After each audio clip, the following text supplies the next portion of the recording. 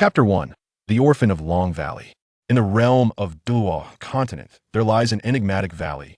Above, a tapestry of colorful clouds drifts through the sky, while the ground is adorned with towering skeletal remains. These bones exude an ancient aura, reminiscent of a primordial era. Though only skeletons remain, the air of noble dominance they once possessed is still palpable. Wow! Suddenly, amidst the tranquil expanse of the valley, the wail of an infant shatters the silence. At the source of the sound, a radiant beam of 9 colors shoots skyward. In an instant, the entire valley erupts with activity. Countless colorful clouds in the sky rush towards the radiant beam, a chaotic dance of hues: red, yellow, green, cyan, blue, black, and gold, all vying to converge. The once still skeletons seemingly awaken, resonating with deep, rumbling dragon roars that echo throughout the valley. Deep within the valley, another dazzling beam of 9 colors bursts forth, responding to the first with an intensified brilliance. Time passes unmeasured. Buzz! Suddenly, a resonant hum pierces the air. The space above the valley tears open, forming a pitch-black rift. Then, a silver figure emerges from the fissure, shimmering with radiant light. Suspended in the void, she dons a silver gown, her face concealed by a silver veil, while cascading silver hair flows down to her waist. As she gazes upon the now tumultuous valley, her eyes shift to the throng of colorful clouds rushing forth. Instantly, the magnificent 9-colored light captures her attention. She freezes momentarily, a flicker of astonishment passing through her violet eyes. Quickly, she extends her delicate right hand, as flawless as the finest jade. With a gentle, beckoning motion, the radiant 9-colored light settles into her grasp. Upon closer inspection, she discovers an infant, not yet a month old. Her gaze sharpens, recognizing the familiar, yet overwhelmingly potent energy beneath the veil. Her countenance shifts slightly, revealing disbelief intertwined with uncontainable joy. Turning to the depths of the valley, where the other beam of 9-colored light flickers, it seems to whisper untold secrets. Her expression shifts, resolve crystallizing in her eyes. As she surveys the towering skeletons below, a hint of sorrow mingling with her thoughts. A fleeting flash of resentment crosses her eyes. She cradles the infant and, with a swift movement, vanishes into the rift, leaving no trace behind. As they depart, the once volatile valley gradually returns to its prior tranquility. In the Heavenly Soul Empire, a remote area near the Stardow Forest houses a modest town. This town is not bustling with prosperity. Lacking the grandeur of major cities, its inhabitants are predominantly commoners, with few nobles among them. In the northwest corner of the town lies a cluster of homes, serving as a residence for many of the townsfolk. Huff, huff. In the narrow alley, the sound of heavy breaths fills the air. A child, around 6 years of age, struggles to carry a large, weighty cauldron as he dashes through the alley. Beneath the cauldron's immense weight, the child's frame appears diminutive, yet he valiantly lifts the cauldron, which even adults find impossible to budge, his steps resolute. Each stride he takes is steady, leaving distinct footprints along the alleyway. Squeak! Bang! After several laps, the child halts before a courtyard. Kicking open the tightly shut door, it crashes against the wall, creating a resounding thud. The child, still grasping the cauldron, steps through the entrance and places it down on a patch of open ground. The cauldron thuds heavily upon landing, as if even the earth beneath felt its weight. "I'm so tired," Suyu mutters, wiping the sweat from his brow, his cheeks flushed. This cauldron weighs over 1,000 pounds, a burden that would overwhelm an average adult. Though blessed with innate strength, running laps while carrying the cauldron is still an exhausting endeavor. "I should take a bath, Uncle Tion, and Aunt Bai will be arriving soon." Suyu muses, then scurries inside with his short legs. Ignoring his sweat-drenched state, he heats a pot of water and enjoys a refreshing warm bath. After rinsing off, he douses himself with a basin of cool water, invigorating him instantly. Clean and clad in fresh garments, Suyu feels rejuvenated. Finding a piece of fruit in the kitchen, he leans against the doorframe, his dark, glimmering eyes reflecting a wisdom beyond his years. 6 years have passed. I have unknowingly spent 6 years in this Doluwa continent. Suyu reflects internally. Indeed, he is not a native of Doluwa, but a traveler from another world. Moreover, it was a physical transmigration akin to a second youth. The Doluwa continent is strikingly different from his previous world. Here, the powerful reign supreme's strength begets everything, while the weak must cower and submit. Without formidable prowess, one cannot hope to seize control of their own fate. The worst part is that I'm in the Do Air era. Perhaps it would have been easier in Do. Suyu shakes his head in dismay. In the Do era, all manner of demons and monsters roam, and divine beings manipulate the fates of many. While the Doi period was chaotic, at least the scourge of evil soul masters was not rampant. There was a semblance of security. Moreover, in the Do era, rising to prominence without sufficient background or status is exceedingly difficult. For commoners, ascending to nobility is far more challenging than it was a millennium ago. Uncle Tion and the others will soon come to guide me in awakening my martial soul. But as a transmigrator, what martial soul do I possess? Worry flickers in Suyu's eyes. In Doluo, every individual, regardless of innate talent or soul power, possesses a martial soul. Yet, as a traveler, what martial soul could he possibly have? Without a martial soul in this world, where martial souls reign supreme, how can he find his footing? Relying on his innate strength? Although he is perplexed by his extraordinary physical prowess from birth, strength alone cannot guarantee recognition. Even if he were immensely strong, he still could not hope to rival a spirit master, let alone a soul sage. Great strength does not equate to combat prowess. Chapter 2. The First Awakening of the Divine Technique. After all, strength is merely one of the many factors determining combat effectiveness. In Doluo, the primary determinants of battle prowess are the strength of one's martial soul and soul power cultivation. If only I could have a system. Suyu muses, taking a hearty bite of fruit. As a traveler, navigating this world without a golden finger would be exceedingly challenging, especially in such a mystical realm. Lacking power renders one nearly immobile. Ding! Detection of host about to awaken martial soul system initiating. Just as Suyu laments, a cold voice suddenly echoes in his mind, jolting him, causing the fruit in his hand to fly. What the heck? Suyu cannot help but exclaim, his face lighting up with surprise. A system? Host, I am here. The cold voice reverberates, dispelling any lingering disbelief within Suyu. Wow, it really is a system. I knew it. How could a traveler like me not possess a golden finger? This unexpected fortune has finally found its way to me. Suyu bursts into laughter, his previous anxieties vanishing in an instant. After a brief moment of revelry, he quickly regains his composure and inquires, System, what are your functions? Do I complete tasks or achieve accomplishments? Or do I simply lie down and reap rewards? Suyu's eyes gleam with excitement as he questions the system. As a devoted reader, he has encountered numerous online novels in his previous life. He is well versed in the concept of systems. His preference leans towards those that allow one to obtain rewards effortlessly, simply by lying down or making choices. Why? Because it is easy. Gaining strength while lounging is the ultimate blessing for the lazy. This system is named the ultimate check-in system. As long as the host persists in daily check-ins, rewards will be bestowed. Additionally, the system features weekly, monthly, annual, and anniversary check-ins, each offering even more generous rewards. However, the host must maintain daily check-ins without interruption. Should there be a lapse, the count will reset. The system also includes a function for random check-in tasks, which may occasionally issue spontaneous missions, requiring the host to check in at designated locations, with substantial rewards for successful completions. Understood. Suyu nodded, gaining a general understanding of the system's functionalities. He was familiar with check-in systems. What kind of rewards can you offer? Suyu inquired. This was a matter of his concern. The rewards encompass various fields. Anything the host desires, the system can provide. Is that true? Such audacity? How about demonstrating your strength with a drop of Pangus blood? Suyu remained skeptical. System, could you lack such things? Suyu's eyes darted, and he remarked, then how about a pair of double eyes, or perhaps a piece of supreme bone? More bones pave more paths, and more eyes facilitate better navigation. System, host, do you think such items would be suitable in the Doluo continent? Indeed, these items would be somewhat beyond the realm of possibility in the Doluo continent. After all, in a world widely recognized for its foundational simplicity, the appearance of such things would indeed be excessive. After a moment's reflection, Suyu ceased to tease the system. He smiled and asked, System, since you have officially activated, can I commence my check-ins now? Certainly. Excellent. Then let the check-in begin. Ding.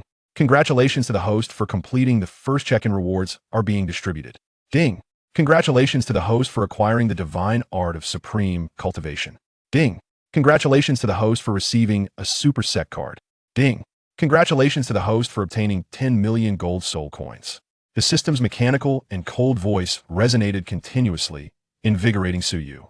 The divine art of supreme cultivation is a remarkable chi cultivation method, grand and sacred, embodying balance and harmony. It is divided into 18 levels, each possessing unique capabilities profound and mysterious. The supersect card allows the host to conjure an entire supersect from thin air, rivaling the strength of local superpowers. 10 million gold soul coins. As Suyu perused the system's descriptions, his gaze flickered with intrigue. One cultivation method, one superpower. He was unsure of the true strength of the divine art of supreme cultivation, but judging by the description, it was undoubtedly far superior to the Xiantian skill. The Xiantian skill lacked the multitude of special capabilities boasted by the divine art. This cultivation method was, without a doubt, exceptionally suitable for him at present. As for the Super Sect card, it was an immensely precious treasure. In the Doloa era, the only entities that could be deemed superpowers in the human world were Shrek Academy, the Body Sect, the Haotian Sect, the Mingda Hall, the Holy Spirit Cult, and so forth. This Super Sect card undoubtedly granted Suyu a prestigious lineage. One must understand that in the Doloa era, without a substantial background, it would be exceedingly difficult to intervene in the world's affairs. With the protection of a super sect, Suyu could become a player in the game, rather than merely drift along, subject to others' whims. As for the gold soul coins, their significance hardly needed reiteration. With wealth, all matters become manageable without it. One struggles to advance. The importance of money has never been in doubt. Receiving such a plethora of valuable rewards filled Suyu with joy, yet his brow remained slightly furrowed. System, why is there no martial soul? Without a martial soul, even the most abundant gifts would be of little use. Under the influence of the rules of the Doloa continent, one must possess soul rings to grow stronger. Otherwise, even if one reached the pinnacle of cultivation, breakthroughs would be impossible. Moreover, he had no martial soul to speak of. Without a martial soul, even possessing a cultivation method would hold little value. The host already possesses a martial soul. Suyu, what did you say? Suyu's expression turned to shock. You claim I have a martial soul? As a transmigrator, how could he possibly have a martial soul? Was it your doing? Suyu's thoughts whirled as he pondered. After all, the system had mentioned an official activation rather than binding to a host. Did this imply that the system had actually bound to him long ago? The host may interpret it that way. The system replied. Suyu, well then, thank you. Though I do not understand why you have bound to me, I still extend my gratitude. After a moment, Suyu exhaled deeply and spoke. He had never considered himself remarkable simply because he was a transmigrator. Without the system, establishing himself would be a formidable challenge, especially in a realm where powerful entities were constantly watching. Without the system, achieving any significant accomplishments would be exceedingly difficult. He genuinely felt grateful towards the system. As for conspiracy theories, he had never contemplated them, nor did he see the need to. Even if the system harbored ulterior motives, what difference would it make? After all, it would be beyond his control, so why burden himself with unnecessary worries? Chapter 3. Martial Soul Awakening, the Continent Trembles. The system did not respond to Suyu's gratitude. Whether it was shyness or something else, the system fell silent from that point onward. Suyu chose not to press further, instead retrieving another fruit from the kitchen to nibble on. With his worries alleviated and a promising future ahead, Suyu's spirits soared. He found the fruit in his hand exceptionally sweet and fragrant. Simultaneously, Suyu began to receive his rewards from the system. He commenced his study of the divine art of supreme cultivation. Upon inspection, Suyu's mind was shaken. This cultivation method surpassed his expectations by a considerable margin.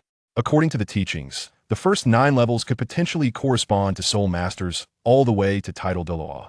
From the 10th level onward, it transcended into the realm of the divine. Subsequent levels became increasingly fantastical, even straying far from the traditional confines of martial arts cultivation. What a treasure! Suyu exclaimed, finishing his fruit before swiftly following the mental guidance to begin his practice. This is the advantage of the system. The rewarded cultivation methods allowed even a novice like him, unacquainted with cultivation, to practice smoothly. Before long, after meditating through a complete cycle, a flicker of internal energy began to manifest within Suyu's body. With excellent physical constitution and minimal impurities, his meridians flowed unobstructed. After all, he had indulged in exquisite delicacies since childhood. These were undoubtedly provided by Uncle Tian. Each time he savored such delights, he felt a warm and comforting sensation enveloping his body. He speculated that these treats were likely rare treasures of heaven and earth. Now, as he delved into the realm of cultivation, the advantages bestowed by his exceptional constitution were manifesting in full force. During his initial foray into cultivation, he experienced a profound sense of well-being. Waves of warmth flowed through his limbs and bones, and Suyu found the essence of cultivation to be truly enchanting. Before long, An hour had passed in this manner. Just as Suyu became engrossed in his practice, a series of footsteps gradually approached from outside the door. The sounds grew increasingly distinct as they drew nearer. Had it been the previous version of Suyu, he might not have perceived them. However, the present Suyu could hear them quite clearly. Suyu emerged from his meditative state, clapping his hands as he stood up. At that moment, footsteps paused, and two figures appeared outside the door, one male and one female. The man was tall, approximately 2 meters in height, clad in black attire, his countenance imposing and commanding. His long black hair cascaded down his shoulders, with an unusual strand of golden hair intertwined, adding to his mystique. The woman, in contrast, wore a flowing gown of water green, her fair skin and delicate features exuding a gentle and kind demeanor, complemented by a fragile physique. Upon recognizing the pair, Suyu's eyes sparkled with joy as he exclaimed, "Uncle Tian, Aunt Bai." The two figures stepped into the courtyard, and the gentle woman, referred to as Aunt Bai, revealed a soft smile. She approached with grace, her delicate hand resting gently on Suyu's head. "My dear you, have you been waiting long?" she inquired, affectionately tousling his hair. "Not at all. I just finished my training not long ago," he replied with a bright smile. Suyu smiled and remarked that ever since his arrival in this realm, the two individuals before him had consistently cared for him. In his heart, he had long regarded them as family. Although he might have surmised some of their extraordinary origins, such matters were inconsequential. What mattered most was that they had nurtured him. The debt of gratitude for their upbringing surpassed even the heavens. "Have you had your meal?" the woman inquired with a smile. "I have already eaten," he replied. Suyu nodded and replied, "2 pieces of fruit for breakfast are sufficient. Now that we have eaten, let us commence with today's important matter. You are already 6 years old. It is time to awaken your martial soul. Follow me." The man known as Uncle Tian said to Suyu before turning and walking towards the door. Suyu quickly followed. The trio exited the door and swiftly turned out of the narrow alley. "This is far too slow," Uncle Tian exclaimed as he effortlessly lifted Suyu, transforming into a whirlwind that vanished in an instant. In but a moment, the three emerged from the city, arriving at a secluded valley devoid of any onlookers. "Considering the awakening of your martial soul may cause quite a stir, I deliberately sought out a more remote location," Uncle Tian explained. "Oh, I see." Suyu scratched his head, indicating his understanding. Uncle Tian cast a glance at Suyu. Then a flash of light emanated from his hand as he produced 6 golden stones. Arranging the 6 stones meticulously, Uncle Tian altered his hand gesture, and instantly, a golden hexagram array materialized before them. Within the array, intricate and profound patterns wove together, seemingly imbued with strands of enigmatic power. "Step into the magic array." Uncle Tian's voice resonated. Suyu hastily complied and stepped into the formation. In the next moment, an astonishing aura radiated from Uncle Tian and behind him. It seemed as if a black dragon coiled, its golden eyes exuding an awe-inspiring majesty. "Rise." With Uncle Tian's commanding shout, the hexagram formation blazed with brilliance, transforming into a golden shield that enveloped Suyu completely. Golden specks of light gradually penetrated Suyu's body, as if awakening the dormant power deep within him. "I wonder what my martial soul will be," Suyu contemplated silently. Soon, accompanied by a few golden specks of light entering his body, it was as if something had been stirred awake. Upon Suyu, an extraordinarily resplendent 9-colored light radiated. A cubic object hovered above his right hand, exuding an ancient and formidable pressure that seemed to stem from the primordial chaos. Encircling this object was a majestic 9-colored dragon, exuding an unparalleled dignity and nobility, beyond the reach of even the most exquisite of descriptions. Its mere appearance was imbued with a commanding aura capable of dominating the cosmos. The atmosphere shifted dramatically. A phantasmal 9-colored dragon spiraled around the object before soaring into the heavens. A thunderous dragon's roar reverberated across the sky, heralding a monumental change across the continent. At that very moment, the soul beasts within the great forest sensed something profound, prostrating themselves in trembling submission. Even the most formidable among them exhibited signs of agitation. Among humanity's most exceptional powerhouses, expressions of confusion and astonishment emerged. In Shrek Academy, within the Sea God Pavilion, an elderly man reclining in a chair instinctively rose.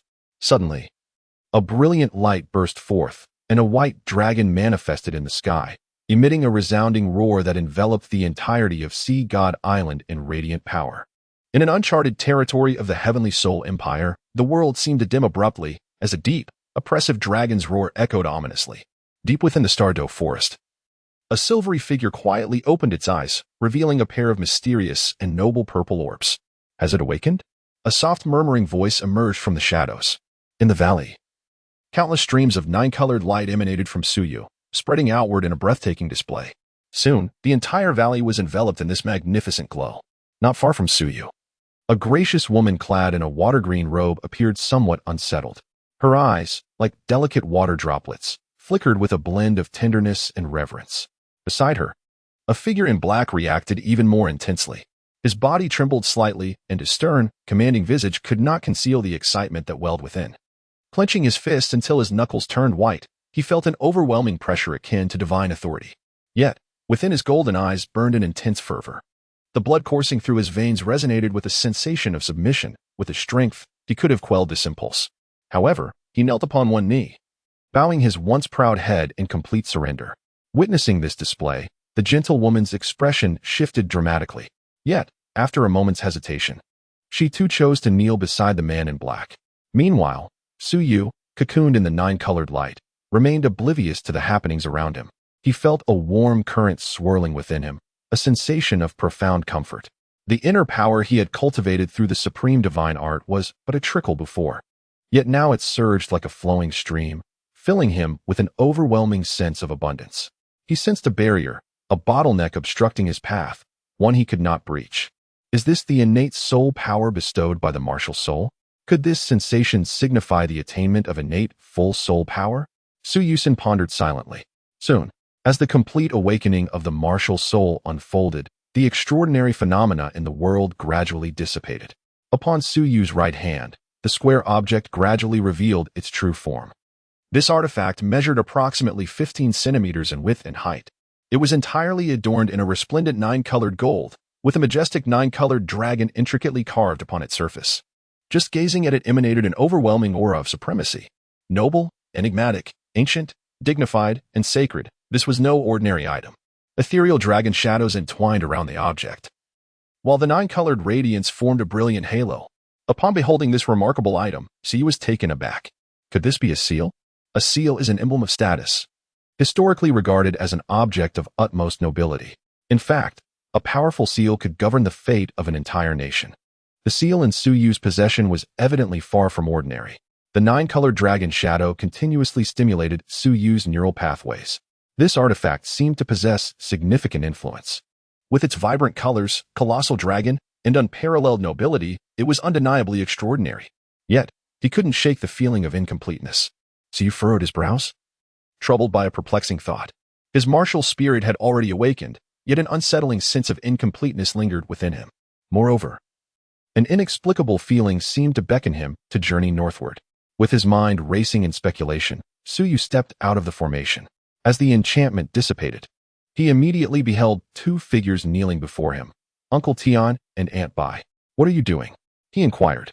Suyu hurriedly stepped forward, intending to assist the two individuals. But at that moment, the man in black stood up on his own. Suyu had no choice but to support the gentle woman, helping her to her feet. "Let me see your martial spirit." Tian Shu spoke up before Suyu could pose the question. Suyu immediately extended his right hand, revealing a seal that radiated a resplendent glow from his palm. Tian Shu reached out, seemingly compelled to touch it, but as his hand approached, he appeared to recall something and withdrew. His golden eyes, imbued with an imposing authority, fixated intently on the nine-colored seal. His body trembled slightly as he murmured softly, "The power of the dragon god, indeed." Though his voice was barely a whisper, the three of them were in such close proximity, and given their current circumstances, Suyu could not help but overhear. A flicker of brilliance crossed his pitch-black eyes as he silently contemplated. "So it is true. Tian Shu, do you know what this martial soul is?" Suyu scratched his head and inquired, "This martial spirit must be unprecedented. Let us call it the Dragon God Seal." After a brief moment of silence, Uncle Tian sighed and replied, "Dragon God Seal, Dragon God Seal. It does sound rather impressive." Suyu smiled broadly. "Child, let us test your soul power." At that moment, a gentle woman beside them chuckled. "All right, Empbai." Suyu responded with a soft acknowledgement, his gaze fixed upon the crystal orb held by the graceful woman. He placed his right hand upon it, and immediately, the orb radiated a brilliant light. Innate full soul power. The woman's beautiful eyes sparkled with delight as she exclaimed, "Indeed, it is truly innate full soul power." A smile graced the corners of Suyu's lips, revealing his satisfaction. "Humph, What significance does innate full soul power hold? If it were not for the black-clad man who let out a grunt, his words would have trailed off. However, judging by his demeanor, he seemed rather disdainful of the so-called innate full soul power, as if he believed that this martial spirit should possess a higher soul power. Yet, confronted by Su Yu's curious gaze, he ultimately refrained from elaborating further. Instead, he shifted the conversation, saying, "Since you possess innate full soul power, let us venture into the Star Doe Forest. It would be an opportune moment to secure a suitable soul ring for you. However, Uncle Tian, it seems I have another martial spirit." Su Yu scratched his head and inquired, "What did you say?" The gentlewoman was momentarily taken aback, while Uncle Tian gasped in astonishment. How could this be possible? What kind of martial soul could possibly coexist with the dragon god seal? This is absolutely inconceivable. Uncle Tian's face was filled with disbelief, as if such a phenomenon were utterly impossible. Yet, deep within, an inexplicable sensation whispered to me that I might indeed possess another martial soul. So you spoke softly. The feeling of incompleteness was palpable, impossible to deceive. Moreover, the inner sense of guidance was extraordinarily intense. This should not be the case. What is your second martial soul? Uncle Tian inquired, his brow furrowed in confusion. Clearly, this scene had surpassed his expectations. I do not know, but there has been a persistent voice within me urging me to head north. So you answered truthfully. Head north? Tian Shu's brow furrowed even deeper. The situation seemed to grow increasingly bizarre. Yet, he did not harbor any doubts. Addressing the woman, he said, "Abai, wait at home. I shall take you on a journey northward." "All right." The gentlewoman responded and turned to depart.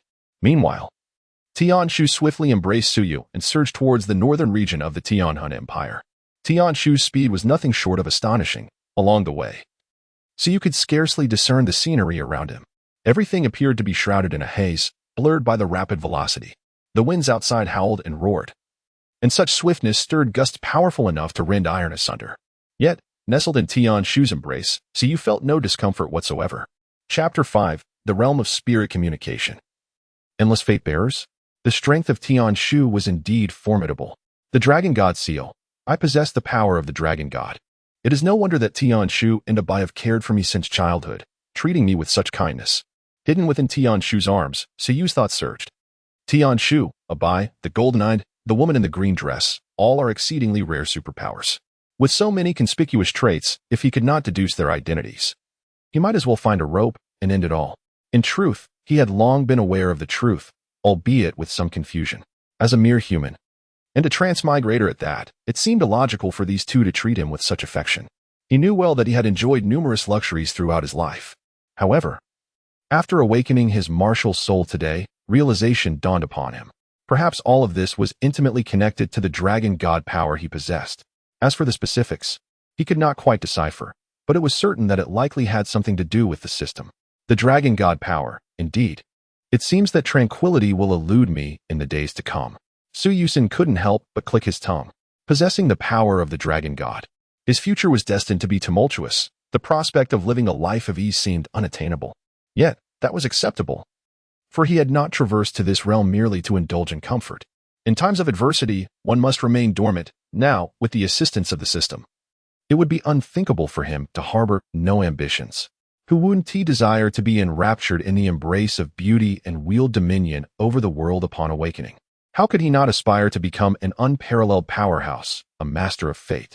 System, do you possess some form of informational panel? Indeed, host. Then, let us unveil it. Ding.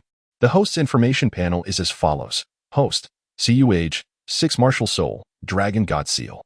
Yet to awaken level, innate full soul power soul, 372, spirit connection realm, fate, endless destiny bearer cultivation technique, supreme divine formula soul rings, none soul bones, none skills, none items, none gold soul coins, 10.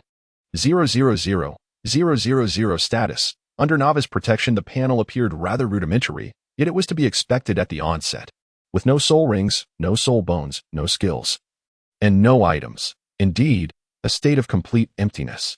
Su Yusin couldn't help but chuckle at herself, her gaze fixated on the panel. How is my mental prowess so remarkably high? Su Yusin was taken aback.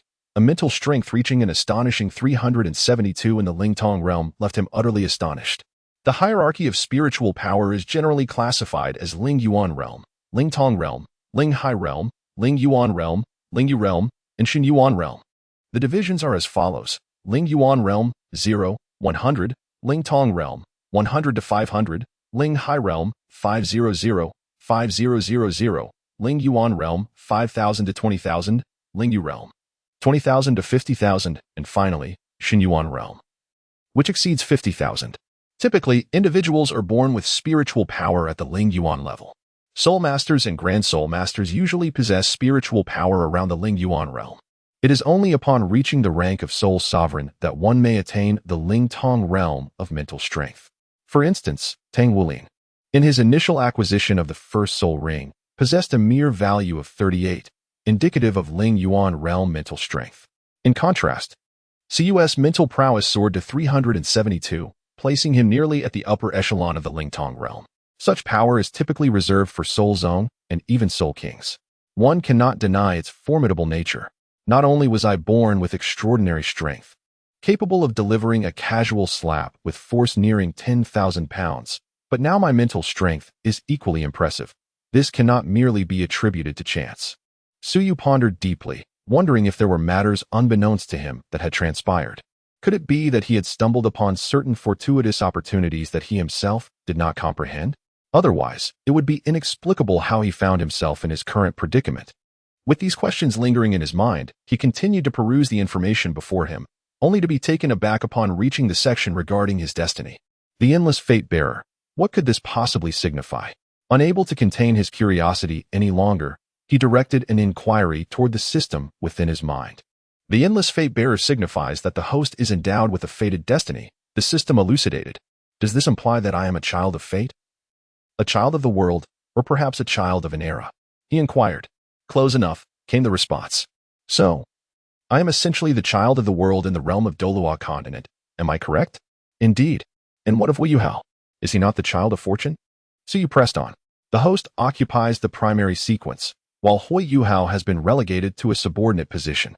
Thus, I have usurped Hui Yuhao's favored status in the eyes of the heavens? He has been pushed behind me?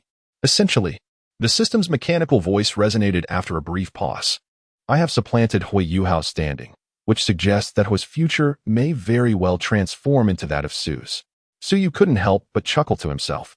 But as he laughed, a sudden thought crossed his mind, causing his expression to change dramatically. Originally, Hui Yuhao had been the target of a certain divine king. Now that I have taken his place, does that not imply that I have become the focus of that divine king? This is not good. Tang San is coming for me. Su Yuji was taken aback, a look of alarm crossing his face. Being targeted by a certain deity was far from a fortunate circumstance. The experiences of Hui Yuhao in the original narrative were nothing short of tragic, subjected to the whims of a divine being until ultimately subdued. Now, was he destined to become the one on the receiving end of such treatment? What a predicament! A sense of urgency welled up within Suyu, for he had no desire to be led astray. There is no need for concern, host, the system interjected. You are currently under the novice protection period. Within the divine realm, no one can discern your presence or any matters pertaining to you. Novice protection, you say? Suyu let out a sigh of relief. Not out of fear of a certain deity, but rather because he felt too weak at present. If he could wait until he had developed further, there would be no need for excessive apprehension. How long could the novice protection period last? Suyu inquired about this matter of concern. Approximately 5 years, the system replied. Suyu, alas, time remains insufficient. 5 years is far too brief. It seems that we must devise our countermeasures with greater urgency. As Suyu pondered, the intricate connections from the original text manifested in his mind. He reminisced about how the character Hui Yuhao was led along in the narrative, seeking to glean some insights from the experience. Meanwhile, as Suyu was deep in thought, Uncle Tian had already guided him towards the northern reaches of the heavenly Soul Empire. Approaching this frigid region, the surrounding temperature began to drop significantly.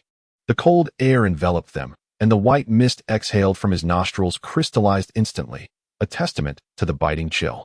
At that moment, Uncle Tian came to a halt and withdrew his soul power protection. Without the shielding of Uncle Tian's energy, the frigid air assaulted Suyu, causing him to shiver involuntarily. Brr, it's so cold. Suyu rubbed his hands together, clad in a single garment.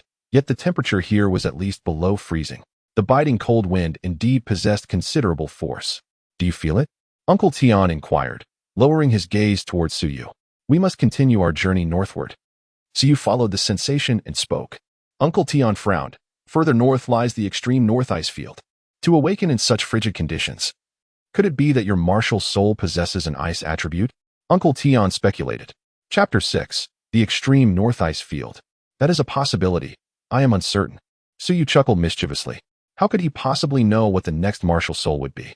Upon hearing Suyu's words, Uncle Tian nodded and said, in that case, let us continue our journey towards the far north.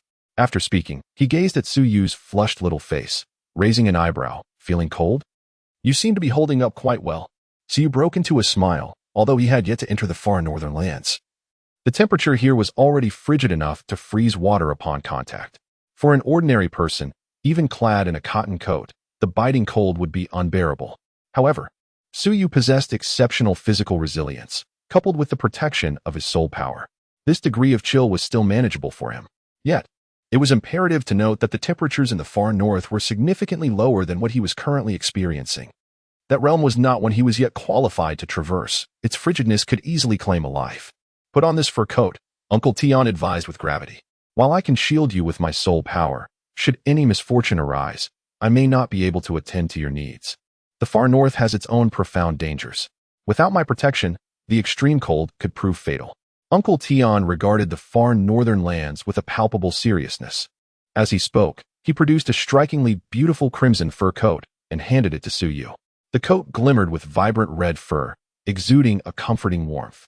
Suyu donned the fur coat, enveloping himself entirely within its warm embrace. Curiously, what had appeared to be an oversized garment transformed into a remarkably tailored fit, not the slightest bit cumbersome. After fastening the belt, Suyu felt an overwhelming sensation of warmth enveloping him, providing the utmost comfort. The frigid air outside seemed entirely barred, as if the coat had successfully repelled every trace of the chilling breeze from infiltrating through its seams. Suyu immediately discerned that this item was likely of considerable value. Given its quality, it must have been crafted from the hide of a fire attribute soul beast that was at least 10,000 years old. However, what Suyu did not realize was that the true worth of this object surpassed his expectations. This was no mere hide from a 10,000-year soul beast. Let us proceed. Upon seeing Suyu donning the attire, Uncle Tian nodded slightly and led him northward.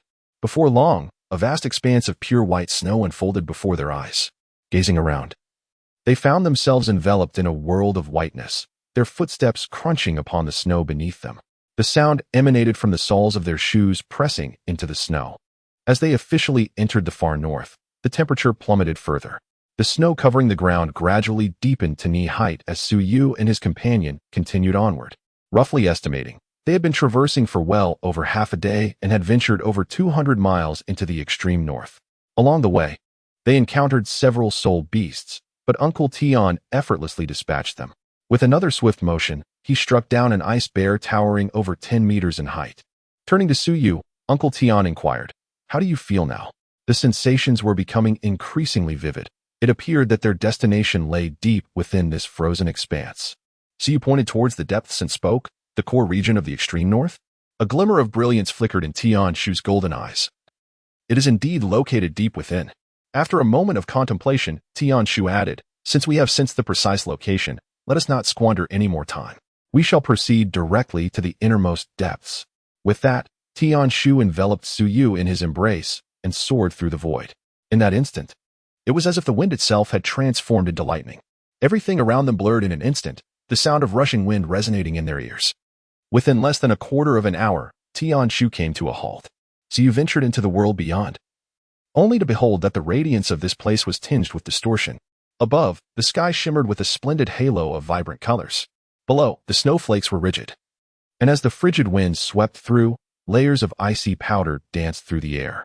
This was indeed the heart of the extreme northern realm. "Can you feel it?" Uncle Tian inquired. Suyu nodded and leaped from Uncle Tian's embrace. The sensation within him was unprecedentedly clear, as if illuminated by a stroke of divine insight. He raised his gaze towards the heavens. At that very moment, the atmosphere shifted dramatically. A dazzling ice blue radiance suddenly erupted in the sky. The previously blurred and distorted halo became strikingly distinct. The layers of ice dust obscuring the sky dispersed under an invisible force, revealing a cerulean expanse akin to a pristine treasure realm. Soon after, a profound vortex appeared in the sky, causing the forces of heaven and earth to surge violently, enveloping the region for hundreds of miles under an overwhelming celestial might. Uncle Tion instantly regained his composure, his gaze sternly surveying his surroundings. The sky rumbled ominously, and fierce winds howled, while within the depths of the vortex, an incomparably brilliant light began to coalesce. Finally, an ice-blue beam shot forth from the vortex, striking Su Yu's forehead. The beam extended from the center of Su Yu's brow, piercing through the heavens and connecting the earth. A formidable magnetic field erupted suddenly, enveloping Su Yu within an ice-blue barrier that extended several hundred meters around him. Even Uncle Tion was forcefully pushed back by this surge of power, which bore an aura of supreme authority that altered his expression. The will of the world, how could it be? Uncle Tion muttered to himself, recognizing that few forces in this world instilled such trepidation in him. The celestial might he had just witnessed was enough to make him bow in submission. It was not merely personal power but the genuine might of heaven and earth, belonging to the entirety of the Doloa continent. Could it be? Uncle Tion's gaze sharpened as he observed the magnificent scene, his heart stirring with speculation. Suddenly, his brow furrowed as he noticed an encroaching darkness behind him. From the distant northern horizon, a layer of emerald light surged forth. Accompanying it was a chilling aura of ferocity and wildness. Humph! Uncle Tion snorted, conjuring a flurry of snowflakes that soared hundreds of meters high, the oppressive atmosphere reverberating into the distance. Layers of snow were swept away by this force, scattering icy sand across the sky. Is it you, Emperor Tion? A crisp voice echoed from afar, and the once impending wild aura diminished significantly. It seemed that a subtle hint of apprehension could be detected in the voice. With a low hum, the sky transformed into a brilliant green, a beam of emerald light shimmering across the expanse. In an instant, a soul beast materialized before Uncle Tion. This soul beast, though not large, was exquisitely beautiful. It was merely a scorpion, yet it possessed an unparalleled elegance. The juxtaposition of a scorpion and beauty seemed incongruous, yet it vividly manifested before him. Chapter 7. The Ice and Snow Emperors. Blessings from heaven and earth. This scorpion measured approximately 1.5 meters in length, adorned in only two colors, a translucent hue reminiscent of ice and a vibrant green. Its front half was layered in 4 tiers, each slightly longer than half a foot. With its head resting atop the foremost layer, its silver-white mouthparts glimmering with a chilling light. The unique scales, or perhaps protrusions, on the front half were hexagonal, sparkling with an extraordinary luster akin to diamonds. These protrusions were densely scattered across its 4 body and 6 long, powerful legs. Under the radiance of the snowy ground, it emanated an unrivaled brilliance, as if it had become a source of light itself, refracting myriad colors. Its 2 front pincers each extended a meter long, similarly covered in those peculiar diamond-like hexagonal protrusions, while the foremost claw and mouthparts gleamed like a mirror in silver. Its eyes were particularly striking, yellow and resembling 2 hexagonal yellow diamonds, twinkling with a gem-like radiance. Its posterior was adorned with a vibrant green scorpion tail, unlike the many jointed tails of ordinary scorpions. This one had only 5 segments, each alluringly green. The shimmering green exuded a vibrant life force, with the segments tapering more as they extended backward. The final segment bore a hook tipped with a silver mirror-like sheen, raised high. The entire scorpion was dazzlingly radiant, as if crafted from gemstones, captivating to the point of blinding. Uncle Tion regarded the beautiful scorpion with an unperturbed expression. The Ice Emperor? Indeed, this stunning scorpion was none other than the Ice Emperor. Ranked second among the 3 great kings of the far north, a super ferocious beast known as the Ice Blue Emperor Scorpion, with an impressive 39,000 years of cultivation.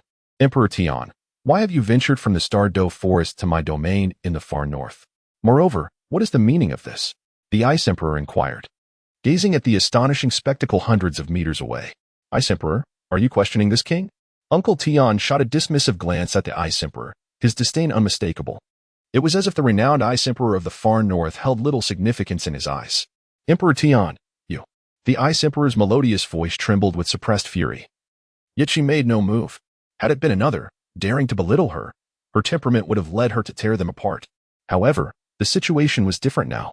While she was indeed furious, she was acutely aware of the formidable presence before her. Even in her own territory, the far north, she could not hope to contend with him. Yet her strong-willed nature would not allow her to concede easily. Emperor Tion, Your cultivation is indeed remarkable, but this is the far north, and the presence of the Snow Emperor cannot be disregarded. Let us await the Snow Emperor's arrival." Uncle Tian replied nonchalantly. "Oh, she is indeed coming." Uncle Tian raised his head, sensing an astonishing aura rapidly approaching from the distance. This aura, imbued with a chilling yet regal dominance, compelled even Uncle Tian to adopt a serious demeanor. With a swish, snowflakes began to dance through the air, and a graceful figure slowly descended amidst the swirling snow. She had long, pure white hair cascading down her back, reaching her feet, and her sky-blue eyes sparkled with an ethereal clarity, as if able to peer through the very fabric of existence. Her exquisite ice-blue gown accentuated her tall, flawless figure, while her snow-white skin glistened like jade, smooth and translucent. Her beauty was breathtaking, a divine masterpiece, truly flawless, embodying the elegance of a winter plum blossom, cold and noble, defying the frost and snow. The Snow Emperor. Upon witnessing the Snow Emperor's arrival, the Ice Emperor visibly brightened.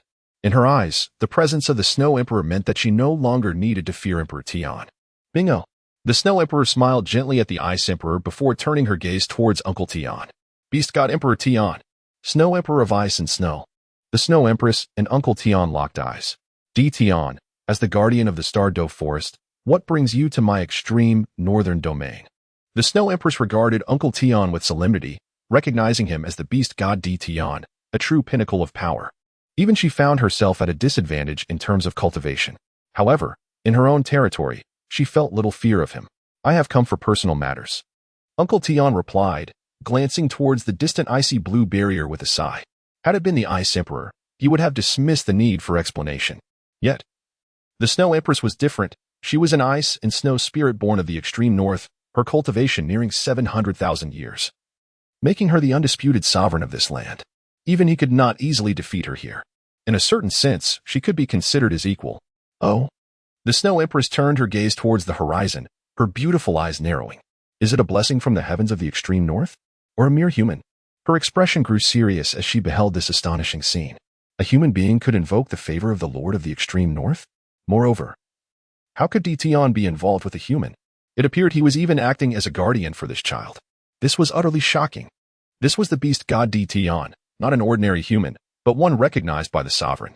Uncle Tian stated calmly, the sovereign's acknowledgement. The Snow Empress's pupils constricted. She was well aware that within the Star-Dove Forest lay the true great sovereign of the soul beasts, a being to whom all soul beasts owed their allegiance. At the crucial moment, even she would be compelled to obey this great sovereign's commands. Hearing Tian's words now filled her with astonishment. And he, the Snow Empress, pressed. Yet Uncle Tian remained silent, only saying, "Do not inquire. Knowing too much is not beneficial for you." "Am I not even qualified to know?" she questioned. "The fewer who know, the better," he replied. As the Snow Empress was not of the direct lineage, there were certain truths he would not divulge. Upon hearing this, her finely arched brows furrowed as she gazed at the icy blue barrier, lost in thought. This human child likely harbored significant secrets. Furthermore, the extraordinary scene of receiving blessings from the extreme north was unprecedented. As the daughter and sovereign of this land, how could she possibly remain indifferent to the emergence of such a unique individual as Su Yu, who had garnered the attention of the extreme north? Chapter 8. The Ice Emperor and the Soul Ring of Destiny. The two continued to observe the icy blue barrier in silence, while the previously agitated Ice Emperor also turned his gaze towards it. His yellow crystal-like eyes flickered, radiating a brilliant light. Meanwhile, within the icy blue barrier, Su Yu was undergoing a profound transformation. An endless coolness streamed from his brow into his being, cleansing his soul, meridians, and every limb with a purifying sensation. His already superior foundation seemed to undergo yet another metamorphosis. His soul, like a parched land receiving rain, greedily absorbed the refreshing essence. His mind becoming as clear as a mirror, thoughts unbounded. The meridians within him, under the influence of the cool energy, appeared to be coated in a layer of icy blue light, becoming more spacious and resilient. Hidden impurities and filth were expelled from his body, crystallizing into ice shards that fell away from him. His physical prowess grew stronger, and his physique became increasingly robust. This icy blue radiance bestowed upon Su Yu a tremendous fortune. It was a baptism from the extreme north. The cool energy circulated within Su Yu, nurturing and cleansing him from the inside out. Behind him, a towering phantom slowly materialized. This specter donned an ancient ice blue imperial robe adorned with shimmering snowflakes. a great white dragon coiling around it, its formidable fangs and vicious claws exuding an aura of authority. Upon closer inspection, the robe featured 12 distinct white patterns, harmonizing perfectly with the snowflakes and the dragon. The phantom wore an ice blue crown, adorned with 12 streamers, also ice blue, partially obscuring its face, rendering it somewhat indistinct. However, the supreme majesty of a monarch was palpably evident. At the instant the phantom appeared, an intense chill radiated from Su Yu's being. Su Yu instinctively shed his fiery red robe, and immediately, a radiant icy blue light enveloped the area within several meters around him. Su Yu's hair swiftly transformed from black to white, ultimately becoming a pristine hue. His once inky black eyes shifted to an icy blue. In an instant, Su Yu's demeanor underwent a profound change. Previously a vibrant and sunny boy, he now exuded an air of chilling aloofness. Buzz. Following this, a multitude of icy blue lights began to coalesce in the sky, surrounding Su Yu within a radiant shield. An endless cascade of icy blue luminescence commenced merging, gradually forming a vast halo of the same hue. This icy blue ring enveloped Su Yu, emanating a rich wave of energy. Buzz, buzz, buzz. The icy blue halo emitted a series of resonant hums, its color beginning to shift. The halo flickered several times, transforming from icy blue to white, then to yellow, before flickering once more to reveal a mysterious purple. Upon becoming purple, the icy blue halo shimmered briefly before ceasing its pulsation. It then began to contract rapidly, ultimately enveloping the ethereal shadow behind Su Yu. Within Su Yu's body, the previously saturated soul power has finally transcended its limits, ascending to a new echelon. Once this transformation was complete, the ethereal ice blue beam that pierced the heavens gradually dimmed. In the sky, the colossal vortex slowly dissipated, and the ice blue aura enveloping Su Yu began to fade as well. At the center of his brow, a delicate snowflake mark emerged. The Ice Emperor. Suddenly, Su Yu murmured to himself as if struck by a moment of inspiration. Outside, upon witnessing the disappearance of the icy blue barrier, Uncle Tian swiftly darted to Su Yu's side. "Are you all right?" Uncle Tian inquired with concern. "I'm perfectly fine, Uncle Tian. I feel great now," Su Yu replied. With a faint smile, Su Yu expressed his contentment. This time, the benefits he reaped were indeed substantial. The baptism of the extreme northern realms had led to a comprehensive transformation. Previously, his strength hovered around 7,000 to 8,000 pounds, nearing 10,000. However, he now estimated that his might had surpassed 10,000, with an increase of several thousand pounds. Of course, the augmentation of strength was merely one aspect. The enhancement of his physical constitution was holistic, transcending mere power. Furthermore, his spiritual energy had also experienced an elevation. While he had not yet ascended to the spirit sea realm, he had at least reached the pinnacle of the spirit communication realm. Such gains were nothing short of remarkable. Yet, the most significant acquisition was undoubtedly the martial soul and the soul ring. The bestowed martial soul, though not as enigmatic as the divinely granted ones, possessed exceptional strength. While it may not rival the fearsome dragon god seal, it was nonetheless among the most formidable martial souls in existence. In the context of the second phase of combat, there were few that could be compared to this martial soul. As for the soul ring, it was even more precious. This soul ring was akin to Su Yu's life-bound soul ring, capable of evolving alongside him as he grew. It bore resemblance to Tang San's fifth soul ring of the Blue-Silver Emperor, with the sole distinction that Su Yu's soul ring had a higher potential ceiling. After all, Tang San's life-bound soul ring was merely a product of the Blue-Silver Emperor bloodline, which ultimately was just a 100,000-year soul beast. In contrast, Su Yu's soul ring was a divine gift. If evolved to its utmost potential, it might even possess the possibility of becoming a god-level soul ring. Presently, Su Yu's soul ring had an age of approximately 5,000 years. The first soul ring, being 5,000 years old, was not merely due to special means. It was genuinely capable of enduring the pressures of a 5,000-year soul ring. Su Yu has indeed pioneered a new chapter in history. The infinite fate-bearer, endowed with the divine martial soul and soul rings. Could it be for this reason? A fleeting thought crossed Su Yu's mind. Perhaps all of this was intricately linked to his so-called destiny. As long as everything is well, how did your martial soul awakening go? Uncle Tian inquired, visibly relieved. The awakening proceeded smoothly. I was quite taken aback by the method of awakening. My martial soul is named the Ice Emperor, embodying the ice attribute. It is likely more than just an ice attribute. It is an exceedingly rare form of ultimate ice. Just as Su Yu finished speaking, a voice resonated. And both the Snow Emperor and Ice Emperor approached him. Suyu turned slightly, and immediately two figures came into view. One was a scorpion, approximately 1.5 meters in size, its body resembling a stunning amalgamation of diamond and emerald, both beautiful and exquisite. The other was a strikingly elegant silhouette. With long, snow-white hair and sky-blue eyes, her skin was as flawless as ice and jade, her appearance so naturally beautiful that it took one's breath away. Her aura was icy and regal, exuding an imperial air of dominance and authority. While she appeared slender, she was as formidable as a towering mountain. In Suyu's memory, Tian Shu was the strongest he had ever encountered, yet this woman seemed to rival him closely. Chapter 9. Encountering the Snow Empress, a transformation in appearance. Stunning, indeed. The first impression this woman left on Suyu was one of sheer astonishment. Suyu had encountered many beautiful women, yet none could compare to the one before him. Although Aunt Bai was undeniably a rare beauty, she seemed to pale in comparison to the enchanting figure standing in front of him. Perfect. If Suyu were compelled to select a single word to encapsulate her essence, it would undoubtedly be perfection. It was as if only the most exquisite essence of heaven and earth could give rise to such an exquisite creation.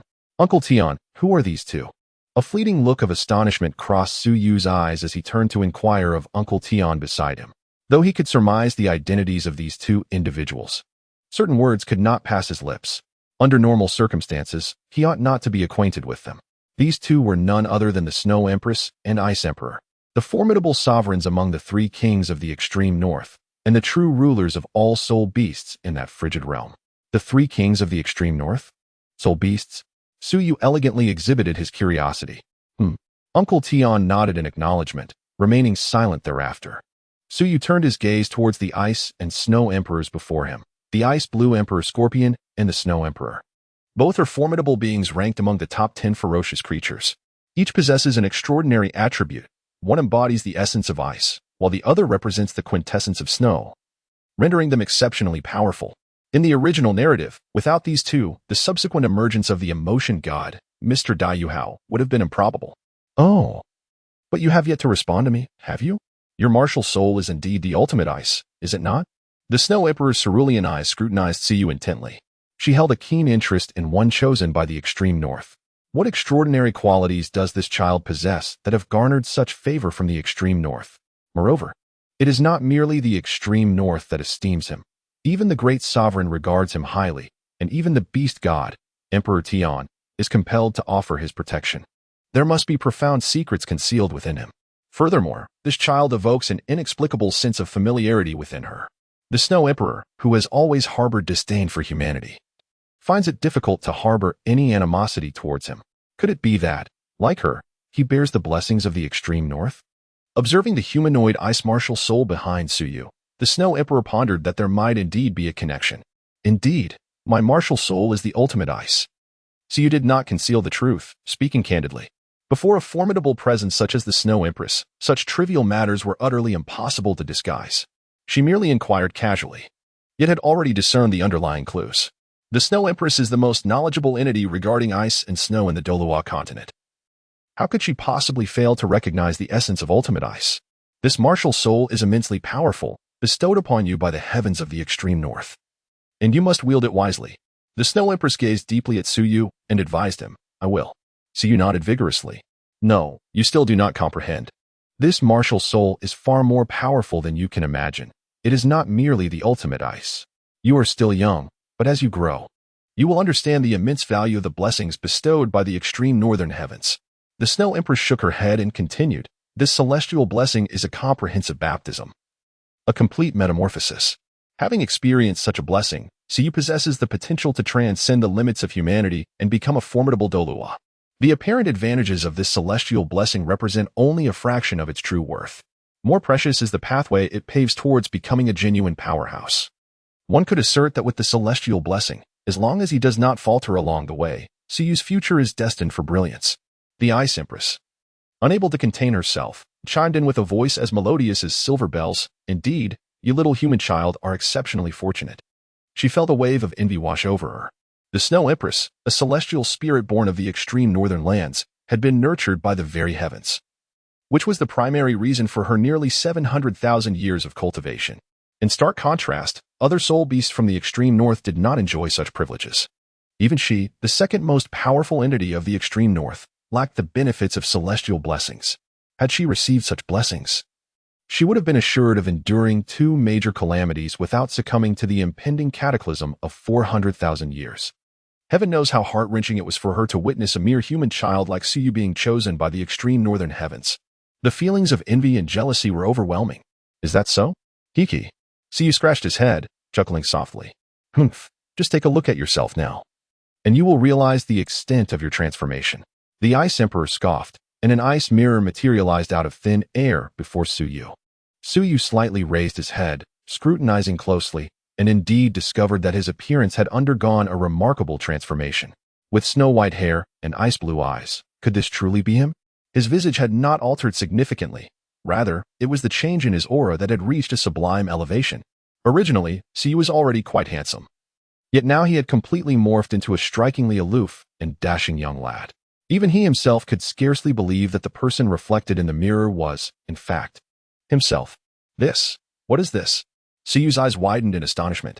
Could the awakening of a martial soul lead to such a significant transformation?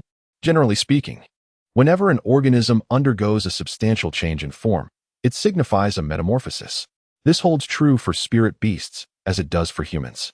You, in comparison to your former self, are remarkably different now, the Snow Empress remarked. Suyu nodded repeatedly. He was indeed different from his former self, exhibiting a strength that was markedly enhanced.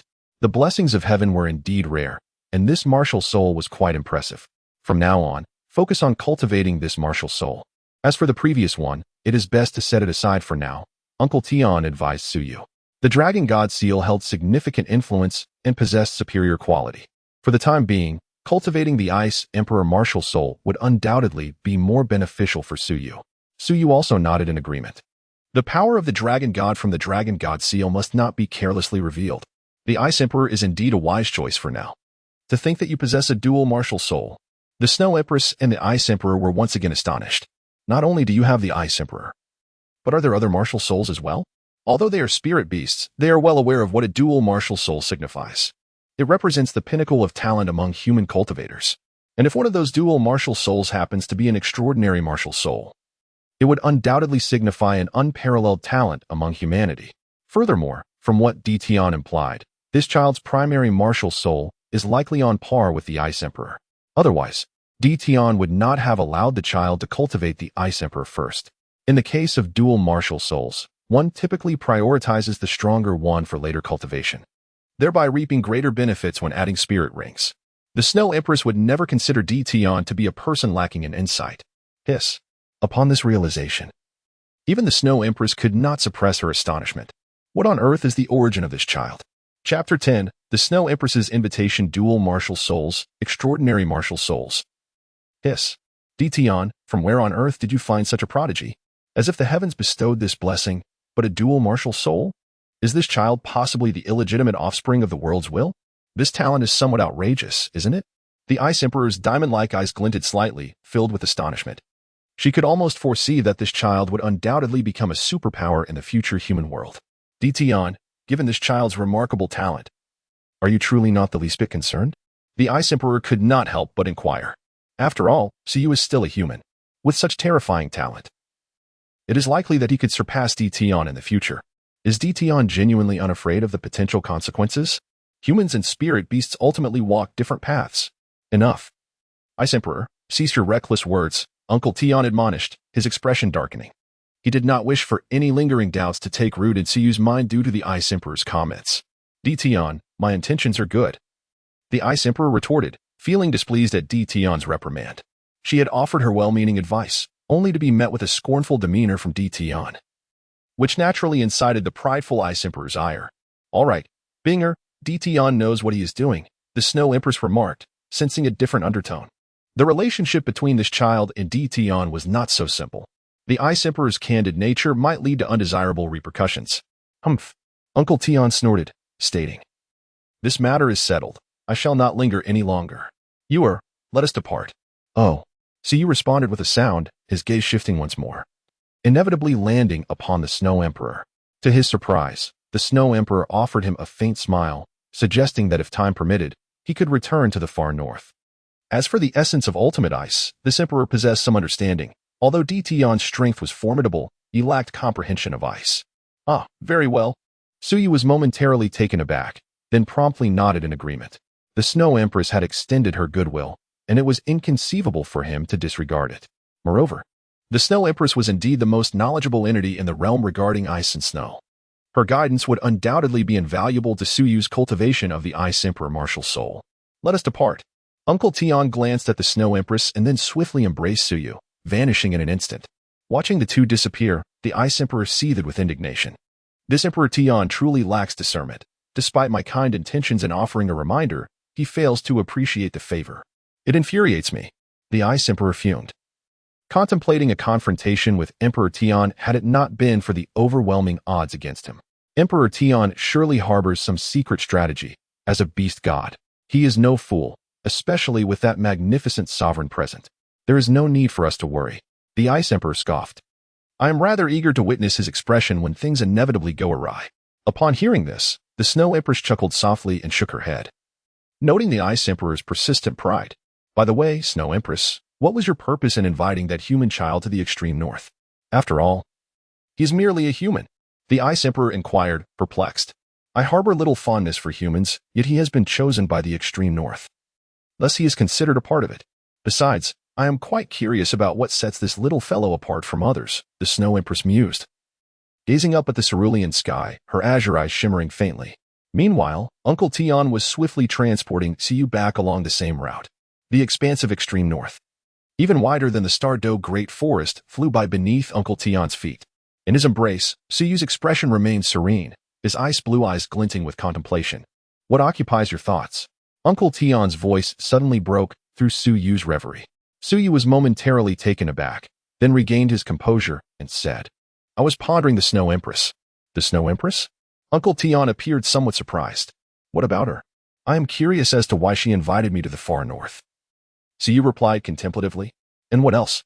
I also sense a peculiar warmth from her, though I cannot ascertain if it is merely an illusion. Suyu murmured softly. A sense of warmth? Uncle Tian raised an eyebrow, a glimmer of intrigue flashing in his golden eyes. Could it be would you be willing to journey to the far north once more? Uncle Tian paused before inquiring. Do you think I should go? Suyu asked. If you cultivate the Ice Emperor's martial soul, then I would suggest that it could be beneficial for you to go. The Snow Empress is undoubtedly the most profound connoisseur of ultimate ice in the world. She once stated, quite accurately, that I truly do not understand ice. Uncle Tian candidly acknowledged his limitations. Moreover, if you are concerned that the Snow Empress, being a soul beast, might pose a threat to you, rest assured. She will not harm you. Besides, with my presence, she would not dare to.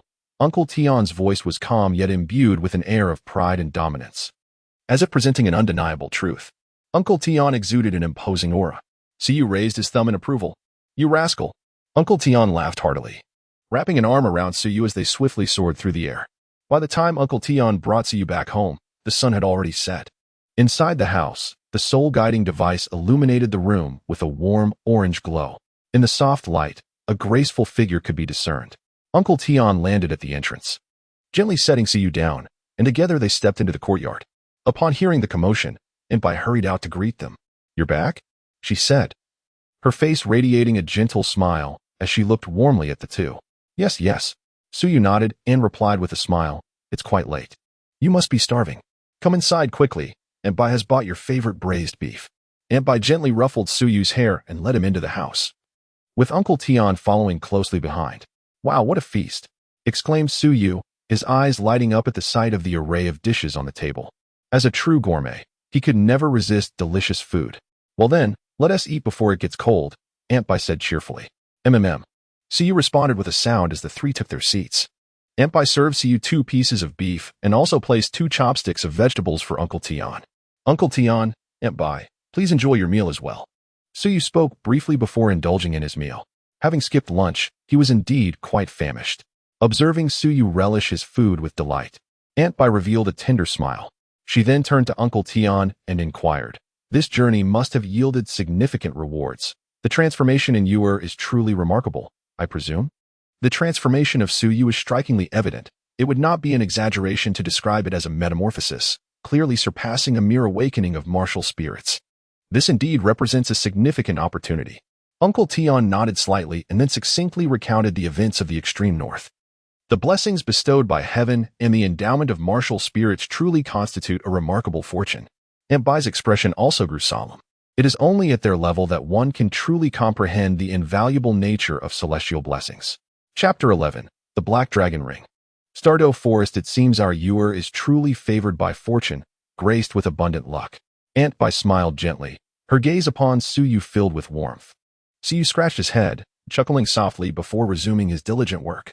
Eat slowly, don't choke, Aunt Bai gently advised, as she skillfully served dishes to Suyu with her chopsticks. The meal concluded swiftly. Afterward, Aunt Bai prepared a cup of tea for herself. Suyu cradled the teacup, savoring a sip of the fragrant brew, and was instantly enveloped in a sense of contentment. Ewer, retire early this evening. We shall rise early tomorrow and journey to a place for cultivation, Uncle Tion announced. Where are we going, Uncle Tion? Suyu inquired. To the starry forest, Uncle Tion replied calmly. Upon hearing this, Suyu's expression remained unchanged, yet his heart trembled with excitement. At last, the moment had come to venture into the starry forest. A myriad of emotions surged within Suyu, encompassing a hint of curiosity and a subtle anticipation. Though his heart stirred, Suyu obediently nodded, acknowledging, understood, Uncle Tion. As he prepared to journey to the starry forest, it seemed that a new chapter of his life was about to unfold. The following day, dawn arrived. After finishing his morning ablutions, Suyu, as per his usual routine, consumed 2 pieces of fruit for breakfast. Subsequently, he stealthily made his way into his room, causing a flurry of activity. Where's Ewer? Uncle Tion inquired, glancing towards Aunt Bai. At the entrance, Aunt Bai gestured towards Suyu's room with her chin. Raising an eyebrow, Uncle Tion turned his gaze just as Suyu emerged from his room, holding a sheet of letter paper. I have left a note for Sister Xian, to spare her any anxiety upon her return from vacation when she finds me missing. Suyu leaned against the door, raising the letter in his hand. Who could tell how long this journey to the starry forest would take? Leaving a note was essential. Upon hearing this, Uncle Tion nodded in acknowledgement, indicating his understanding. Suyu chuckled softly before dashing back into the dining hall, placing the letter on the table. He then pressed down on the soul-guiding lamp to prevent it from being blown away by the wind. Having completed these tasks, he finally stepped out of the house, casually shutting the door behind him. Is everything organized? Aunt Bai inquired. All is in there, Suyu replied, raising his left hand with a cheerful grin. On his left thumb rested a ring, a gift from Uncle Tion. The ring was of a deep ebony hue, subtly engraved with a black dragon motif. This was a storage soul-guiding artifact, boasting an impressively vast capacity. A mere ring, yet it could contain over 100 cubic meters of items, truly a treasure. Uncle Tion had referred to it as the Black Dragon Ring. Suyu expressed his fondness for the ring, stating that it would be convenient to carry some items. With that, Uncle Tion promptly declared that it was time to set off. Aunt Bai nodded in agreement, and the 3 of them exited the courtyard, closing the door behind them. Soon, the 2 individuals led Suyu towards the direction of the Stardew Forest. The Stardew Forest is the largest soul beast forest on the Dolua continent, home to some of the most fearsome soul beasts. Among the 10 most dreadful beasts of the continent, 7 originate from the Stardew Forest. Although the area of the Stardew Forest is not as vast as the extreme northern regions, its overall quality and quantity of soul beasts far surpass that of the north. Around 9 o'clock in the morning, under the bright sunlight, the trio had already arrived at the edge of the Stardew Forest. A warning sign stood by the roadside, indicating that within 50 miles ahead lay the territory of the Stardew Forest, where soul beasts roamed. Caution was advised. Just ahead, the Stardew Forest awaited. Suyu gently touched the ring on his thumb and took a deep breath. Do not be afraid. Aunt Bai seemed to sense Suyu's nervousness and spoke soothingly. Aunt Bai, I am not afraid. I am merely exhilarated. I am genuinely curious. Aside from the Snow Empress and the Ice Emperor, he had never encountered any other soul beasts. Aunt Bai paused for a moment, initially believing that the child felt intimidated by the notorious Stardew Forest. To her surprise, it was excitement instead. This child possesses an inherently bold heart. Meanwhile, Uncle Tion's voice echoed nearby. Suyu is unlike ordinary human children. Not only does he possess a remarkable understanding, but his courage also rivals that of adults. However, observing Suyu's actions reveals that he is no typical child. Which child could bear the weight of a massive cauldron and run about with such ease? He is, in truth, akin to a young ferocious beast. Indeed. Aunt Bai smiled gently, and the 3 continued their journey. As they drew nearer to the starry forest, the very air around them seemed to grow cooler. accompanied by a weighty atmosphere. The starry forest resembled a soul beast with its gaping abyssal mouth, awaiting the entrance of youthful lives, leaving all uncertain whether it harbored opportunities or the potential for devouring life itself. All three were extraordinary individuals, and their speed was remarkable. Within an hour, they had already entered the starry forest. The starry forest can be divided into three distinct zones, primarily categorized by the strength of the soul beast within. The outermost area, with a radius of 20 kilometers, is referred to as the outer zone. Typically, only soul beasts of 10, 100, or 1,000 years can be found here, and sightings of 10,000-year soul beasts are exceedingly rare. Proceeding inward from the outer zone, the next area, which spans approximately 40 kilometers in radius, is known as the mixed zone. This zone boasts the greatest variety of soul beasts within the starry forest. Generally, 1,000-year soul beasts dwell here, while 10,000-year soul beasts often rely on the strength of their packs to thrive in the mixed zone. The innermost area, encompassing a radius of 40 kilometers, or an 80-kilometer diameter, is designated as the core zone. Despite its considerable expanse, the quantity of soul beasts in the core zone is significantly less than that in the mixed zone. In the core zone, 100-year soul beasts are virtually extinct, and 1,000-year soul beasts are scarce. The 10,000-year soul beasts dominate this region. Occasionally, one might even catch a glimpse of a 100,000-year soul beast. At the very center of the core zone lies the true sovereign of the starry forest, aptly named the core circle. Upon entering the starry forest, Suyu and his companions pressed onward without pause, forging deep into the heart of the vast woodland. Given the multitude of soul beasts dwelling within, it would be reasonable to proceed with caution and at a leisurely pace. However, Suyu and his companions not only maintained their speed, but actually quickened their pace, encountering not a single soul beast along their journey. Before midday, they had already penetrated the mixed zone, drawing near to the core region. Uncle Tian, where exactly is our destination? Suyu wiped away the beads of sweat from his brow. Since nearing the starry forest, he had journeyed alone, covering a distance of at least 100 miles without pause. It was a feat that would have left any ordinary soul master utterly exhausted. Pressing onward, he was assured that they would soon arrive. Uncle Tian casually replied, yet his stride remained unbroken. As they ventured deeper, the trees grew increasingly towering and the underbrush denser. Chapter 12. The Lake of Life. The silver shadow. Each tree was remarkably stout, with trunks so broad that even several individuals would struggle to encircle them. Reaching heights that pierced the clouds, these giants stood at least several hundred meters tall. Their expansive canopies cast a formidable shadow, rendering the forest dim and damp even under the blazing sun. The ground was carpeted with layers of fallen leaves, decomposing into the earth, occasionally interspersed with the bones of unknown soul beasts, exuding an indescribably nauseating odor. As Suyu walked, he remained particularly vigilant, for at times, a moment's inattention could lead him to tread into the mire, leaving him in a disheveled state. The trio pressed onward, with Suyu occasionally reaching up to wipe the beads of sweat from his forehead. The arduous journey, coupled with such inhospitable surroundings, took a considerable toll on their stamina. Suyu had to endure the unpleasant odors that surrounded him as he took out the fruit and began to nibble on it. After consuming 2 pieces of fruit, his stamina was considerably replenished. Seizing the moment, by noon, Suyu and his companions finally emerged from the dense thicket. Before them lay a stretch of flat land.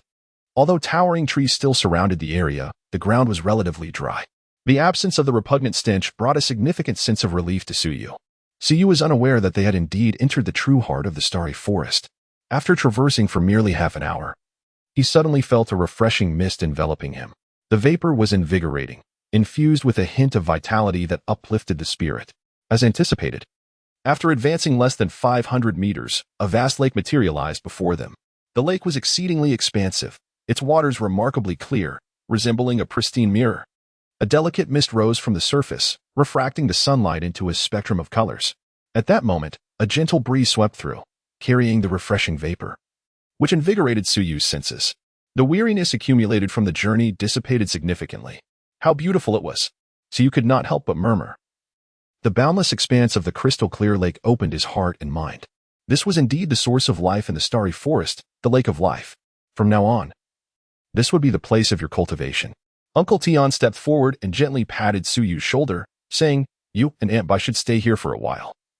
I have some matters to attend to first." "All right, Uncle Tian." Suyu responded softly, stepping forward a couple of paces to gaze upon the crystalline lake, instinctively reaching out to stir the water.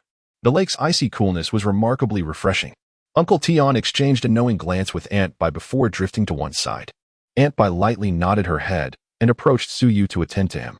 In the core area, a place shrouded in darkness, a figure knelt on one knee, humbly bowing in reverence to a presence deeper within. In the obscurity, a flicker of silver light shimmered faintly.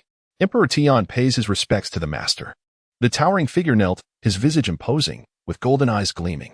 That familiar countenance could belong to none other than Uncle Tian. Emperor Tian, do you have important matters to report? From the shadows, a clear, delicate voice emerged, serene yet imbued with profound authority. I report to the master that Emperor Tian has been entrusted with the care of Su Yu for over 6 years. As of yesterday, Su Yu has successfully awakened his martial soul, embodying the power of the dragon god. Emperor Tian lowered his proud head, his demeanor one of utmost respect. This matter is already known to me. Yesterday, I sensed the ripples of the dragon god's power, came a faint voice from the darkness. Master, do we know if Su Yu's identity is genuine? The power of the dragon god would not manifest in an ordinary human, especially given its birth in Dragon Valley. Resonating with the core of the dragon god, his identity cannot be false. Master, does this mean Su Yu is truly? Emperor Tian's tone carried a hint of excitement. Indeed, it is largely confirmed that he is the reincarnation of the dragon god's remnant soul. The female voice responded with a note of unspoken emotion. Is there anything else to report? There is one more matter. At Su Yu's behest, I led him to the far north to awaken his second martial soul, Emperor Tian recounted, revealing everything without reservation. Is this a blessing from heaven? A decision of the world's will? The female voice mused, seemingly deep in thought. After a moment, she spoke again, Emperor Tian, from this day forth. So you shall be the young master of our soul beast clan. Take utmost care to protect him. Yes. Emperor Tian was momentarily taken aback, then nodded vigorously. I will spare no effort to ensure the young master's safety. You have my word. Very well, you may leave. Emperor Tian bowed deeply in reverence before departing. The power of the dragon god, the child of the world, perhaps this young man will become the hope of our soul beast clan. In the depths of darkness, a gentle whisper began to resonate. By the lake of life, Su Yu sat at the water's edge, his feet submerged in the cool lake. The icy water seeped into his pores, imparting an indescribable sense of comfort and refreshment. System check-in. In his mind, Su Yu exclaimed, ding. Today's check-in was successful. Congratulations to the host for receiving 100 golden soul coins. You have checked in for 2 consecutive days. Please continue your efforts. The 100 golden soul coins, indeed. After the second day, there seemed to be nothing of value left. Su Yu was not surprised. This is the nature of such systems. Daily check-ins yield only mundane rewards. To obtain something of value, one likely must engage in monthly or yearly check-ins. As for weekly check-ins, the rewards are probably meager. And he had already mentally prepared for that. Ah, how comforting. Su Yu playfully splashed the water with his feet while savoring a newly picked fruit, utterly at ease. Uncle Tian, who had just arrived, couldn't help but twitch the corners of his mouth at Su Yu's antics. To soak one's feet in the waters of the lake of life, this lad surely takes the cake as the first to do so. Yet, what could be done? He was but a little ancestor. All Uncle Tian could do was pretend not to notice. Clearing his throat twice to announce his presence, Su Yu exclaimed, "Oh, Uncle Tian. You've come. Join me in soaking our feet. It's simply delightful." Su Yu was far from being reserved. He embraced the local customs wholeheartedly. Uncle Tian's brows involuntarily furrowed. Yet he managed to suppress it, revealing a faint smile. There has been something I have never shared with you until now. Today, I shall make it clear." Uncle Tian's expression turned grave, and his tone was unusually earnest. Su Yu paused momentarily, withdrawing his foot from the lake's water and donning his shoes in the process. "Uncle Tian, if you have something to say, please go ahead." Su Yu seemed to sense something amiss. His small face tightened, and he grew serious. At that moment, Aunt Bai stepped forward, her emerald, glistening eyes fixed intently on Su Yu. Chapter 13. Emperor Tian confesses his identity. The immaculate body gazing at Uncle Tian and Aunt Bai before him, Su Yu understood that the two were about to lay everything bare. As expected, Uncle Tian spoke. I have never disclosed our true identities to you. In fact, neither Aunt Bai nor I belong to humanity. I am the sovereign of the Stardow Forest. The golden-eyed black dragon king, boasting over 800,000 years of cultivation, a being humans refer to as the beast god, Emperor Tian. Aunt Bai's true name is Bai Ji. Her essence is that of a 58,000-year-old emerald swan. The most formidable healing type soul beast and one of the rulers of the Stardow Forest. We have withheld this information from you because we previously resided in the human world, fearing it would invite unnecessary complications. Although you are human, you are, in truth, the reincarnation of the most ancient and illustrious dragon god of our soul beast clan. It is for this reason that we have consistently cared for you. Now that we have arrived in the Stardoe Forest, there is no longer any need to conceal this from you. Uncle Tian spoke earnestly, his golden eyes fixed upon Suyu. Suyu displayed his astonishment perfectly, his pupils slightly dilating. It turned out that this was the true identity of Uncle Tian and Aunt Bai. Suyu murmured somewhat absent-mindedly, as if the news had struck him with considerable force. We understand that upon hearing this, you might find it difficult to accept, but Uncle Tian, Aunt Bai, I am not unable to accept it. I am merely taken aback. Suyu raised her head, her small face marked by a solemn seriousness. Regardless of the identities of Uncle Tian and Aunt Bai, you are all my kin. Suyu's voice was resolute, imbued with an undeniable authority. This statement, perhaps necessitated by circumstance, undoubtedly reflects the truth that one speaks according to the situation at hand. Yet, it undeniably conveys Suyu's genuine emotions. The 6 years of care were not mere facades. They had never treated him with any semblance of neglect. Had it not been for their nurturing, Suyu might have long since perished. Regardless of their identities, they were his family, and this fact was irrefutable. Upon hearing Suyu's words, both Di Tian and Bai Ji could not help but smile, with Bai Ji's gaze softening like water. Suyu ultimately did not disappoint them. Emperor Tian patted Suyu's shoulder and said, My dear Yu, if you have any questions, feel free to ask. Uncle Tian will share all that he knows. Uncle Tian, I do have a question. Suyu raised his gaze towards Emperor Tian and inquired, Uncle Tian, since you assert that I am the reincarnation of the dragon god, why did you not leave me in the Stardoe Forest, but instead chose to bring me into the human world for nurturing? If I had grown up in the Stardoe Forest, would my sense of belonging not be stronger? He found it hard to believe that these formidable beast kings would overlook such a straightforward reasoning. Though you are the reincarnation of the dragon god, you ultimately remain a human after your rebirth. The environment of the Stardoe Forest is not conducive to the survival of human infants. Additionally, we lack the experience necessary for raising children. This is the reason we brought you into the human realm, Emperor Tian elucidated. I see. Suyu responded, understanding the rationale. Su Yuming understood. In the Stardoe Forest, even the newly born spirit beasts, after merely 1 or 2 months, quickly develop combat prowess. It can only be said that their growth is remarkably swift. However, he is human, and humans experience a slow and fragile growth during their early years. The primitive nature of the Stardoe Forest is ill-suited for his development. Di Tian and the others are also concerned about the possibility of his untimely demise. It was only after he awakened his martial soul at the age of 6 that he possessed the means for self-preservation. This explains why they chose to bring him back after his martial soul awakening at the age of 6. Firstly, at this age, he is less likely to perish easily. Secondly, it facilitates his education, and thirdly, it likely serves to foster his bond with the Spirit Beast clan. After all, at 6 years old, he is still quite young, and his thoughts and beliefs are in a stage of immaturity, making cultivation not particularly challenging. One can only say that their considerations were indeed very thoughtful. Is there anything else you wish to inquire about? Di Tian asked. So you shook his head. Very well, then take a good rest, Bai Ji. Please take care of him. Di Tian nodded at Bai Ji. Understanding his intent, Bai Ji reached out and gently tousled Suyu's hair. Suyu lowered his head, seemingly lost in contemplation. At that moment, Di Tian had already departed, and Bai Ji crouched down, gently caressing Suyu's head with eyes as tender as water. Are you still troubled by your identity? Suyu shook his head. Is he then worried about life in the starry great forest in the future? Suyu remained non-committal. Bai Ji displayed a gentle smile and softly said, My dear Yu, there is no need for concern. You are the reincarnation of the dragon god, and here, no one would dare to bully you. You are the hope of the Soul Beast clan, and all the soul beasts here will only show you respect. Should anyone dare to disrespect you, Emperor Tian will surely punish them. Trust Aunt Bai, you shall find great joy in this place. Suyu softly murmured in acknowledgement. Observing this, Bai Ji smiled gently and embraced Suyu in her arms. Before long, afternoon arrived. Suyu sat beside the lake of life, his eyes gently closed in meditation. A faint luminescence emanated from his being, accompanied by a cool, refreshing essence.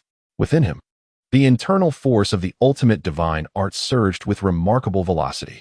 Following the acquisition of his first soul ring, Suyu had ascended to the rank of a 13th level soul master. At this moment, the flow of soul power within him was markedly swifter than before he had obtained the soul ring. Concurrently, his breakthrough to soul master naturally facilitated the advancement of the ultimate divine art to its first level. Each advancement in the ultimate divine art birthed a unique ability. And the ability of the first level was known as the purity of body. The so-called purity of body does not imply a complete absence of dirt.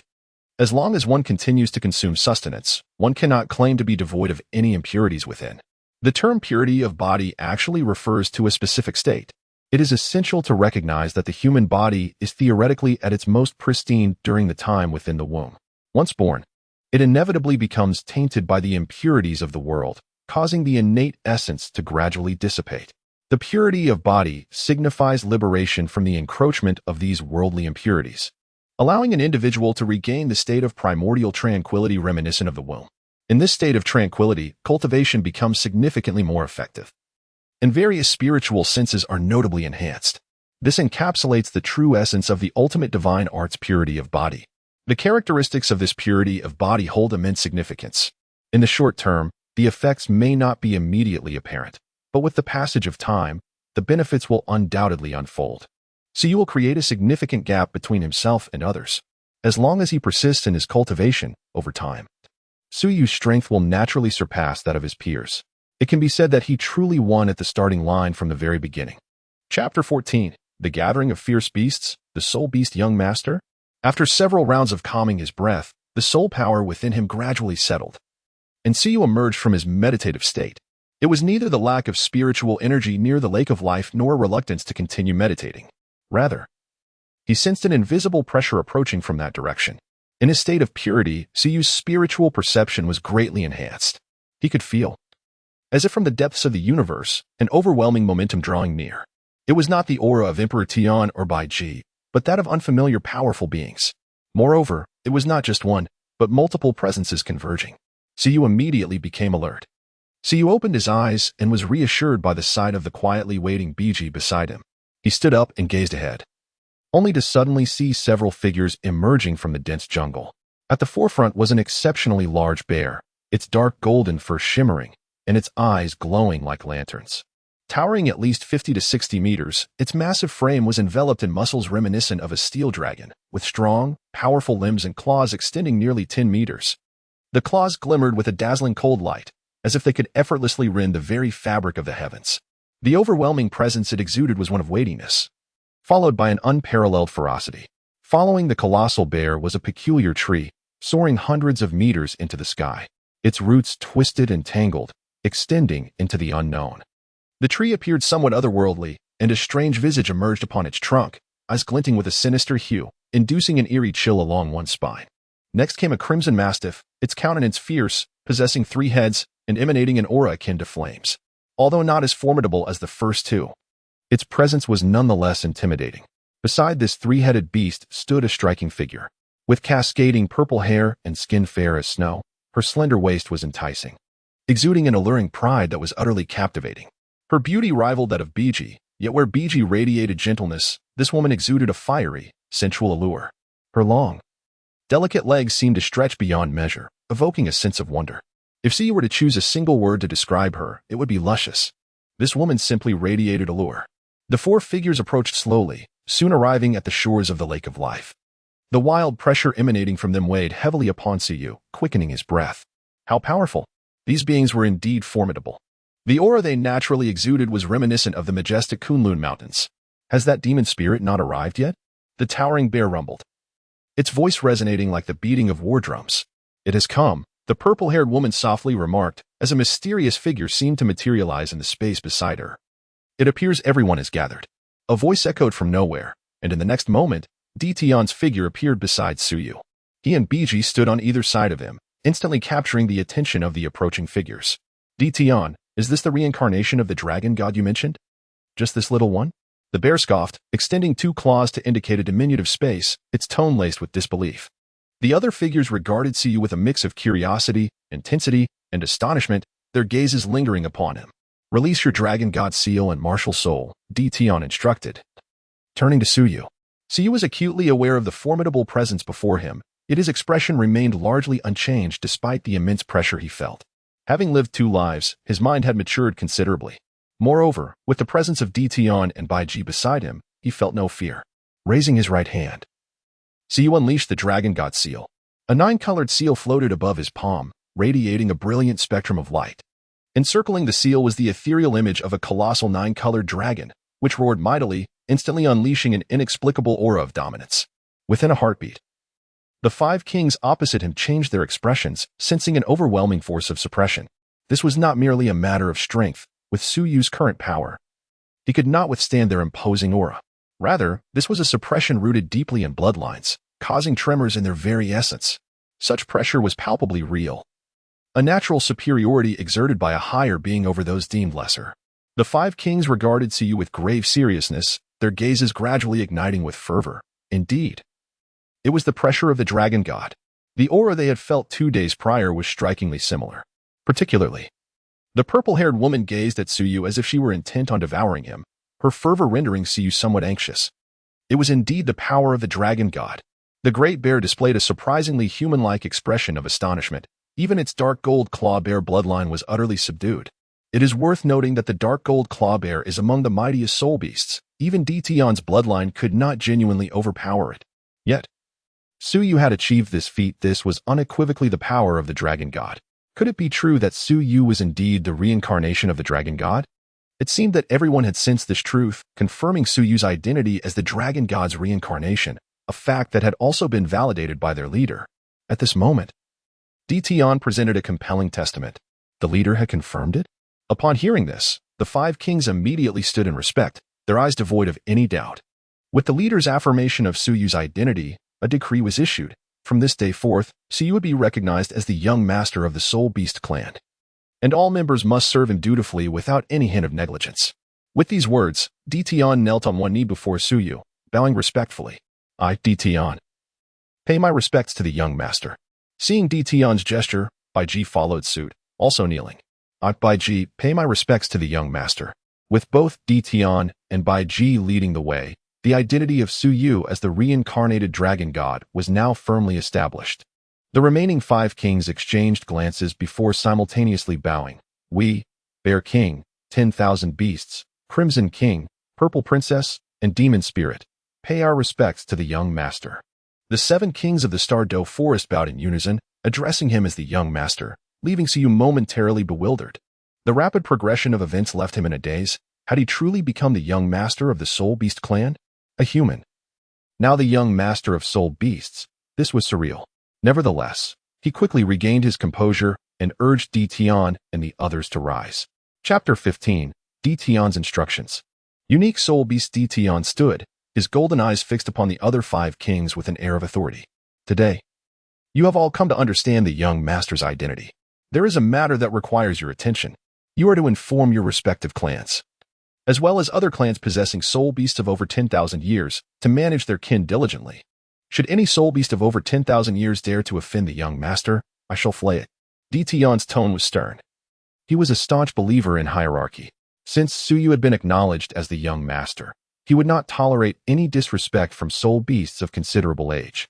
As for the beasts below 10,000 years, aside from those of noble bloodlines, most possessed limited intellect and operated primarily on instinct. Thus, it would be improbable to ensure their recognition of Suyu. Understood. The 5 kings nodded in agreement, indicating their comprehension. Especially you, Bear King. Your dark gold claw bears are known for their brutishness. If any of you foolishly harm the young master, I shall remove your claws. The dark gold claw bears are exceedingly powerful, with their claws presenting a formidable threat. Even a century-old dark gold claw bear could pose a lethal danger to Suyu. Furthermore, the clan's penchant for conflict and lack of foresight made it imperative for Dition to issue this warning. Being singled out by Dition, the Bear King scowled. Why was he always targeted? Hadn't he merely challenged Dition and scratched him with his claws? Was this a grudge? He had suffered far worse at Dition's hands. The Bear King felt a sense of bitterness but remained silent. Since being bested by Dition, he had become somewhat meek. If Dition truly became enraged, a single strike from the Dragon God's claw could incapacitate him. I understand, the Bear King muttered sullenly. Now, you may return. And remember to send a batch of rare materials periodically for the young master's needs. Dition waved his hand, dismissing the formidable beasts. They bid farewell to Suyu before departing. Uncle Tian. Suyu turned to D. Tian. Young master, what is the matter? D. Tian replied respectfully. Uncle Tian, please continue to call me Yor or Little You. Addressing me as young master feels rather distant. Suyu shook his head. He truly found it somewhat unfamiliar. Etiquette must not be disregarded. Now that your status has changed, one must not overstep. However, Emperor Tian declined. The former Suyu was merely Suyu. But from this moment on, Suyu is the young master of the spirit beasts. He is the little master of Emperor Tian, and given Emperor Tian's character, he would naturally not dare to overstep in the slightest. With a sense of resignation, Suyu acknowledged the obstinate nature of D. Tian, whose stubbornness rendered his previous admonitions futile. Thus, he acquiesced to D. Tian's will, albeit with a silent sigh. Ever since D. Tian and Bai Ji had altered their manner of address, only Sister Xian continued to refer to him as Little You. He could not help but wonder about Sister Xian's well-being. If she were to face any hardship, he could not remain indifferent. At this thought, a glimmer of fierce determination flickered in Suyu's eyes. He would not hesitate to dismantle the Shrek Academy if it came to that. The following day dawned bright and early. Suyu commenced his rigorous training regimen. As usual, he lifted a large cauldron while jogging around the Lake of Life. With an increase in strength, he upgraded to a new model of the cauldron, which now weighed a staggering 2,000 pounds. Each step he took while carrying this immense weight left a profound imprint on the ground beside the Lake of Life. After completing a 10-kilometer run with the cauldron, Suyu, panting and drenched in sweat, finally set the cauldron down. Faced with uncertainty regarding his training schedule, the weighted run proved to be an excellent choice. However, it is essential to approach weighted running with caution. One must not excessively deplete their potential, for doing so could harm the body and result in injuries that may never fully heal. Suyu, possessing a physique unlike that of ordinary individuals, coupled with the consumption of rare celestial treasures, dared to engage in such activities. For the average person, it is imperative to act within their limits, especially for children in their developmental stages, as excess can be detrimental. The reckless approach of Zhou Yi in the original narrative, where she indiscriminately pushed individuals to their limits regardless of their soul master classifications, could easily lead to irreparable harm. Had it not been for the extraordinary circumstances surrounding Hui Yuhao, he would have long been incapacitated by that old hag Zhou Yi. Her so-called high promotion rate stemmed from two factors. Firstly, her arbitrary expulsion of students reduces the total number of candidates, thus artificially inflating the promotion rates. Secondly, she drains the student's future potential. While progress may be swift in the present, reaching the ranks of Soul King or Soul Emperor reveals the near impossibility of further breakthroughs, as their potential has already been prematurely exhausted. Such a teacher is ironically venerated as a strict yet admirable instructor at Shrek Academy. Suyu found himself at a loss for words, only able to acknowledge the advantages of having a well-connected partner. Indeed, in the world outside, having a robust background is essential. Leaning against the great cauldron, Suyu took deep breaths, gradually regaining his composure after about 15 minutes. He retrieved a bottle of water, sipping it slowly to replenish his body's hydration needs. Another quarter of an hour passed, and he no longer perspired. Feeling sticky, he slowly shed his garments and leaped into the Lake of Life. The invigorating waters enveloped him, eliciting a satisfied groan from his lips. The waters of this lake not only refresh the mind, but also confer significant benefits to the body with regular immersion. As Suyu luxuriated in the soothing waters, a peculiar soul beast approached the Lake of Life. This creature measured approximately 3 meters in length and stood 8 feet tall, its body adorned with a shimmering coat of golden fur. Its form resembled that of a lion, yet its 4 claws were akin to those of a dragon, each claw surrounded by a halo of golden flames. Its muzzle was longer than that of typical feline soul beasts, and beneath its fur lay intricate golden scales. In addition to its 2 normal eyes, the creature possessed a third eye, a vertical pupil. The golden glimmer in its regular eyes contrasted sharply with the red glow emanating from its vertical eye, which bore an otherworldly allure. To human aesthetics, this soul beast was undeniably stunning, its beauty surpassing even that of the Ice Emperor. Approaching the Lake of Life with utter silence, it drew nearer without Suyu detecting its presence at all. As it reached the edge of the lake, poised to lower its head for a drink, its gaze met Suyu's, who was still basking in the water. A moment of stillness enveloped them both, as their eyes locked in mutual surprise, neither daring to break the silence. Suyu's expression was somewhat peculiar, as he had not anticipated encountering the three-eyed golden lion precisely while indulging in a bath. Chapter 16. The Three-Eyed Golden Lion. Indeed, Siyu recognized the creature at a glance, although he had never previously encountered a three-eyed golden lion. Its distinctive features were unmistakable: 3 eyes, golden fur, and a beauty that could undoubtedly be deemed the paragon of soul beasts. Speaking of the three-eyed golden lion, its fate was lamentably tragic, rendering it one of the most pitiable characters in Suyu's readings. As an imperial auspicious beast, it bore the fortune of the Star Doe forest and possessed the rare bloodline of the golden dragon, making it extraordinarily noble. Yet, it was precisely this nobility that led to its downfall. It was for this reason that it caught the attention of King Tangshan through a series of machinations. It was sacrificed to Hui Yuhao, resulting in the loss of its fortune and bloodline, which in turn facilitated the rise of the Tang family. The loss of this auspicious beast led to a significant decline in the fortunes of the Star Doe, leaving the Soul Beast lineage in a state of disarray. One could say that the Soul Beast clan on the Doloa continent faced a truly dismal fate, evoking genuine sympathy. This was also why Suyu, with little resistance, accepted the arrangements made by Emperor Tian to become the heir of the Soul Beasts. The possession of the Dragon God's power was one reason. Another was the undeniable plight of the Soul Beasts, and he did not mind extending a helping hand within his means. Of course, the influence of Emperor Tian and Bai Ji also played a role in his decision. Siyu fixed his gaze upon the three-eyed golden Qilin, which returned his stare with a look of human-like curiosity in its golden eyes. "Who are you? How did you come to be here?" The three-eyed golden Qilin spoke, her voice melodious and clear. While she had encountered humans before, the presence of a human child in the Lake of Life was an enigma. Could it be that Uncle D. Tian and the others were entirely oblivious to this occurrence? The three-eyed golden Qilin tilted her head in confusion, pondering. "And who might you be?" Suyu deliberately countered. "Why are you spying on me while I bathe?" The three-eyed golden Qilin responded with a series of perplexed expressions. "Who has been watching you bathe?" "Wait a moment, you dare to bathe here? This is the Lake of Life, and this child has the audacity to wash here? Why can't I bathe here?" Siyu retorted, crossing his arms with righteous indignation. "The water here is meant for drinking. You must exit at once." The three-eyed golden Qilin's melodious voice took on a sharper tone. "If this fellow has bathed here, does it not imply that she would be drinking water that has been tainted by his bath?" In an instant, the three-eyed golden Qilin felt a surge of anger. "If you think I will leave just because you say so, then I would be utterly humiliated. I refuse to do so." Siyu raised his head, continuing to tease the three-eyed golden beast. The three-eyed golden beast, exasperated, appeared ready to plunge into the water to confront Suyu. At that moment, a flash of azure light revealed the figure of Bai Ji. Observing the standoff between Suyu and the three-eyed golden beast, she couldn't help but feel a twinge of concern. How did these two little troublemakers end up together? She hurriedly approached, urging them not to fight. As they were all on the same side, she feared that the divine beast might inadvertently harm Suyu.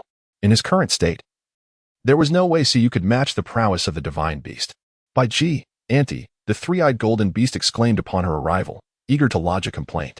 "I was bathing in the Lake of Life, and he wouldn't listen when I asked him to leave." The divine beast's grievances were palpable. It had almost been splashed with bathwater. On the other hand, Suyu was equally defiant, retorting, "Auntie Bai, I had just finished my morning exercises and was about to take a bath when she came to spy on me." "I did not." The three-eyed golden beast, incensed, reacted explosively to the accusation.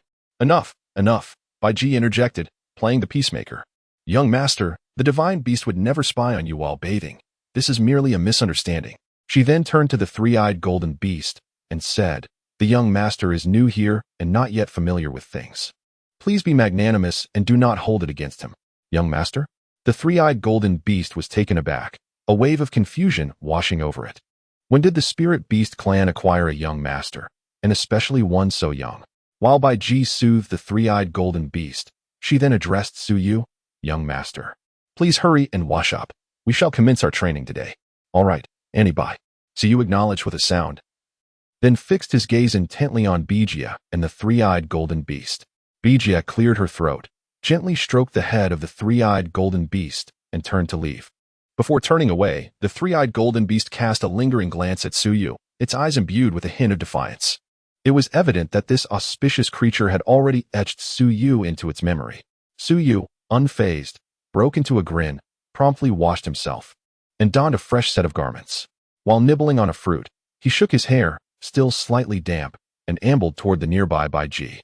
Bai Ji and the mystical beast were seated gracefully beneath the tree, and upon noticing Suyu, Bai Ji waved her hand. Suyu called out and quickly stepped forward. Observing the seemingly still somewhat displeased mythical beast, a smile crept onto Suyu's face as he took out a fruit and offered it to the creature. Would you like a fruit? Humph. The mythical beast huffed and turned its head away. How prideful. Suyu couldn't help but chuckle inwardly as she casually retrieved the fruit. Taking a decisive bite. If I want tea share, then I shall indulge myself. This action caused the divine beast to tremble with indignation. Enough now, young master. Do not always tease the divine beast. Baiji observed the situation and realized that Suyu was deliberately provoking the three-eyed golden lion. Despite being 15,000 years old, the three-eyed golden lion remained as innocent as a young girl, lacking in cunning. Although Suyu is merely 6 years old, he is as clever as a fox. And the auspicious beast is certainly no match for him. If this continues, she genuinely fears that the auspicious beast may come to harm. Having watched these children grow up, she feels a pang of sympathy for anyone who suffers. Very well then. Suyu swiftly finished the fruit, adopting a demeanor of a well-behaved child. Aunt Bai, what shall we learn today? Baiji responded with a gentle smile. From today onward, we will primarily focus on various theories and practical lessons. The morning will be dedicated to theoretical knowledge, encompassing aspects such as the lifespan of soul beasts, their characteristics, combat methods, and their habits. In the afternoon, we shall engage in practical training. Unlike those soul masters who categorize things in meticulous detail, we possess our own unique strengths. When it comes to understanding various soul beasts, humanity pales in comparison to us. Our practical training, conducted in the Stardow Forest, features a plethora of diverse soul beasts, ensuring a combat experience far richer and more direct than that found in human academies. In a sense, our practical training is more authentic. Lower-level soul beasts do not exhibit the restraint that humans might. Baiji spoke with profound significance. Hearing this, Suyu nodded in agreement. The battles among soul beasts are more primal, bloody, and genuine. Humans possess rationality and know when to hold back, but soul beasts do not. Their attacks are more ferocious and lethal. Conversely, enduring such practical training will undoubtedly refine his combat style, making it exceptionally decisive, sharp, and straightforward. Chapter 17. The God's Lair Wind Baboon? One must understand that having witnessed bloodshed and being untouched by it are two entirely different concepts. Are you afraid? Baiji inquired with a smile. I am fully prepared, Suyu replied with unwavering resolve. If he lacked even this modicum of determination, he would not be worthy of his formidable abilities. Excellent, Baiji nodded in satisfaction. Let us commence today's lesson. With that, she gestured towards the distance, and shortly thereafter, a fire-red three-headed mastiff emerged from the dense forest. Following it were a dozen similarly crimson mastiffs, each carrying a soul beast in their mouths. Upon seeing the three-headed mastiff, Suyu immediately recognized it. This was the Crimson King, one of the 10 ferocious beasts, its true form being the three-headed crimson demon mastiff. With a cultivation age of approximately 300,000 years, roughly equivalent to a 96th to 97th level super Delaw among humans. In the original text, this Crimson King was even inferior to the most mediocre 98th level peak Delaw, Xuanzi, indicating a slight gap from the 98th level. The Crimson King dropped the 3 soul beasts it was carrying and respectfully bowed to Suyu, addressing him as young master. You may rise, Crimson King. Suyu received a salute from the Crimson King, his expression remaining largely unchanged. Unlike the Emperor Tian and Baiji, who had raised him since childhood and shared a bond of affection, he naturally referred to them as uncle and aunt. However, for the other spirit beasts, he could address them as he pleased. He was not oblivious to the significance of his identity. Baiji, I have brought you the spirit beasts you desired. Behind him, a dozen crimson magic hounds dropped the spirit beasts they had been carrying. Thank you for your efforts, Baiji said softly. The Crimson King shook his head, nodded towards the auspicious beast, and then turned to Suyu. Young master, should you require anything, do not hesitate to call. I shall always be at your service. I appreciate your assistance, Suyu replied in a calm tone. It is merely my duty, the Crimson King said, bowing once more before departing with the numerous crimson magic hounds. Following this scene, the three-eyed golden lion gazed at Suyu with increased curiosity. Even the Crimson King had shown him such deference, referring to himself as a subordinate. She, as a regal auspicious beast, had yet to receive such treatment. Now, let us commence our studies. Baiji clapped her hands, redirecting Suyu's attention, and with a flick of her wrist, a spirit beast was drawn before him. It was a baboon, standing about 1 meter tall, adorned with brownish-yellow fur, its eyes a deep brown, and possessing unusually long arms with sharp claws. Its canine teeth protruded, and a fierce glint shone in its eyes. This was a 10-year spirit beast, a wind baboon. The wind baboon is classified as a low-level spirit beast, distinguished primarily by its height, fur, and eyes. A 10-year wind baboon typically stands under 2 meters tall, with brownish-yellow fur and brown eyes. A 100-year wind baboon measures between 2 and 4 meters, while a 1,000-year specimen exceeds 4 meters, displaying deep yellow fur and dark brown eyes. When it reaches 10,000 years, the wind baboon's size diminishes to around 2 meters. However, at this moment, the wind baboon appeared dark yellow with black eyes, exhibiting a substantial increase in speed, strength, defense, and attack capabilities. Bai Ji pointed to the spirit beast before them, providing an introduction. As she spoke, she summoned 3 more spirit beasts, which, like the wind baboon, bore a striking resemblance. It was evident that they were a 100-year, a 1,000-year, and a 10,000-year wind baboon, respectively. Su Yu's gaze continually scrutinized the wind baboon before him, his eyes glimmering with intrigue. So this is the God-slayer, the wind baboon. If one were to speak of the most renowned soul beast in the second rank of combat, the wind baboon would undoubtedly take the lead, having nearly achieved the feat of slaying a deity. Alas, it fell just short of success. Had it triumphed, it would have basked in glory for a lifetime. He observed closely the distinctions between them. At that moment, Bai Ji's voice resonated appropriately. Su nodded, observing the distinctions among the 4 wind baboons. The wind baboons employed a unique method of attack, unleashing white waves of light from their mouths to assail their foes. Bai Ji spoke incessantly, and Su Yu attentively absorbed her words, nodding in understanding. The emerald swan, a remarkably unique spirit beast, was inherently a healing type, endowed with formidable restorative abilities, and was often accompanied and protected by other spirit beasts. As the sovereign of the emerald swan lineage, Bai Ji was followed by an innumerable host of spirit beasts, thus granting her profound knowledge of various spirit creatures. She elucidated the characteristics of each spirit beast with clarity and depth, while Su Yu focused intently, reaping immense benefits from her teachings. The 3-eyed golden lion, meanwhile, observed Bai Ji's instruction with a sense of ennui, yawning lazily. It curled its body into a comfortable position and soon succumbed to slumber. Time flew by swiftly, and before long, the morning had vanished. Throughout that morning, Su Yu diligently studied over 10 types of spirit beasts, memorizing their age characteristics, combat methods, and advantageous traits. He firmly imprinted this knowledge in his mind. Such treatment was unparalleled. Who else could claim that the sovereign of the Star Dove Forest personally captured spirit beasts for their education? The insights gleaned from books paled in comparison to the vivid, detailed observations he had made firsthand. Not only had he seen these spirit beasts, but he had also touched them, gaining a clear understanding of the texture of their fur, the firmness of their muscles, and the robustness of their bones. This was indeed the privilege of being the heir of spirit beasts. After a morning of study, he consumed a couple of fruits for lunch, took a brief respite, and moved on to the afternoon's activities. The afternoon was dedicated to practical exercises. This time, they ventured beyond the core area, as Bai Ji led Su Yu into genuine combat experiences. The surroundings and the spirit beast were all authentic. Bai Ji swiftly guided Su Yu to the outer region, where he would encounter opponents more fitting for his status as a novice spirit master. Su Yu traversed the jungle, while Bai Ji and the 3-eyed golden lion concealed their presence, observing from a short distance away. With Bai Ji by his side, there was always the assurance of timely assistance, alleviating any concerns regarding potential perils that might befall Su Yu. Su Yu traversed the dense forest alone, grasping a hefty iron hammer in his hand. This hammer, custom-made for him, weighed several hundred pounds. Given his utter lack of combat experience, he found himself unable to wield any other weapon effectively. Thus, he deemed it wiser to wield this hammer, flailing it about randomly, and coupled with his extraordinary strength, it surprisingly possessed considerable destructive power. Su Yu traversed through the dense forest, his mind intensely focused. The surroundings were eerily silent, and paradoxically, he felt compelled to remain vigilant. Suddenly, a flicker caught Su Yu's eye. Ahead on the path, it appeared as though a shadow had darted past in an instant. Su Yu tightened his grip on the hammer, his gaze transforming into an icy calm. Suddenly, he felt a chill creeping up his back. He swiftly dove to the right, simultaneously swinging the hammer with force. Chapter 18. The Subtle Smirk of the Auspicious Beast.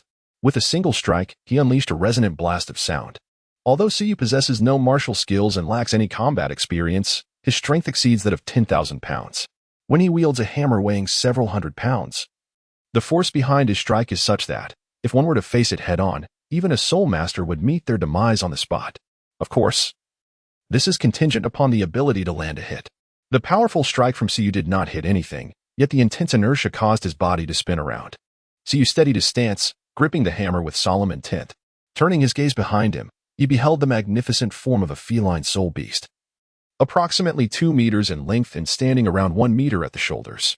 Its coat shimmered in shades of brown and yellow, adorned with striking purple spots, while its eyes gleamed darkly, revealing a mouthful of razor-sharp fangs.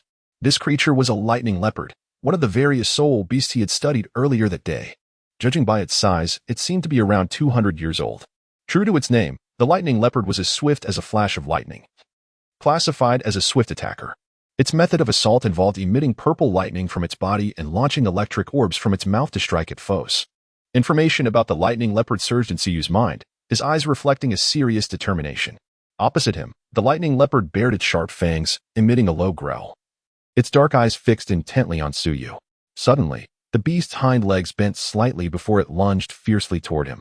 Suyu's right foot struck the ground, creating a small pit, as he swung his right arm, wielding a massive iron hammer that soared directly towards the lightning leopard. The iron hammer sliced through the air, generating powerful gusts. Sensing the imminent danger of the strike, the lightning leopard swiftly transformed mid-air, darting to another location. Subsequently, its purple leopard-patterned fur shimmered brilliantly, with arcs of electricity flickering around it. From its mouth, it expelled a spherical mass of electricity, approximately a foot in diameter, hurtling rapidly towards Siyu. Siyu's pupils constricted as he swiftly leaped to the side, evading the impending danger. At that very moment, the lightning leopard lunged forth. Its gaping maw aimed directly at Siyu's neck. Had it succeeded, Siyu would undoubtedly have met his demise on the spot. In this critical instant, the black dragon ring in Suyu's grasp emanated a brilliant light, and a bronze cauldron materialized abruptly. The lightning leopard, caught off guard, collided headlong with the cauldron. Seizing this rare opportunity, Siyu firmly grasped one of the cauldron's legs and swung it forcefully at the lightning leopard. The creature was sent hurtling through the air for several meters, crashing to the ground and rolling over multiple times. Siyu strode forward with determination, leaping into the air. With immense force, he brought down his mighty hammer in his right hand. With a single strike, the lightning leopard's skull shattered, its essence departing for the afterlife. Siyu finally sheathed his formidable iron hammer, panting heavily, still trembling from the recent ordeal. In that fleeting moment, he truly felt his life was in jeopardy. Hence, his retaliation was exceedingly fierce. It was purely instinctual, born from the depths of crisis. Now, as his reason gradually returned, he began to ponder whether he had struck too forcefully. His initial blow had resulted in the immediate demise of the lightning leopard. With the creature's lifeless form lying before him, a halo of yellow soul rings began to materialize around its body. Only upon witnessing Suyu's triumph did Bai Ji, accompanied by the three-eyed golden lion, finally appear by his side. As Siyu gazed at the approaching Bai Ji, he parted his lips to speak. "And Bai, young master, I comprehend your unvoiced concerns. There is no need for hesitation. This is a trial, a matter of life and death. In battles for survival, it is either your demise or mine. If you remain overly cautious, what is the purpose of this endeavor? As long as you do not engage in indiscriminate slaughter, it is acceptable," Bai Ji replied with a smile. "Among soul beasts, mutual annihilation is a commonplace occurrence. Slaying 2 soul beasts is, in truth, of little consequence. It is only the senseless massacre that is objectionable. What is truly distasteful is the act of killing soul beasts while cloaking it in the guise of righteousness, to assert one's own moral standing. Moreover, Siyu's purpose is to instill hope within the entire soul beast community, rather than to agonize over the lives of a mere few beasts. I understand now, and Bai." As he absorbed Bai Ji's words, Siyu's apprehensions gradually dissipated. Ultimately, he was human, and his concerns primarily revolved around the feelings of Bai Ji and the others. With Bai Ji's reassurances, he felt a sense of relief wash over him. He chuckled softly. As soon as Siyu finished speaking, he noticed the three-eyed golden lion gazing at him, one paw covering its mouth, laughing heartily. Siyu appeared utterly bewildered, still unaware of the events that had transpired. Bai Ji offered a gentle smile, her delicate white hand lifting to softly brush away the fallen leaves from Suyu's hair and wipe the dust from his face. How utterly disheveled! The three-eyed golden lion raised its head, speaking with a haughty demeanor. It was clear that it referred to Siyu rolling on the ground, compelled by the lightning leopard. Siyu smiled faintly, unfazed by the situation. Indeed, he possessed little combat experience. "Shall we continue?" Bai Ji inquired. Siyu nodded. "Very well, let us proceed." Bai Ji smiled and, accompanied by the three-eyed golden lion, ventured forth once more. Suyu continued his training and soon encountered a century-old elephant rhinoceros. Unlike the lightning leopard, the elephant rhinoceros is a defensive-type spirit beast. Its skin is tough and its flesh is thick, endowed with immense strength. Ordinary spirit masters struggle to breach its formidable defenses. Suyu, however, was invigorated. What he feared the least were those who relied on brute strength and defensive capabilities. Conversely, it was the swift opponents that instilled a sense of caution within him. With a forceful swing, Suyu wielded the massive iron hammer, weighing several hundred pounds. Coupled with his extraordinary strength of 10,000 pounds, seizing the opportunity to bring the century-old elephant rhinoceros to its knees. This battle was a most exhilarating experience for Suyu, delivering a sense of satisfaction akin to striking a perfect target. Following the encounter with the century-old elephant rhinoceros, Suyu faced yet another formidable adversary, a tiger demon cat of over 500 years of cultivation. Suyu was not familiar with this particular soul beast, yet he could discern that it belonged to the feline category. Feline soul beasts have always been known for their agility and swift attacks. Suyu harbored a profound apprehension towards this agile spirit beast. The battle commenced swiftly, with Suyu wielding his hammer with formidable might. However, the tiger demon cat exhibited remarkable speed, evading the strikes of his massive hammer with ease.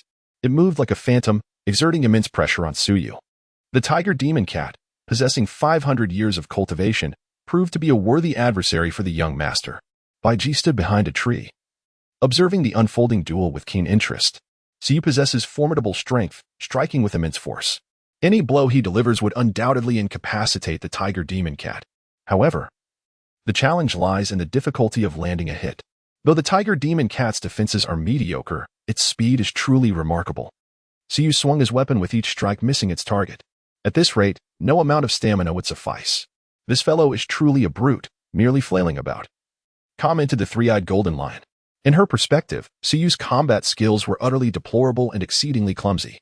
Chapter 19. First Soul Skill, Ice Emperor's Edict. It is hardly surprising, given that today marks the young master's inaugural day of battle. Such performance is commendable.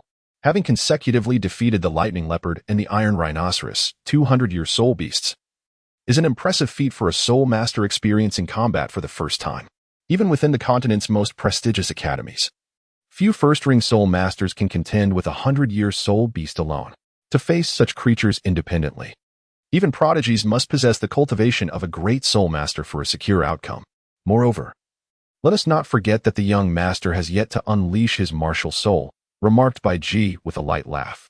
Indeed, what martial soul does he possess? The three-eyed golden lion inquired with curiosity. It is a rare occurrence for a human to become the master of soul beasts. You shall soon find out, Bai Ji murmured, her gaze fixed upon the distant battlefield. In the forest, Suyu was entangled in combat with the tiger demon cat. This creature, a diminutive blue-furred feline measuring no more than 2 feet in length, bore faint tiger stripes and possessed piercing crimson eyes that radiated ferocity. The tiger demon cat is a common feline soul beast, known for its formidable aggression. It embodies both wind and darkness attributes, contributing to its potent offensive capabilities. Although it possesses small wings that preclude flight, these appendages assist in altering its trajectory during rapid movements. The tiger demon cat is exceedingly agile, which accounts for Suyu's persistent inability to land a hit despite the prolonged skirmish. Whoosh! Suyu exhaled heavily, his gaze as solemn as water. The tiger demon cat proved to be exceedingly elusive. Despite the impenetrable dance of his hammer, he could not seem to make contact with the creature. Suyu was acutely aware that if he delayed any further, he would likely find himself in a precarious situation. There was no other option. Murmuring softly, a radiant icy blue light suddenly enveloped him. Within a 2-meter radius, a layer of white frost gradually spread forth, and behind Suyu, a figure clad in an icy blue imperial robe materialized. Beneath him, a circle of purple soul rings shimmered with ethereal grace. The tiger demon cat, sensing the dramatic shift in Suyu's aura, displayed a wary glint in its crimson eyes. Its back arched high, and its sharp claws emanated a cerulean glow. It regarded Suyu, assuming a stance of aggression. After a brief moment, a fierce glint flashed in its eyes, and it transformed into a blur, charging forward with ferocity. However, Suyu did not continue to wield the hammer. Instead, with a flicker of the violet soul ring, the body of the tiger demon cat was instantaneously transformed into a sculpture of ice, plummeting from the air. It was astonishing that Suyu had dispatched it with a single strike. Even Bai Ji and the three-eyed golden lion, who had been observing from a distance, were taken aback. In an instant, the tiger demon cat was subdued. And by G, you may come out now. Suyu exhaled slowly, calling towards his rear. Upon hearing this, Bai Ji approached, accompanied by the three-eyed golden lion. The latter curiously circled the ice sculpture of the tiger demon cat twice, surprise flickering in its golden eyes. What an incredibly low temperature. This is the essence of ice, remarked the three-eyed golden lion, a hint of astonishment evident in its voice. As a divine beast, it possessed the bloodline of the golden dragon, alongside the ultimate attributes of light and fire. One could say its attributes were nothing short of extraordinary. The ice of Suyu evokes a sensation that is, in terms of quality, entirely comparable to his ultimate fire. She is certain that Suyu embodies the epitome of ice. How did you achieve this? The three-eyed golden lion raised its head, gazing curiously at Suyu. Even the most exquisite ice, such a display is somewhat astonishing. Before the manifestation of his martial soul, the struggle was considerable, yet, upon awakening it, he was able to eliminate his opponent in an instant? The contrast is indeed striking. Suyu smiled gently and said, "My first soul skill is called Ice Cold, the Emperor's Edict. It is akin to a supreme monarch issuing a sacred decree, activating instantaneously with a guaranteed hit. Once struck, the target is invariably subjected to a forceful freeze. Opponents whose soul power does not exceed 2 ranks below mine will be frozen for 3 seconds, while those above 2 ranks will have their freeze duration determined by their own cultivation level. I am unfamiliar with this feline soul beast, but it is likely a century-old spirit. A century-old soul beast, especially one of the agile attack type, stands no chance of escape once frozen. Indeed, the duration of the freeze imposed by Ice Cold, the Emperor's Edict, is 3 seconds. However, whether one can break free immediately after that will depend on the specific circumstances. The attributes of Suyu are, after all, the epitome of ice. The freezing power of such ultimate ice is not so easily shattered. At least, this tiger demon cat cannot escape. With instantaneous activation and guaranteed hit, the forceful freezing ability is indeed a formidable soul skill." The three-eyed golden lion could not help but exclaim in admiration. The effects of this soul skill are truly terrifying. Does this not imply that, once unleashed, the opponent will inevitably be controlled? Is the soul power consumption significant? The three-eyed golden lion inquired further. Fortunately, with my current soul power, I can unleash it about 10 times without any concern. Suyu chuckled, exclaiming, "Divine skill." The three-eyed golden beast widened its eyes in astonishment. Such an extraordinary ability. And yet the consumption was surprisingly minimal. The effectiveness of this soul technique was truly outrageous. It could only be described as a divine skill. Indeed, this technique could be deemed divine, at the same level, or even 1 tier higher. With this soul technique in play, one could effortlessly sweep through adversaries. Bai Ji also expressed her admiration in words. Suyu smiled faintly, remaining silent. Is this truly a divine skill? This ability can indeed be enhanced with the increasing age of the soul ring. In other words, as the soul ring's age advances, the duration of the forced freeze will also extend. This exemplifies the effect of his first soul skill, Icebound, Decree of the Emperor. As the source soul ring bestowed by the heavens, it is certainly not a mere title of vanity. Such an effect is worthy of the prestige associated with a divine source soul ring. However, it is essential to note that no soul skill is absolutely invincible. Skills such as purification, immunity, and the indomitable golden body can effectively counter the effects of Icebound, Decree of the Emperor. Yet, one must ponder, how many possess such soul skills? With just this singular ability, Suyu can already be deemed an exceptional control-type soul master. Of course, Suyu does not solely pursue the path of control. He envisions a development route for his Ice Emperor that is a harmonious blend of offense and control. A balance of control and output is the true path to mastery. Solely focusing on control would squander the potential of the Ice Emperor martial soul. Truly, it is an astonishing soul skill. Bai Ji marveled once more, lifting her gaze to the sky. At this moment, the sun was setting, painting the horizon with a brilliant tapestry of fiery clouds. Well, it is getting late. Let us conclude today's training here. Suyu nodded, after such an arduous battle. He was indeed quite fatigued. Well then, let us return, said Bai Ji with a gentle smile, as she led Suyu and the three-eyed golden lion back to the core area. Chapter 20. A certain deity. You have chosen the path to death as night fell. A bonfire blazed before the lake of life. 1 person and 2 beasts gathered around the flickering flames, while the moonlight shone brightly above, adorned with a myriad of twinkling stars. Suyu held a bamboo stick, upon which a 3-foot-long rabbit was skewered, sizzling and roasting to perfection. Golden droplets of fat cascaded from the meat, releasing an intoxicatingly rich aroma that wafted through the air. So you extracted several spices and chili powder from the soul-guiding device, sprinkling them generously, with a gentle stir over the flames. An indescribable and enchanting aroma was further awakened. It was nearly ready, so you retrieved the bamboo stick and gently inhaled the aroma of the rabbit meat. Unable to suppress a soft exclamation of delight, indeed, it is quite fragrant. Aunt Biji, please indulge yourself. He tore off a rabbit leg and offered it to Biji, who accepted it with a light chuckle. Subsequently, Siyu waved the roasted rabbit tantalizingly before the three-eyed golden lion, teasing, "What do you think? Are you tempted to partake?" Before Siyu could finish laughing, he suddenly uttered a curse. Before his eyes, the three-eyed golden beast opened its mouth and swiftly seized the entire rabbit, then took off running. Its lithe form transformed into a streak of golden light, dashing away. "Hey, stop right there." Siyu quickly stood up, his anxiety causing him to jump in place as he hurriedly gave chase.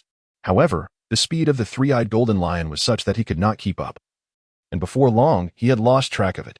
Very well, so this is how it shall be played. Siyu continued to mutter to himself. There was no other option, he had to retrace his steps. Before long, a brilliant golden light appeared once more. Siyu turned his head and beheld none other than the three-eyed golden lion. The three-eyed golden lion approached Siyu with remarkable swiftness.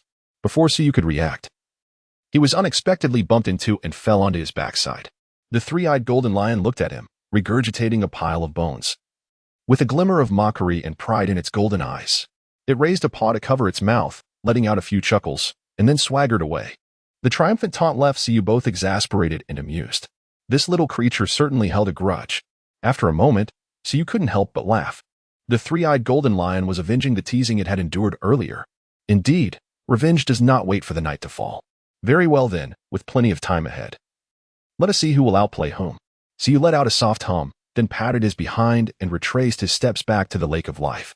In the realm of Doluwa continent, within the divine realm, a majestic temple stood tall. Within its hallowed halls, a figure stood in tranquil contemplation. He possessed cascading water-blue hair that flowed like a waterfall to the ground, making it difficult to discern his gender from behind. Adorned in an opulent blue robe, it seemed as if waves danced upon its surface, emanating an endless azure hue. His visage was strikingly beautiful, almost feminine, with deep-set eyes that occasionally flickered with a hint of purple. As he gazed down upon the mortal realm, his brows furrowed slightly. 6 years prior, the Doluwa continent had witnessed the emergence of a new star, only to be eclipsed by an even more radiant one that shone with resplendent brilliance. This nascent star, imbued with immense fortune, was destined to wield significant influence over the divine realm. As the divine king, I cannot remain a passive observer. I must guide him toward the right path. Yet, after 6 years, a veil of mist obscures his identity, rendering it nearly impossible to ascertain even the slightest detail about him. Could this be a deliberate concealment by the will of the Doluwa continent? Humph. This world will has already chosen its path to demise. The blue-clad man uttered a disdainful snort, a glimmer of murderous intent flashing in his eyes. Third brother. A gentle call resonated, and a figure stepped forth from the ethereal realm, gracefully wrapping her arm around his. It was as if she had performed this action countless times before, showcasing an innate familiarity. She was a woman clad in a flowing pink dress, her long hair braided elegantly like a scorpion's tail. From a side view, her delicate, slender neck was visible, while the waist of her gown accentuated her alluring silhouette perfectly. Little dance. The man tilted his head slightly, his murderous intent concealed as he gazed tenderly at the woman beside him, his eyes filled with affection. This man was none other than Tang San, the sea god and Shura god, renowned for his purity and grace. Third brother, why the sudden anger? Is it once again due to matters concerning the Doluwa continent? Little Dance leaned against Tang San, her tone filled with concern. Tang San gently ruffled her hair and replied, "It's nothing. A new star has emerged in the lower realm. I attempted to discern the truth, yet I find myself shrouded in layers of mist. I can only hope for a favorable outcome." Tang San sighed deeply, his expression reflecting his worries for both the divine realm and the future of the Doluwa continent. Since you refer to him as a new star, he must be a remarkable individual. If only he could assist you in revitalizing the Tang sect, Little Dance lamented, her heart heavy for Tang San. After the collision of the Sun and Moon continent with the Doluwa continent, the rise of soul-guiding devices had led to the gradual decline of the Tang sect, which Tang San had established with his own hands. Let us hope. My observations of the heavens suggest that the Tang sect's fate is not yet sealed. There remains a chance for resurgence, Tang San asserted confidently. The Tang sect, once so glorious, with its unparalleled hidden weapons, could not possibly fade into oblivion. It was the subsequent generations who failed to strive. The Tang sect's hidden weapons were never inferior. How could a soul-guiding device compare to the intricacy of the Tang sect's craftsmanship? If only someone could recreate the Buddha's Wrath Tang lotus or the rainfall pear blossom needle, the Tang sect would not find itself in its current predicament. You are right, third brother. The Tang sect will surely thrive again. Little Dance gazed adoringly at Tang San, unwavering in her belief. Everything you say is correct. Tang San smiled gently and caressed Little Dance's face, just as he was about to speak when he suddenly felt as though something was amiss. Looking down, he realized his trousers had inexplicably vanished. A cool breeze swept by, sending a shiver through him. After a moment of silence, an enraged roar erupted, startling Little Dance. Who dares? Who dares to mock this divine king? You have chosen your path to demise. Tang San bellowed, his previous elegance and nobility evaporating, replaced by a ferocity that sent a chill down Little Dance's spine. She lowered her head, her eyes widening in shock. Third brother, Little Dance gasped, quickly covering her mouth. Humph, it must be the god of destruction, Tang San snorted, knowing that among the 5 divine kings, only the god of destruction had the power to incite such chaos. Chapter 21, The Divine King's Roar. For years, dare to humiliate this divine king, god of destruction. I vow not to let this matter rest, Tang San shouted, his fists clenched tightly. In that moment, a certain divine king harbored a deep-seated enmity for the god of destruction. In the god of destruction's temple, the god of destruction sneezed heavily. Which fool dares to curse me from the shadows? Could it be Tang San? He muttered, a flicker of malice crossing his violet eyes. Tang San, short-sighted as he is, holds the core of the divine realm in his hands, and that is no trivial matter. Both the god of goodness and the god of evil, how foolish you are. With a sigh, the god of destruction's gaze grew resolute. It seems I must hasten my plans. So you rose early in the morning. System, check-in. Ding. The system detected that the host had checked in for 7 consecutive days and was proceeding with the weekly check-in. Ding. Congratulations to the host for receiving the exclusive Sea God underwear. See, was exasperated. After diligently checking in for 7 consecutive days, was this the reward he received? What purpose could this serve? How frustrating. Siyu quietly cursed under his breath before commencing his morning exercise. With a weight of 2,000 pounds hoisted above him, he began to run. Beside the lake of life, the diminutive figure of Siyu was in motion. Not far away, as she observed Siyu's unwavering diligence, the exquisite visage of Bai Ji blossomed into a gentle smile. With exceptional talent and relentless effort, Siyu's future holds boundless potential. It appears that the Soul Beast clan truly harbors hope. Before long, Siyu completed his training. After a thorough cleansing, he enjoyed a hearty breakfast and then embarked on today's cultivation. The morning was dedicated to the study of various theoretical concepts, while the afternoon was reserved for practical combat training, regardless of whether the winds howled or the rains poured. Whether it was the sweltering heat of summer or the biting cold of winter, Siyu devoted himself to cultivation daily, rarely pausing in his endeavors. Thus, more than 4 years swiftly elapsed. 4 years later, the starry forest, Siyu moved with grace among the myriad thousand-year soul beasts. He darted like the wind, leaving no trace in his wake. With a single punch, he summoned a tempest of frost, causing the soul beasts to fall one after another. They were either swept away by the raging gale or frozen into statues of ice. As Siyu traversed among the myriad of soul beasts, he remained utterly unharmed. With an air of indomitable spirit, he unleashed a resounding cry, followed by a powerful punch that enveloped the surrounding area within a radius of 5 zheng in layers of impenetrable ice. The 4 soul beasts struck simultaneously were transformed into exquisite ice sculptures in an instant. Siyu descended from the heavens, gently exhaling a breath of icy air.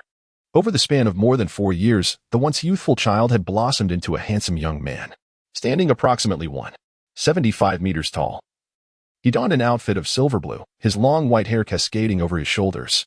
His features were striking, with finely sculpted contours, a prominent nose, delicately thin lips, and piercing ice-blue eyes.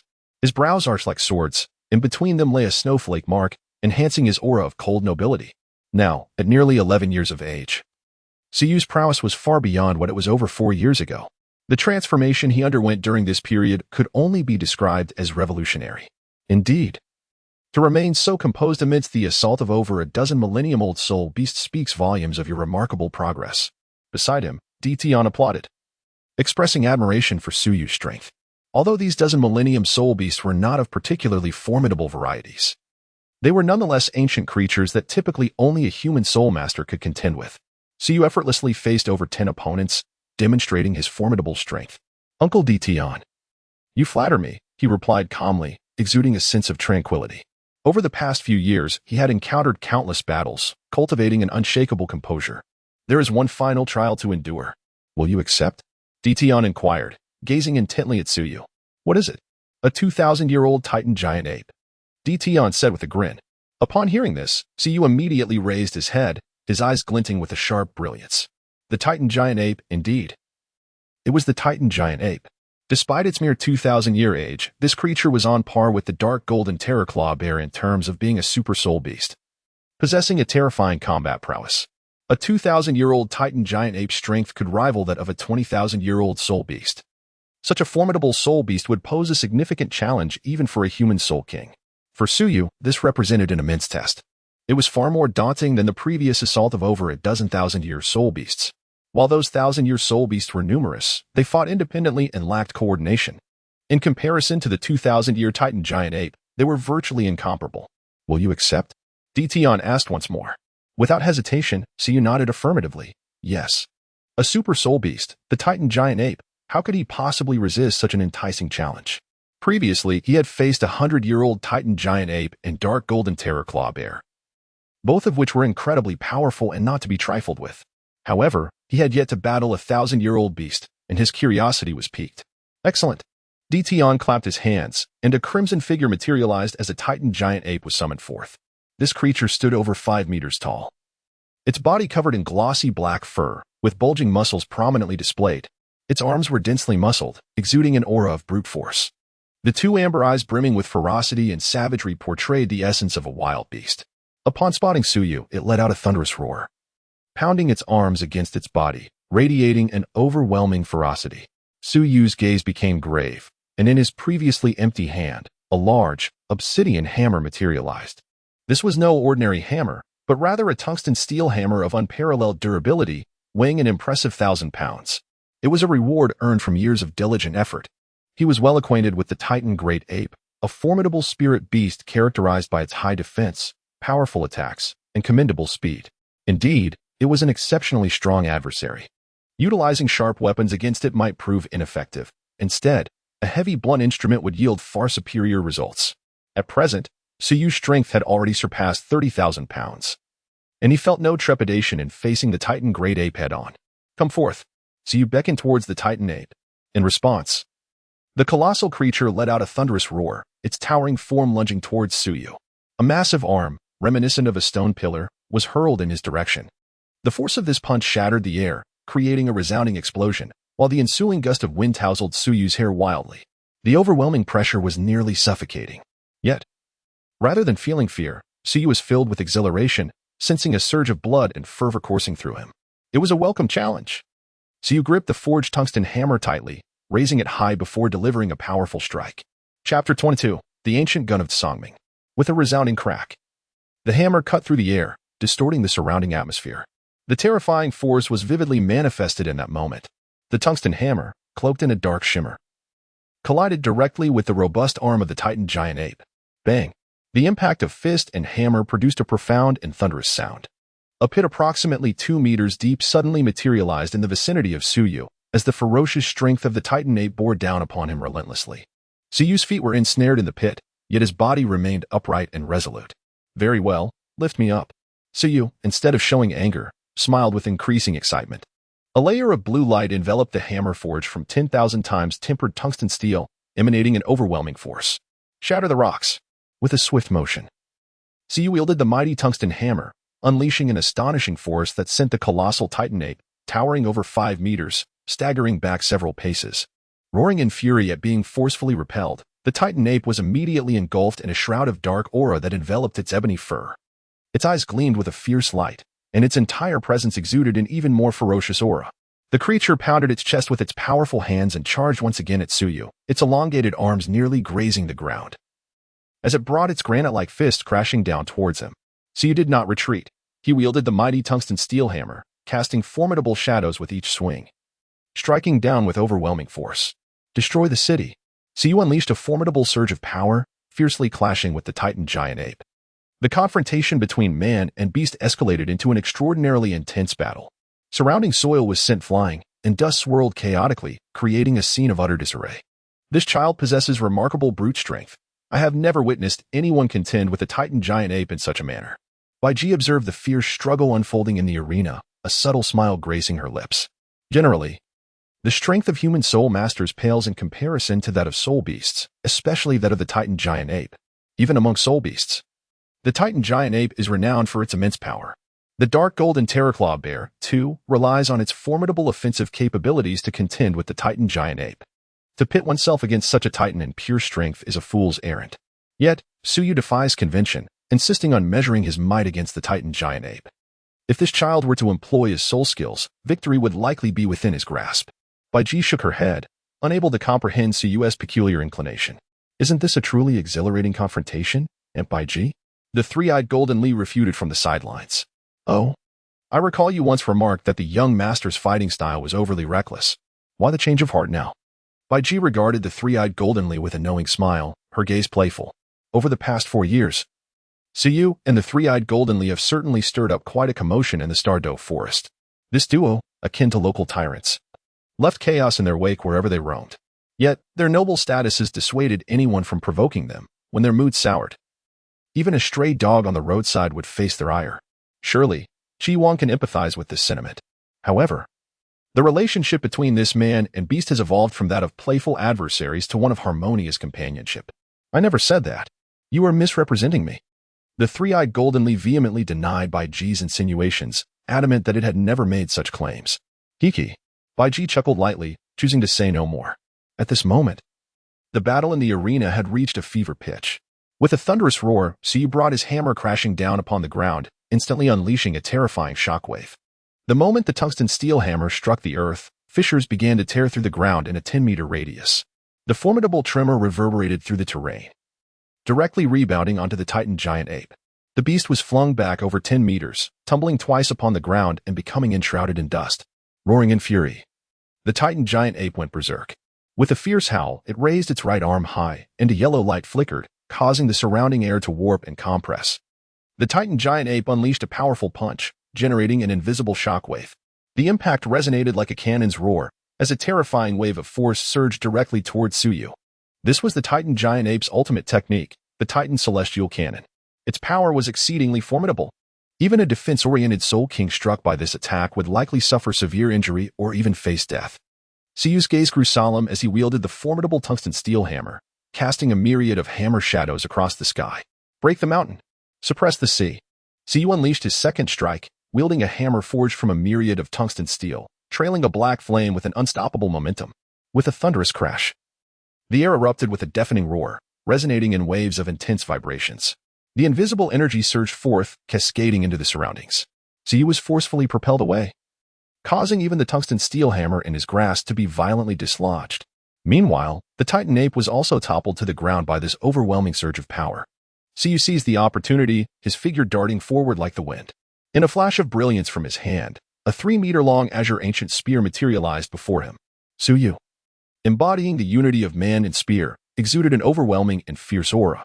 With a mighty thrust, he plunged his spear directly into the underbelly of the Titan ape, his arms' veins prominently bulging. Rise for me. Suyu unleashed a furious roar, effortlessly lifting the Titan giant ape. With a surge of strength, the colossal form of the Titan was hurled several dozen meters into the air. Unmatched in the world, Suyu leaped several dozen meters, his ancient firearm transforming into countless afterimages, striking directly upon the Titan great ape. With a resounding crash, the Titan great ape's massive form was forcefully brought to the ground by Suyu, sending clouds of dust swirling into the air. With remarkable agility, Suyu swiftly thrust his spear forward, piercing the shoulder of the Titan giant ape and pinning it firmly to the ground.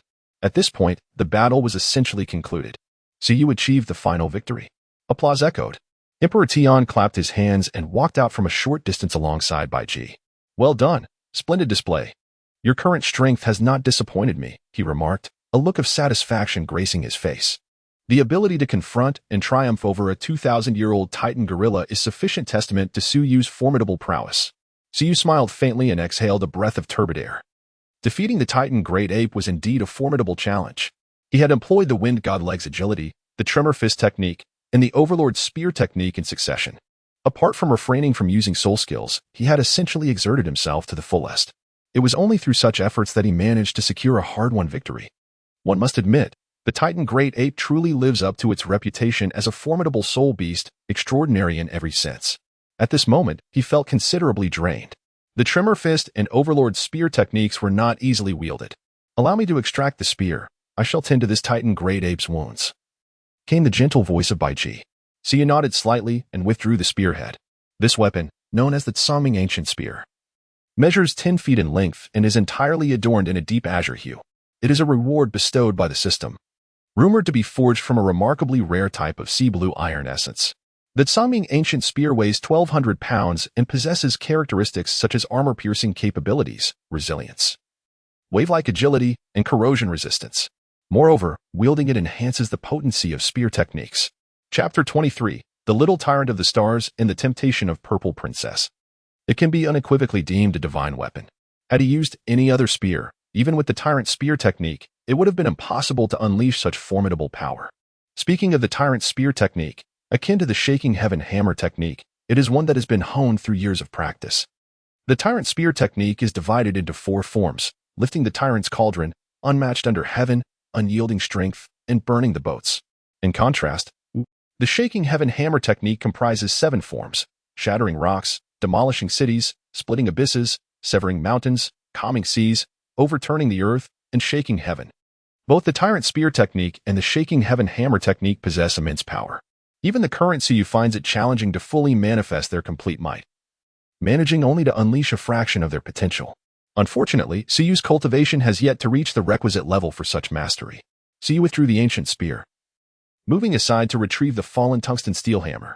Meanwhile, Biji had commenced her healing. The Titan great ape had sustained significant injuries. Siyu's onslaught was akin to a tempest, and his superhuman strength had resulted in several broken ribs and internal trauma. Notably, a gaping wound the size of a bowl festered on its shoulder, oozing blood. However, Biji, being the most formidable healing spirit beast, could revive nearly any creature that still clung to life. Under the radiant light of her healing abilities, the Titan great ape's wounds began to mend swiftly. "Let us embark on an adventure." At this moment, the 3-eyed golden lion approached Siyu and gently tugged at his sleeve with its mouth. Siyu gazed at Emperor Tian, who could not help but twitch the corner of his mouth, yet he still gestured with his hand, signaling him to proceed. The day's training had come to a close. With Emperor Tian's consent, Siyu no longer hesitated and swiftly mounted the back of the 3-eyed golden lion. In an instant, the 3-eyed golden lion transformed into a streak of golden light, swiftly vanishing into the depths of the dense forest. The speed at which the 3-eyed golden lion galloped was nothing short of astonishing. Siyu sat upon it, the sound of the whistling wind enveloping his ears. The fierce gale blew against him, causing his hair to dance wildly. This unrestrained sensation brought forth an exhilarating delight. In the starry great forest, riding the majestic beast with carefree elegance, such an experience, perhaps, was one that no one else could ever enjoy. "Where shall we go?"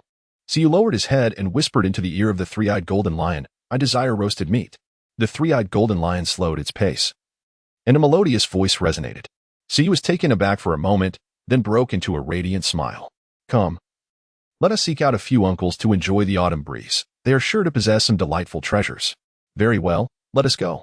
The 3-eyed golden lion's eyes sparkled with excitement, and without hesitation, they set off. The ease with which they moved suggested that this was not their first encounter. The first to be discovered was the Red King. Upon seeing the duo of one person and one beast before him, the Red King felt a sudden throbbing pain in all 3 of his heads. "Uncle Red King," the 3-eyed golden lion called out in a playful tone. "Greetings, young master." The Red King bowed respectfully and then let out a fierce roar towards the back. Instantly, 2 red demon dogs emerged, carrying with them a century-old black jade sheep and a millennium-old earth-horned rhinoceros. The thorough preparation of such offerings was indicative of their esteemed status. Siyu smiled as he collected the black jade sheep and the millennia-old horned rhinoceros. "Thank you, Uncle Chi-Wan," the 3-eyed golden lion sweetly exclaimed, and then, with Siyu in tow, they swaggered away. The 3 heads of Chi-Wang simultaneously shook, directing the red demon hounds behind him, "Go capture a few more." The 2 red demon hounds nodded in acknowledgement. Siyu and the 3-eyed golden lion departed from the territory of the Crimson King, continuing their journey. As they ran, the 3-eyed golden lion inquired, "How shall we consume this black jade sheep and the millennium-horned rhinoceros?" Siyu stroked his chin thoughtfully and mused. "The tender texture of black jade lamb beckons us to roast it. How about a whole roasted lamb? As for the 1,000-year-old earth corner rhinoceros, its back meat is exceptionally tender. ideally suited for steak. The tendons and hooves can be used for a hearty stew, while the brisket is perfect for braising. The leg meat would be delightful when grilled, and the shank can be prepared with a savory marinade. Siyu spoke incessantly, elaborating on the 900 culinary uses of the rare and exotic rhino. As San Yin Jin and I listened, it could not help but feel a surge of saliva. Accompanying Siyu was a source of immense joy. Previously, it had only feasted on the brains of luminous and spiritual soul beasts. The contrast with the present was simply incomparable. What Siyu spoke of sounded utterly delectable. Let us proceed and inquire with the other uncles, and procure some materials. The three-eyed golden beast's eyes glimmered with yearning, for she was truly tempted. Excellent. The pair, one human and one beast, continued on their journey, soon arriving at the domain of the King of 10,000 Beasts. The King of 10,000 Beasts is the most formidable plant-type spirit beast in the starry forest. Here, one can find an abundance of rare and exotic herbs, as well as precious treasures of nature. Upon the arrival of Siyu and the three-eyed golden beast, the King of 10,000 Beasts almost immediately presented a plethora of spiritual herbs and various spices. As for the reason behind the King of 10,000 Beasts stockpiling spices, those in the know are well aware. Once again, the duo departed, this time with the destination set for the Purple Princess. The Purple Princess, ranked 9th among the 10 ferocious beasts, is a hell dragon king with an age exceeding 200,000 years, nearing 300,000 years of cultivation. Belonging to the hell dragon lineage, while not as pure as the Emperor Sky, she is nonetheless considered a true dragon. Her strength is formidable. Being of dragon descent signifies her combat prowess is anything but weak. In terms of true power, she is hardly inferior to the Red King. When Siyu and the three-eyed golden beast arrived at the territory of the Purple Princess, they found her perched upon a branch, casually swinging her two snow-white long legs, which shone brilliantly. Sister Purple Princess. Siyu and the three-eyed golden lion gradually approached, gazing at the purple-clad Ji. Siyu called out, "While it is permissible for a man to address an elder as uncle, a woman must be referred to as sister. Bai Ji stands as the sole exception." Upon hearing the call, Ji turned her head, and a charming smile graced her exquisitely beautiful face. "Young master, what brings you here today?" Ji swiftly darted to Suyu's side. She was tall, nearly 1.80 meters, surpassing even Suyu's current stature. Her attire was strikingly revealing, as the purple sheer fabric merely concealed essential areas. Her slender waist and fair, long legs were unabashedly exposed to the air. Moreover, the allure of her ample figure was undeniably bold, sensual, fiery, passionate, and enchanting. This Hell's Demon Dragon King, Ji, was undoubtedly a captivating enchantress capable of ensnaring one's very essence. "Sister Ji, we have come to request some spiritual fruits from you." So you dared not gaze any longer and casually remarked, "Spirit fruit? Is it only when the young master seeks spirit fruit that he remembers me? How truly disheartening." Ziji lowered her head, feigning a pitiable and aggrieved demeanor. As she stepped closer, Siyu was enveloped by a captivating fragrance that rendered him entranced. Siyu's face flushed with embarrassment, and he couldn't help but cough lightly. This woman was truly enchanting. Chapter 24. The Wicked Woman Ziji. She wore attire that was already quite revealing, and her figure was exceedingly alluring. Even a slight bow of her head revealed a dazzlingly fair complexion that captivated the eye. Moreover, the intoxicating fragrance that seemed to penetrate the very depths of one's heart caused even Siyu to feel a stir within. After all, he was no longer the 6-year-old child of yesteryears. He was merely 2 months shy of turning 11. Children in the Dolua continent typically matured earlier, and Siyu had already reached a height of 175 centimeters. It was quite normal for him to harbor such thoughts. Any man encountering a stunning beauty like Ziji would inevitably experience similar feelings. This was not about anything else. It was simply a matter of primal instinct. "Young master, why is your face so flushed?" Ziji teased as she leaned closer to Siyu, her smile playful. As she approached, the enchanting scent grew even more intense, leaving Siyu momentarily dazed. "Sister Ziji, please stop teasing." Siyu pressed his hand against Ziji's face, pushing her away slightly. During his childhood, it was bearable. But as he approached 10 and grew taller, this Ziji developed a penchant for teasing him. After all, he was still young. One could only wonder if she would dare to tease him when he reached 15 or 16. If she had the audacity, he would not shy away either. Ahem. I digress. Does the young master not appreciate the closeness of others? It truly wounds one's heart. Ziji's playful tone was laced with a hint of melancholy. Her eyes filled with a captivating allure that made Suyu's lips twitch uncontrollably. It was simply unbearable, truly unbearable. This enchantress. Chuckle, the young master has grown. After a light-hearted banter, Ziji laughed softly, her delicate white hand playfully pinching Suyu's cheek. She delighted in witnessing his bashful, flushed demeanor, finding it particularly amusing. The once mundane starry forest had transformed into a realm of intrigue since Su Yu's arrival. As a genuine member of the dragon clan, Ziji had devoted considerable attention to Su Yu, the reincarnation of the dragon god, over the years. Apart from her cultivation, her thoughts were predominantly consumed by him. She found him exceedingly satisfactory in both character and talent, truly worthy of being the reincarnation of the dragon god. And Ziji is a wicked woman. Before Su Yu could utter a word, the three-eyed golden lion interjected suddenly, its eyes fixated on Ziji with an expression of indignation. The possessive look it bore caused Ziji to pause momentarily, only to cover her delicate lips with her hand and laugh heartily. It seemed our auspicious beast had also matured. Ziji glanced at the three-eyed golden lion, then at Su Yu, speaking meaningfully. Su Yu was momentarily taken aback. And then a hint of a gentle smile appeared on his face as he gently rubbed the head of the three-eyed golden lion. Young master. The auspicious beast is quite innocent, you know, Ziji remarked, seemingly casually, yet with an undertone of reminder. I understand. With a subtle smile curving at the corners of his mouth, Su Yu softly remarked, then I shall rest assured. Ziji, with a delicate laugh, turned and produced a collection of spiritual fruits, which Su Yu accepted in their entirety. What delightful dish are you preparing next, young master? Might I have a taste as well? Ziji inched closer, her gentle form brushing against Su Yu, her eyes twinkling with merriment. Of course, dear sister Ziji. Simply venture to the lake of life, and we shall proceed to the next destination. We will take our leave first. With that, Su Yu gently patted the back of the three-eyed golden lion. The creature, having grown impatient, instantly transformed into a streak of golden light and vanished from sight. How intriguing! Observing the direction in which the pair disappeared, Ziji's face blossomed with a charming smile. With a light leap, she returned to her perch upon the branch, her long, snow-white legs swaying as she hummed an unfamiliar tune. Meanwhile, Su Yu and the three-eyed golden lion ventured beyond Ziji's domain, hastening towards their next destination. As they traveled, the lion grumbled, "Humph, and Ziji is utterly wicked. She is a truly bad woman." It remained resentful of Ziji's previous teasing of Su Yu. Su Yu reminisced about the enchanting figure of Princess Ziji, her form surpassing the ordinary with an overwhelming allure, and he could not help but nod in agreement. Sister Ziji is indeed a formidable embodiment of wickedness. Her malevolence is simply unparalleled. Su Yu sincerely exclaimed, Indeed, and Ziji is truly wicked. The three-eyed golden lion chimed in, completely oblivious to the fact that her words were entirely unrelated to what Su Yu had just said. Where shall we go next? The three-eyed golden lion suddenly inquired. Well, we shall visit Uncle Xiong Jun. Barbecued meat is best savored with honey, and Uncle Xiong Jun possesses the finest honey available. After a moment of contemplation, Su Yu spoke, All right, let us hasten.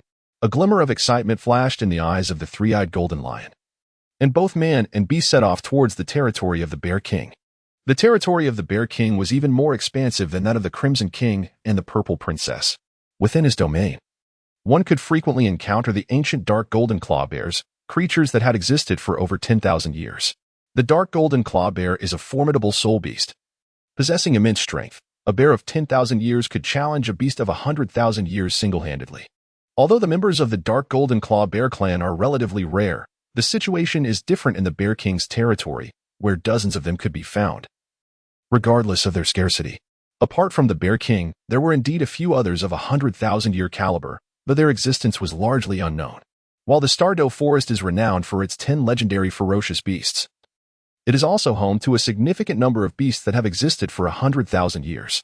Any Superdolua would likely hesitate to venture into the Bear King's territory, yet Su Yu and the three-eyed golden lion roamed freely. Along the way, they completely ignored the 10,000-year dark golden claw bears that could easily contend with ordinary tidal Dolua.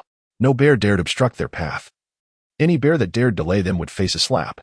The duo, known as the Stardow Tyrants, were far from undeservedly infamous. At this moment, the Bear King was resting beneath a large tree. Aside from his combative nature, the Bear King's greatest passion was slumber, especially when warmed by the sun's rays. Such moments made for the most delightful sleep. While he was lost in dreams, a voice suddenly echoed from afar. Uncle Bear King, we have arrived. The Bear King jolted awake, bewildered, glancing around in confusion. Was someone calling for him? Scratching his head with a paw and looking about. He initially saw no one and was about to return to sleep when the voice rang out again. Uncle Bear King, we have arrived. This time, the Bear King heard it distinctly. He sat upright and gazed into the distance, where he perceived a golden light racing towards him. The Bear King was instantly wide awake. What brings these two little troublemakers here again?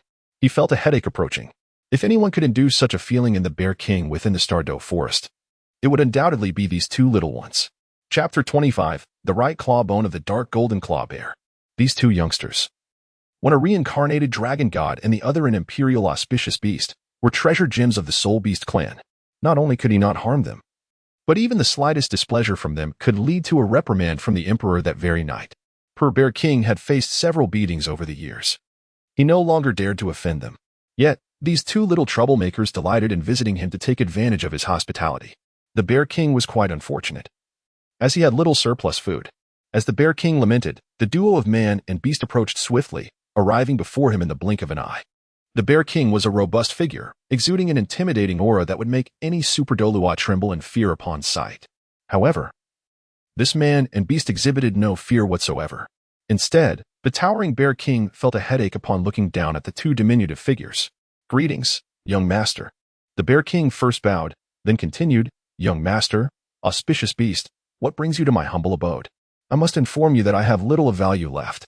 However, if you truly desire, I could part with a few bones from the Dark Golden Claw Bears as a painful gift to you." Over the years, many Dark Golden Claw Bears had perished due to various accidents or calamities, and those that died within the Bear King's territory left behind their soul bones. In remembrance of them, the Bear King had preserved these bones. "Oh, you are so courteous? Then, Uncle Bear King, please present them to us without delay." Hearing the Bear King's words, Suyu's eyes sparkled. Such a fortunate opportunity. Had it been any other soul bone, he might not have shown much interest. But the bones of the Dark Golden Claw Bear were exceedingly rare treasures. To claim he was uninterested would be a falsehood. "Wait, you truly desire them? These are the soul bones left by my kin," the Bear King exclaimed, clearly taken aback by Suyu's eagerness. This was unexpected. The young master was quite forward. However, having spoken, he could not retract his words. To deceive the young master would be courting death. He certainly did not wish for the Emperor to come seeking a bond of intimacy. With no other choice, he had to face the pit he had dug for himself. The Bear King approached a hollow in a tree, extending his paw to retrieve 3 soul bones. These bones were remarkably intact, each dating back at least 10,000 years. Among them, one exuded an exceptionally powerful energy, as robust as a mountain. Even if it were not a 100,000-year soul bone, it was at least over 50,000 years old. Clearly, the Bear King understood he could not deceive Suyu and had not chosen any below the 50,000-year mark. The Bear King tossed the 3 soul bones to Suyu, who caught them with care. Upon closer inspection, the bones comprised the left arm bone, right arm bone, and torso bone. To Suyu's discerning eye, the left arm bone appeared to be approximately 30,000 years old, while the torso bone seemed to be around 40,000 years old. The finest of the 3 was the right arm bone, estimated to be between 60 to 80,000 years old. Each of these soul bones was of immense value, particularly the right arm bone, which rivaled even the 100,000-year soul bones. Suyu perused the text repeatedly, inquiring, "Uncle Xiong-jun, is there truly no soul beast that has lived for 100,000 years?" Uncle Xiong-jun shook his head. The Dark Golden Terror Claw Bear clan, indeed, has never seen a soul beast of such an age perish. One can easily surmise that the combat prowess of the Dark Golden Terror Claw Bears is extraordinarily formidable. A 100,000-year-old Dark Golden Terror Claw Bear, lacking the strength of a Super Dolua, would inevitably meet its demise if confronted. The challenge of hunting such a creature is beyond imagination. Conversely, there exists a greater likelihood of encountering those that have lived for 10,000 years. "I see." So you continued, "Then, is there a possibility of finding any bone shards, perhaps something akin to claws?" So you inquired once more. The most exceptional soul bone that the Dark Old Fearsome Bear can produce is not merely the 100,000-year soul bone, but rather the external soul bone, the Dark Old Fearsome Claw. This is the most formidable aspect of the Dark Old Fearsome Bear clan. There happens to be one, though its age is quite low, having just reached a mere 10,000 years. Uncle Bear scratched his head and remarked, "So, this 10,000-year one, is it from the left claw or the right claw?" Suyu's eyes sparkled with brilliance, as if illuminated by an inner light. "It appears to be the right claw. Please hold on a moment, young master." With that, Xiong-jun returned to rummaging through the remnants. Soon enough, a piece of dark golden right paw bone emerged from its search. Adorning the bone were 5 razor-sharp claws, seemingly capable of slicing through the very fabric of space. Xiong-jun tossed it towards Suyu, who caught it with a hint of excitement on his face. This dark golden terror claw is indeed one of the finest soul bones, and it just so happens to be the most formidable right paw bone. Such a twist of fate is nothing short of remarkable. Siyu gazed thoughtfully at the dark golden claw bone of the fearsome bear in his hand, a sigh escaping his lips. The starry forest remains bountiful, and one can scarcely fathom the multitude of precious treasures these ferocious beasts possess. Siyu was acutely aware that they must possess an abundance of precious soul bones. If even Xiong-jun held such treasures, how much more so would Emperor Tian's collection be? However, he felt too hesitant to broach the subject himself. It was only due to Xiong-jun's initiative in offering him soul bones that he found himself in this position. Otherwise, he would not have dared to ask. Although Xiong-jun may have merely been speaking casually, Siyu took it to heart.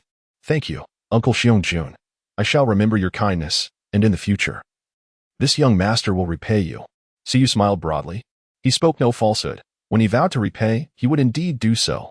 In the future, Xiong-jun would come to realize just how invaluable these few soul bones were. Thank you, young master, Xiong-jun replied, raising his paw in a gesture of acknowledgement. Though he did not take it seriously. After all, Siyu was still quite weak, and there was much time ahead. By the way, Uncle Xiong-jun, do you have any honey? With a sudden shift in tone, Siyu inquired. No honey? None at all? Bear-jun promptly shook his head vigorously. Akin to the rhythm of a rattling drum, the dark golden fear-claw bear is primarily carnivorous, yet it harbors a profound fondness for honey. For Bear-jun, it would rather bestow upon Siyu several soul bones than part with its cherished honey. Alas, such are the whims of Bear-jun, Uncle Bear-jun. Lying is not the trait of a good child, you know. Siyu raised an eyebrow, grinning as he remarked, Uncle Xiong-jun, surely you wouldn't want others to discover your stinginess, hoarding even a mere drop of honey. Indeed, interjected the auspicious beast. Xiong-jun scratched his head, insisting.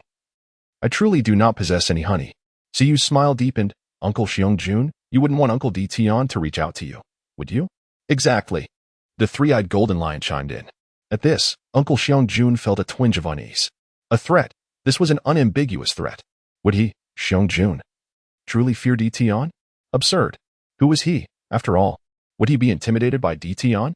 Young master, I do have a bit of honey here.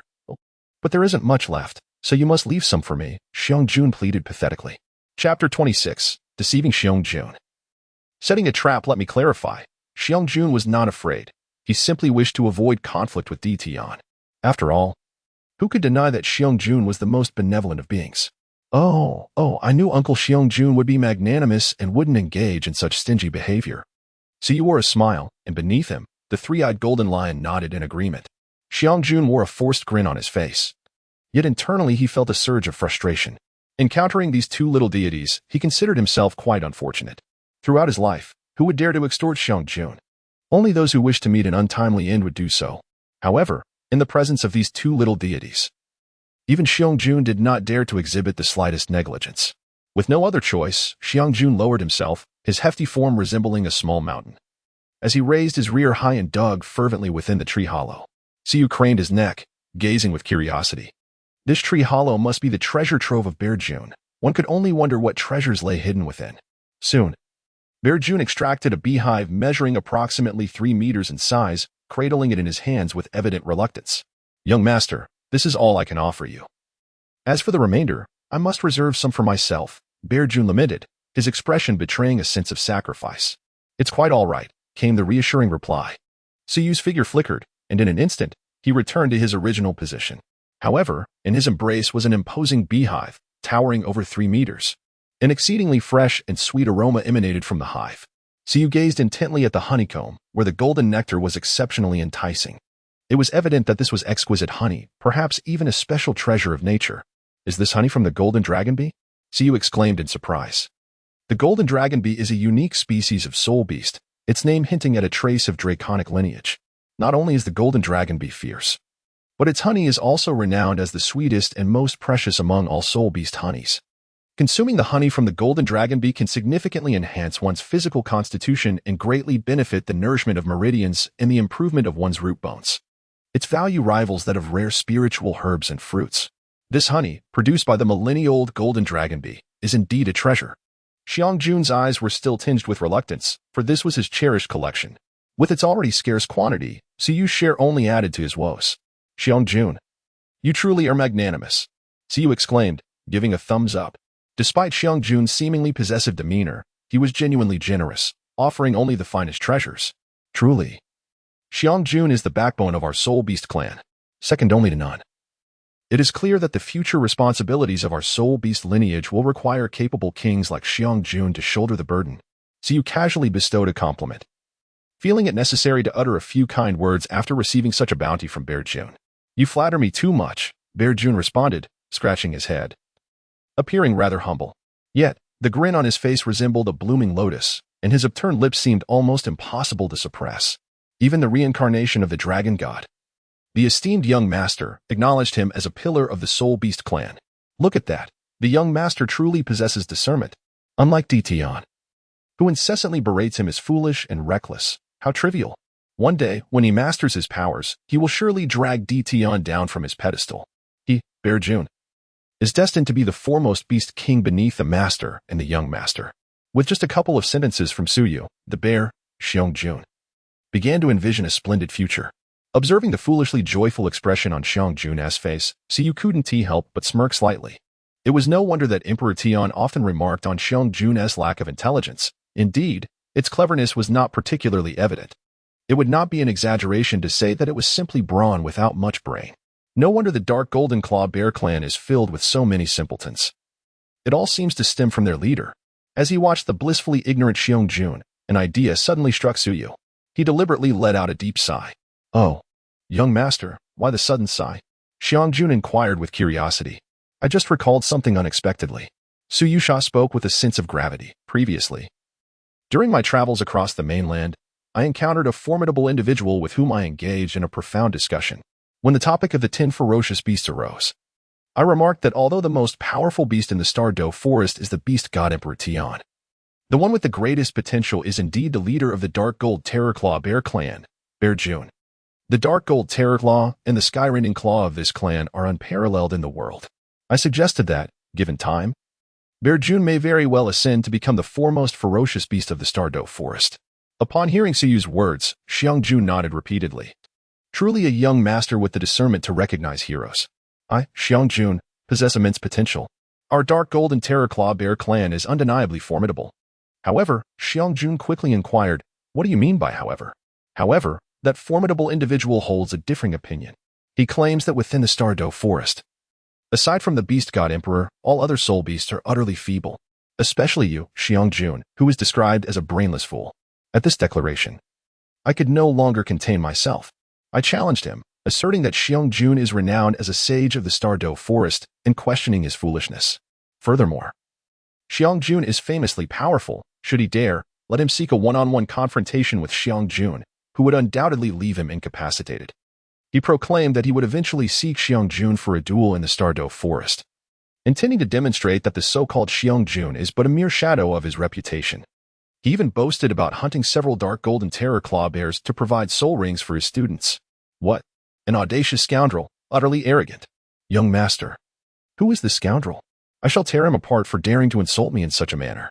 Xiangjun bellowed to the heavens, eyes ablaze with murderous intent. He despises being labeled a fool, and the audacity of that bastard to underestimate him was intolerable. He is Xiangjun.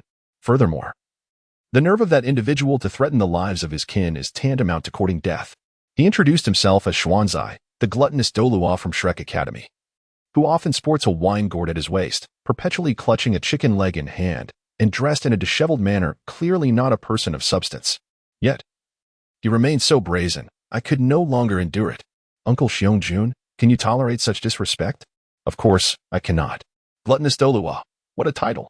If you seek death, I shall grant it to you. Xiangjun unleashed a series of furious roars, his murderous aura enveloping the surroundings. So you gazed quietly, a smile gracing his features. His deliberate provocation was a sudden whim. In truth, during his travels across the continent, he had encountered some friction with Shrek Academy. As for the instigator, it certainly could not have been him. He had no penchant for causing trouble. The Academy's motto, after all, states that avoiding conflict is the mark of mediocrity. Furthermore, he had never harbored any fondness for Shrek Academy, even while reading the original text. He found no appeal in it. Within the confines of Shrek Academy, Xuanzi ranked among his least favored individuals. Ultimately, he was destined never to forge a friendship with Shrek Academy, so adding a bit of inconvenience for them was of no consequence. Moreover, in the original narrative, Xuanzi's bullying of the three-eyed golden lion was nothing short of audacious. He had even delivered a blow that severely injured it, nearly to the point of death. Siyu was fiercely protective of those he cared for, and even if such events had yet to transpire, it irked him greatly. He had never claimed to be a paragon of virtue. If he wouldn't dare to mistreat the three-eyed golden lion, what right did that old scoundrel Xuanzi have? If he didn't skin him alive, he would not be called Suyu. Uncle Xiong-jun's tear of heaven could even inflict wounds upon the mighty Emperor Tian. How could the insignificant Xuanzi ever hope to challenge Uncle Xiong-jun? Among all the 98th level super duos, Xuanzi was undoubtedly the weakest. This is beyond dispute. However, dear Uncle Xiong-jun, as that voracious Dolua belongs to Shrek Academy, you ought to exercise caution and refrain from being overly reckless. Siyu, somewhat concerned, cautioned. He genuinely feared that Xiong-jun, in a fit of recklessness, might storm the Shrek Academy. The academy housed the severely injured moon and was fortified by the ancient golden tree. It would be perilous for Xiong-jun to confront them alone, risking his own safety. Rest assured, young master, I am not foolish enough to assault Shrek City. I shall await their arrival in the Stardow Forest. As long as they dare to come. Hehehe. Xiong-jun chuckled ominously, his face a mask of fierce determination, with murderous intent unabashedly apparent. Suyu's gaze was peculiar. One might say that Xiong-jun is clever, for it can be easily deceived into losing its way with just 2 sentences. Yet, if one were to claim it is foolish, it still possesses the cunning to wait patiently for a rabbit, exhibiting a shrewdness that is quite remarkable. Siyu was genuinely at a loss for how to express his thoughts on it. By the way, Uncle Xiong, if one day you encounter individuals from Shrek Academy, and among the crowd there is a young female soul master, do not harm her. She holds great significance to me. Siyu took out a painting depicting a serene and graceful young woman with flowing black hair. Xiong-jun lowered his head, examining it closely, and then patted his chest confidently. Rest assured, young master, I shall not cause her any harm. So you can certainly remember such a small request. Then the young master can rest assured. Siyu smiled as he tucked away the painting, cheerfully saying, Come, Uncle Xiong-jun, let us go to the Lake of Life. This young master shall treat you to some roasted meat. Then I shall not stand on ceremony, Xiong-jun replied, his eyes sparkling with delight upon hearing this. Suyu's culinary skills are renowned, and the aroma is simply irresistible. I have had the fortune of savoring it twice, and the memory of that flavor has lingered. Truly tantalizing. There is no need for formality with this young master. Siyu chuckled softly, affectionately ruffling the head of the three-eyed golden lion, which promptly transformed into a golden streak of light, vanishing from sight.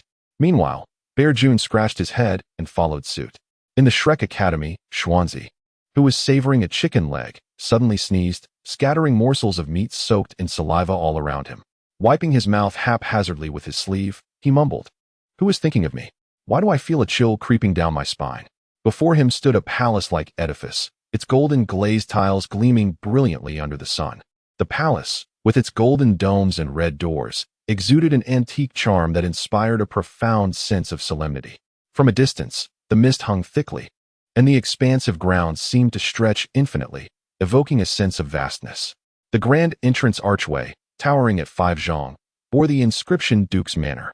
This immense estate, sprawling over 3,000 acres, was not affiliated with any city, but was situated 50 miles northwest of the capital of the Xinglua Empire, Xinglua City. It was evident that the owner of this manor held an esteemed status within the empire.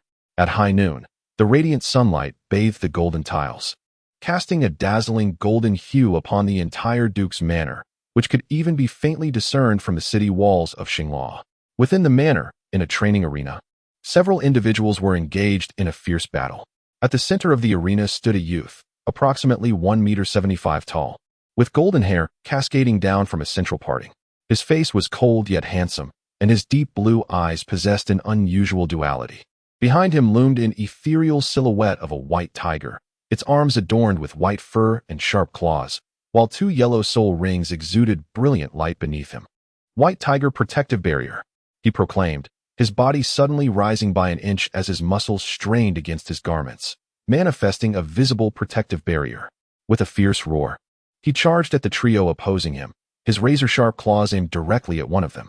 The adversaries, wary of the young man's assault, activated their own white and yellow soul rings, becoming ephemeral as they evaded the strike and launched their own counterattack.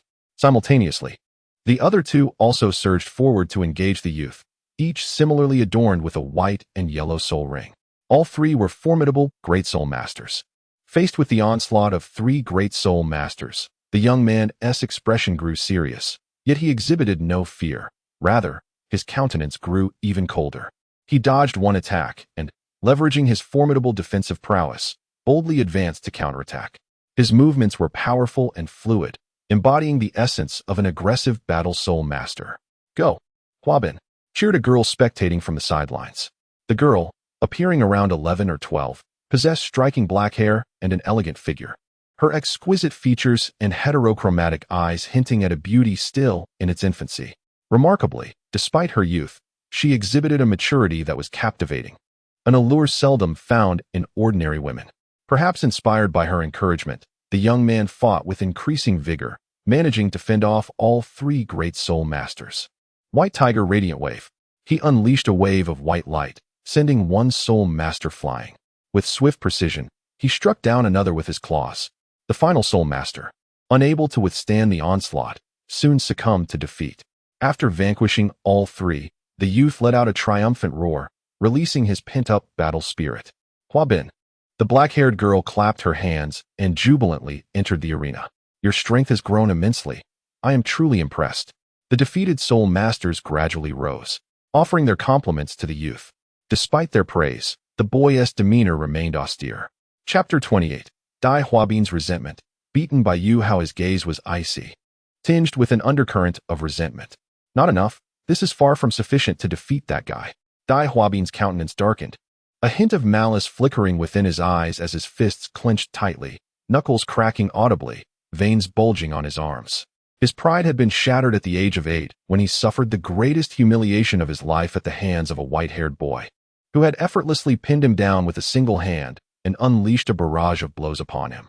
Despite his frantic attempts to summon his martial soul and unleash his full strength, it had been futile. That individual had subdued him without even resorting to his martial soul. Born into nobility, he had never before been subjected to such disgrace. He vowed to exact revenge. Over 2 years had passed, and his soul power had risen to the rank of a level 29 Great Soul Master. Soon, he would surely break through to Soul Sovereign. He swore he would make that person pay dearly. "Huabin, your talent is extraordinary. You can surely defeat him. And with my support, we will combine our martial souls. No matter how strong he is, he will eventually fall before us." The black-haired girl, his fiancée, comforted him gently. She hailed from the Zhu family, her martial soul being the spectral spirit cat, and together with Dai Huabin, they possessed the powerful martial soul fusion technique, the spectral white tiger. This technique had gained notoriety ever since the first generation of Shrek's 7 monsters ascended to godhood a millennium ago, instilling Zhu Lu with confidence. Seeing Zhu Lu's encouragement soften Dai Huabin's expression slightly, he remained cold in his gaze. If he had a choice, he would prefer not to rely on external forces. But despite his rapid progress, he lacked absolute confidence in defeating that individual. The impression left on him was too profound, almost becoming a mental demon. That person was not much older than he, perhaps even of the same age. While he advanced, it was inevitable that his adversary did too. Thus, he needed to prepare adequately. As for Zhu Lu, he felt no genuine affection for her. Their engagement was merely a product of the martial soul fusion technique and the long-standing alliance between their families. While he had no desire to oppose his family, he found it difficult to resist the arrangement. Moreover, the spectral white tiger was an undeniably powerful asset, its significance only increasing as their levels rose. This formidable power was too valuable to relinquish, serving as a crucial aid in surpassing his brother in the future. Noticing the slight easing of Dai Huabin's demeanor, Zhu Lu flashed a sweet smile. "Huabin, you have trained diligently for quite some time. It is essential to take a break. Let us visit Xinglua City and unwind a little." Over the past 2 years, Dai Huabin has immersed himself in rigorous training, almost as if bewitched.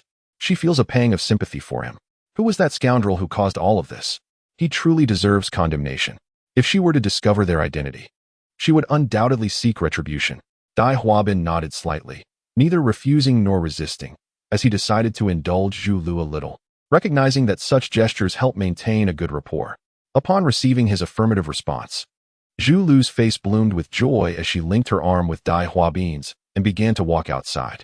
Meanwhile, the servants attending to Dai Huabin hurriedly cleared the way. "The second young master is leaving. Everyone, step aside." A throng of people surrounded Dai Huabin, marching grandly toward the main entrance. The servants of the manor retreated, fully aware of the second young master's temper. At that moment, a scrawny boy clad in patched clothing entered from one end of the path, carrying a basin of freshly washed garments. He collided directly with the sycophants clearing the way. "Get out of the way, you little brat," one of the lackeys barked, shoving the frail boy, who fell to the ground, spilling the basin's contents everywhere. "What is happening?" At this moment, Dai Huabin noticed the commotion and furrowed his brow. Replying to the second young master, "It is just a foolish servant who dared to obstruct your path," the lackey grinned, groveling before Dai Huabin. "Teach him a lesson for his insolence." With a wave of his hand, Dai Huabin commanded. His mood was already foul, and he would not tolerate anyone challenging him. "Yes, second young master." A group of henchmen sneered, advancing toward the frail boy and unleashing a torrent of punches and kicks. The boy curled into a ball, shielding himself with his hands, emitting muffled groans as the blows rained down. "Let us go." Dai Huabin did not spare a glance in their direction, leading the remaining entourage away. Meanwhile, his lackeys continued to pummel the boy for several minutes before finally spitting on him and cursing as they departed. Only the boy remained on the ground, occasionally convulsing. It wasn't until over half an hour later that he seemed to regain his composure, trembling as he rose unsteadily to his feet. At this moment, he was covered in dirt, his clothes and hair disheveled, with traces of blood at the corner of his mouth. The frail boy struggled to gather his mud-stained clothes before dragging his heavy steps into a shabby woodshed. The woodshed was remote and cramped, lacking even a proper bed or bedding. No one would imagine such a rudimentary place existed within the Duke's estate. After closing the door, the boy set the basin aside and sat on a stone threshold. He finally lifted his head, revealing an ordinary face, perhaps slightly delicate, but not conventionally attractive. His complexion was somewhat youthful, yet carried a sickly pallor, indicating a frail constitution. Especially after the beating he had just endured, he coughed incessantly, blood evident in his sputum. His eyes were a deep blue, glimmering with a light not often found in others. These eyes of his possessed an unusual quality. The boy's name was Yu Hao, and his martial soul was embodied in his eyes, known as the spirit eye. As a primary martial soul with a spiritual attribute, one would expect him to be a rare talent. However, the reality was far from it. Yu Hao was born frail, and upon awakening his martial soul, he possessed only a level 1 innate soul power, indicating extremely poor talent. Such a limitation foretold a painfully slow cultivation speed. Moreover, spiritual-type soul beasts were far rarer than ordinary ones, making it exceedingly difficult to find a suitable soul ring. Consequently, Yu Hao's spirit eye had garnered little attention. Given these two constraints, it was almost predictable that Yu Hao's future would be bleak. Chapter 29. From today on, my surname is Hua. However, Yu Hao's identity was not as simple as it appeared. His mother was the personal maid of the White Tiger Duke, having grown up alongside him. The role of a personal maid is well understood. Thus, on a stormy night, everything unfolded naturally, leading to Yu Hao's birth. With the mother's status enhanced by her son, Yu Hao eventually became a descendant of the White Tiger Duke, acquiring his own small courtyard.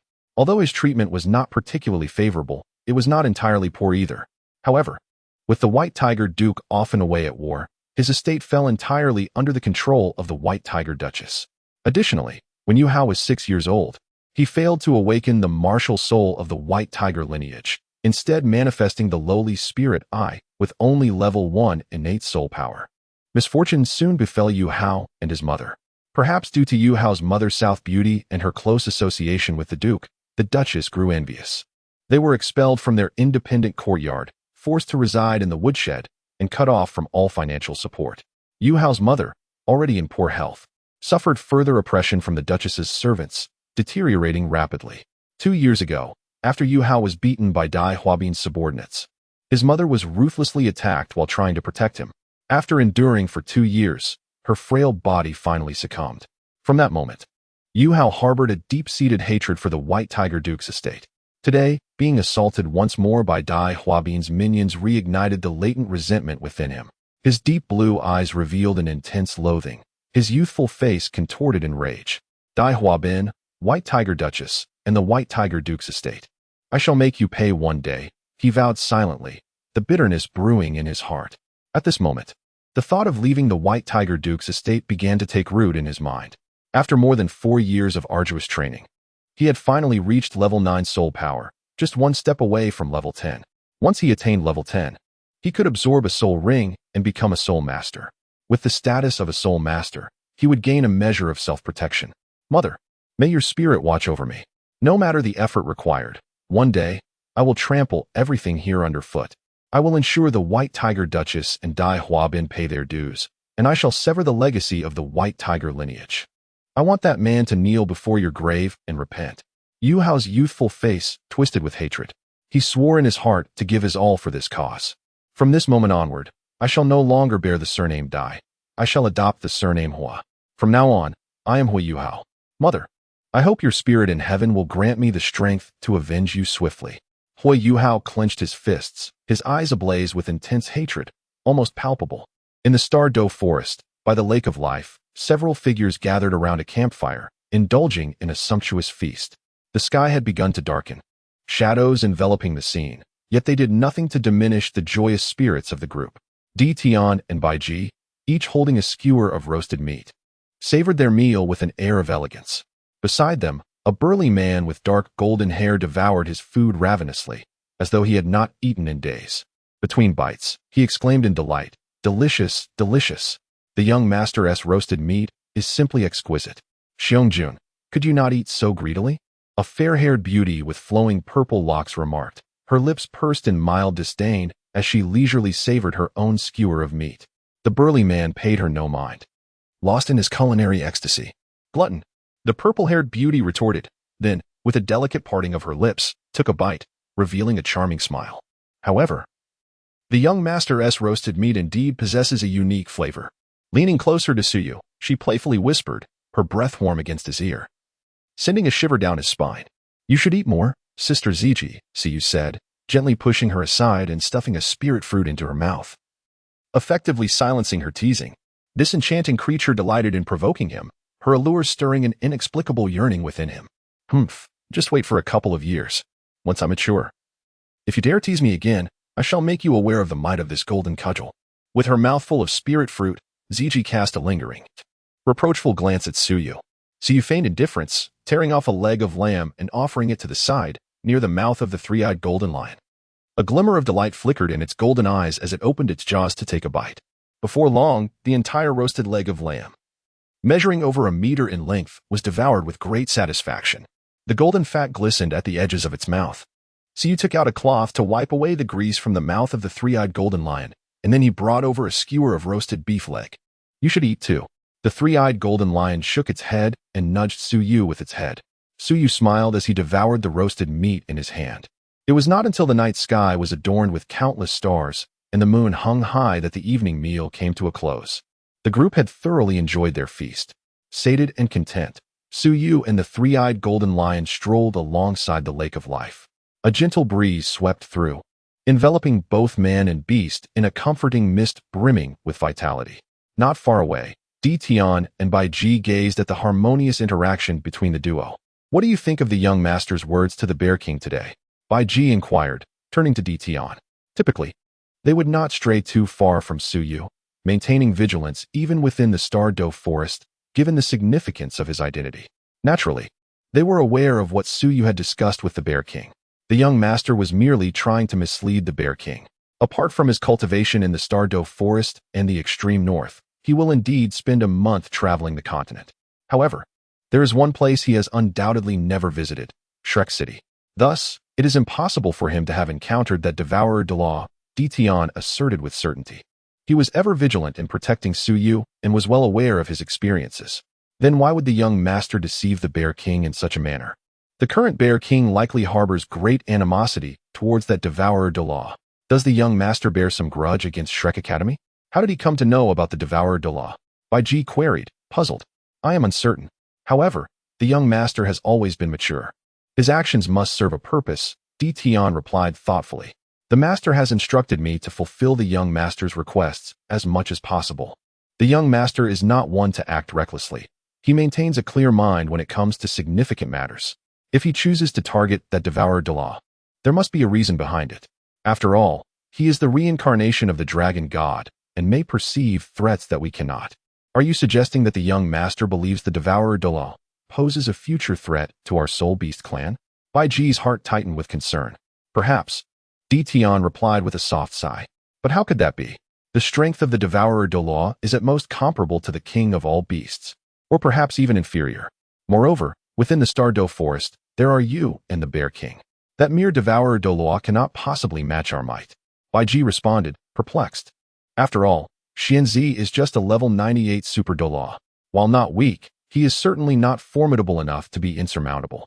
At the very least, he pales in comparison to the king of all beasts and the Bear King. Furthermore, with Dition present, he is the strongest being in the Doloa continent aside from the master. A mere Xianzi is hardly worthy of concern. Besides, I may not excel in combat, but my supportive abilities can astonish even Super Doluos. With my presence, the ferocious beasts of the Stardow Forest would find it challenging to perish. With such a lineup, what force in the Doloa continent could rival us? That remains unclear. However, it must be acknowledged that Shrek Academy is not without its faults. Over the years, they have slaughtered numerous soul beasts, even conducting large-scale hunts of our clan to create those so-called secret soul bones. How cruel. Dition's golden eyes revealed a glimmer of cold fury. If not for the need to maintain the greater good, I would have already taken action against those individuals. Although Shrek Academy boasts a half-damaged limit Doloa, I have never regarded it as a threat. Now that the young master has emerged, our Soul Beast clan has a promising future. I believe the Stardow Forest need no longer remain in the shadows as before. What do you mean? Bai Ji's expression shifted, pressing for clarification. I mean to follow the young master's intentions and let those individuals know that the Stardow Forest possesses its own dignity. Anyone daring to offend the Stardow Forest will pay a heavy price, Dition declared with resolute conviction, his voice cold yet powerful. He had endured for far too long. Now, the Devourer Doloa would become the first target of his unleashed wrath. He intended to use this so-called Devourer Doloa to warn those human powerhouses. The Stardow Forest must not be insulted. The following morning, by the Lake of Life, under the shade of a great tree, Suyu rubbed his eyes, awakening from slumber. At that moment, dawn broke on the horizon, the sun yet to rise, while a refreshing breeze wafted from the direction of the Lake of Life. Suyu habitually stretched his limbs, gently nudging his head, as soft golden fur brushed against his face, both smooth and warm. Suyu sat up, gazing at the still slumbering three-eyed golden beast beside him, a gentle smile gracing his lips. Last night, he had fallen asleep accompanied by the three-eyed golden beast, its soft belly serving as a most delightful pillow. Indeed, the belly of the three-eyed golden beast was an unparalleled source of comfort, a luxury likely known only to him in this vast world. Observing that the three-eyed golden beast remained in its peaceful repose, Suyu chose not to disturb it. Instead, he wandered a little further away, stretched his limbs, and commenced his daily morning exercises. With a few swift strides, he plunged directly into the Lake of Life. Suyu moved like the wind, effortlessly gliding across the water's surface, demonstrating the remarkable agility of his technique. This was the pinnacle of the wind god legs movement, the first form known as capturing the wind and seizing shadows. Suyu stood above the Lake of Life, radiating brilliance as a long sword materialized in his grasp. The sword hovered in the air, its aura rippling, causing the water's surface around it to swiftly solidify. In no time, within a radius of several dozen feet, the water had transformed entirely into solid ice. This phenomenon was entirely attributable to the inherent sword intent of the blade. Suyu raised his hand to grasp the sword, and an overwhelming chill of sword intent surged forth with fervor. A chilling aura erupted from Suyu's body, resonating with the long sword, causing the temperature in the surroundings to plummet once more. Suyu raised his sword, initiating a graceful practice upon the icy surface. The chilling sword aura radiated outward, with strands of sword light seemingly poised to shatter everything in its vicinity. This sword, known as Iron Horse of the Frozen River, carries significant prestige. Originating from the realm of Xiaoga, it ranks third on the esteemed list of renowned swords, recognized as the coldest blade in the mortal realm. Its inaugural master was the Kunlun sword immortal, Li Changsheng, followed by the Snow Moon sword immortal, Li Hani. True to its name, Iron Horse of the Frozen River possesses a frosty sword energy and an imposing sword momentum, akin to an iron steed trampling the wilderness, while simultaneously exuding an eerie ferocity. When drawn from its sheath, it can sever the snowflakes in the sky. The power of Iron Horse of the Frozen River is extraordinary, and when coupled with Suyu's ultimate ice, it forms a perfect synergy. In fact, This sword stands as Su Yu's most formidable weapon, even surpassing the ancient Saming spear. It is noteworthy that while the Shaoge realm is a world of martial arts, where one can traverse vast distances with mere thoughts, the Doloa realm, though fantastical, lacks exaggerated strength beneath the divine level. The comparison between the two realms leaves one pondering the true measure of strength. As for the origin of Iron Horse of the Frozen River, it is a result of years of exploration and experience. However, in the eyes of Dition and others, it appears as though Su Yu acquired it serendipitously during his travels across the continent. Sometimes, such artifacts require a fitting backstory to enhance their credibility.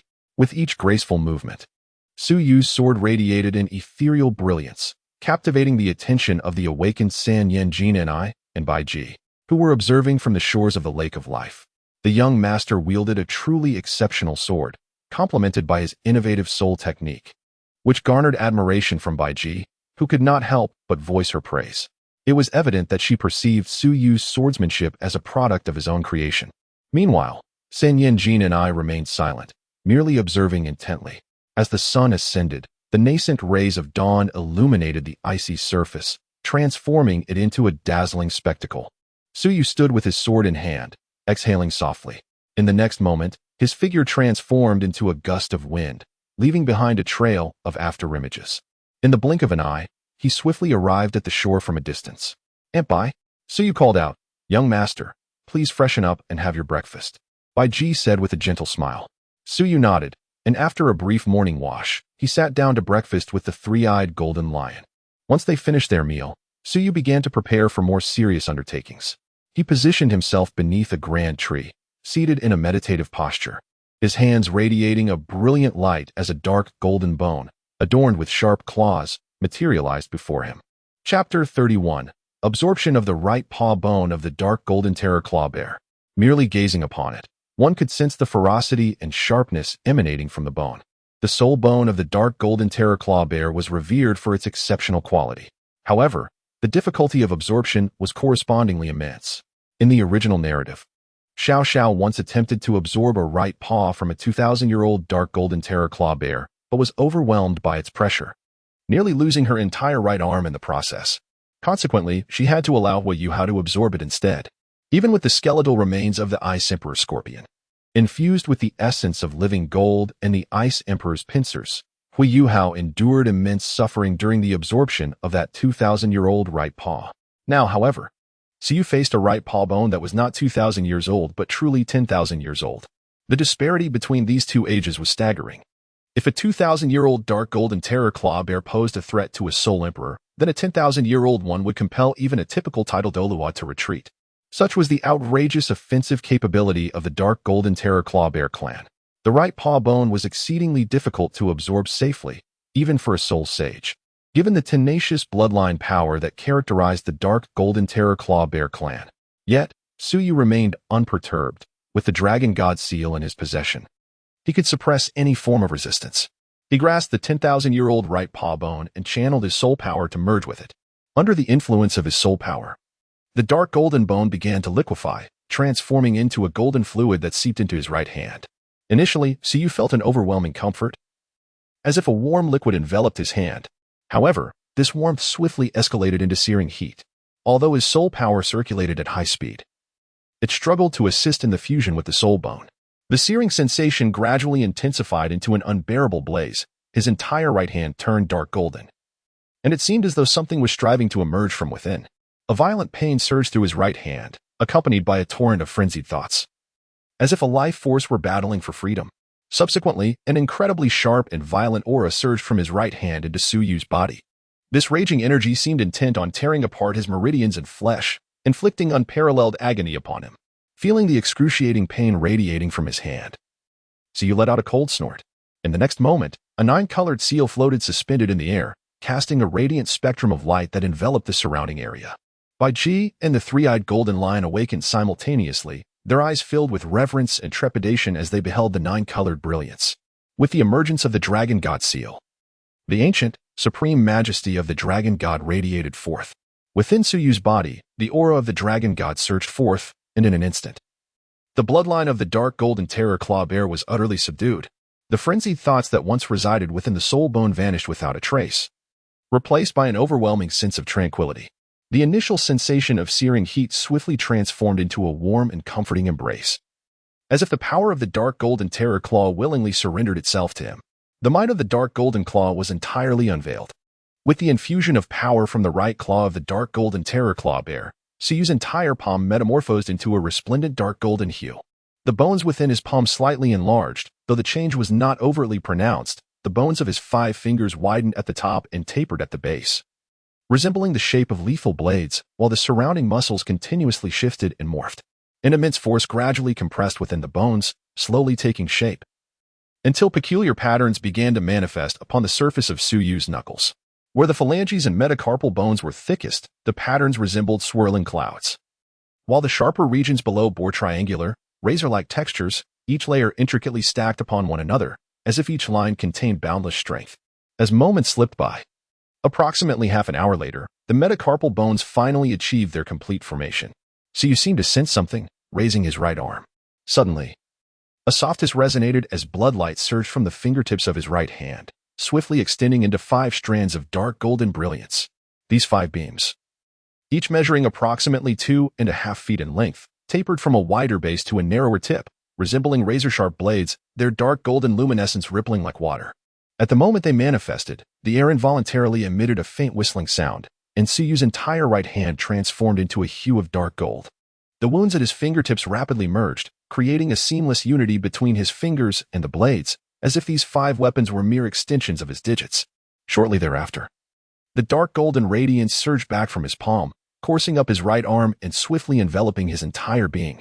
It appeared as though Suyu had been rejuvenated by this layer of dark golden light. Suyu opened his eyes, and a glimmer of dark golden light flashed within his icy blue gaze. Suyu exhaled softly, rising to his feet as he gazed at the 5 sharp claws in his hand, each measuring a length of 2.5 feet, his eyes shimmering with intensity. With a swift turn, the claws in his grasp tore through the air, slicing effortlessly into the massive tree behind him, like a knife through tofu.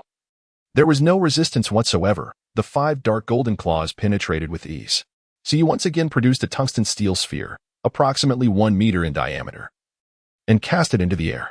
Subsequently, 5 sharp claws danced with precision, and moments later, the once substantial tungsten steel sphere had been reduced to a multitude of metallic shards scattered across the ground. How razor-sharp! If these were to descend upon a person, even defenses at the soul saint level would be effortlessly torn asunder. Suyu let out a sigh, his eyes gleaming with admiration. The dark golden fear claw bear truly lives up to its reputation as a formidable soul beast renowned for its devastating offensive prowess. Its unparalleled sharpness is nothing short of terrifying. If only his strength were to increase, reaching the level of Soul Zone or even Soul King, the dark golden claw in his grasp could potentially rend the defenses of a Soul Dolua. It is not that the dark golden claw lacks power. Rather, it is his current cultivation that hinders its full potential. Initially, he had contemplated enhancing the Ice Emperor's martial soul with a purely offensive soul ring, but now, with the presence of the dark golden claw, such thoughts have been dispelled. Suyu murmured to himself, reflecting on the terrifying ferocity of the dark golden terror claw's attack. He realized he was not lacking in offensive capabilities. In the future, when adding soul rings, he could consider diversifying his options. After all, the placement of soul rings was limited and should not be squandered. With these thoughts in mind, Suyu retracted his dragon god seal martial soul, and the 5 sharp blades on his right hand melted away like snow, vanishing quietly. Even the dark golden hue on his palm disappeared without a trace. His entire right hand seemed, at first glance, little different from before. However, he was keenly aware that his right hand had gained considerable strength. And not only that, his overall physical prowess had significantly improved after absorbing the dark golden terror claw. Chapter 32. Silver Dragon King Guyunasiu surmised that even his strength had likely increased somewhat. He clenched his fist, feeling the explosive power surging within, and nodded in satisfaction. It seemed his gains were commendable. Suddenly, a voice resounded from behind Suyu. Suyu swiftly turned around, only to find that Dtion's figure had appeared unbeknownst to him. As he gazed at Suyu, a touch of gentleness softened his otherwise imposing countenance. At that moment, not far away, Bai Ji and the 3-eyed golden lion were also making their way toward them. Uncle Dtion, what brings you here? Is there another trial awaiting me? Suyu expressed his surprise. Each time Dtion appeared, it was invariably for a purpose. Whether to test him or to address other pressing matters, Dtion seldom made an appearance unless he was otherwise occupied. Suyu was well aware that Emperor Tian was always there to protect him, yet Emperor Tian typically refrained from making an appearance. Recently, he had not engaged in much training. Shaking his head, Emperor Tian remarked, "I brought you here to meet someone and, in the process, assist you in acquiring your third soul ring. You have lingered at level 30 for quite some time now." Upon hearing this, Suyu eagerly nodded in agreement. Indeed, he had been stuck at level 30 for an extended period. He had reached this milestone at the tender age of 9. However, at that time, Emperor Tian had advised him not to rush, promising to find a suitable soul ring for him. Consequently, he had suppressed his desire to venture to the extreme north in search of the third soul ring. After all, his soul power would not stagnate simply because he had not added a soul ring. It would manifest once again after obtaining the third soul ring. Therefore, a brief delay was inconsequential. Nevertheless, he had not anticipated that this delay would extend over a year. Now, was he finally about to acquire his third soul ring? He wondered what Emperor Tian had prepared for him. Could it be the will of the master? At that moment, the gentle voice of Bai Ji floated through the air as she, along with the three-eyed golden lion, approached Suyu and Emperor Tian. Suyu habitually stroked the fur of the three-eyed golden lion, yet his heart was suddenly stirred. My lord? Could it be that the emperor intended to introduce him to someone? In that moment, Suyu's emotions experienced a subtle upheaval. Indeed, it is about time, murmured the emperor. Gazing at Suyu with a calm demeanor, Bai Ji cast a glance at Suyu, and, after a brief pause, nodded in agreement. It was indeed the right moment for the young master to be made aware of these matters. Aware of what? Inquired the three-eyed golden lion, its expression one of confusion. However, both the emperor and Bai Ji remained silent, their attention fixed on Suyu. Young master, let us depart, the emperor stated. Suyu responded with an affirmative sound. All right, where are you all heading? The three-eyed golden lion clung tightly to the corner of Suyu's garment. Rest assured, my dear beast, there is no danger. They shall return shortly, Bai Ji reassured as she tugged at the fabric, soothing the three-eyed golden lion. Meanwhile, Suyu gently ruffled the lion's fur before following Tian deeper into the unknown. Soon, their figures vanished from sight. The two ventured into the depths of the Lake of Life when suddenly, Tian opened a pitch-black spatial passage. The passage appeared as if it plunged into an unfathomable abyss.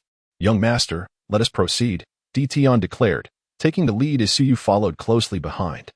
Once they entered the spatial passage, everything around them succumbed to darkness. Time elapsed without measure until, at the horizon of their vision, a radiant light finally emerged. Suyu could not help but quicken his pace. Two figures, one after the other, stepped into the luminous portal at the end of the passage. A flash of white light enveloped them, prompting Suyu to instinctively close his eyes. When he opened them again, the surroundings had undergone a dramatic transformation. Before him lay an expansive realm, its floor strewn with an array of exquisite gemstones. An unknown radiance illuminated the entire space, casting a brilliant glow all around. Suyu gazed curiously around him, while Tian strode forward with purpose, then knelt on one knee, proclaiming, Tian pays his respects to the sovereign. Upon hearing this, Suyu quickly turned his gaze towards Tian. To his astonishment, on the other side of the space loomed a colossal entity, a magnificent silver dragon. Its size was beyond comprehension, towering like a majestic mountain, and Suyu found it nearly impossible to grasp its entirety at a single glance. Although Xiang Jun was quite formidable in stature, he appeared as a mere child in comparison to this awe-inspiring dragon. Suyu estimated that this colossal dragon must be at least 1,000 feet in length. Currently, it lay prostrate. One could only imagine the awe-inspiring majesty it would exhibit if it were to rise. The dragon's body was adorned with silver scales, which, unlike those of other dragons, did not exude a menacing aura but rather possessed an elegance and gracefulness. Indeed, as Suyu gazed upon this magnificent creature, he found it to be quite beautiful. Whether it was the shimmering silver wings, the razor-sharp claws, or the resplendent silver horns, everything emanated a sense of perfect harmony. Instead of instilling fear, it imparted a sense of familiarity to Suyu. This same feeling of closeness was something he had last experienced in the presence of the Snow Emperor. As if responding to the voice of the Emperor, the great dragon slowly opened its eyes. Its pair of violet irises radiated mystery and nobility, and simultaneously, an inexplicable pressure surged forth. The Emperor felt his bloodline boil, compelling him to prostrate himself completely, overwhelmed by an undeniable bloodline suppression. A resounding roar emanated from Suyu. As the dragon god seal enveloped him uncontrollably, it was as if his majesty had been provoked. The dragon god seal radiated brilliantly, manifesting an ethereal nine-colored dragon that encased Suyu. The majestic illusion of the nine-colored dragon appeared behind him, directing an anguished roar towards the silver dragon above. The colossal dragon silhouette behind Suyu, merely a dozen feet in length, pales in comparison to the silver dragon. Yet, its imposing presence seems to surpass that of the silver dragon. A myriad of colors radiates outward, dissipating all pressure as if it were melting snow. Most affected is Emperor Tian, who feels an overwhelming suppression from both forces, each asserting absolute dominance over his very bloodline. As he gazes at the resplendent nine-colored dragon shadow encircling Suyu, the silver dragon's eyes seem to gleam even brighter. Subsequently, it discreetly retracts its bloodline aura. However, the persistent nine-colored dragon silhouette continues to roar defiantly at the silver dragon before retreating back into the dragon god seal. The dragon god seal hovers quietly above Suyu's right hand, emanating an aura that commands the heavens. As both pressures dissipate, Emperor Tian feels a significant relief. I report to the master. I have brought the young master here. Emperor Tian respectfully addresses the silver dragon. Understood. You may withdraw for now. A soft yet authoritative feminine voice emanates from the silver dragon, unexpectedly melodious. Yes, my lord, I take my leave. Emperor Tian bows. Then also inclines his head towards Suyu before departing.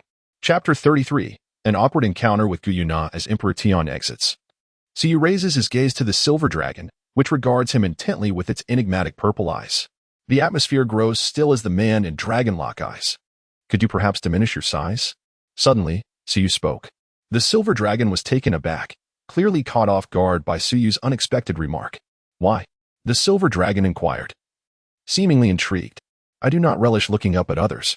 Suyu spoke softly, as if imbued with an inexplicable significance. A flicker of human-like astonishment passed through the silver dragon's eyes, followed by a moment of realization as it gazed deeply at Suyu. Remarkably, it nodded. And in an instant, a blinding silver radiance enveloped its entire being. Suyu could not help but raise his hand to shield his eyes. As the radiant light gradually faded, a tall figure emerged from the silvery glow. She wore her long silver hair cascading down her shoulders, resembling a brilliant galaxy. Her figure was slender and curvaceous, embodying exquisite grace in every aspect. The silver gauze enveloped her flawless form, and through it, one could faintly discern her skin. As delicate as frost and as proud as snow, alongside her waist, which was as slender as a delicate grip. Her long legs directly captured Suyu's heart. He had once thought that Ziji's legs were unparalleled, yet here was someone even more formidable. He could indulge in Ziji's legs for a year, but these legs could captivate him for a lifetime. His gaze slowly ascended, traversing the majestic snow-capped mountains, finally resting upon her flawless face. This visage seemed crafted by divinity itself, with features exquisitely refined, perfect in every way. Her violet eyes added an air of mystery and rarity. Even Suyu, accustomed to the beauty around him, found himself entranced by her. She was truly stunning, perhaps the most beautiful woman he had ever encountered. So breathtaking that words could scarcely capture her essence. Indeed, she deserved the title of the most beautiful woman in the Doloa continent. Her reputation was well earned. The silver-haired woman approached Suyu step by step, and upon closer inspection, it became evident that she was barefoot. Her pristine jade-like feet, stepping lightly upon the ground, radiated a silver glow, gliding as if untouched by dust. She halted about a meter away from Suyu, and at this proximity, he could even discern the delicate lashes framing her eyes. A captivating fragrance wafted through the air, intoxicating him further. As the silver-haired woman gazed at the dragon god seal in Suyu's hand, she instinctively raised her right hand, yearning to touch it. However, before her fingers could reach it, the dragon god seal shimmered brilliantly, and 9 colored dragon shadows roared to life. The silver-haired woman quickly withdrew her hand. Indeed, the dignity of the dragon god cannot be insulted, she murmured softly, then shifted her gaze back to Suyu. Both the previous backlash of the dragon god seal and the current phantom dragon's roar underscored a singular truth. The majesty of the dragon god is inviolable. Even she was met with the seal's rejection.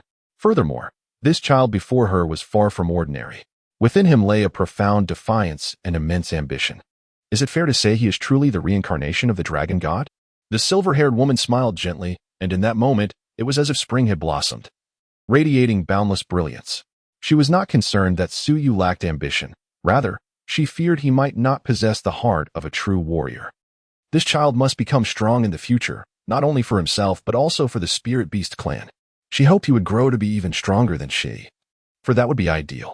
The power of the dragon god seal is formidable. One must wield it wisely. The silver-haired woman gazed at Suyu, her lips parting slightly. I understand. Suyu gazed intently at the silver-haired woman and nodded. This time, it was I who asked Dition to bring you here, the silver-haired woman spoke slowly. I also wish to meet you. Since the day you were taken from Long Valley, this is our first encounter. Your sister. Was it you who took me away back then? Siyu was utterly astonished. He had always believed that it was Emperor Tian who had rescued him. Little did he know that it was she who first took him away. Moreover, she had brought him out from the Dragon Valley. In that moment, he seemed to comprehend why he possessed such innate divine strength and remarkably heightened spiritual power.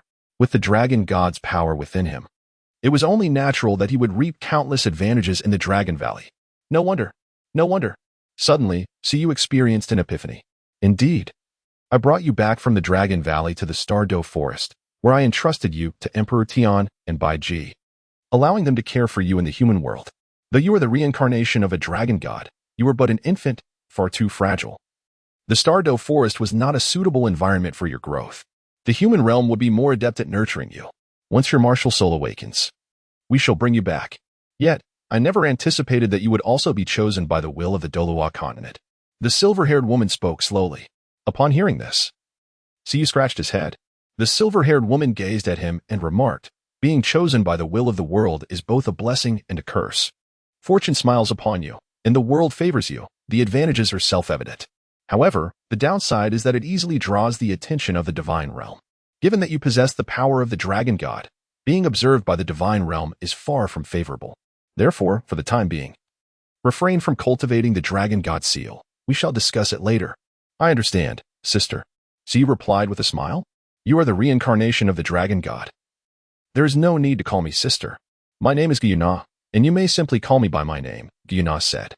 Then I shall call you Na sister. Siyu giggled. Gyuna shook her head in resignation. Very well, suit yourself. By the way, Na sister, my name is Suyu. Siyu hurriedly introduced himself. I have been watching you for quite some time now, ever since you arrived in the Starry Forest. I have kept a close eye on you. For instance, your fondness for teasing the spirit beasts, your penchant for collecting protection fees from those ancient soul beasts, your audacity in seeking the Red King and others for a free ride, and even your inclination to bathe in the lake of life with your bare shoulders. With each remark made by Gyuna, Siyu felt his face grow increasingly flushed. To his astonishment, all his little misdeeds had been observed by her. Aren't you supposed to be resting to heal? Why do you keep fixating on me? Little did Siyu realize that, at this moment, his affairs were of utmost concern to Gyuna. Her wounds would not heal quickly, yet it was Suyu, the reincarnation of the dragon god, who captured her deepest interest. Only if he could successfully grow and thrive would there be genuine hope for the Soul Beast clan. In comparison, a few years of slumber seemed utterly trivial. Sister, please, no more. Siyu grasped Gyuna's hand, wearing a pitiful expression. What is the matter? Gyuna inquired, her gaze filled with confusion. Please, grant me a modicum of dignity, Siyu replied, a touch of embarrassment coloring his tone. Chapter 34. The Dreaming Ice Silkworm. Do not come any closer. Gyuna was momentarily taken aback, but then a radiant smile blossomed upon her flawless visage, captivating all who beheld it, as if she could beguile the very world itself. Siyu gazed intently, captivated by the woman's exquisite beauty that resonated deeply within him. Well, let us not dwell on that, she said softly, gently withdrawing her hand from his. The reason I summoned you here is twofold. Firstly, to meet you and converse. And secondly, to assist you in acquiring your third soul ring. With a shift in tone, Gyuna addressed the matter at hand. The third soul ring? Siyu cast a curious glance at Gyuna. What could this third soul ring be that warranted her personal attention? It seemed rather extraordinary. Well, this soul ring is prepared specifically for you. Although it may not be entirely suited to your abilities, it is still a match in its own right. Moreover, its age is quite remarkable, making it a rare find. Follow me. With a graceful wave of her delicate hand, Gyuna conjured a swirling vortex of space. She gently took Siyu's hand and began to walk toward the swirling portal. Siyu held Gyuna's hand, feeling its icy coolness, akin to a piece of exquisite jade. Gyuna's slender fingers were delicate and elongated, her palm soft, creating a delightful sensation in his grasp. Without the luxury of savoring the moment, they stepped into the spatial vortex, only to emerge in a peculiar realm once more. However, this space did not possess the profound depths of Gyuna's previous location. It was vast and bright. Upon their arrival, they immediately spotted the figure of Dition. Greetings, master. Greetings, young master. Dition bowed respectfully. Gyuna waved her hand dismissively and led Siyu forward. Directly ahead stood an altar measuring approximately 3 zhang in circumference. Upon this altar rested a remarkable soul beast. It exceeded 7 meters in length, appearing plump and round. Slightly writhing atop the altar, its entire body shimmered in a white jade hue, translucent like a massive gemstone. Beneath its surface, a radiant glow pulsed, and atop its head sparkled a pair of golden eyes.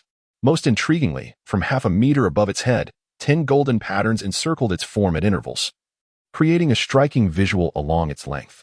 A faint golden aura rippled above the altar, seemingly binding this soul beast securely in place. Upon witnessing this creature, Suyu felt a jolt of recognition. Was this not the ice silkworm? Having spent considerable time in the far north, he could hardly forget the ice silkworm. However, the one before him was distinct, measuring over 7 meters and adorned with 10 encircling golden patterns. Suyu recognized it immediately. Was this not the legendary dream ice silkworm, a soul beast of 1,000,000 years? It was also the first companion of Hui Yuhao. One could assert that without the dream ice silkworm, there would be no Hui Yuhao as we know him. Hadn't he escaped? How could it have been captured again? With Gu Yuna awake, it was impossible for it to flee. At this moment, Gu Yuna spoke. This is an ice silkworm of over 1,000,000 years in cultivation. While its attributes may not be particularly formidable, even considered mediocre, its status as a 1,000,000-year soul beast brings advantages that are incomparable to ordinary soul beasts. This ice silkworm, having consumed an excessive amount of the 10,000-year profound ice essence, has accumulated an abundance of the world's elemental energy within it. Dition and the others took nearly 10,000 years to fully absorb it. Recently, this ice silkworm broke through the 1,000,000-year mark and, using special means, evaded Dition and the others, quietly escaping. Considering that you might require it, I took it upon myself to capture it once more. Gyuna's tone was calm, as if she spoke of something trivial and inconsequential. Suyu listened, mourning silently for the heavenly dream ice silkworm. It had labored tirelessly for over 1,000,000 years, managing to escape the clutches of fearsome beasts like Dition, only to encounter Gyuna. Although the mental prowess of the heavenly dream ice silkworm was unparalleled across the continent, even surpassing that of the evil eye tyrant, it paled in comparison to Gyuna. The creature's meager concealment tactics were no match for her perceptive abilities. What a tragic fate for such a being. What? You say this was prepared by Gyuna for him? One can only commend the Moon Palace for their remarkable execution. At present, the vitality of the ice silkworm has been nearly drained, leaving only its most primal essence, which could be considered a blessing. If its power were excessively formidable, it would be overwhelming for one to bear. Sister Nar, even without its other powers, I would still find it unbearable. Suyu shrugged his shoulders, expressing his helplessness. With his current physique and mental fortitude, enduring a soul ring of approximately 30,000 years would pose no issue. However, to withstand the heavenly dream ice silkworm was indeed an overestimation of his capabilities. It is worth noting that in the original narrative, this heavenly dream ice silkworm had once overwhelmed the title Doloa. No worries. I shall intervene, Gyuna replied with an air of calm composure. Then I can rest assured, he responded with a playful smile. Suyu chuckled softly. With Na Bao about to take action, success was virtually assured. Even though Gyuna was gravely injured, she still possessed godlike strength. Dealing with the heavenly dream ice silkworm was merely a trivial matter, completely devoid of any pressure. Suyu's eyes flickered as he made his way towards the altar. In just a few strides, he stood before it, gazing at the golden halo above. He reached out to touch it, only to grasp at emptiness. He exclaimed in surprise, glancing at the round head of the heavenly dream ice silkworm, preparing to continue his exploration. At that moment, the heavenly dream ice silkworm suddenly spoke, recoiling slightly, its tiny golden eyes flashing with a hint of human-like fear. What do you intend to do? Please, don't come any closer. It roared in distress. The heavenly dream ice silkworm had overheard the conversation between Suyu and Gyuna, and it felt a deep sense of injustice. Those wretches would not leave it be. Were they still intent on making a move against it? It felt utterly wronged. The heavenly dream ice silkworm wanted to weep without tears, having absorbed its essence for millennia, and now they sought to meticulously arrange even the remnants of its original power. Could these beings not act with humanity? They were not human. They were demons. Su Yujia chuckled mischievously, deliberately revealing a peculiar smile. He crouched down, placing his large hand on the head of the heavenly dream ice silkworm, and playfully threatened, Heavenly dream ice silkworm, you wouldn't want to burst, would you? What does it mean to burst? The heavenly dream ice silkworm inquired cautiously. Just look at you, all plump and round. You must be brimming with juice. Do you think if Uncle Dishiang's dragon claws were to grasp your body and then squeeze it hard, wouldn't it burst and splatter juice everywhere? So you struck a pose reminiscent of an explosion, a mischievous grin spreading across his face. This sight sent the heavenly dream eye silkworm into a fit of trembling. Please, don't act recklessly. I am quite formidable, I assure you. When I become enraged, even I fear my own wrath. I am a million-year-soul beast. Do not provoke me, or I shall retaliate. The heavenly dream eye silkworm quaked at the thought of the explosive scene, its already timid heart further shattered by fear. Chapter 35, Heavenly Dream. Do you not wish to consider my position? Whose elder brother are you? You possess quite the audacity, heavenly dream eye silkworm. Suyu grinned widely, delivering a playful slap to the head of the heavenly dream eye silkworm. Do you truly wish to burst? Do you really think you can compete with us? Do you possess the strength for that? Suyu spoke, and once again, a resounding slap landed upon its head. Suyu possessed a formidable strength exceeding 30,000 pounds. With a single slap, even the most ancient soul beast would be reduced to tears. When Suyu struck the sky dream eye silkworm twice, it immediately contorted in pain. Brother, you are my brother. Please stop, please. The sky dream ice silkworm pleaded desperately. What kind of sustenance has this child consumed to wield such painful strikes? Is he truly human, or perhaps a beast in human form? Are you still willing to compete? Suyu inquired with a smile. No more competitions, no more. The sky dream ice silkworm quickly shook its head, recognizing the wisdom in yielding. By the way, how did you know my name is Sky Dream Eye Silkworm? It asked curiously, glancing at Suyu. Sky Dream was a name it had given itself. In the Stardew Forest, few should be aware of it. So how could this young boy know? I have some connections to the extreme north, and I have indeed heard of you, Suyu replied casually. Really? Do you know the Ice Emperor? The Sky Dream Ice Silkworm's eyes sparkled with excitement as it asked eagerly.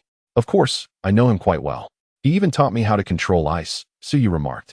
As Suyu spoke, an intense chill emanated from him. Control ice, the ultimate ice. Feeling that biting cold, Tianming Ice Silkworm trembled violently. This familiar ultra-low temperature. Is this not the ultimate ice? You truly possess the ultimate ice? Tianming's eyes sparkled, fixated on Suyu. What is the matter? Suyu cast a sidelong glance at it. No issues, no issues.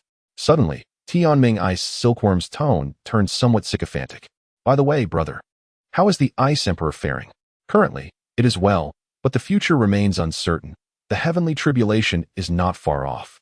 The mention of the heavenly tribulation caused Tianming Ice Silkworm's expression to dim. Indeed, the Ice Emperor's tribulation is approaching. Within a century, it will surely arrive. It's not just the Ice Emperor. It too, since its breakthrough to 1,000,000 years, its tribulation is also imminent. If a host isn't found soon, it too may perish. For the first time, it seriously assessed Suyu, contemplating the possibility of him as a host. It could no longer detach from this place, and Suyu was its only choice. However, it needed to ascertain whether Suyu could truly withstand its power. After all, Suyu was not a spiritual-type soul master. To speak candidly, it lacked confidence. What are you pondering? Suyu delivered a sharp slap, causing Tianming Ice Silkworm to roll its eyes in pain. This child. Why so violent? It silently complained, yet wore a fawning smile. Brother, has the Ice Emperor ever mentioned me? It remained most concerned about the Ice Emperor. Yes, she has. Suyu replied nonchalantly. What did she say about me? Did she remark that I am handsome and graceful? Tianming Ice Silkworm said with a self-absorbed expression. You're overthinking it. Suyu rolled his eyes. She said it would be a pity to let you, this fat worm, escape. Otherwise, if she devoured you, she would surely surpass the Snow Empress. Tianming Ice Silkworm sighed. Alas, it seems that in her heart, the Ice Emperor only holds the Snow Empress dear. It lamented. The Snow Empress belongs to me. Suyu stated matter-of-factly.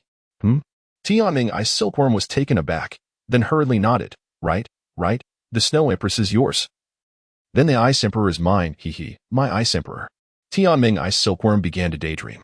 Suyu was rendered speechless. What foolish daydreams was he indulging in? The Snow Emperor belonged to him, Su, but the Ice Emperor would never be yours, you great worm. Have you even taken a moment to reflect on your own standing? The Ice Emperor merely regards you as fodder. Suyu rolled his eyes and delivered a sharp slap to the head of the heavenly dream ice silkworm, urging it to awaken. The heavenly dream ice silkworm snapped back to reality and, upon seeing Suyu, offered an apologetic smile, unable to restrain its emotions.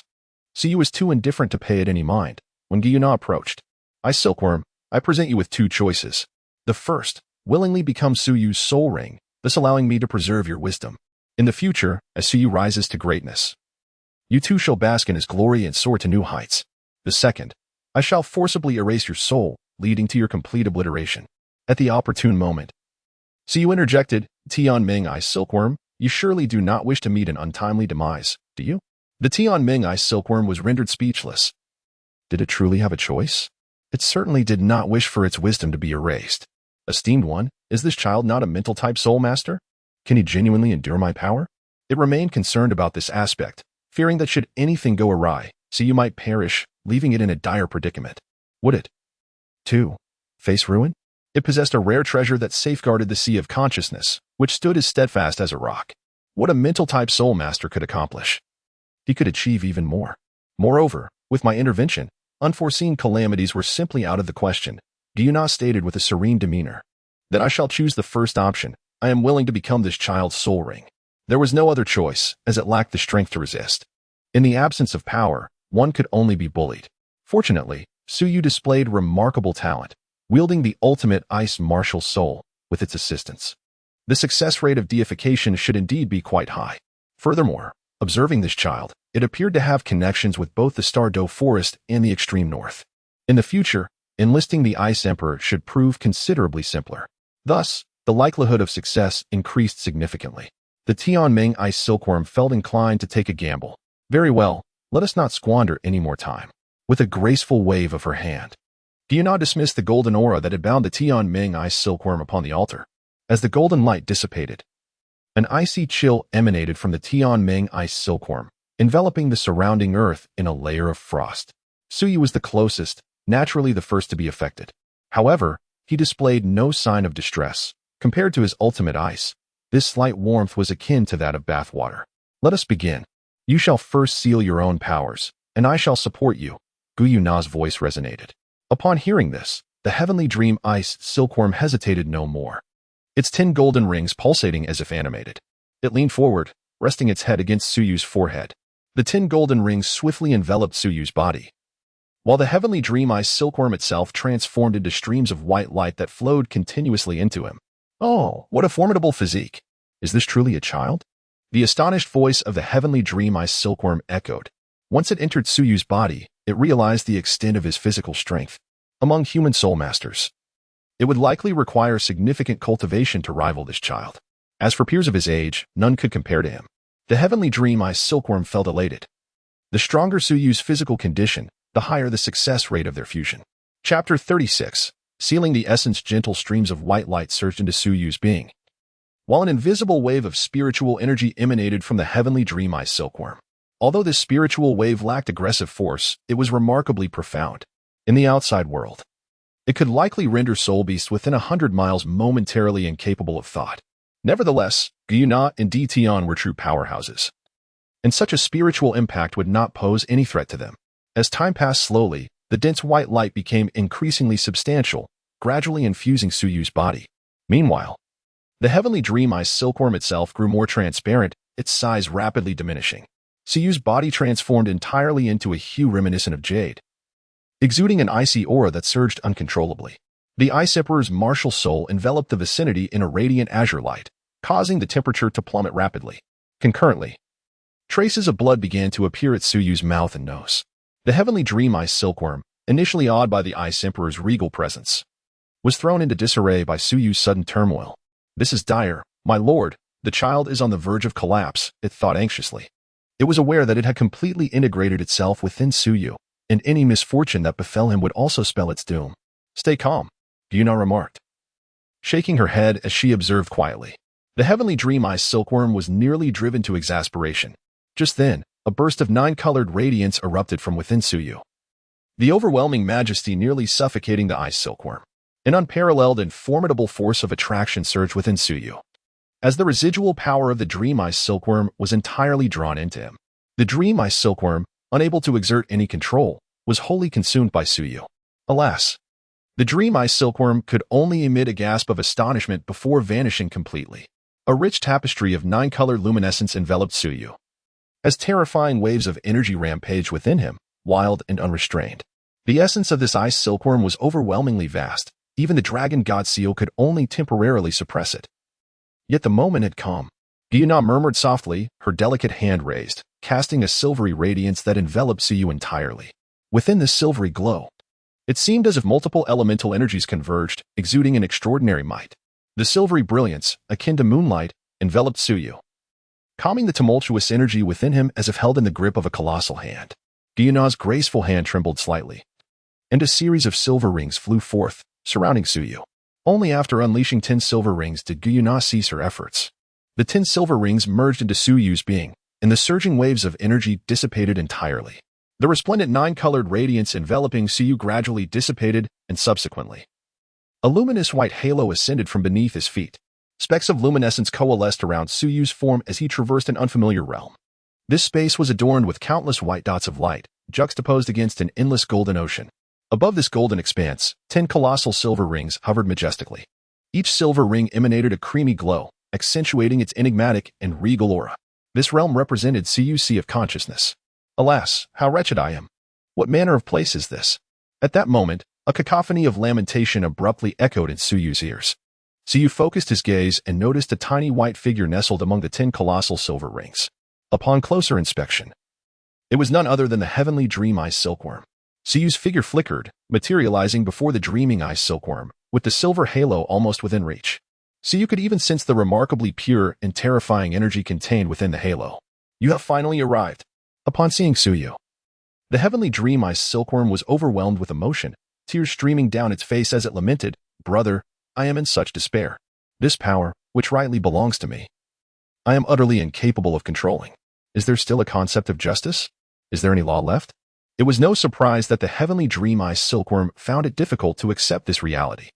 The innate power that was originally its own had been deeply sealed away by Guyana. Even the heavenly Dream Eye Silkworm itself could not exert control over it. Meanwhile, within Suyu's sea of consciousness lay an unyielding force, as solid as a rock, making it nearly impossible to stir even the slightest ripple. This implied that, apart from this fragment of spiritual essence, it possessed nothing else. In fact, if Suyu so desired, annihilating this spiritual entity would pose no challenge. Devoid of any means of self-preservation, how could it not be in a state of panic? It is worth noting that in the original narrative, the heavenly Dream Eye Silkworm had free reign within Huiyuhao's sea of consciousness, a stark contrast to its present predicament. Are you truly certain you wish to discuss justice with us? Suyu, with a smile that was neither fully genuine nor entirely mocking, inquired. Are they truly the law of the land? Who among you dares to accuse this official? With a chuckle, he dismissed the notion. Tianming Eye Silkworm quickly yielded, recognizing the precariousness of its situation. Brother, I implore you, you wouldn't cast me out, would you? It asked cautiously, genuinely fearful that Suyu might sever their ties. I shall not, came the reassuring reply. Suyu shook his head, as he could not engage in such unscrupulous behavior. I knew my brother wouldn't. Tianming Binkin sighed with relief, then boasted, let me tell you, I am truly remarkable. I possess an unprecedented 1,000,000-year soul ring. As a 1,000,000-year soul beast, my soul skills alone can grant you 4. These are soul skills of 1,000,000 years, undoubtedly possessing boundless utility. Go on. Suyu maintained a stoic expression, already well aware of this information.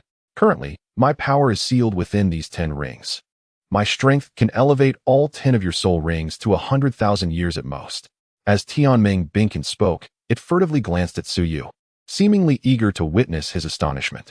However, much to its disappointment, Suyu remained unfazed. Is there more? Moreover, while I cannot provide you with a soul bone, I can bestow upon you a new martial soul. This martial soul possesses an ice attribute, and its specific form is yet to be determined. The nature of the first soul ring you absorb will dictate the essence of this martial soul. If executed properly, you could acquire an ultimate ice martial soul, and then, with the dual ultimate ice, who could possibly rival you? Tianming Binkin contorted its brows, wearing an expression that implied understanding. Have you finished? Suyu asked calmly. Brother, why are you not the least bit excited? This means an additional martial soul. Tianming Binkin was taken aback. You were composed earlier, but now, even upon hearing this, you remain so unfazed? This signifies an additional martial soul. Do you comprehend the significance of dual ultimate ice? I understand the notion of possessing an additional martial soul, but I am inherently a dual martial soul. So you shook his head gently and replied with a calm demeanor. Chapter 37, The 1,000,000-Year Soul Ring. What? Tianming Binkin exclaimed in surprise, quickly pressing for clarification. Brother, what did you just say? You possess a twin martial soul? Indeed. Suyu nodded in affirmation. Then with this new addition, brother, does that not make you an unprecedented three-soul martial artist? Incredible! Brother, you are truly extraordinary. Tianming Binken gasped, her golden eyes brimming with excitement. What a remarkable talent three-soul martial arts is. If this cannot lead one to divinity, then who can attain such a status? This is truly astonishing. She continued, in this respect, Tianming has struck gold. I must hold on to this opportunity for eternity. The essence of martial souls lies in their quality rather than quantity. Whether one possesses 3 or 2, the distinction is negligible. Suyu shook his head, remarking that 2 martial souls were sufficient. 1 Ice Emperor and 1 Dragon God Seal were more than adequate. The presence of an additional one was inconsequential. However, it was not a matter of mere quantity. Besides, if his martial soul was cultivated properly, it could yield a new pinnacle of ice. A true embodiment of ultimate ice with unparalleled quality. The heavenly dream ice silkworm hastily countered, asserting that while twin martial souls were rare, they were not entirely absent. In contrast, a triple martial soul was undoubtedly unprecedented and fundamentally different. Suyu did not engage in an argument. Instead, he posed a rhetorical question. You aren't harboring intentions towards the Ice Emperor, are you? Caught off guard by Suyu's incisive remark, the heavenly dream ice silkworm stammered. Bro, how did you know? The ultimate ice is exceedingly rare, found solely among the Ice Blue Scorpion clan and the Snow Emperor in the entire extreme north. Moreover, seeing your demeanor, it is evident that you have a fondness for the Ice Emperor. Is it not obvious? You are merely using the pretext of seeking a martial soul for me as a means to draw the Ice Emperor into your plans, thus creating an opportunity for you to be in close proximity to her. Am I correct? Suyu spoke with a playful tone. The heavenly dream ice silkworm cleared its throat awkwardly. How could one claim that the matter of martial spirits was a malicious intent against her?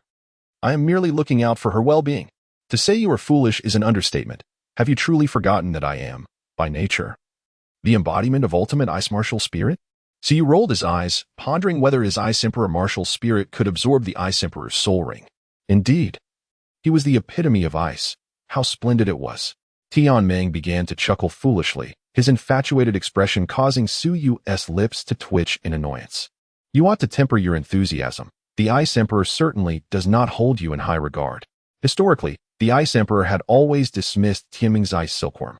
In the original narrative, a certain divine king had engaged in a distasteful ploy, forcing the Ice Emperor and the ice silkworm together within the Valley of Inquiring Emotions, a truly forced union. To be frank, it was rather repugnant. He vowed never to allow such an event to transpire. To manipulate his fate?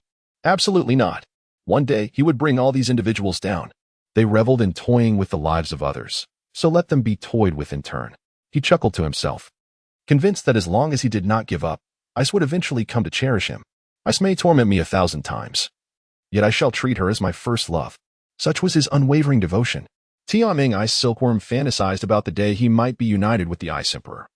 Nearly drooling at the thought, Suyu's eyes twitched involuntarily, and he couldn't help but curse under his breath. Damn it, what a sycophant.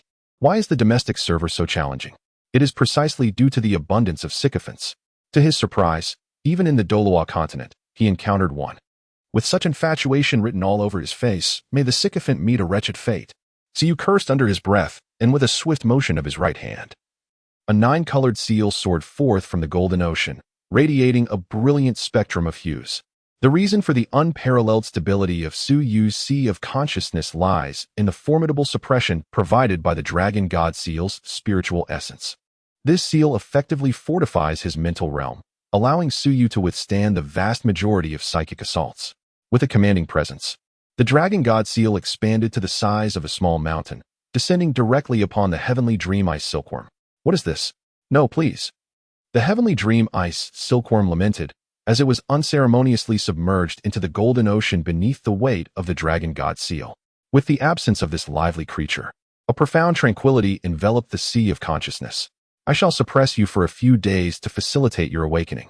Suyu exhaled deeply, gazing at the 10 silver halos above. At that moment, a fissure had begun to appear upon the first halo. A pearlescent glow leaked out in delicate strands, gradually absorbed by the vast ocean of Suyu's consciousness. Though this absorption was slow, over time, Suyu's mental prowess would undoubtedly experience rapid growth. No longer lingering, Suyu's figure flickered and vanished from his original position. In the outside world, Suyu, who had kept his eyes tightly shut, suddenly opened them. A fleeting pearlescent hue flickered within his ice-blue irises, which quickly transformed back into their original icy shade. It seemed that his strength had significantly increased. The intensity of his third spirit ring appeared to be around 30,000 years. Suyu assessed the potency of his soul ring, estimating it to be approximately 30,000 years. Over the years, he had diligently maintained his daily training regimen, consuming rare spiritual substances known to enhance physical prowess, such as 10,000-year whale gel, dragon tendon grass, and blood chi fruit. Furthermore, his rigorous conditioning amidst the glaciers of the extreme north, coupled with the absorption of the right forelimb bone of a 10,000-year dark gold terror claw bear, had enabled him to elevate the threshold of his third soul ring to 30,000 years. It was evident that the enhancement of his physical limits was no trivial matter. He pondered about his current capabilities and wondered what his precise metrics might be. Su Yushin murmured, "System, display my information panel." Ding. The host's information panel is as follows. Host, CU age, 10 years martial soul, dragon god seal. Ice Emperor level, 36th rank soul master soul, 3598, spirit sea realm, destiny, eternal fate bearer cultivation technique, supreme divine art soul rings, black, purple, white, gold, soul bones, 10,000-year dark golden terror claw bear right claw talent, autumn water bright eyes weapons, iron horse ice river, 10,000 forged tungsten steel hammer. Songming ancient spear martial arts, traversing sword technique, heavenly frost fist, wind god leg, tremor hammer technique, overlord spear technique, spirit insight finger, among others items, super sect card. Black dragon ring, dark golden terror claw bear left arm bone, right arm bone, trunk bone, various soul guiding devices, various pills, weapons, metals, etc. Gold soul coins, 980, 008. 800 status. Under newbie protection, Siyu surveyed the information panel, nodding silently to himself. His soul power had reached the esteemed level of 36. A commendable achievement at his tender age of just shy of 11 months. Yet, upon reflection, he recalled that he had already attained level 30 at the mere age of 9, excluding the inherent boost from the soul ring. The enhancement provided by the right claw bone of the dark golden fearsome bear must account for an additional level. Thus, it could be inferred that he had only progressed 4 levels over the span of a little more than a year. Indeed, while he had exerted considerable effort in various pursuits, this rate of advancement felt rather sluggish. It is often said that the ascent of a supreme martial soul slows significantly after reaching level 30. Yet Suyu did not anticipate that he himself would be so profoundly affected. Chapter 38. Spirit Sea Realm, Sister Nar, you are truly beautiful. This pace is exceedingly slow. Suyu furrowed his brows, realizing why the original text emphasized that the cultivation speed of an extraordinary martial soul would significantly diminish upon reaching level 30. The extent of this deceleration was indeed astonishing. Achieving level 30 at the tender age of 9 spoke volumes about his exceptional talent. He was undoubtedly among the elite. However, after more than a year of cultivation, he had only managed to elevate his soul power by a mere 4 levels. This was evidently insufficient. It seemed he would need to devote more effort to enhancing his soul power. Suyu murmured to himself.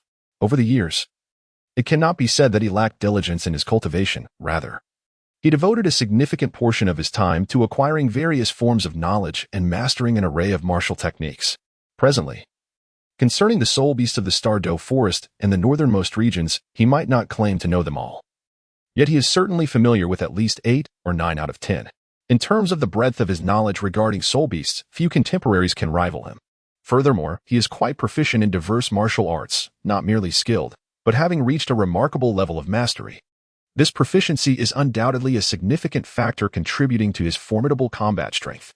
However, given the current circumstances, it seems imperative that he shifts his focus in future training toward the enhancement of his soul power. His mental strength is commendable. Having achieved a high level within the spiritual sea realm, Suyu's eyes sparkled with delight. His mental prowess had indeed not let him down. Over the years, with steady and resolute efforts, his mental strength had experienced a remarkably smooth breakthrough. His mental acuity and physical fitness had progressed in tandem. The autumn waters reflected a bright gaze, indeed, quite effective. Suyu nodded. The clear gaze of Chiu Shui was a rare gift, allowing her to perceive even the most minute details and discern the intricate flow of soul power within her opponent's body. This ability proved to be exceptionally advantageous, both in combat and in the study of soul-guiding devices. Suyu even utilized it to assist in roasting meat, thus mastering the art of controlling the heat with remarkable precision. What remained were various martial techniques, such as the heavenly frost fist, the wind god leg, and the traversing swordplay, all of which were rewards from the system. In addition, there existed numerous other martial arts, including the Huashan sword technique, the Chuanjin sword technique, and the 5-tiger soul-cutting blade. Remarkably, even the Tongmen Xiantian treasure record had been bestowed by the system. However, Siyu did not delve deeply into its study. And since it was not particularly formidable for him, the system chose to conceal it. The techniques displayed by the system were solely those that Siyu primarily practiced. One wonders when the system will reward him with the cloud-dispelling palm, for then he could manually cultivate the 3 parts returning essence. 3 parts rely on innate talent, while 7 parts depend on diligent effort. Siyu chuckled to himself, casting one last glance before retracting the information panel. He was indifferent to the golden soul coins. The system rewarded him with them almost daily, and he was hardly in want of wealth. Stretching leisurely, the Ice Emperor's martial soul enveloped him in a radiant azure glow, causing the temperature to plummet and frost to creep across the ground. 3 soul rings, black, purple, and white, materialized in succession. The first soul ring, originating from the essence of his martial soul, had evolved to a remarkable 30,000-year level alongside his own growth. As for the second soul ring, it was derived from a 9,000-year-old ice-armored beast. This formidable creature, known for its exceptional defensive capabilities, rivaled even the legendary Xuanwu turtle. Siyu had opted to forego a 10,000-year soul ring at that time, recognizing that the value of the ice-armored beast far surpassed that of its counterpart. The soul skill bestowed upon him by the ice-armored beast was named Ice Emperor's Armor. When activated, diamond-shaped ice armor would manifest upon him, enhancing his ice attributes by 100%, boosting his strength by 50%, and increasing his defense by 200%. With each 10-level increase granting an additional 10% enhancement. Such a soul skill, residing within the second soul ring, was nothing short of explosive in its potential. Especially notable was the incremental enhancement of attributes with each 10-level advancement, truly exquisite. It was evident that the soul skill, provided by a super soul beast, lived up to its illustrious reputation. The third soul ring, of course, belonged to the dreaming ice silkworm. While its appearance was white, it was, in truth, of a golden hue spanning 1,000,000 years. Yet, the striking combination of black, purple, and white soul rings would surely astonish any onlooker. How does it feel? A melodious voice, akin to a lark's sweet song, broke through Suyu's contemplation, jolting him back to reality. Siyu gazed at the enchanting visage of Guyuna, momentarily taken aback, before the corners of his lips curled into a gentle smile. I feel splendid at the moment. The sensation of breaking through is indeed extraordinarily delightful. Achieving the rank of Soul Master at level 36 is commendable, yet there remains much room for further endeavor. Guyuna regarded Siyu with a nod, acknowledging his progress thus far with approval. I am aware. Siyu responded with a nod, his eyes shimmering with brilliance. What significance did such an achievement hold?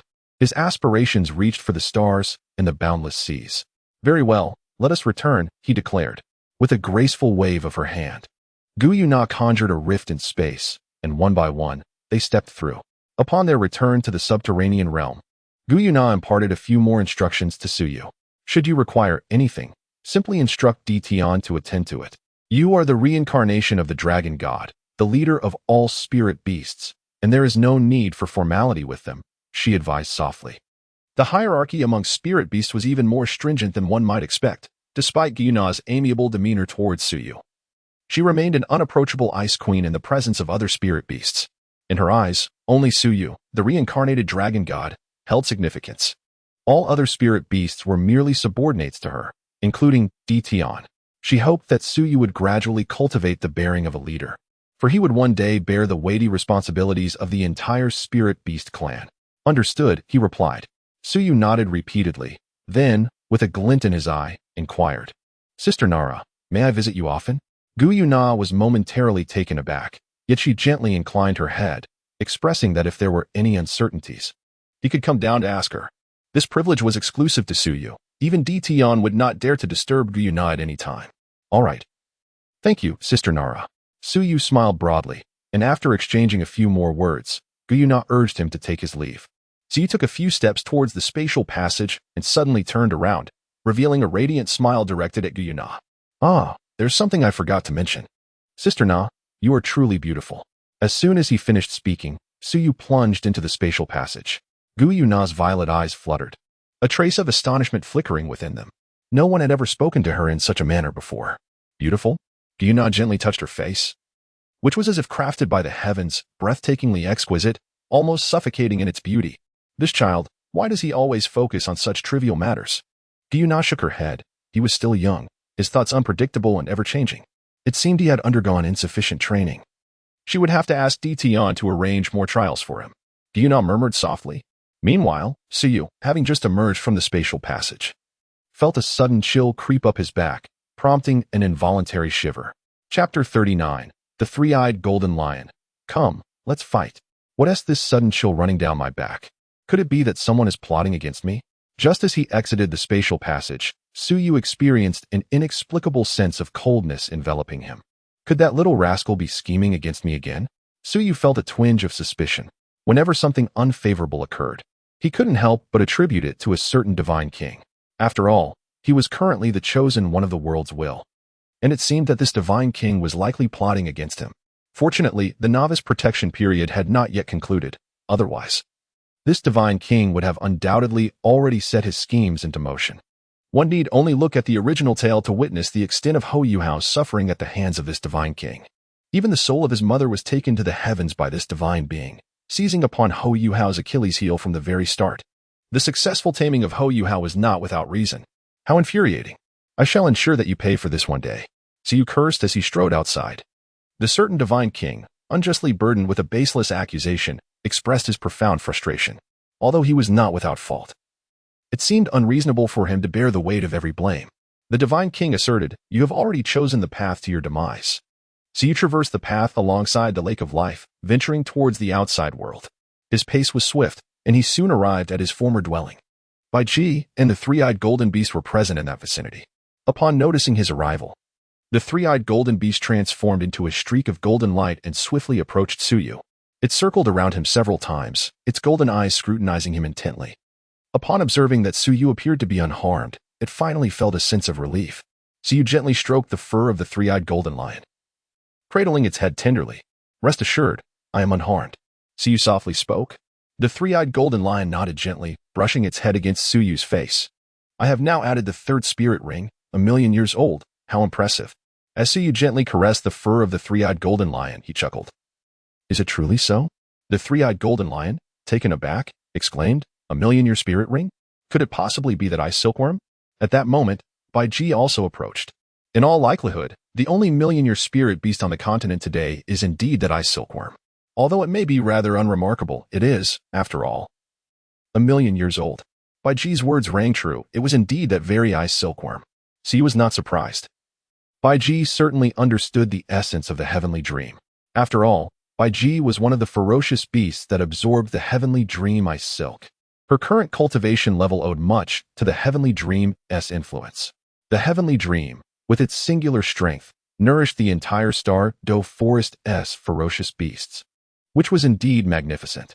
The ice silk possessed average attributes, yet its age was sufficient to serve as the third soul ring for the young master. Undoubtedly a fine choice. However, employing it as the seventh soul ring might yield even greater benefits, given that the seventh soul ring is primarily assessed by its age. Bai Ji expressed her thoughts. "Perhaps, but I am currently only a 36th level soul master. Achieving soul sage will require at least 6 or 7 more years. Even though I have confidence in myself, the ultimate martial soul is inevitably constrained by cultivation limits. Attaining soul sage before the age of 20 would indeed be quite commendable." Suyu's perspective is indeed conservative, yet it is undeniably rational. Throughout history, every extraordinary martial soul has failed to attain the rank of soul sage before the age of 20. Not to mention reaching the level of soul emperor, which is an exceedingly rare feat for those with exceptional martial souls. While extraordinary martial souls are renowned for their formidable strength, they are equally notorious for their arduous cultivation process. At 17, during the second soul fighting competition, Hou Yuhao was merely at the rank of Soul King. Without the aid of extraordinary circumstances, it would have been impossible for him to achieve the status of Soul Sage before the age of 20.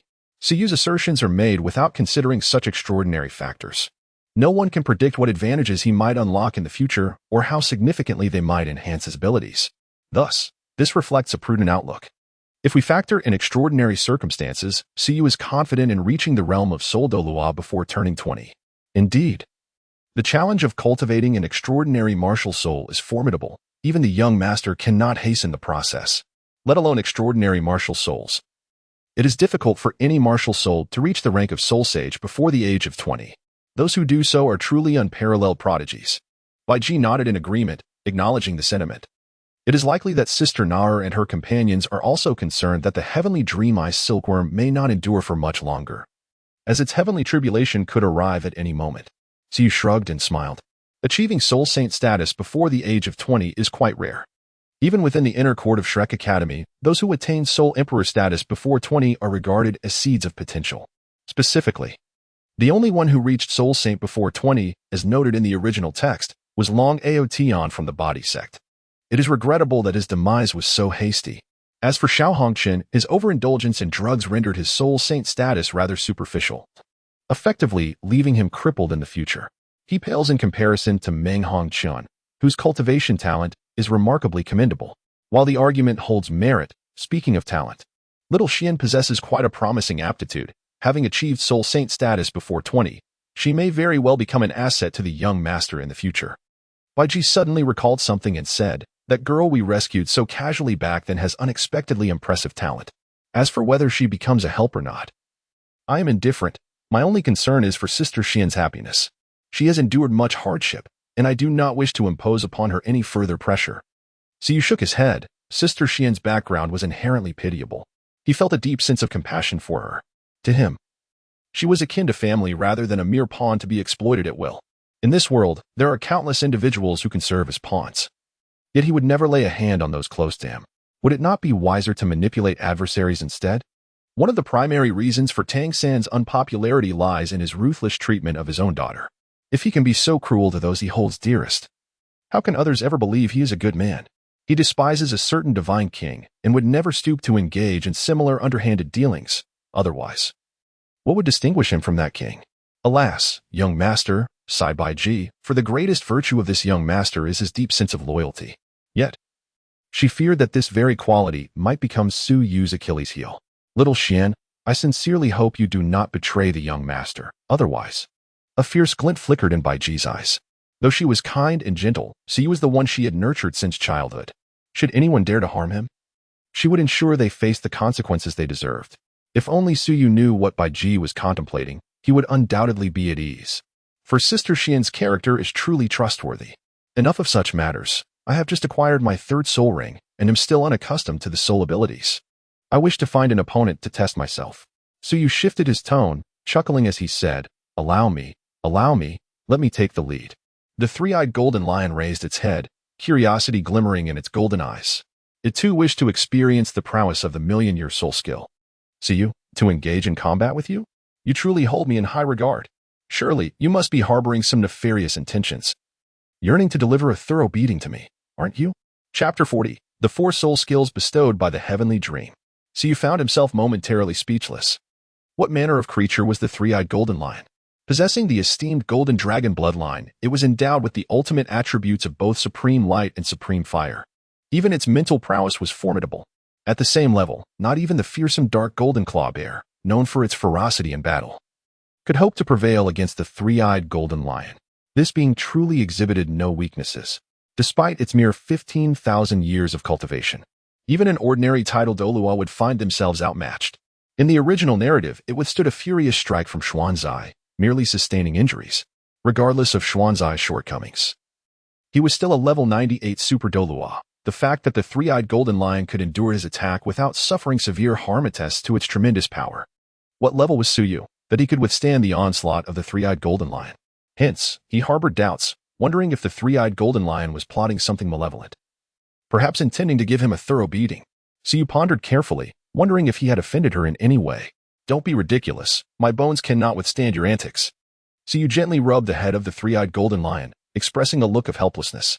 With his current strength, even defeating the transformed three-eyed golden lion would be a formidable challenge, let alone in its untransformed state, where combat seemed utterly impossible.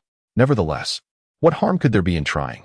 The three-eyed golden lion nuzzled against Su Yu and playfully licked his face, behaving as if it were seeking affection. "I fear that if I attempt it, I may meet my demise, and that would be an unfortunate loss, indeed."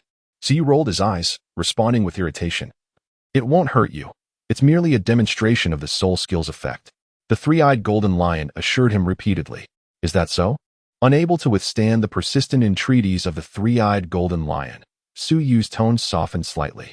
Indeed, the three-eyed golden lion affirmed, lifting its head in assurance. Very well.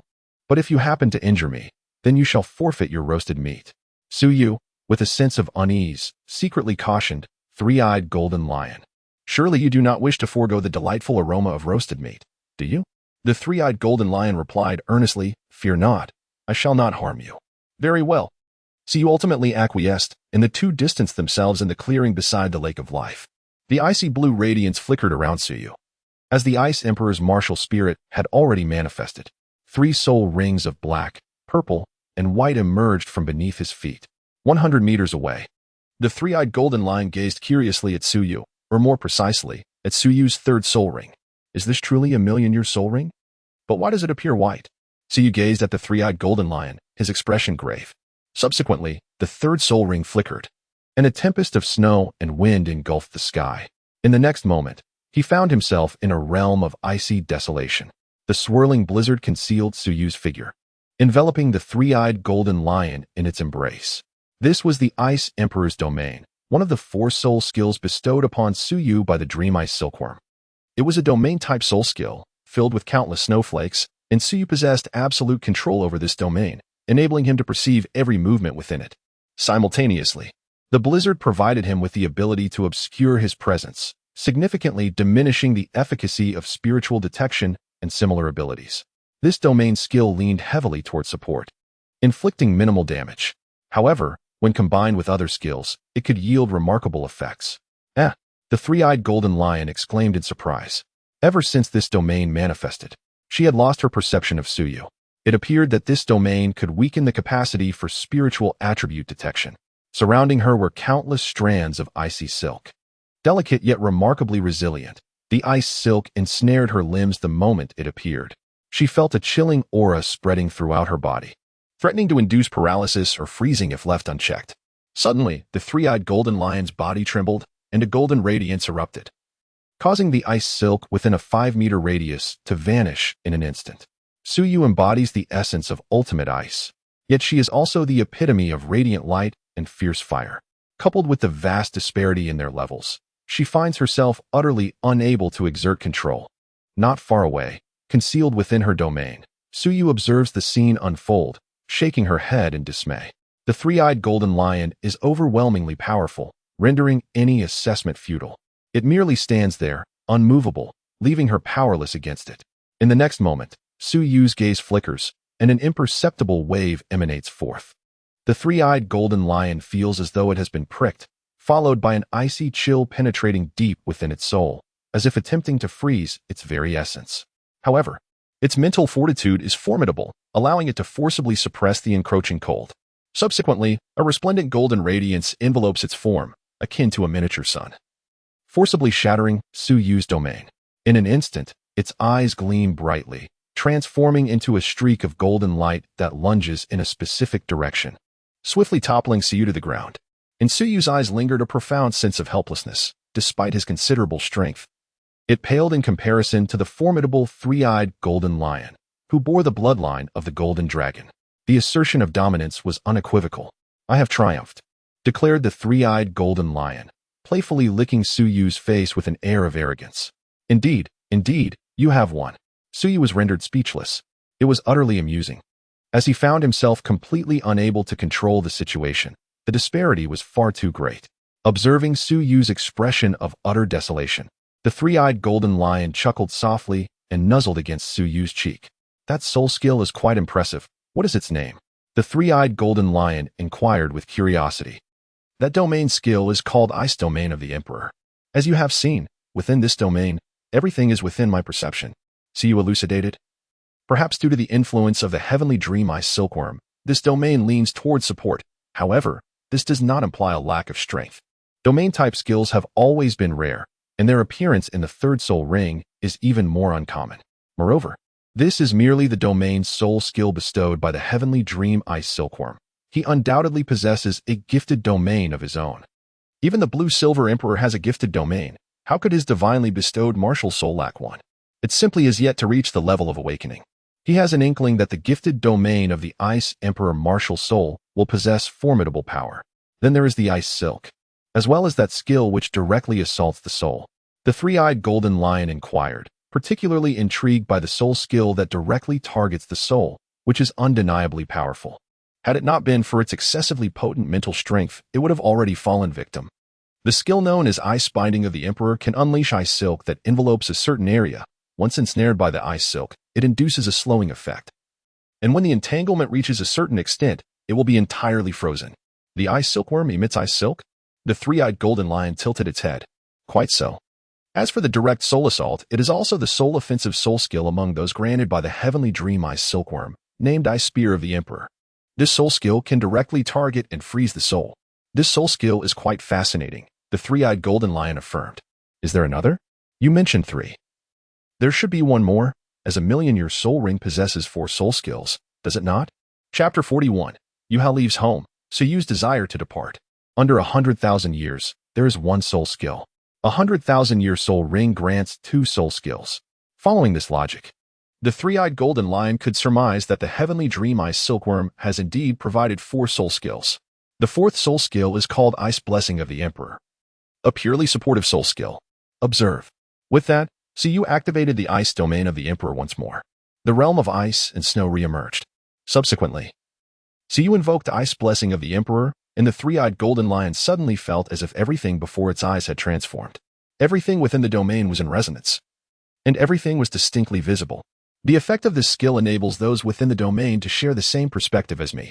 Suyu remarked, in a certain sense, this soul skill is remarkably powerful, particularly in assisting teammates. The three-eyed golden lion expressed admiration, stating, this perspective, akin to having opened the heavenly eye, is truly delightful. It is merely the case that she is exceedingly formidable, leaving Suyu at a loss. Otherwise, in this domain, even a typical 10,000-year soul beast would not suffice to challenge him. They would scarcely even be able to locate a human. These 4 soul skills are commendable. Yet they seem somewhat unworthy of the title bestowed by a million-year soul ring. I believe, in comparison, your first soul skill surpasses them. The three-eyed golden lion spoke candidly, expressing thoughts without reservation. Suyu's first soul skill is truly formidable, verging on divine prowess. These 4 soul skills possess the potential for evolution. As the majority of the energy from the million-year soul rings remains sealed, as my strength escalates, the potency of these 4 soul skills will likewise intensify. Suyu smiled gently and said, in that case, it is indeed quite remarkable. The three-eyed golden lion suddenly realized, no wonder. I thought so. A million-year soul ring could not possibly be so simple. Your strength has significantly increased. The three-eyed golden lion also felt joy for Suyu. Perhaps. Suyu chuckled softly, then gently patted the paw of the three-eyed golden lion. Are you still not going to move your paw? Are you enjoying stepping on me? Suyu glanced at the three-eyed golden lion and remarked, you've ridden me so many times. What's the harm in me stepping on you just once? The three-eyed golden lion grumbled in response, but nonetheless shifted its paw away. Suyu executed a graceful leap, rising to his feet. He brushed off the dust from his clothing and then smoothed the sleek fur of the three-eyed golden lion. Let us go out and enjoy ourselves, he declared, eager to unwind after absorbing the spirit ring. All right, let's be off, he continued. The moment he mentioned venturing out, the three-eyed golden lion's eyes sparkled with excitement. It clamped down gently on Suyu's arm and, with a swift motion, he found himself perched upon its back. Subsequently, the three-eyed golden lion transformed into a streak of golden light, vanishing from sight.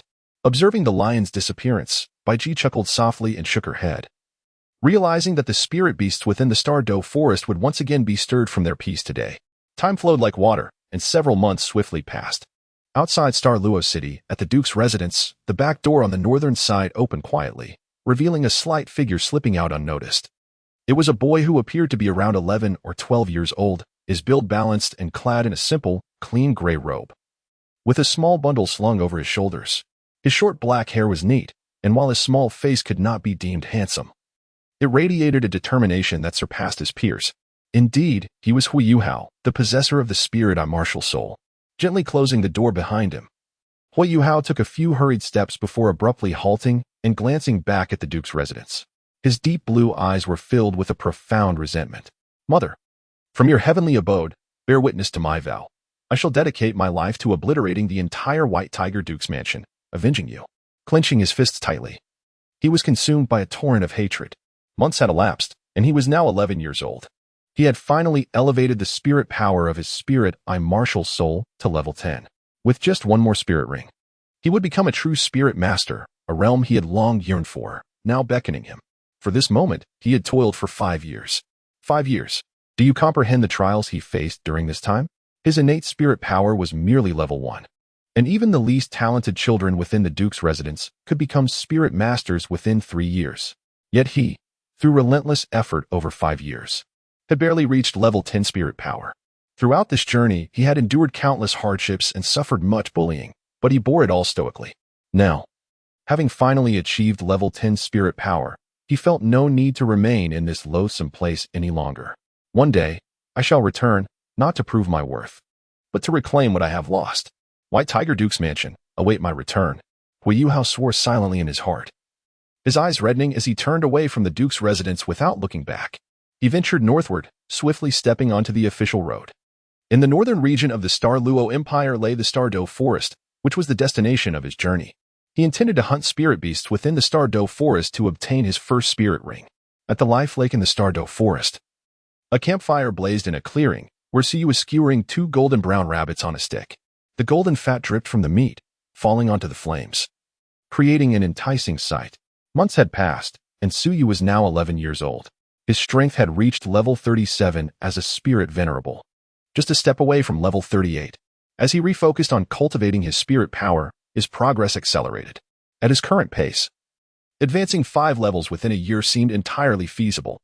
Influenced by his extraordinary martial soul, such rapid advancement highlighted Suyu's exceptional talent. Moreover, it could also be attributed to his robust physical constitution. The reason for the slower cultivation speed of his extraordinary martial soul was its extreme attributes, which made it challenging for spirit masters' bodies to endure, necessitating more spirit power for nourishment and transformation. Suyu's physical prowess was inherently formidable, and while the supreme martial soul had an impact on him, it was not as profound as one might have anticipated. This turned out to be an unexpected delight. He mused that his previous self-assessment may have been somewhat conservative.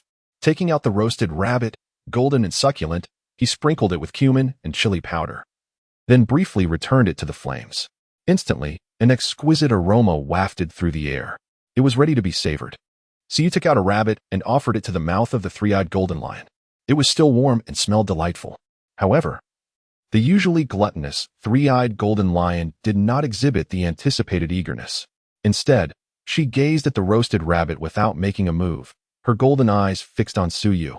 Her melodious voice tinged with reluctance, "Are you truly going to leave the starry forest?" Recently, Suyu had suddenly announced his intention to venture into the human world for an extended period of study, which left her feeling a sense of loss.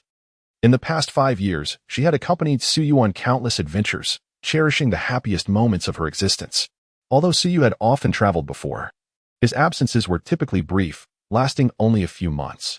This time, however, he had mentioned that his departure would span years. She had grown accustomed to Suyu's comforting presence and felt a profound sadness at the thought of his absence. Upon hearing her words, Suyu's movements faltered for a moment, and he sighed softly. "I must grow stronger. There is no other choice. I have learned nearly everything I can from the soul beasts here. To continue my progression, acquiring knowledge from humans is essential. You may not realize it, but there are many top-tier powerhouses among humans. Several of them are at the limit Doloa level, capable of contending with Uncle Ditian. If I do not strive to enhance my strength, how will I protect you in the future?" This statement was a fabrication, or perhaps not entirely truthful. Siyu was anxious to depart from the starry forest as his novice protection period was nearing its end. He could not allow a certain divine king to uncover his connection with the starry forest. Otherwise, it was likely that this divine king would begin to scheme in the shadows once more. Furthermore, he must prevent this divine king from discerning his identity within the Soul Beast clan. Otherwise, he would be in grave danger. Possessing the power of the dragon god and suspected to be the reincarnation of the dragon god was something that the divine realm could not tolerate. "Humph. I do not require your protection. Rather, I am the one who should be protecting you." The 3-eyed golden lion snorted, raising its head in a haughty manner. So you couldn't help but chuckle, gently stroking its head. All right, you protect me. You are truly the strongest. Come, have some roasted rabbit meat. This is from the tender-boned rabbit. Its flesh is exquisite and exceptionally fresh. Suyu presented a piece of rabbit meat towards the mouth of the three-eyed golden lion, smiling warmly as he said, I shall grant you this favor. Do indulge. The three-eyed golden lion feigned an air of haughtiness, its adorable yet pretentious demeanor eliciting a chuckle from Suyu. It opened its mouth wide and swiftly devoured half of the meat. The tender flesh of the soft-bone rabbit, combined with Suyu's exceptional culinary skills, truly created a remarkable delicacy. The three-eyed golden lion savored the meal earnestly, yet within its golden eyes there lingered a subtle hint of reluctance. Suyu tore off a rabbit leg and began to chew it heartily. After consuming 2 legs, he felt nearly satiated. The remainder was entirely fed to the three-eyed golden beast. With its considerable size, the creature possessed an equally large appetite. Before long, both roasted rabbits were completely devoured by the man and the beast. Suyu rolled up his sleeves and wiped the grease from the mouth of the three-eyed golden lion. The three-eyed golden lion fixed its gaze upon Suyu, its golden eyes reflecting his figure. It's all right. I shall return again. There will be another opportunity for my return. Suyu seemed to perceive its thoughts, gently stroking its golden fur with a smile, and remarked, whether you return my affections or not, who truly cares? The three-eyed golden lion retorted insincerely, hee. Suyu chuckled softly, gently stroking the warm golden fur, feeling an exquisite comfort. Let me bestow upon you a name. Suyu smiled and said, what is your name? The three-eyed golden lion gazed at Suyu in bewilderment. Indeed, I cannot keep calling you the auspicious beast. Just look at Uncle D. Tian and the others. They all possess names. Suyu spoke in a gentle tone. The three-eyed golden lion tilted its head in contemplation for a while, then nodded and said, all right, then you may assist me in choosing a name. However, if it sounds too unpleasant, I shall not accept it. Suyu's lips curled slightly in a smile. What of that Emperor Mingli? Emperor Mingli? The three-eyed golden lion was perplexed.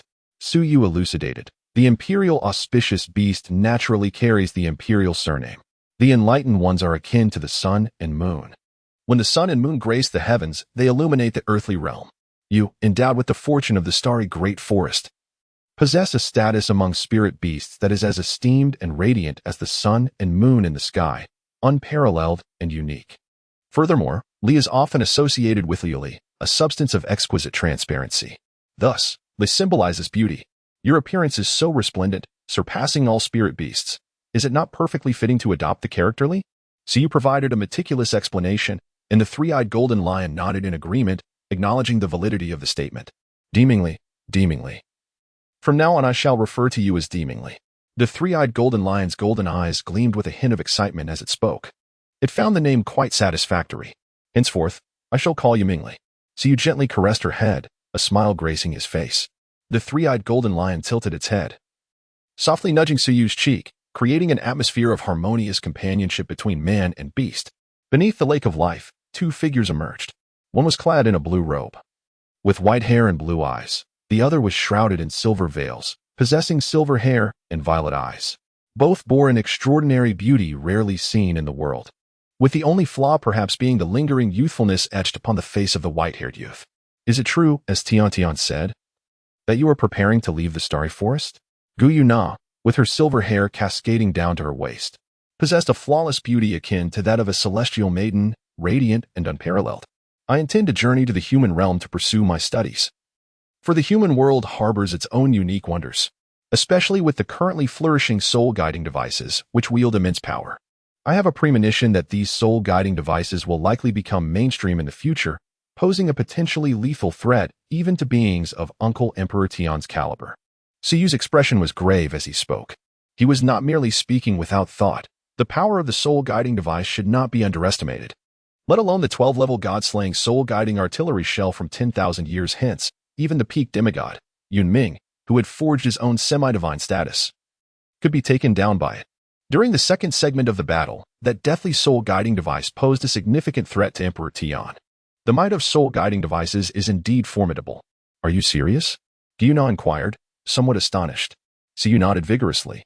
He was astonished that these seemingly frail humans had made such significant advancements over the years. Gyuna was equally surprised. Was this the essence of human ingenuity? Do you believe this soul guidance device could pose a threat to the divine? Gyuna inquired once more. Indeed, if this trajectory of development continues, within no more than 20,000 years, humanity's weaponry may truly possess the capability to slay deities. Siyu asserted with utmost certainty. Gyuna furrowed her brows in contemplation, inquiring, "So, you wish to study these soul-guiding devices? I may choose not to, but I cannot afford to be ignorant." Siyu responded decisively, as it was a decision he had already contemplated. He would not attend Shrek Academy, at least not at this moment. Who could tell if a certain divine king had orchestrated a series of traps around Shrek Academy? He had no desire to aid Shrek Academy in their ostentatious displays, particularly with the upcoming soul fighting competition looming just around the corner, where Shrek incessantly proclaimed its glory while engaging in unsavory dealings. He certainly did not wish to be a part of such a repugnant affair. It would be far more intriguing to join forces with Shrek's adversaries and directly thwart them. Chapter 43, The Reverse Scale of the Silver Dragon. So, you claim Shrek's glory? Then I shall shatter your so-called honor completely. He held no fondness for Shrek Academy. The depiction of Shrek in the original work was nothing short of nauseating. Cheating in competitions, bullying the weak, acting brazenly, and only preying on the vulnerable. This was not an isolated incident. Even their treatment of their own was hardly commendable. What kind of treatment did Hui Yuhao receive at Shrek Academy? Despite winning the championship in the freshman competition, he was denied even a core disciple title. They initially referred to him as part of the Hui Yuhao team, only to deliberately change it to the Wang Dong team during the award ceremony. Was that not utterly repugnant? Yet, once they learned of Hui Yuhao's ultimate ice martial soul, their demeanor shifted in an instant, revealing their truly distasteful nature. Hui Yuhao himself was no ordinary talent. A mere few words from others could move him profoundly. The slightest display of kindness left him overwhelmed with gratitude. While they shamelessly claimed that all his achievements were bestowed by the Academy, it was utterly ludicrous. Were not his abilities derived from the heavenly dream Ice Silkworm and the Ice Emperor Scorpion? Without them, what was Hui Yuhao worth? Could Shrek truly regard him with any esteem? Shrek easily brainwashed Hui Yuhao, leading him to constantly proclaim, "The Academy is my home. Whoever harms the Academy shall face my wrath." He was completely subjugated by Shrek Academy. It could only be said that Hui Yuhao's character was inherently flawed, making him susceptible to manipulation. Nevertheless, the brainwashing prowess of Shrek Academy was indeed formidable. How many individuals have been swayed by the mere mention of Shrek's glory? However, Suyu was no Hui Yuhao. He was not so easily deceived.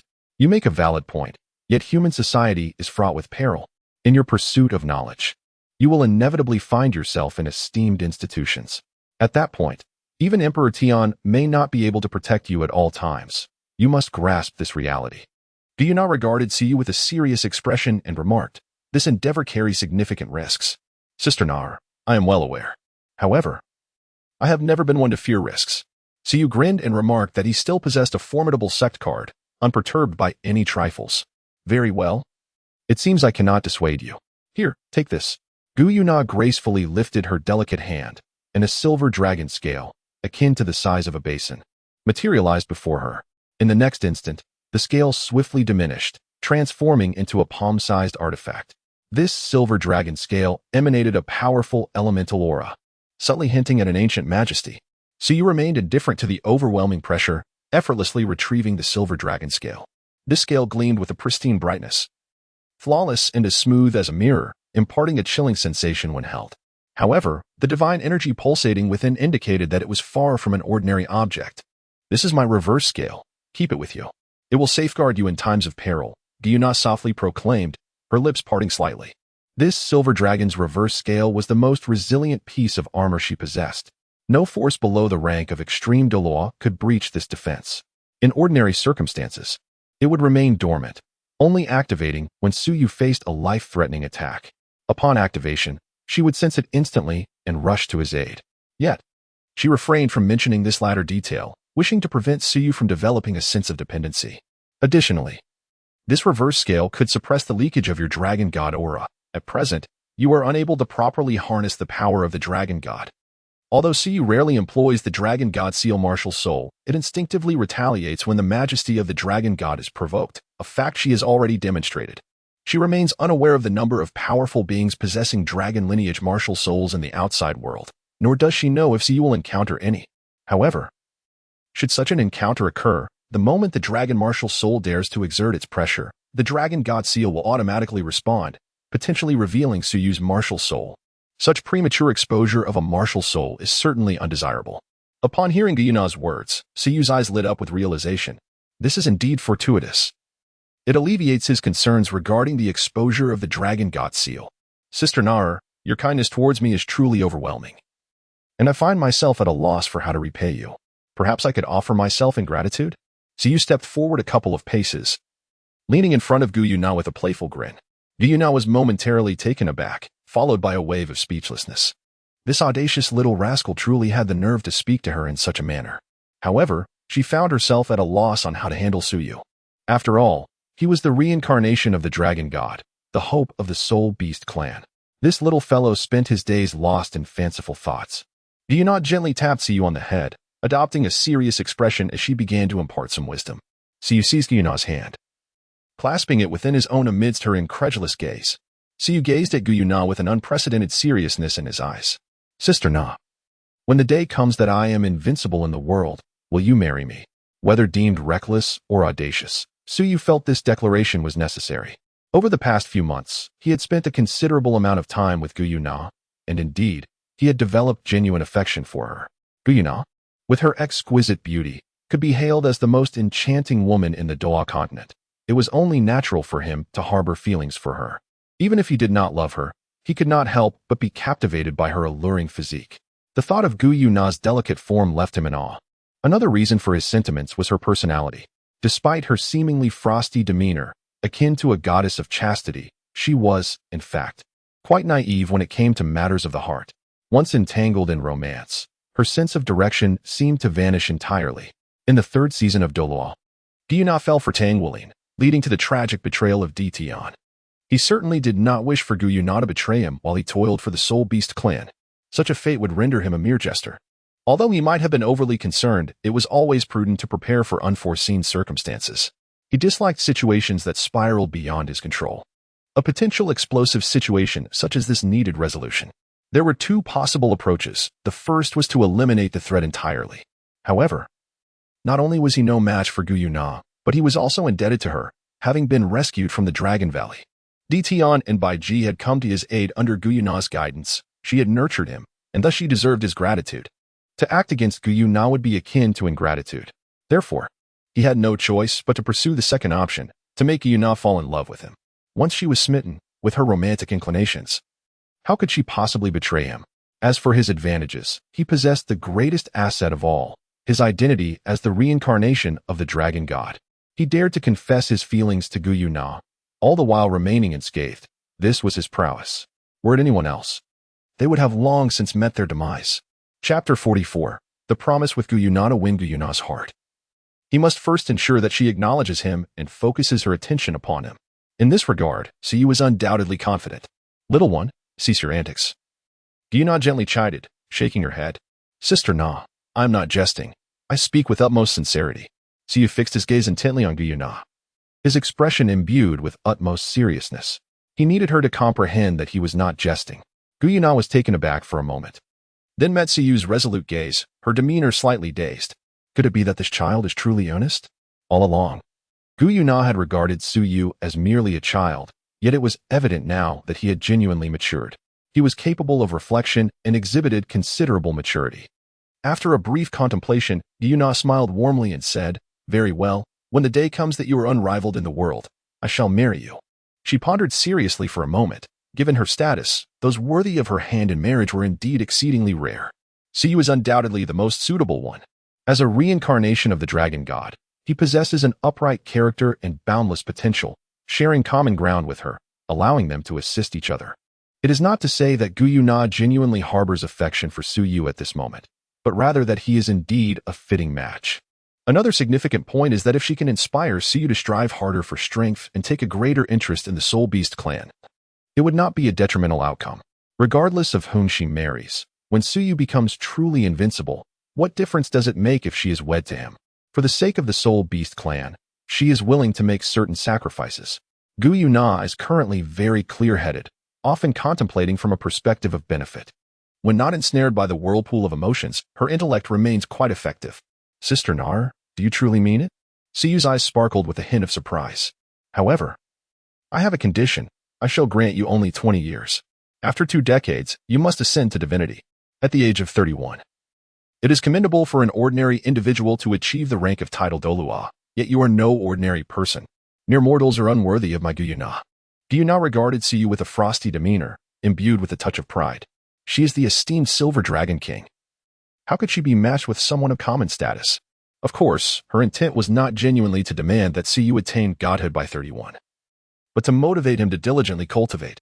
She wished for him not to be ensnared by the temptations of the human world, which far exceed those found in the Stardow forest. Upon reflection, if she could indeed use her own presence to guide Suyu, steering him away from misguided paths, it would be exceedingly worthwhile. Very well, I shall accept. Sister Nar, prepare yourself to marry me. Suyu did not hesitate in the slightest and readily agreed. If Tang-san could ascend to divinity at the age of 25, how could he possibly fall short? He was determined to attain the divine realm before reaching 25. Words must be matched with deeds. I have little patience for those who boast without substance. Yuna sighed softly. Suyu chuckled heartily, Sister Nar. Just you wait and see. I, Suyu, am no ordinary person. I shall not disappoint you. A surge of ambition welled up within Suyu. As a transcendent being endowed with extraordinary abilities, how could I possibly be underestimated by you? Little girl, prepare yourself to become my woman. Suyu understood that Guyuna harbored no genuine feelings for him at present. She was merely provoking him intentionally. Yet, he remained indifferent, for he never anticipated that this situation could transform instantaneously. His journey was not predicated on the expectation that Guyuna would acquiesce to his desires. Rather, it was to convey to her that he had matured beyond the status of a child. He sought to alter her perception of him. If she continued to regard him as merely a juvenile, hope would inevitably dwindle over time. However, to his surprise, Guyuna did indeed agree. This affirmation was fortuitous, as it provided him with greater justification to pursue and ultimately win her over. Nonetheless, one must acknowledge that Guyuna, a woman who dares to barter her emotions, is indeed formidable. Is this the Guyuna before romance? The contrast between her demeanor then and the irrationality exhibited post-relationship is striking. As for you, dear Sister Na, let us be clear, there shall be no turning back for either of us. Suyu extended his right hand, and Guyuna paused for a moment before likewise extending her delicate hand. Clap, clap, clap. The two exchanged 3 hearty claps, sealing their agreement. Suyu's eyes flickered as he suddenly spread his arms wide, enveloping Guyuna in an embrace before she could react. The masculine scent that wafted towards her caused Guyuna's heart to flutter, a mix of surprise and anger coursing through her, alongside an indescribable sensation. How dare he? A part of her felt the urge to retaliate, yet her hand remained still, with the softness of jade and the warmth of fragrance in his hold. Suyu spun Guyuna around several times before lowering his head, their foreheads touching, breaths mingling. Guyuna emanated an enigmatic and alluring fragrance that captivated him. You are being outrageous, she exclaimed, her cheeks flushed, leaving her emotions ambiguous between shyness and indignation. How could you dare? Before she could finish her sentence, Suyu leaned down and sealed her lips with his own. Her delicate, crimson lips held an indescribable, exquisite flavor. Guyuna was momentarily taken aback, gradually succumbing to the intoxicating sensation that was foreign yet beguiling. However, she quickly regained her composure, her pretty face adorned with a fierce expression, an undeniable aura radiating from her. Suyu was directly sent flying, and a layer of silver shield enveloped him, forcefully crashing against the distant spatial barrier. At that moment, Guyuna also reacted, concern etched upon her delicate face. Suyu, are you all right? She asked, her tone filled with urgency as she swiftly appeared by his side. After all, he was the hope of the Soul Beast clan. She couldn't possibly have harmed him, could she? Fortunately, Suyu managed to rise, albeit unsteadily. Ouch. That hurts. Suyu grimaced in pain, feeling a wave of discomfort throughout his body. Fortunately, he was protected by the Silver Dragon's reverse scale, rendering the situation manageable. Guyuna's formidable presence had prompted the scale to instinctively shield its master, sparing him from significant harm. Upon closer inspection and realizing that Suyu was unharmed, Guyuna felt a slight relief. However, in the next moment, an overwhelming fury welled up within her. You little rascal, how dare you act recklessly, risking your life? She scolded, gripping Suyu's ear with one hand and speaking in a soft yet reprimanding tone. Typically composed and cool, her demeanor was nearly shattered by Suyu's audacity. If something were to happen to Suyu, she truly would not know how to cope. Hiki. While being reprimanded by Guyuna, Suyu merely smiled mischievously. Still smiling. Guyuna felt an intense surge of frustration, raising her other hand to strike Suyu. Does he not value his life? Does he not realize how perilous this is? Guyuna's heart was filled with dread. Fortunately, she had given the reverse scale to Suyu earlier, Otherwise, he would have been reduced to a mere heap of flesh by now. This little rascal actually dared to ambush her, displaying an audacity without bounds. Chapter 45. Wayuhao battles the wind baboon. Even she herself could not have anticipated that the first to trigger the reverse scales defense would be none other than herself. Guyuna was nearly speechless. How could there be such a little rascal? Does he not know his own limitations? How dare he attempt to kiss her forcefully? How dare he act recklessly? After a thorough reprimand, Guyuna maintained a stern expression, glaring fiercely at Suyu. Dare he? Suyu nodded, offering an affirmative response. You.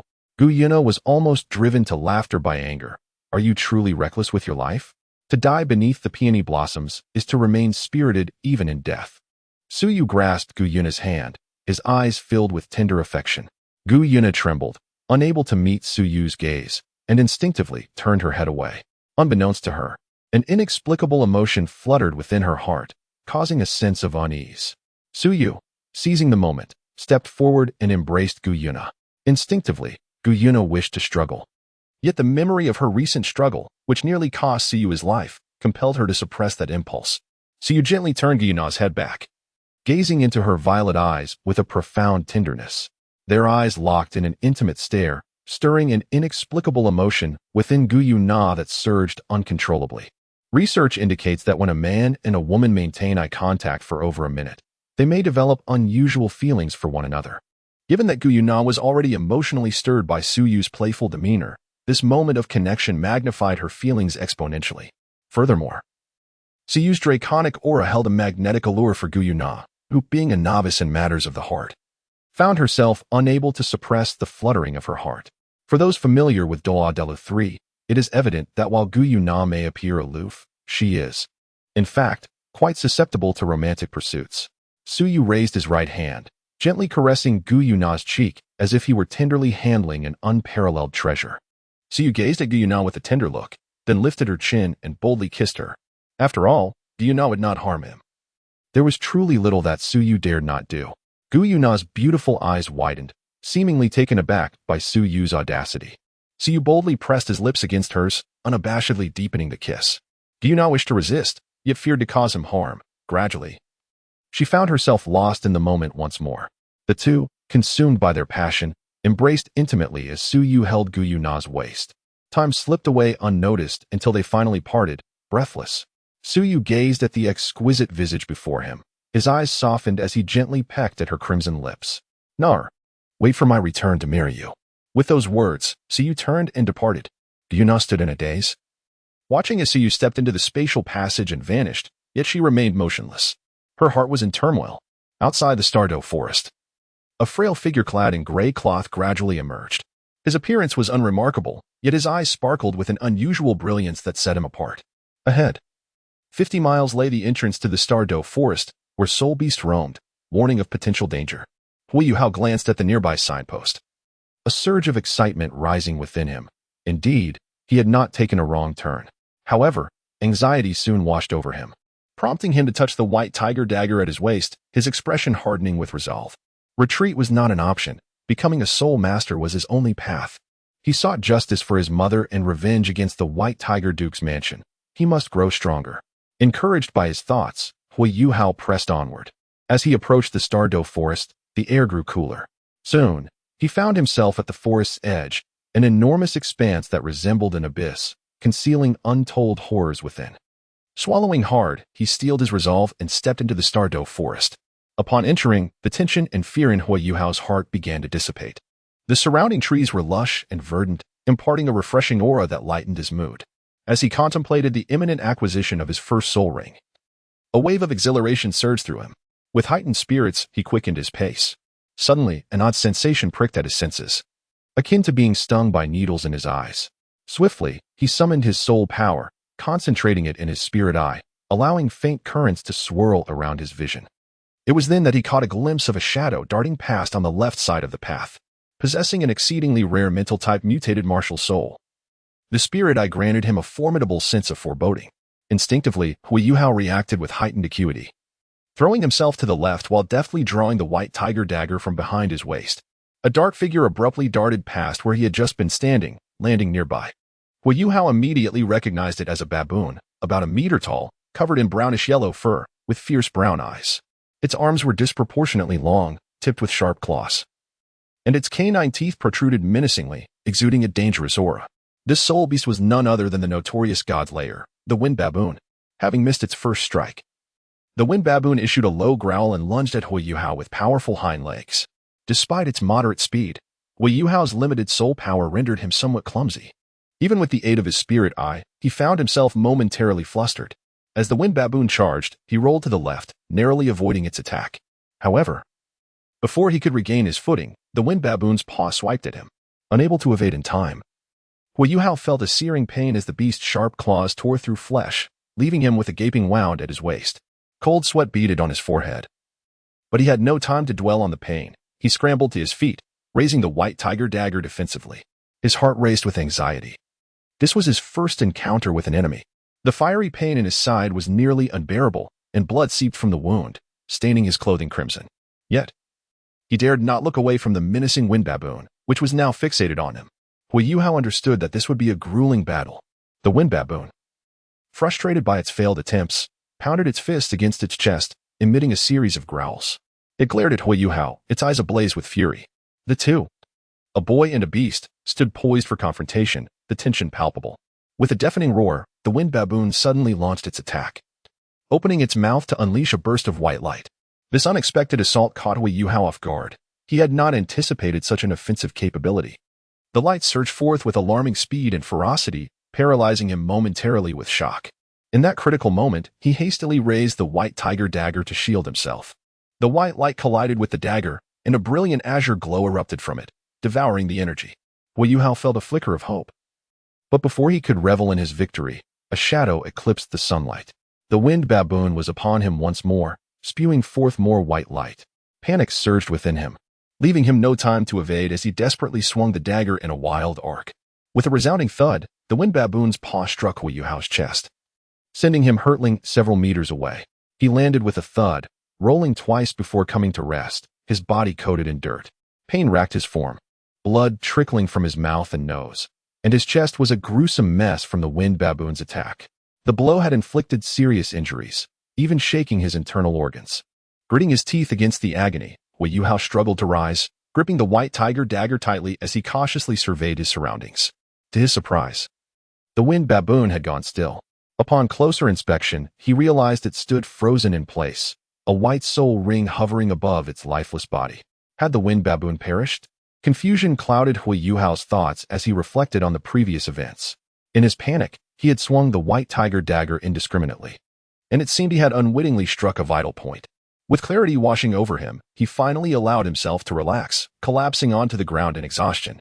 He gasped for breath, recalling how perilous the encounter had been. Had he not fortuitously struck the wind baboon's weak point, he might not have survived. In terms of raw strength, he was still no match for the wind baboon. Blood continued to seep from his waist and chest, and if he did not staunch the flow soon, he would grow increasingly weak. Hui Yuhao retrieved a clean cloth from his pack, wiping the area around his wounds before applying herbal remedies to halt the bleeding. Having endured numerous beatings over the years, he kept painkillers and hemostatic herbs on hand. After bandaging his wounds, he was drenched in sweat. The injuries on his waist and chest were severe, and the internal shock had left him in a precarious state. To venture further would likely invite disaster. Hui Yuhao cast a sorrowful glance at the fallen wind baboon. Though he knew little of the beast's nature, he was certain it was not of the mental attribute. This meant the wind baboon was unsuitable for him. Yet, in his current condition, could he continue to seek a soul beast that matched his affinity? Before arriving at the starry forest, he was filled with aspirations, hoping to acquire a soul ring that would perfectly suit him. However, the appearance of the wind baboon dealt him a staggering blow. Even a 10-year soul beast nearly claimed his life. Were those 100-year soul beasts truly something he could contend with? Progressing further seemed to offer no alternative but death. Despair enveloped Hui Yuhao, tears cascading down his cheeks without restraint. Alone and devoid of any powerful backing, he found it perpetually challenging to obtain a suitable soul ring. Hui Yuhao even questioned whether he would be fortunate enough to survive another encounter with a 10-year soul beast.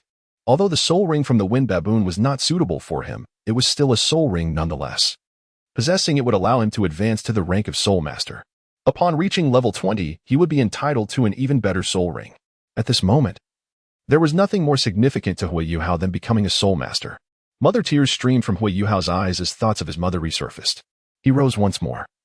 Walking toward the lifeless body of the winged baboon, he sat before the creature and under the pull of his soul power. The white soul ring floating above the winged baboon began to drift toward him.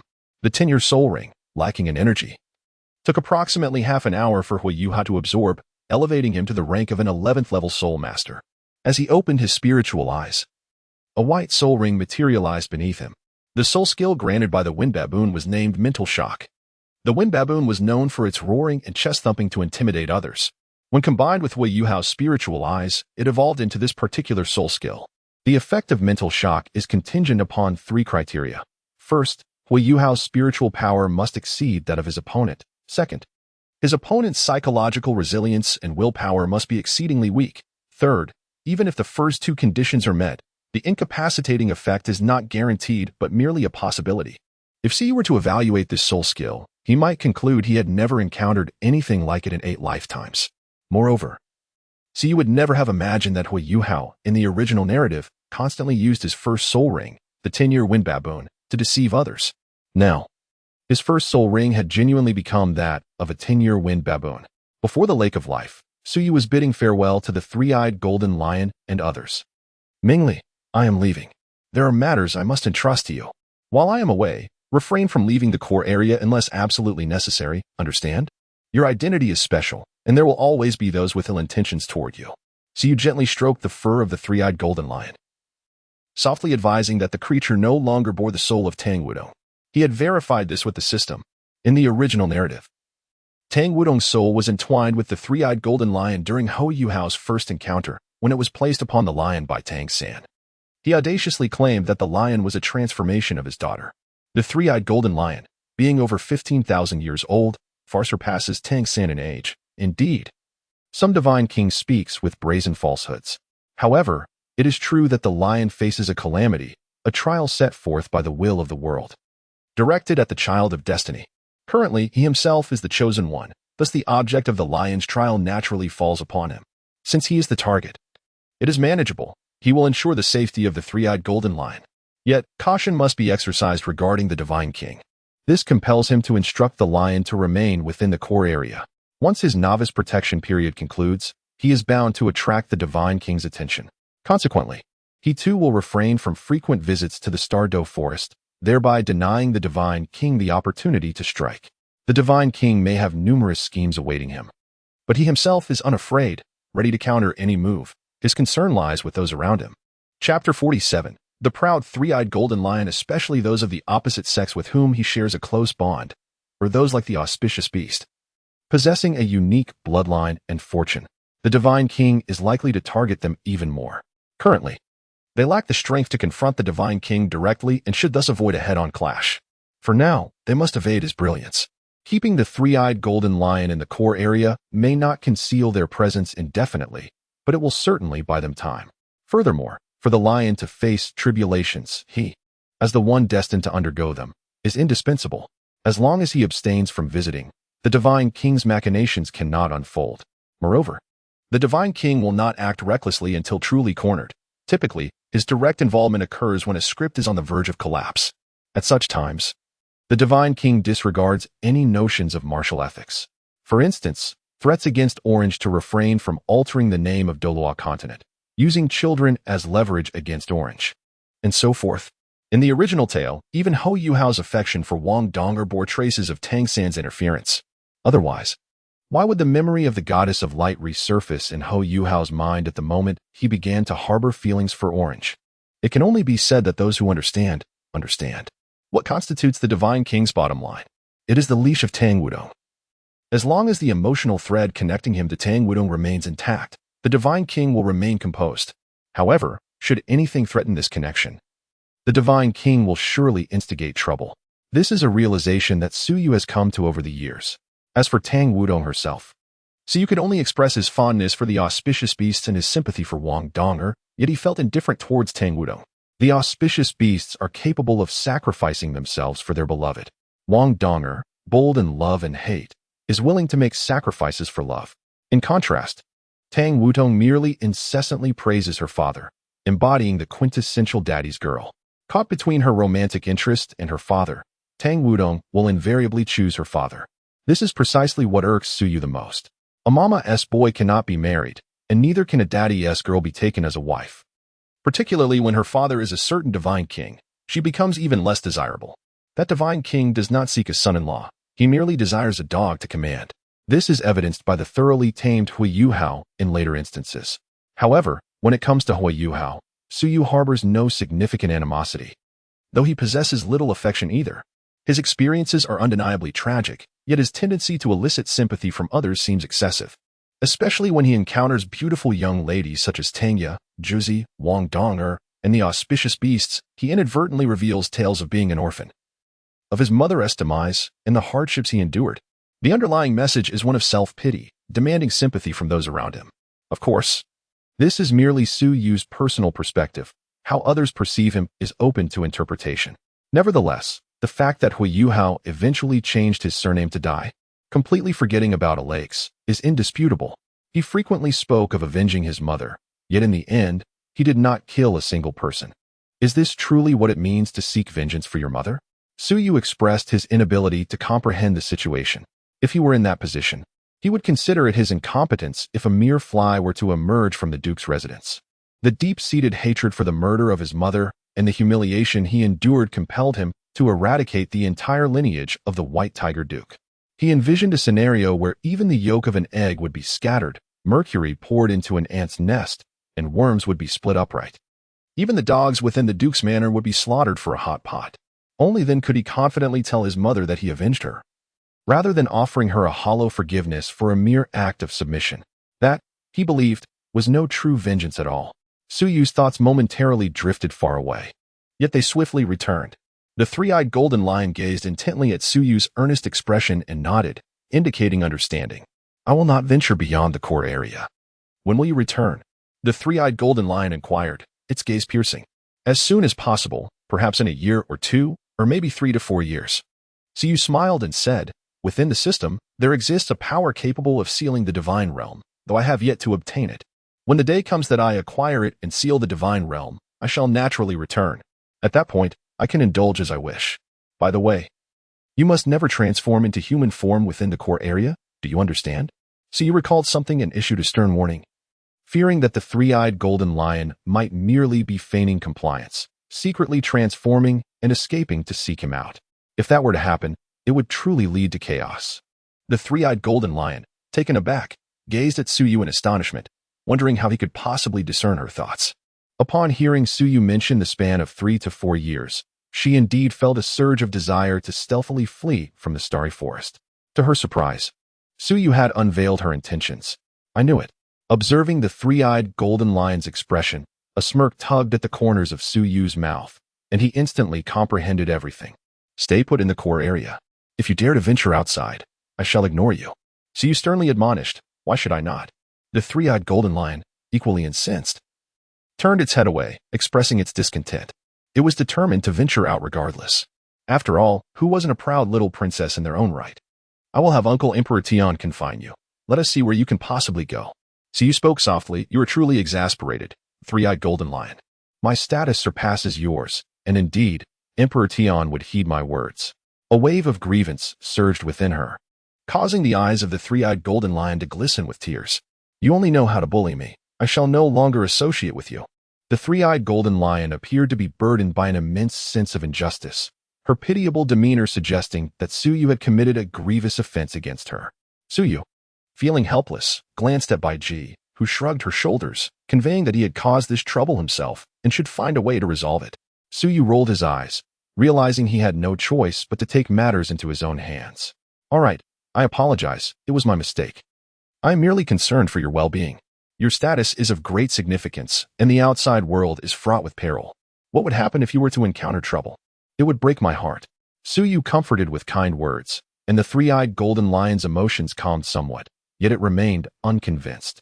Is it not dangerous for you to go out? Why is it that you can venture outside while I cannot? The three-eyed golden lion fixed its gaze on Suyu, questioning him earnestly. Suyu smiled helplessly, embracing its head and gently stroking it. After all, I am but a human. It is not a grave concern for me. However, what if you were to transform and be recognized by others? How about this? I assure you that once I have established myself in the human world and possess the ability to protect you, I shall take you out for an adventure. Would that be acceptable? Su Yuyin spoke earnestly. Really? The three-eyed golden lion gazed into Su Yu's eyes, filled with skepticism. I swear to the heavens. Su Yusin vowed earnestly. Very well, I shall place my trust in you this once. The three-eyed golden lion responded somewhat reluctantly. I knew that Mingli would be the most obedient. With a sigh of relief, Su Yu exchanged a knowing glance with Bai Ji, urging her to keep a vigilant eye on the three-eyed golden lion. Bai Ji nodded slightly, acknowledging her understanding. After smoothing the fur of the three-eyed golden lion once more, Su Yu smiled and said, "It is time for me to take my leave. The hour is growing late." Chapter 48. Su Yu's departure. Will you not bid farewell to the master? Bai Ji inquired. Su Yu chuckled awkwardly, his heart laden with unease. There is no need. I have encountered her before, and I would rather not disturb her venerable presence. Indeed, how could he dare approach her after that impulsive kiss? At that moment, Gu Yuna had been caught off guard, her mind in disarray, and consumed by concern over inadvertently harming him. It was under such circumstances that he managed to seize the opportunity and escape unscathed. Now that Gu Yuna's emotions had long since settled, to seek her out at this juncture would be akin to walking into a trap, inviting a severe thrashing. He could easily envision the ferocity with which Gu Yuna would strike. At this moment, it was wise to keep his distance. His fragile state could hardly withstand Gu Yuna's wrath. Young master, why do you wear such a countenance? Have you done something to provoke our lord? Bai Ji inquired, her gaze fixed on Su Yu with a hint of curiosity. This was indeed not an implausible scenario. Over the years, Su Yu, alongside the three-eyed golden lion, has proven to be beyond mere description. They are nothing short of the little tyrants of the stars, unafraid to undertake any challenge. If one were to suggest that Su Yu has once again acted foolishly and incurred the wrath of his superior, it would indeed align with his character. Aunt Bai, you are overthinking. Such events have not transpired. Su Yu scratched his head and chuckled lightly. Well, it's getting late. I must take my leave. With that, he bid farewell to Bai Ji and gently patted the head of the three-eyed golden lion before swiftly departing. He thought it prudent to leave before Bai Ji could pose any further inquiries. As Bai Ji observed Su Yu's hasty retreat, her conviction deepened that he had indeed provoked their master's ire. Otherwise, he would not have displayed such a demeanor. How audacious he was. Bai Ji shook her head in resignation, recognizing that only Su Yu could act so recklessly. Had it been anyone else who dared to offend their master, they would have been reduced to ashes, unlike Su Yu, who remained lively and unscathed. Come, my dear beast, let us return.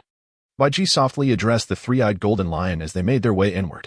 At the bottom of the lake of life, the figures of Gu Yuna and Di Tian emerged. Gu Yuna, clad in a silver gauze gown, appeared as a divine being sacred and noble, radiating an unparalleled brilliance. Di Tian stood respectfully at her side, his head slightly bowed. Before them, a screen materialized, displaying Su Yu's image. Master, are you truly not permitting me to protect the young master? The human realm is rife with formidable beings, and the young master may easily fall into peril. Di Tian expressed his concerns while gazing at Su Yu's figure on the screen. I have bestowed upon him my reverse scale, should he face life-threatening danger. I will be alerted. There is no need for you to fret over this matter, Gu Yuna replied, her voice chillingly calm, her expression as unyielding as an ancient glacier emanating a palpable coldness. Indeed, but without protection, the young master is likely to endure considerable hardships. Di Tian hesitated, voicing his apprehensions. Even in the absence of mortal danger, he will undoubtedly face tribulations. Young people ought to endure trials, Gu Yuna stated, her gaze fixed on Su Yu's image, her tone serene yet tinged with an inexplicable intensity.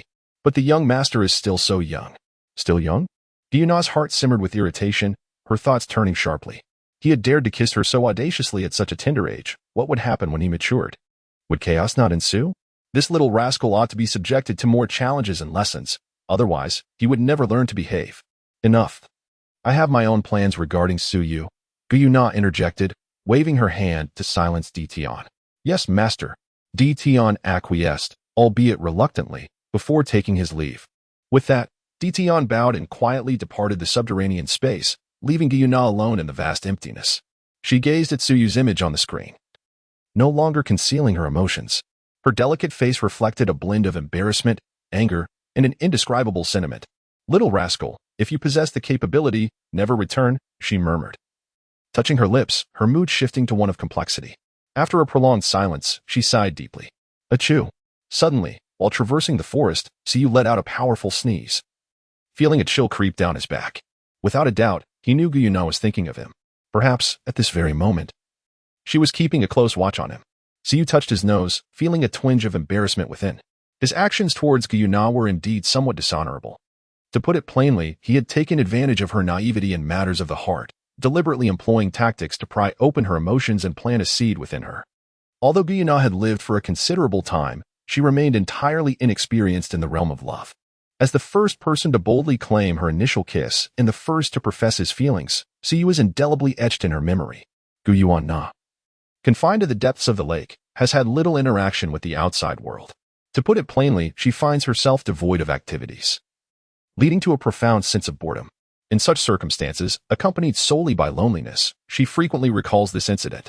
The more she contemplates it, over time, she inevitably begins to harbor emotions for Suyu that are distinct and profound. Whether this sentiment is love or something else entirely, it is undeniable. Siyu would undoubtedly leave a profound imprint in Guyuna's heart. At the very least, she would indelibly remember Suyu. To be frank, such tactics are rather despicable. However, Siyu finds himself powerless in this situation. I am truly afraid. Siyu shook his head helplessly. Guyuna's maneuvers in the third battle were utterly foolish. With their leader betraying them, who could withstand such treachery? He found himself unable to withstand it either. The Emperor Tian in the third battle was nothing short of a victim, a jester. Once Guyuna fell in love, the Spirit Beast clan became an afterthought, forgotten beyond the clouds. After all, Guyuna was a romantic at heart. Rather than allowing her affections to stray towards another, thus undermining the Spirit Beast clan, it would be far better for her to fall in love with him. This was Su Yu's rationale. A romantic mind, indeed. If her heart belonged to him, then all would be well. Betrayal and hindrance would cease to exist. After all, his stance and aspirations aligned perfectly with those of Guyuna. Naturally, he had considered the possibility of pursuing Guyuna in a conventional manner, cultivating their relationship gradually over time. However, time was not on his side. He had no leisure to waste. The protective period for newcomers was drawing to a close, and a certain deity would soon set their sights on him. When would he be able to return? How long could he spend with Guyuna? These remained uncertain. Otherwise, he would not have felt compelled to act in such a manner at this moment. Did he not realize he was merely 11 years old? His original plans had never entertained the notion of romance at such a tender age. At the very least, he believed he would consider love only after turning 15. Frankly speaking, it was merely the pressure of circumstances that drove him to this. Chapter 49, Tanya Bei Bei. Moreover, he felt awkward during his confession. Their time together had been brief, and to claim he was deeply in love with Guyuna would be absurd. The tender feelings expressed during the confession were, if not entirely fabricated, at least 9 parts pretense. Did he not have feelings for Guyuna? No, he did. Yet, this affection was limited solely to her physical allure. Guyuna's beauty and perfect figure would tempt any man. How could he be any different? In matters of genuine emotion, his bond with the three-eyed golden lion was far deeper, forged over 5 years of companionship. Having merely met Guyuna a handful of times did not equate to love. It was merely lust. His confession to Guyuna was sustained by mere performance. As for the reason behind his confession, as previously stated, it was simply a necessity. I know I have wronged you. However, I apologize, but only this once. When I return, I shall allow you to vent your frustrations. Siyu's heart was filled with thoughts as she suddenly turned around, presenting a radiant smile. Guyuna, who had been watching intently, ground her silver teeth together, producing a distinct sound. What does this fellow mean? Is she provoking me? Just wait until I return. Su spoke with a subtle mouth shape. Guyuna let out a soft huff, secretly clenching her fist. Yes, yes, yes. Wait until you return. When you come back, there will be consequences for you. After Siyu finished speaking, he turned around, fully aware that Guyuna must have seen his movement. With a faint smile and his hands clasped behind his head, Suyu hummed a little tune as he slowly made his way towards the outskirts of the Stardow Forest. At that moment, in a certain part of the Stardow Forest, an intense battle was unfolding. A millennium-old mandala serpent was locked in combat with a boy who appeared to be around 15 years of age. The boy was enveloped in blue and purple lightnings, resembling a lightning deity. A lightning mark adorned his forehead, from which a blue glow radiated, infusing his entire being. Strands of blue and purple electric currents erupted like serpents, swirling around him. His left arm was notably robust, significantly larger than his right, covered in blue and purple scales, and his hands had transformed into claws, with each joint appearing extraordinarily thick. The serpentine electric currents coiled around his arm, gathering and flowing, while 3 soul rings, 2 yellow and 1 purple, hovered above this uniquely mutated arm. Rather than the usual position around the body, he was indeed a 3-ring soul ancestor. This 15-year-old boy was a true soul ancestor, with his martial soul being the renowned Blue Lightning Tyrannosaurus Rex. Millennia ago, the Blue Lightning Tyrannosaurus Rex was hailed as the strongest beast martial soul. And even in contemporary times, it retained a prestigious reputation. It was precisely due to this that the boy could confront the millennium-old Mandala serpent head-on. The Mandala serpent was a formidable creature among primary soul beasts, its strength being exceptional. As the boy battled the Mandala serpent, a girl and another boy stood nearby. The girl appeared to be around 14 or 15, possessing a charming visage and an air of youthful vitality. From her left hand extended a blue-purple vine, above which 2 yellow soul rings swayed gently. Beside her stood a boy clad in gray, with an unremarkable appearance and a frail build. His waist and chest bore signs of bandaging, indicating he was injured.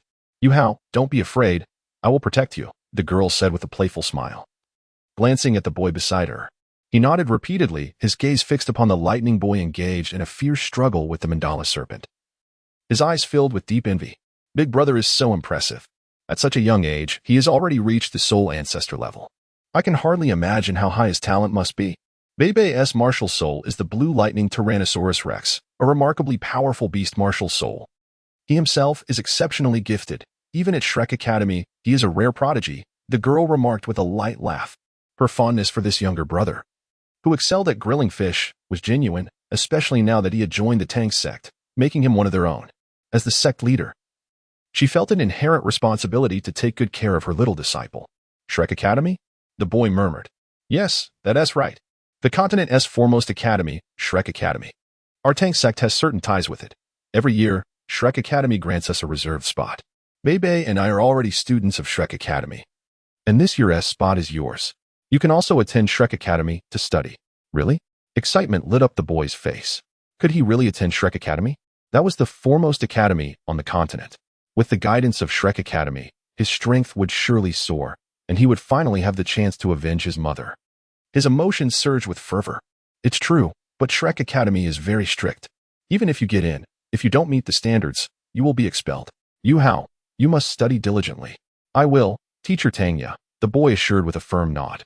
The girl smiled and turned her gaze back to the scene, where the battle had reached a fever pitch. "Bebe, go for it. Quickly secure the victory." She cheered for the boy in the fray. With a slight grin, he unleashed a dazzling display of blue-purple lightning, sending a thunderous dragon claw hurtling toward the Mandala serpent. Simultaneously, the second soul ring on his right arm glowed, and countless electric currents expanded, transforming into lightning arrows that flashed through the air, forming a net of thunder that enveloped the Mandala serpent. As the electric net closed in, the Mandala serpent emitted a plume of pink mist, releasing a rich, sweet fragrance. The girl quickly pulled the boy beside her back, aware that the serpent's venom was exceedingly lethal. Even a slight touch could prove fatal. The lightning arrows, upon contact with the pink mist, were significantly weakened, breaking apart yet still retaining some power. The Mandala serpent showcased its ferocity, suddenly thrusting its body into the electric net, forcefully creating a small breach. As it lunged forward, its tail swung, the tip glowing bright pink, striking the incoming thunderous dragon claw and shattering it to pieces. However, the Blue Lightning Tyrannosaurus Rex was not renowned without reason. Upon landing, the Mandala serpent still flickered with electric energy, its body appearing somewhat rigid. Meanwhile, the lightning boy, fully aware of the serpent's potent venom, retreated cautiously. As he quickly withdrew, the lightning boy produced a porcelain vial. He poured out a pill and tossed the vial toward the girl nearby. She caught it, extracted 2 pills, and shared one with the boy beside her. "Bebe, let me assist you," she declared, excitement evident in her demeanor after consuming the pill. "No need. This creature is quite troublesome. It may take a while to deal with. I'll handle it myself.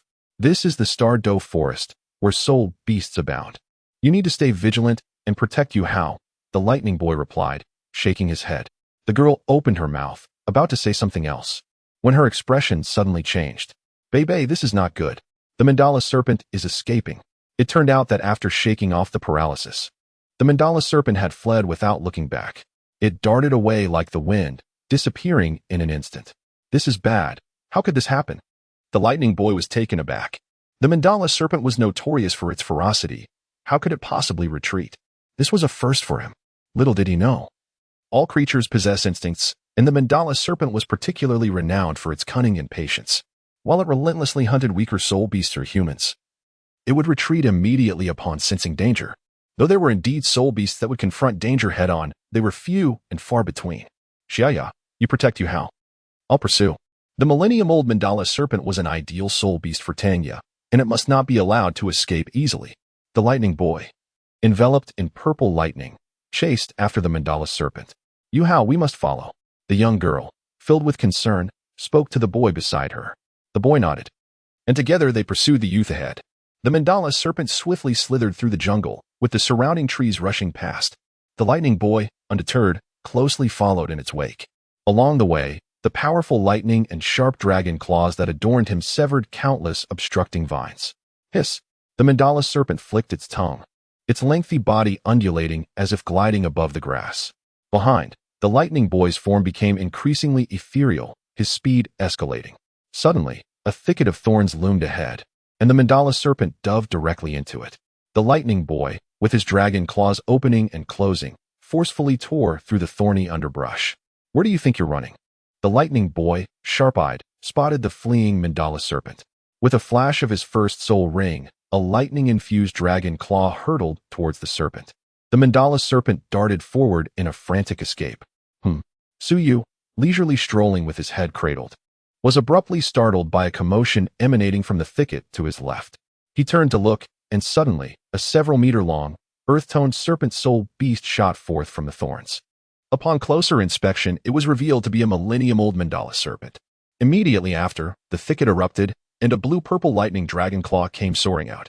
The mandala serpent caught sight of Suyu, and, sensing the relentless pursuit of the lightning claw behind it, its eyes erupted with a fierce glint as it lunged towards him.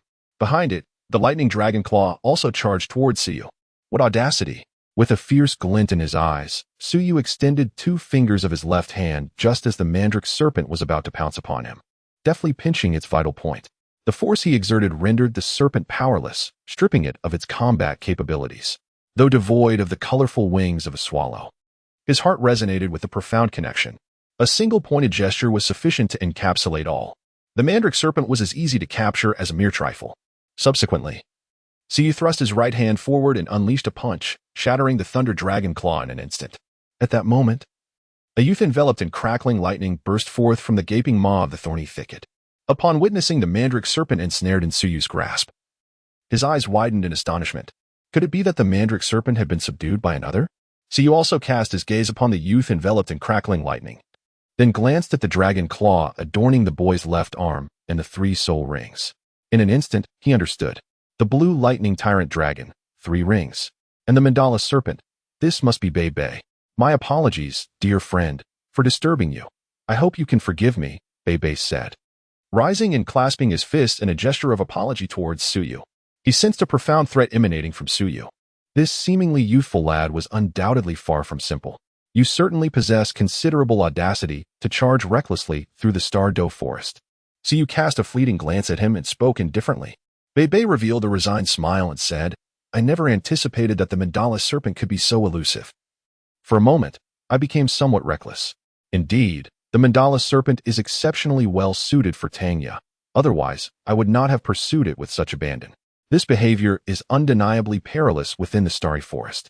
He clasped his fists again and continued, my friend. Would you be so kind as to return the mandala serpent to me? I would be immensely grateful. Oh, return it to you? This creature was captured by me. What I have captured is rightfully mine. Suyu chuckled lightly. However, we arrived first. We have been pursuing it for quite some time. At that moment, a young girl hurriedly arrived, pulling a young boy along with her. Upon hearing Suyu's words, she immediately retorted with indignation. Suyu shifted his gaze, encountering a young girl with a ponytail and an enchanting countenance. Her skin was fair with a hint of rosy hue, exuding a vibrant aura of youthfulness. However, at that moment, the girl glared at Suyu, her expression one of indignation. Beside her stood a boy clad in a gray cloth robe, possessing an unremarkable appearance and a faint fluctuation of spiritual energy. Suyu recognized her at a glance. The young girl was Tanya, and the boy must be Yu Hao. Indeed, Tanya was quite attractive, though merely so. Beside Suyu stood not only the flawless and enchanting Guyuna, but also the alluringly mature beauties, Bai Ji and Ziji. In comparison, Tangyo appeared rather overshadowed. Reflecting on the original narrative, Suyu found himself incredulous that Bei Bei would choose Tangya over the exquisite and gentle Zhang Lishuan. Such a paragon of beauty is indeed a rarity in this world. The choice of Tangyu seemed utterly perplexing. Bei Bei truly was a wild boar unable to appreciate the finer grains. As for Hu Yuhao, Suyu merely cast a glance before dismissing him. Without the identity of the Son of Destiny, Hu Yuhao's innate talent appeared insufficient for any significant accomplishments, rendering him unworthy of further consideration. Suyu gazed at Tangyu with a playful demeanor. After pursuing for so long, do you believe it rightfully belongs to you? Has the name of your group been inscribed upon the head of this mandala snake? The soul beasts here are all without masters. Your prolonged efforts have yielded no results, which merely illustrates your lack of capability. Yet, upon my intervention, I have successfully captured it, thereby affirming that this mandala snake rightfully belongs to me. Chapter 51. Defeating Bei Bei bare-handed soul beasts are inherently masterless. Whoever claims them, owns them. Bei Bei and his companions neither inflicted significant damage upon it nor managed to capture it. It was Suyu who subdued the mandala snake, and in a certain sense, one could argue that it rightfully belongs to him. You are merely resorting to sophistry, Tangya retorted, her fair face flushed with indignation. She had never encountered such shamelessness before. Clearly, we arrived first. Your reasoning is utterly unreasonable. Hu Yuhao echoed her sentiments, feeling equally aggrieved. Naturally, he wished to defend his mentor, Tangya, and his senior brother. Since the passing of his mother, they had been the kindest individuals in his life. Suyu cast a glance at him and remarked, when adults are speaking, children should refrain from interrupting. What do you know? Although they were of similar age, Suyu was merely a few months senior to Hu Yuhao. However, Suyu's height surpassed Hu Yuhao by at least half a head. Hu Yuhao's physical condition was significantly inferior to that of an ordinary soul master, let alone comparable to Suyu, whose physique was extraordinarily exceptional, resembling that of a soul beast. Hu Yuhao's face flushed with anger, rendered speechless. Yet, Tangya, protective of her friend, comforted Hu Yuhao and retorted fiercely. Are you looking for a fight? Do you really wish to challenge me? Suyu cast a glance at Tangya, curling his lip in disdain. Blue silvergrass. A useless martial soul. Tangya was genuinely infuriated by his words. Bei Bei, teach him a proper lesson. How dare he belittle the blue silvergrass? Showing such disrespect towards the esteemed leaders of the Tang sect throughout history, Tangya could no longer contain her anger. My friend, your words are too much, Bei Bei interjected. Stepping forward. There was no choice. Tangya was truly upset. He merely stated a fact. Blue silvergrass was indeed regarded as a useless martial soul, a truth acknowledged across the continent. Suyu shrugged nonchalantly and remarked, Tang San, the inaugural leader of the Tang sect, rose to prominence through the cultivation of blue silvergrass, ultimately ascending to divinity and etching my name into the annals of history for millennia.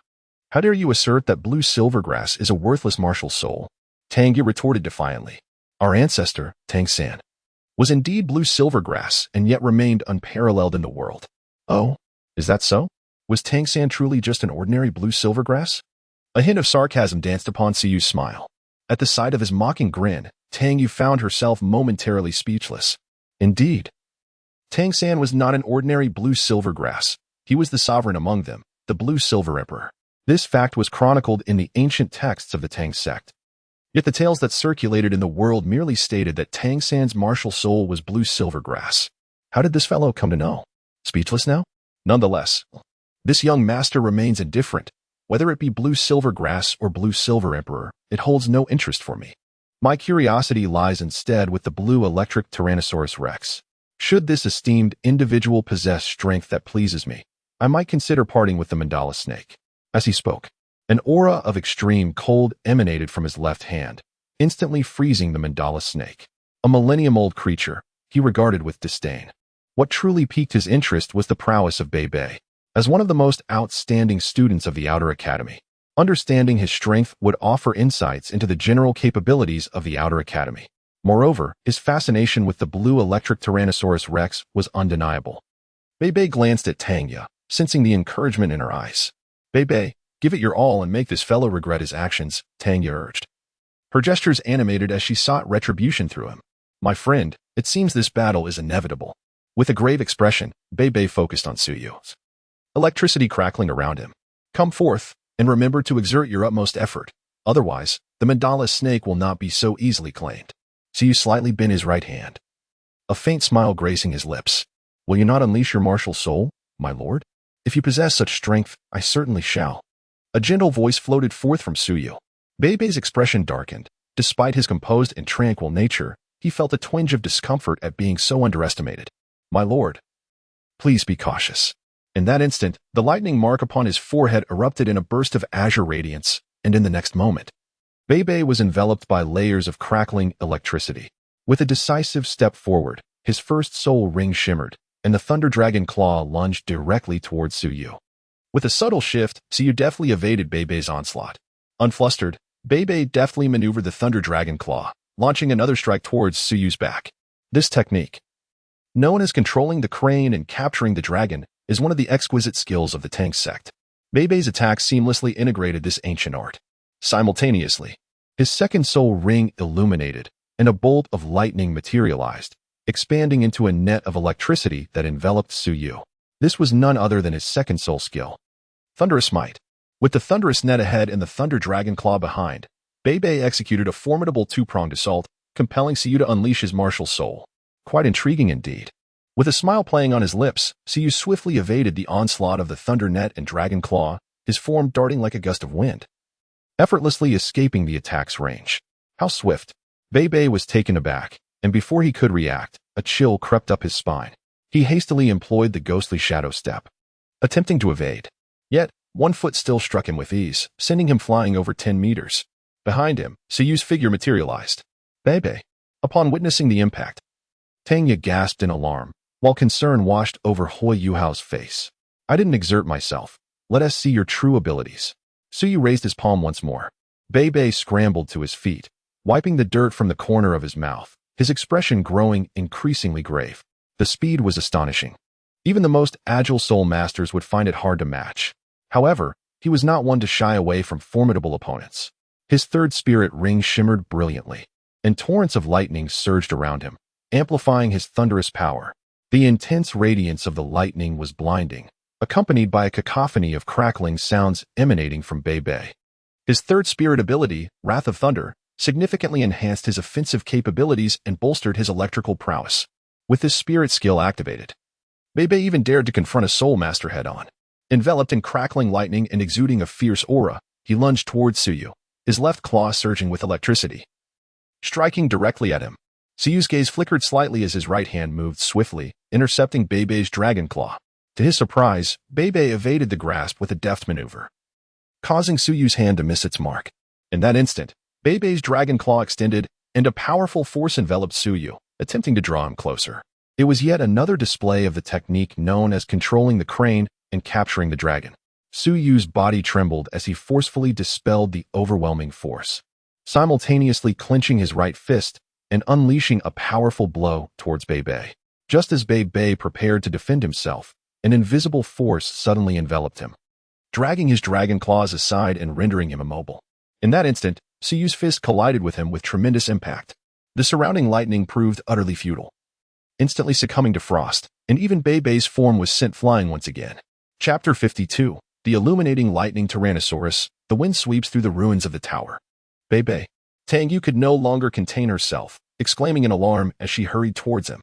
Beibei struggled to rise, feeling a heavy pressure in his chest, as if he were on the verge of suffocation. The force behind Suyu's punch was overwhelming. He could sense that Suyu had already tempered his strength, yet he still struggled to withstand it.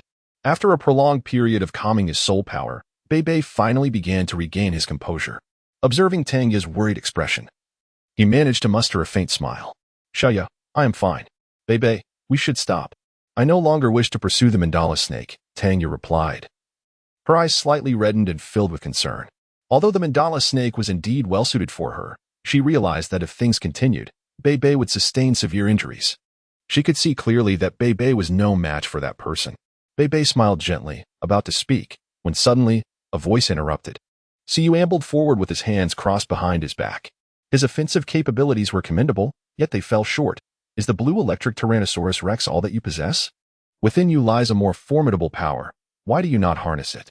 Suyu gazed down at Bei Bei with an imposing presence emanating from his icy blue eyes. Bei Bei, a descendant of Moon, harbored the bloodline of the radiant holy dragon within him. Should this power be awakened, Bei Bei's blue electric Tyrannosaurus Rex could undergo a temporary evolution. Suyu also yearned to witness the unique qualities of the bloodline of the radiant holy dragon. How could he ascertain such knowledge? Bei Bei's pupils constricted, and a flicker of astonishment crossed his gaze. What are you speaking of, my lord? I cannot comprehend. Bei Bei vehemently denied it. This was his most profound secret, one that could not be easily divulged. Rumor has it that within the Sea God Pavilion of Shrek Academy, there resides a pavilion master whose martial soul is a rare manifestation of the radiant holy dragon. Suyu wore a mysterious smile, his words laden with significance. Upon hearing this, Bei Bei's eyes narrowed once more, for he understood that the individual before him was not spouting nonsense but truly possessed knowledge of his background. The mention of his ancestral lineage was a clear indication, yet how could this person possibly know? Shock, confusion, and doubt surged within him as he fixed his gaze intently on Suyu. Could you refrain from your nonsensical prattle? Bei Bei harbors no hidden powers, Tang Yi interjected, stepping forward with a fierce expression directed at Suyu. Just because you possess strength, does that grant you the right to bully us? I assure you, I am not afraid of you, not in the slightest. Tang Yi positioned herself protectively in front of Bei Bei, employing the most delicate tone while uttering the harshest words. Startled, Bei Bei quickly grasped Tang Yi's arm. Given Suyu's ambiguous stance and formidable strength, provoking him at this juncture would be anything but prudent. My dear young lady, at your age, surely you understand that possessing strength is indeed a remarkable virtue? Suyu smiled faintly and remarked, moreover, wasn't it you who wished to engage in a confrontation with me? Now it seems to be my fault. Furthermore, obtaining something from another's possession is not as simple as it appears. Suyu raised his left hand, showcasing the ice-encased mandala serpent, and gazed at Tang Yi, saying, if you wish to take my possession, you must first appease me. All right, Xiaoyu. Tang Yi desired to retort but was restrained by Bei Bei. At this moment, engaging in a direct confrontation with Suyu was ill-advised. The strength of one who could effortlessly vanquish an opponent without unleashing their martial spirit was indeed formidable. Despite his youth, Bei Bei exhibited remarkable maturity, fully aware of which choices would prove most advantageous. Since you are so eager to witness my prowess, I shall indulge your wish, he declared, a glimmer of battle intent igniting in his eyes as he regarded Suyu. Suyu has mentioned his ancestral lineage, which indicates that he possesses considerable knowledge. At this juncture, concealment serves no purpose. It would be wiser to take a risk. Perhaps one could emerge unscathed and even acquire the mandala serpent. This brother is quite forthright. Young lady, take heed and learn from him. Suyu cast a glance at Tang Yi, chuckling. Who are you calling a little girl? Are you even older than I am? Upon hearing Suyu's remark, Tang Yi's temper flared. Bei Bei hurriedly intervened, attempting to soothe her. Stepping aside, Tang Yi continued to grumble. Meanwhile, Wei Yuhao approached, acting like a sycophant, occasionally echoing the sentiments expressed. Be careful, my lord, he warned. Suddenly, Bei Bei's demeanor shifted to one of profound seriousness. A thunderous roar erupted from him. Roar. Instantly, the surrounding lightning transformed into a brilliant gold, radiating an exquisite luminescence, coalescing into a dazzling golden aura above his head. In a state of thunderous fury, the dragon scales on Bei Bei's left arm swiftly spread, enveloping his entire body in an instant, dramatically altering his aura.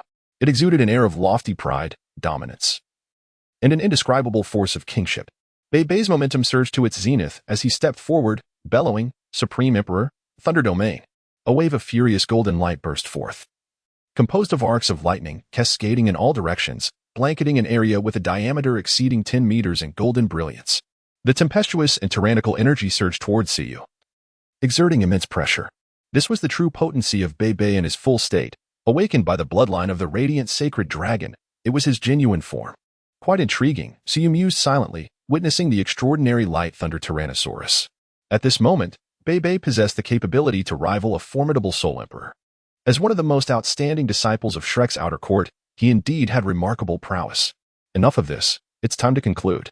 Having witnessed what he desired, Suyu found no further reason to linger. In a flash, he descended from the heavens, unleashing a tempestuous gale with a single step. Wind sweeps the tower. Suyu unleashed the wind tornado technique from the wind god leg, his form spinning rapidly and conjuring a fierce whirlwind. Centered around him, a miniature tornado was born, drawing surrounding objects towards him with a ferocious pull. Tang Yi's face paled in alarm.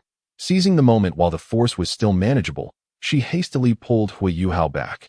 Barely had they retreated when the tempest surged, sweeping across dozens of meters around them, advancing relentlessly towards Bei Bei. Bei Bei's expression turned grave as golden waves of light surged around him. Harnessing the power of the sovereign's thunder domain, he braced himself to confront the oncoming gale. The winds roared, and countless golden bolts of lightning were rent asunder. In the next instant, a blinding flash erupted, followed by a deafening explosion. Bei Bei was hurled through the air, spitting forth a copious amount of blood. Su Yu gently landed, and the surrounding tempest gradually subsided. Feeling a faint tingling sensation in his soles, Su Yu cast a surprised glance at Bei Bei. Quite an impressive ability, albeit not yet perfected, nevertheless. It has certainly amused me. Chapter 53, utilizing the sect card, Ice God Palace. Su Yu casually flung the mandala serpent, encased in ice by his left hand, beside Bei Bei. Subsequently, with his hands clasped behind his back, he strolled away leisurely. In this encounter, he had tested Bei Bei's prowess, which came as a pleasant surprise to him. The distinguished students of Shrek indeed possessed remarkable strength. It would be challenging for anyone else to rival Bei Bei's dominator, Thunder Domain. There was certainly more than meets the eye. Bei Bei's capabilities, in a one-on-one scenario, could effortlessly surpass a 4th-level Soul Miner. Of course, to Su Yu, this posed little threat. At level 30, he had already bested a 2,000-year-old Titan giant ape and remained unafraid in battles against 10,000-year-old soul beasts. Moreover, he was now a 37th-level Soul Master. Who might you be? May I inquire your name? Bei Bei called out. Disregarding his own injuries as he gazed at the departing Su Yu, he was astounded. It was the first time he had encountered such a formidable peer. Furthermore, this individual seemed well acquainted with his background, which compelled him to take heed. There would surely be another opportunity to meet in the future. Su Yu waved his hand without turning back, continuing to stride forward. At that moment, Tenya arrived with Hui Yuhao before Bei Bei. Seeing the blood at the corner of Bei Bei's mouth, Tenya was taken aback, and an intense fury surged within her. How despicable! He actually struck with such severity. He had shown restraint. Otherwise, I would have been gravely injured, perhaps even fatally. Remembering Su Yu's mastery over the ferocious tempest, Bei Bei's pupils constricted. It was the first time he had witnessed such a formidable self-created soul skill, capable of effortlessly altering the weather. Compared to the self-created soul skills of the Tang sect, it was on an entirely different level. Although he belonged to the Tang sect, he could not deny such a disparity. Who on earth is that scoundrel? And why is he so intent on targeting us? Tenya expressed her indignation. If it weren't for Su Yu's relentless pursuit, Bei Bei wouldn't have been injured. It's not about targeting, it's more about assessing our strength. This individual possesses extensive knowledge of certain clandestine matters, indicating an extraordinary background. His age is not much greater than Yuhao's, and his origins must be remarkable. Perhaps he hails from some hidden power. Bei Bei speculated. Humph. I care not from which faction he originates. I will make him pay for this debt today. Yuhao, you must also train diligently. We will surely teach him a lesson in the future. Tang Yu continued to fume. Teacher Xiaoya, I will definitely restore our senior brother's honor. Hui Yuhao nodded earnestly. Anyone who dares to bully our senior brother will undoubtedly face consequences from him. It is good that Yuhao has this resolve. But this person possesses exceptional talent. We may not necessarily be his enemies. At least he has kept his promise. Bei Bei glanced at the mandala snake, now encased in ice, and smiled. Engaging with an unknown genius like Su Yu is hardly a wise choice. To defeat him without releasing his martial soul while he is in full bloom at such a young age is unprecedented in the history of the academy. What use is talent if one is so wicked? It's a pity he is so handsome. Humph. Tenya huffed. As a member of the Beauty Association, despite her grievances against Su Yu, she could not overlook his good looks. If it weren't for his striking appearance, she would probably be even angrier. Bei Bei twitched his mouth. I have just been beaten, and you still have the leisure to concern yourself with his looks? He suddenly felt fortunate that Su Yu was not from Shrek Academy. If they were from the same academy, given Tang Ye's demeanor, he would surely be in danger. Could he compete with Su Yu? Cough, cough. Bei Bei coughed lightly and quickly shifted the topic. Teacher Xiaoya, I am currently injured and somewhat weakened. I fear that for a while, I will be unable to recover my true strength. Please absorb the mandala snake's soul ring swiftly so we can leave the Stardow forest. Lingering here too long could be perilous. Upon hearing this, Tanya ceased her complaints and nodded earnestly. Subsequently, she delivered the final blow to the mandala snake and began absorbing the soul ring. Meanwhile, Su Yu was also making his way toward the outskirts of the Stardow forest. Having tested Bebe's strength, he had gained a general understanding of the capabilities of the Shrek Outer Academy. Su Sansher's strength should be comparable to Bebe's. Perhaps he could teach that turtle a lesson another time. A glint of cold light flickered in Su Yu's eyes. Indeed, he had previously mentioned that during his travels across the continent, he had encountered friction with a certain student from Shrek Academy, namely Su Sansher. Su Sansher acted with brazen disregard, adhering to the Academy's motto that those who shy away from conflict are mere mediocrities. On one occasion, he directly provoked Su Yu. Could he endure such an affront? Could he tolerate this humiliation? Without a moment's hesitation, he delivered a thorough beating to Su Sansher, leaving him bruised and battered. At that time, Su Sansher had yet to experience his second awakening, rendering him quite weak. Su Yu struck it with the same ease as one would swat a dog. Even now, Su Yu found it remarkably effortless to deliver blows. Of course, having arrived in this world, certain events were altered at his discretion. The incident involving Jiang Nanan selling herself had not recurred. In truth, his previous residence was in close proximity to Jiang Nanan's, and he was acquainted not only with her but also with her mother. Jiang Nanan's mother, who suffered from a heart condition, was treated with a spiritual remedy that he provided. Consequently, Jiang Nanan was spared from resorting to such measures. As for Su Sansher and the circumstances of his second awakening, along with the unfortunate girl involved, those matters eluded his knowledge. However, he was resolute in his disdain for Su Sansher, whom he would confront each time they crossed paths. Among the Shrek 7 monsters, Su Sansher was undoubtedly his most loathed adversary. Had Su Sansher been present instead of Bebe, he would have dispatched him without hesitation, sparing himself the need for extensive dialogue. With just over a year remaining until the Continental Academy's soul fighting competition, it might present an opportunity to launch a strategic strike against Shrek Academy. Su Yu gently stroked his chin, engaging in a soliloquy. In the original narrative, Shrek Academy professes a commitment to glory while simultaneously resorting to deceit. It is utterly shameless. To thwart their schemes would certainly be quite intriguing. However, the individuals from Shrek are not known for their adherence to rules.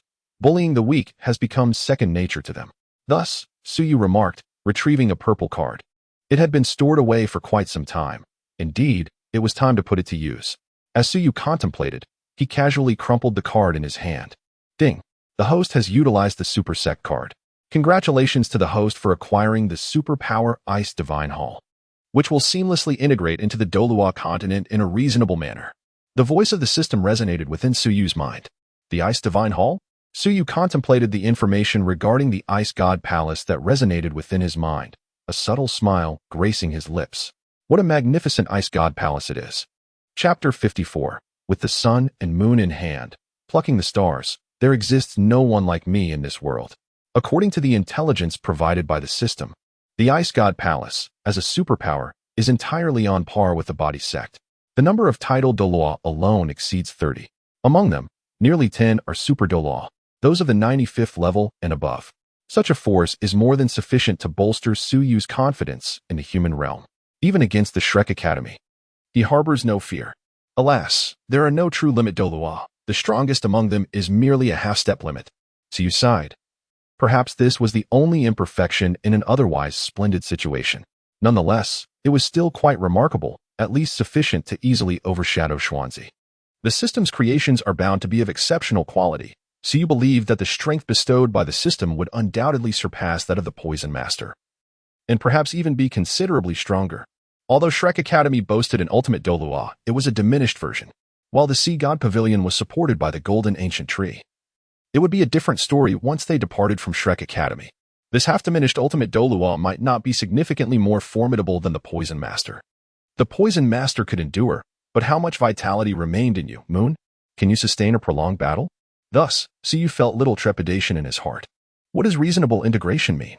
Su Yu furrowed his brow and asked, does it imply that the Ice God Pavilion should function like a local force? Indeed.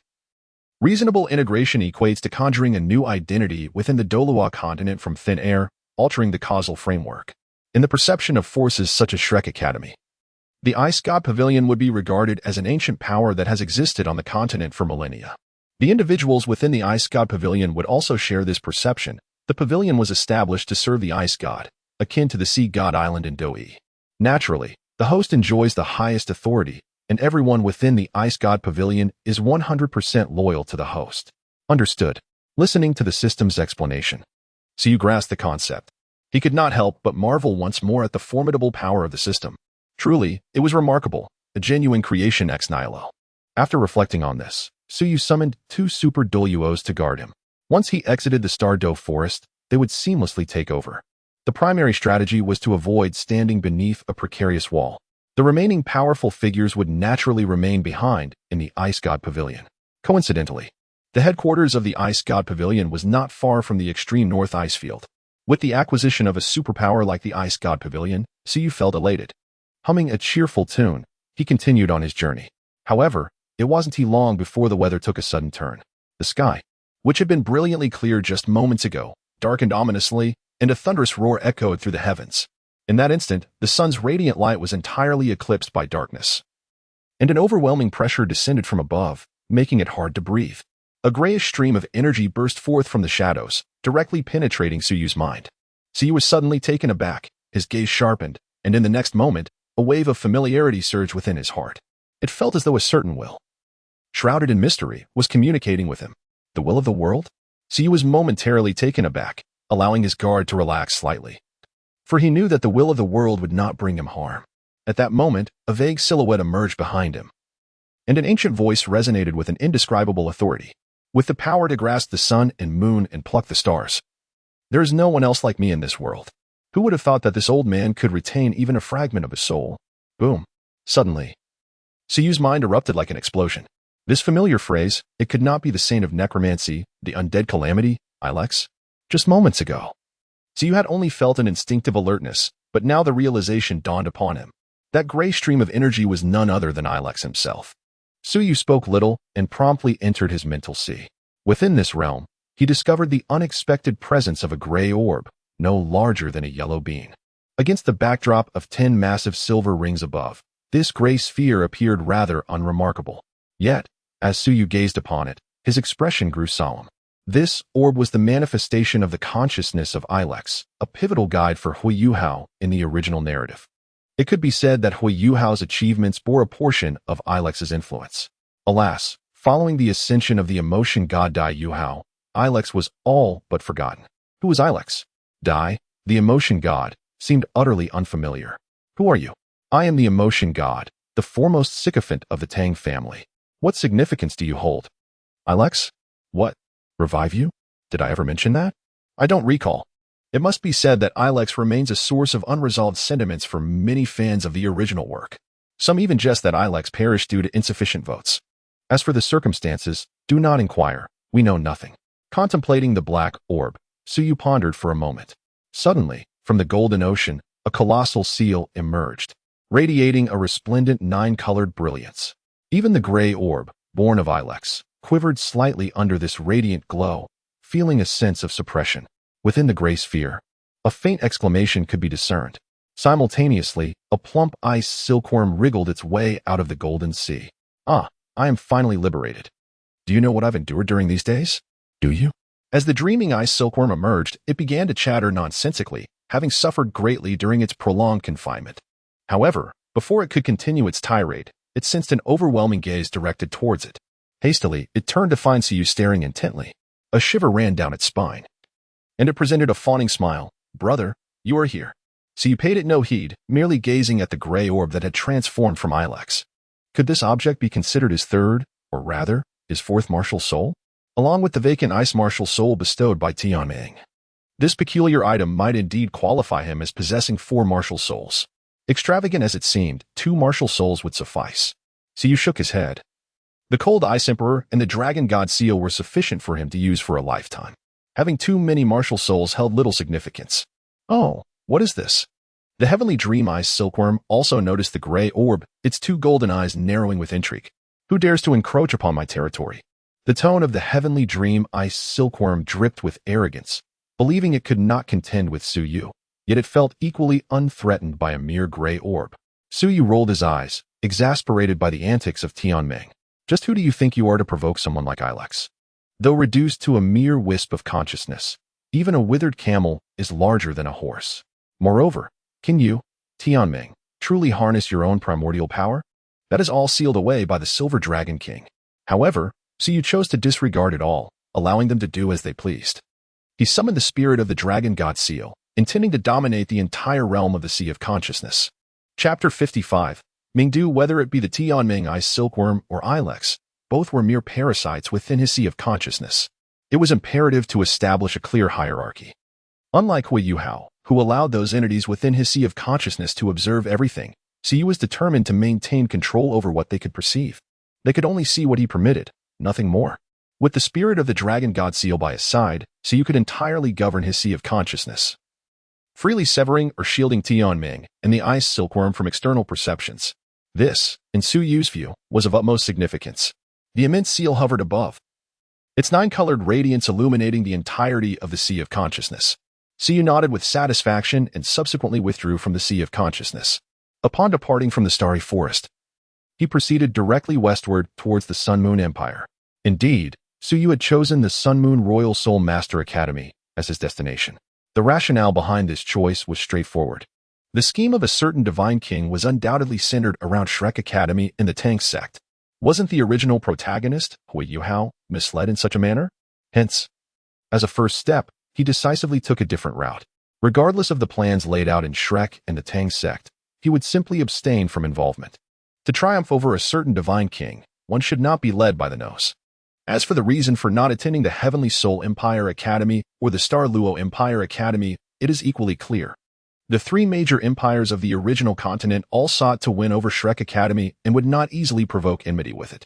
If he intended to target Shrek Academy, it was only logical to choose the institution that harbored the greatest disdain for Shrek Academy, which was undoubtedly the Sun Moon Royal Soul Master Academy. The Sun Moon Royal Soul Master Academy, in terms of its talent system, was far more progressive than the three major empires of the original Dolua continent. Jing Hongqian, too, was a person who possessed a keen appreciation for and valued talent. Suyu's perception of the mirror of the mortal realm is rather commendable.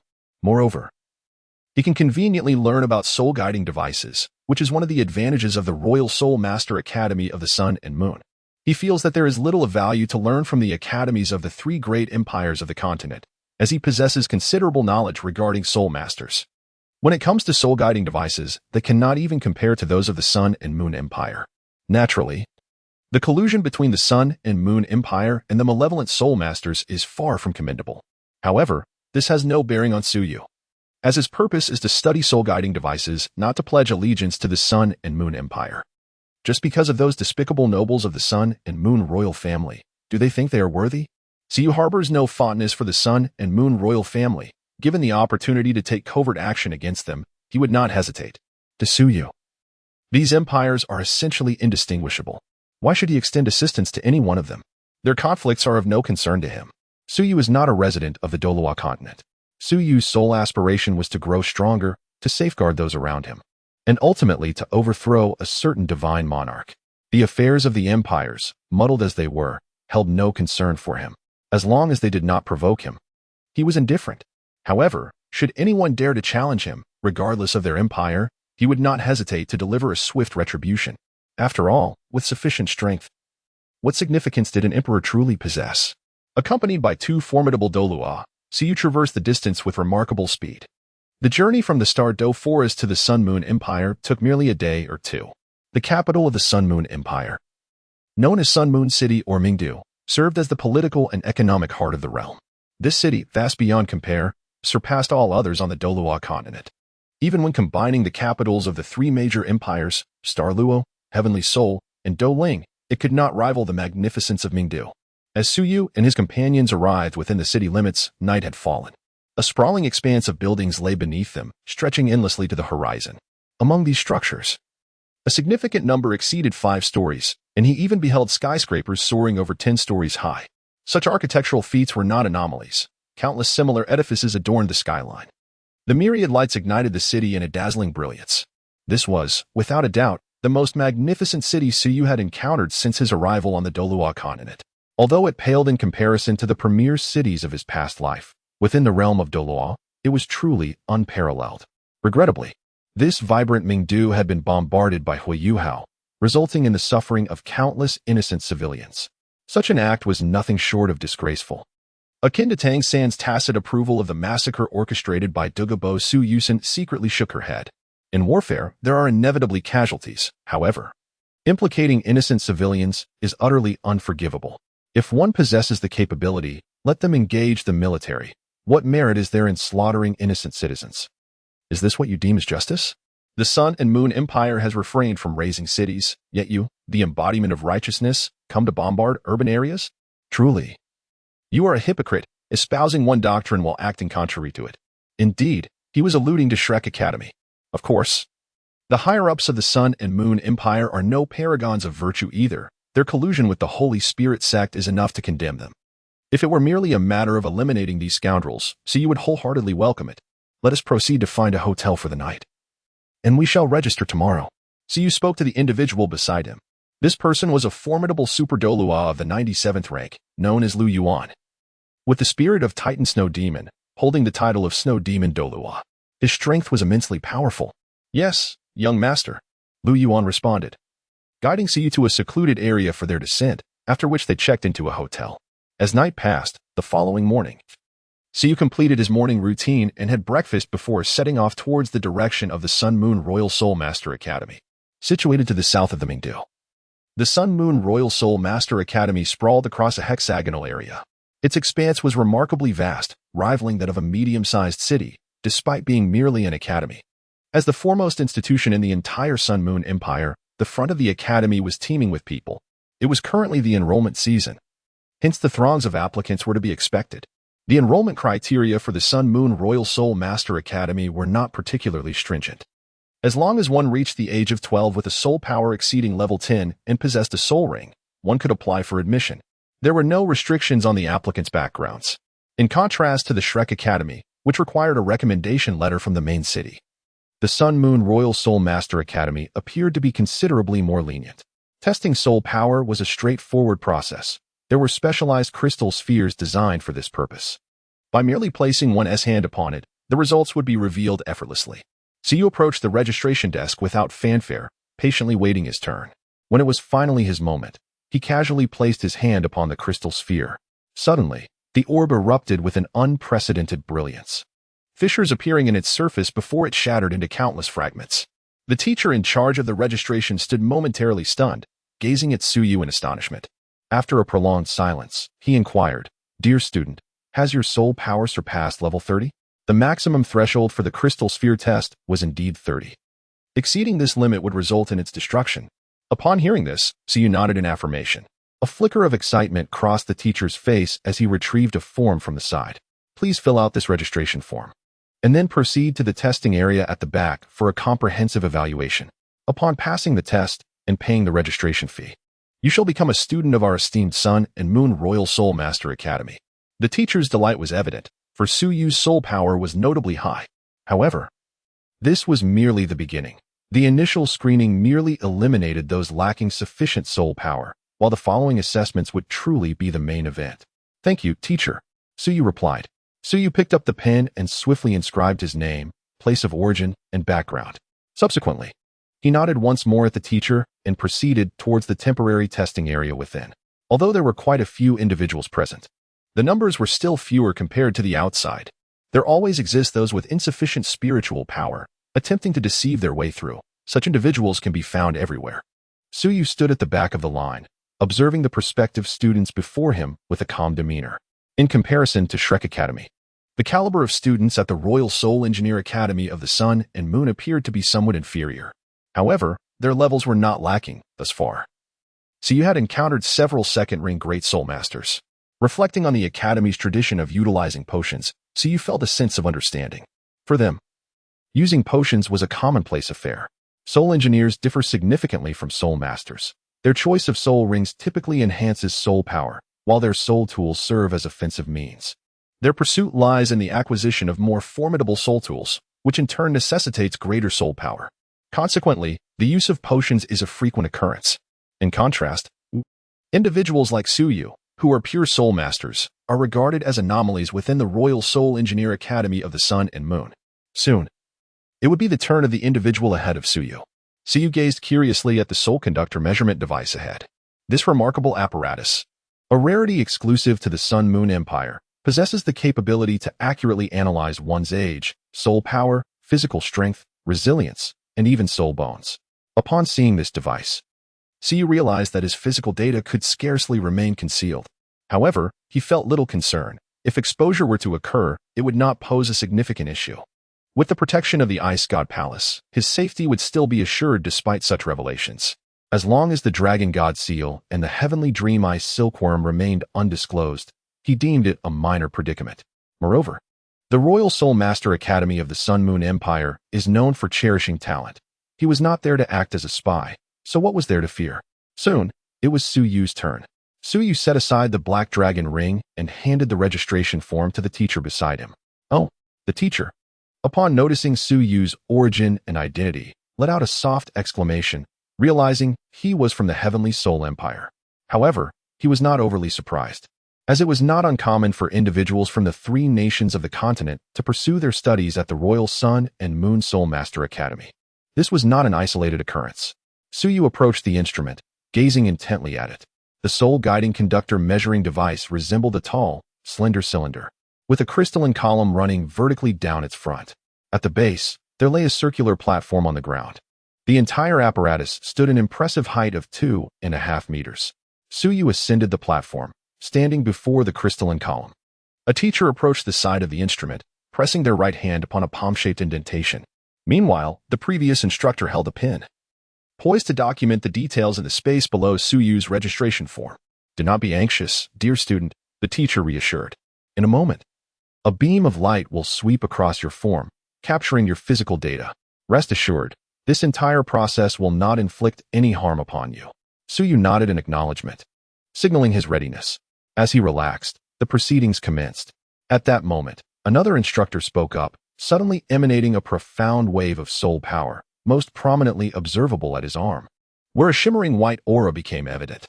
Shortly thereafter, the apex of the soul-guiding test apparatus illuminated with a radiant beam of white light, which fanned out in a semicircular shape, covering an area of approximately 1 square meter as it descended slowly from above.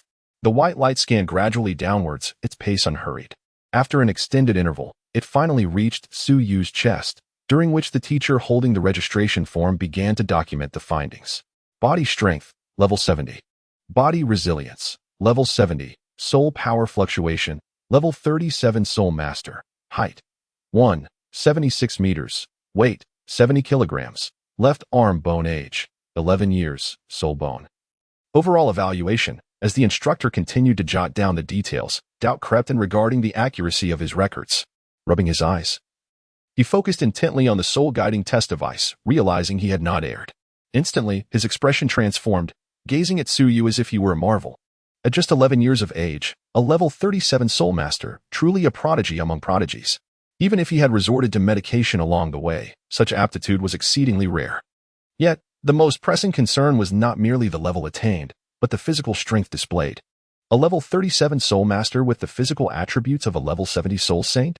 Was this a jest? It is crucial to note that this soul-guiding testing apparatus is merely a 6th-grade soul-guiding device, with level 70 being its measurement limit. However, whether this reflects Suyu's true potential remains uncertain.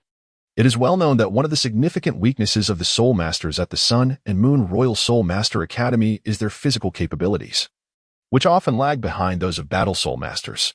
Some 6th-grade Soul Masters may possess physical attributes only at the level of a Soul King. The astonishing data before Suyu is unprecedented for him. Such formidable physical prowess, if harnessed with a soul-guiding device, made him ponder the unimaginable strength it could yield. Many powerful soul-guiding devices impose significant requirements on one's physical capabilities. Teacher, are you ready? Suyu inquired, breaking the teacher's momentary reverie. The teacher promptly regained focus and replied, Yes, Suyu, you have successfully passed the assessment. Please proceed to the payment area nearby. After settling the fee, you will receive your badge and dormitory key, marking your official enrollment in our esteemed academy. Thank you, teacher. Suyu expressed his gratitude and picked up the Black Dragon ring before heading towards the payment station nearby. At that moment, the teacher who had previously recorded his information hurriedly instructed another teacher to promptly deliver the enrollment form to Director Lin, mentioning that this year, their academy had welcomed a remarkable talent. The teacher nodded eagerly, clutching Suyu's enrollment form, and dashed toward the inner sanctum of the academy. Meanwhile, Suyu settled the enrollment fee, which amounted to 10 gold soul coins. Quite affordable, all things considered. However, reflecting on the financial prowess of the Sun Moon Royal Soul Master Academy, it was evident that they were indifferent to such a trifling fee. This cadre of soul masters was affluent. Even a couple of soul guidance devices could yield substantial profits. Here is your school badge. As for your uniform, it will be delivered to your dormitory in a day. This is your dormitory key. Your room is in the first-year dormitory building, room 212. And here is a map of the academy. Along with the dormitory key, a map of the Sun Moon Royal Soul Master Academy was handed over. The map was quite straightforward, dividing the academy into 3 primary areas: the teaching area, the dormitory area, and the experimental area. Notably, the experimental area occupied over 2/3 of the total space, delineated into various sections. At the heart of the experimental area lay a region marked in red, labeled Mingda Hall. This location was the most significant within the entire academy. Only the elite soul masters of the Sun Moon Royal Soul Master Academy had the privilege of entering Mingda Hall. The soul guidance devices produced here were immensely coveted by the outside world. There is a saying that beautifully encapsulates this: what comes from Mingda Hall is guaranteed to be of exquisite quality. In contrast, the maps of the teaching and dormitory areas were more detailed. The teaching area comprised 12 lecture halls, catering to 6 grades, with 2 buildings for each grade. The academy had a considerable number of students, particularly in the first-year cohort, which boasted 32 classes. However, as one ascended through the grades, the number of students dwindled, culminating in merely a few dozen in the 6th grade. Unlike other academies, the Sun Moon Royal Soul Master Academy did not categorize grades by age, but rather by the proficiency of the soul masters. Novices who had not yet reached the first-level soul master status were classified as first-year students. Achieving the first level would elevate one to the second year, and so forth, with 5th-level soul masters advancing to the 6th grade. Among the 6th graders, those who excelled would have the opportunity to participate in the Mingda Hall assessment. Successful candidates would become members of Mingda Hall. This was the promotion mechanism of the Sun Moon Royal Soul Master Academy. The dormitory area was situated behind the teaching area, sprawling significantly in size. Among these, the first-year dormitory buildings were the most numerous, totaling 4. Suyu's dormitory was located in the first-year section, room 212. Dear student, in 2 days, the academy will post the class allocation information for the newly admitted students on the bulletin board, so please keep an eye out for it. The teacher in charge of enrollment reminded him. I understand. Thank you, teacher, Suyu replied. Suyu expressed his gratitude and proceeded in the direction indicated by the map towards the dormitory building. Along the broad avenue, rows of towering trees, each reaching several meters in height, were planted on either side, their lush foliage providing a refreshing shade that uplifted one's spirits. Suyu walked briskly and soon, following the map, located the dormitory area. Room 212. Suyu found his dormitory, took out the key, and opened the door. The room was modest in size, approximately 20 square meters. On either side, there were a bed and a wardrobe. The dormitory was also equipped with a bathroom, allowing for both bathing and sanitation. This was indeed a thoughtful arrangement, unlike the situation at Shrek Academy, where an entire floor shared a single shower room. His right hand gently brushed against the edge of the bed, which was covered with a layer of dust. Suyu furrowed his brow. Although he did not possess a compulsive obsession with cleanliness, he was nonetheless a person who appreciated tidiness. Suyu picked up a broom and a cloth, preparing to tidy up the room. Meanwhile, Director Lin Jiai, who had received Suyu's enrollment form, was taken aback. Without uttering a word, he rushed towards Mingda Hall. Mingda Hall was a spacious venue, adorned entirely in a metallic style, primarily in soft golden hues. It was not ostentatious, yet it exuded a sense of quality. A plaque hung prominently above the entrance, its dark golden characters imposing and authoritative. Mingda Hall. Seated in the center of the hall was a man who appeared to be in his 40s. He was not tall but had a broad build, simply described as short and stout. This stout figure was undoubtedly ill-suited for long hair, yet he sported a mane of long, chestnut-red locks cascading down his back, further obscuring the view of his short, thick neck. At first glance, he seemed rather unremarkable, resembling an ordinary stout man. However, appearances can be deceiving. This stout individual was none other than the master of Mingda Hall, Jing Hongchun, the patriarch of the prestigious Hongchun family, who held a significant position within the entire Sun and Moon Empire. He was a seasoned level 9 soul mentor, although his soul power only reached level 93. He could contend with Xuanzi thanks to his soul-guiding devices. As long as the distance was not too short, even Xuanzi would find it challenging to defeat him easily. Jing Hongqian was sipping tea when Lin Jiai hurriedly burst in. Master, Jiai, what brings you here in such a rush? Upon seeing Lin Jiai, Jing Hongqian set down his teacup, his face breaking into a smile. Master, take a look at this. We have a rather extraordinary student enrolling this time. Moreover, his identity is quite special, and I find myself uncertain. As he spoke, Lin Jiai handed the enrollment form to Jing Hongqian. Oh, a student whose identity has you stumped? A flicker of curiosity crossed Jing Hongqian's face as he accepted the form. A casual glance turned into a narrowed-eyed stare upon seeing the words Ice God Temple. The Ice God Temple was a superpower rivaling the body sect, and it was far more mysterious. To think that this individual hailed from the Ice God Temple, Jing Hongqian knew he had to scrutinize this matter closely. With a light chuckle, he lowered his gaze. Upon encountering Su Yu's astonishing data, he nearly sputtered tea. This kid is only 11? Even Jing Hongqian was taken aback. Indeed, he is 11 years old. And his soul power has reached level 37, showcasing exceptional talent. Most astonishingly, his physical prowess has already attained the level of a soul sage. As you know, the soul guiding device can only measure up to level 70. The exact strength of this young lad's physical capabilities remains uncertain. However, he is undoubtedly at least a soul sage. There are also discrepancies in his soul bone data, leading me to suspect he possesses external soul bones. As Lin Jiai spoke, he kept a close eye on Jing Hongqian's expressions. This was the first time he had encountered such a situation as the director of education. Truly a rare little prodigy. Have you inquired about his martial soul? Jing Hongqian quickly regained his composure and asked. Not yet. This young fellow has not released his martial soul. Lin Jiai replied with a shake of his head. Given his origins from the Ice God Temple, his martial soul is unlikely to be ordinary. With his talent, he probably holds a significant position within the Ice God Temple itself, Jing Hongqian deduced. Then, Master, shall we accept this student? Lin Jiai inquired. Jing Hongqian lifted his teacup once more and calmly replied, Of course, why wouldn't we accept him? Since he dares to come, this master dares to enroll him. The Ice God Temple, this mysterious ancient force, is making its debut. Isn't it? They have historically refrained from interfering in the conflicts of the continent. Yet now they allow their disciples to study at our academy. This is an opportunity to forge an alliance with the Ice God Temple. If we can successfully align ourselves with the Ice God Temple, Shrek Academy would no longer pose a threat. Chapter 58. Tang San. Everything is in disarray years ago.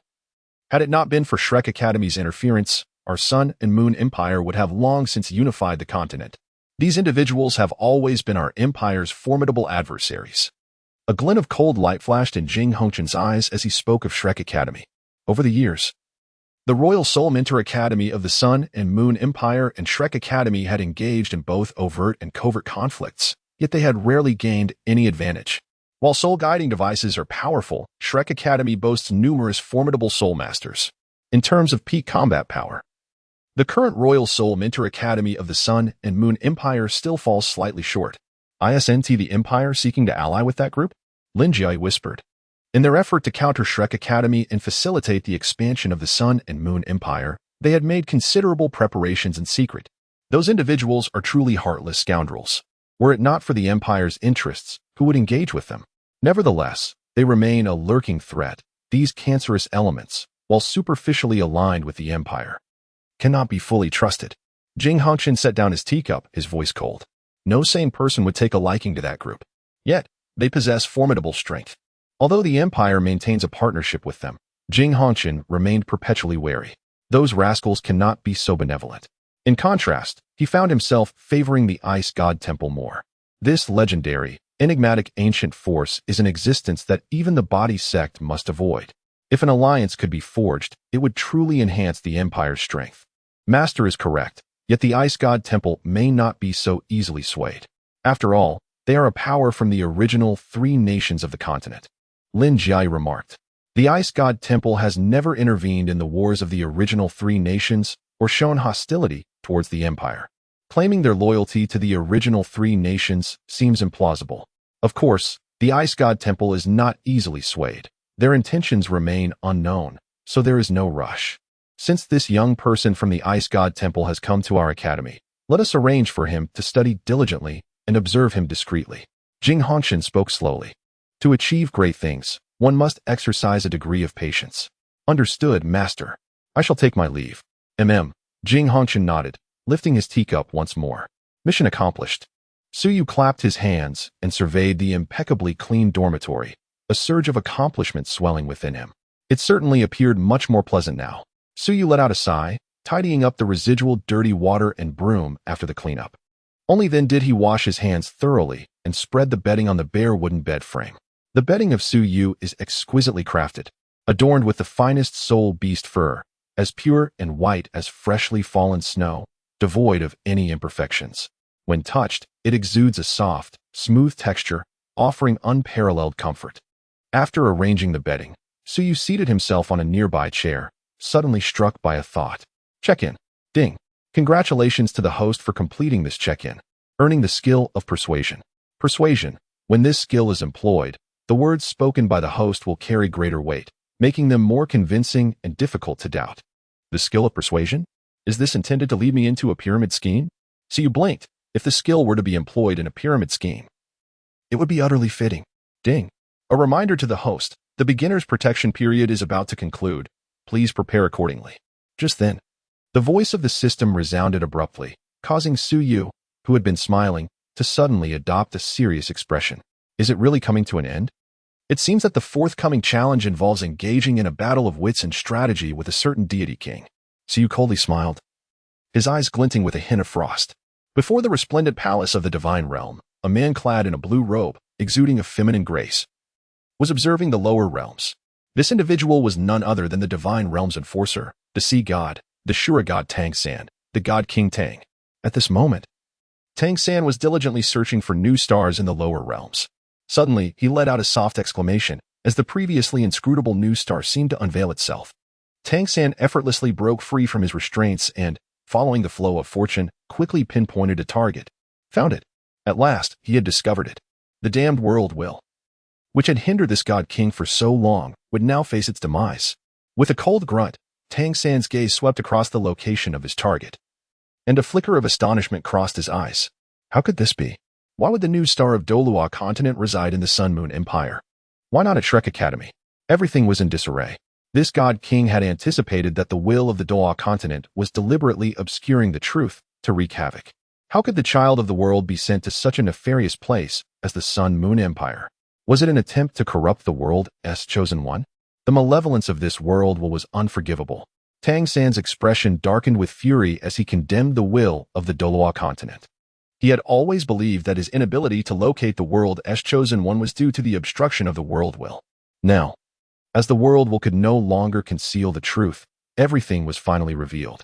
The matter of the chosen one was of utmost importance. He would undoubtedly ascend to divinity, perhaps even possess the qualities of a god king, for the safety and prosperity of the divine realm. It seemed this god king must intervene to restore order. He must guide the child of the world onto the correct path. Though it would require considerable effort on his part, for the future of the divine realm, he had no choice but to shoulder this responsibility. Tang San resolutely declared, then suddenly turned his gaze to a specific location, a divine thought descending abruptly. Before him stood a towering mountain, its cliffs perilously steep. Nearly 3 sides of the mountain soaring upright as if carved by a knife. Surrounding this steep peak were undulating hills. Yet even the tallest among them barely reached the mountain's midsection. A sea of clouds drifted serenely above these hills, while the steep peak pierced through the mist. Atop this continuous sea of clouds, a magnificent castle loomed. The gray castle exuded an ancient aura, embodying the spirit of reaching the pinnacle. To construct such a grand castle amidst these steep terrains was truly a feat beyond mortal imagination. Atop the mountain, the wind howled fiercely, laden with moisture. Yet no matter how the wind blew, the castle, standing proudly at the summit, remained steadfast. Above the castle's arched entrance were inscribed 3 bold characters, Haotian Fortress. In this deep obscurity, Haotian Fortress was the former headquarters of the once great sect, Haotian sect. In a spacious hall within the castle, 3 figures were present. 2 of them, seated on either side of the hall, were imposing in stature. On the left sat a robust middle-aged man, his hair short and dense like steel needles, with a dignified countenance. His rugged features were chiseled, his brown-yellow eyes gleaming with hints of gold. Although draped in a gray robe, it could hardly conceal the powerful muscles beneath. His mere presence exuded an unwavering solidity. On the right sat another middle-aged man, his long green hair cascading over his broad, majestic shoulders. His eyes were also green, seemingly simple yet possessing an indescribable depth, as if struggling to contain a powerful aura within. Clad in white attire that accentuated his towering figure, his presence appeared stronger than that of his companion. These two were none other than the leaders of the Haotian sect. Neotion and Titan, both rare superlative beings among the world's strongest. Especially Neotion, whose prowess made him one of the most formidable entities on the continent. Before them stood a smaller figure, in stark contrast to their towering forms.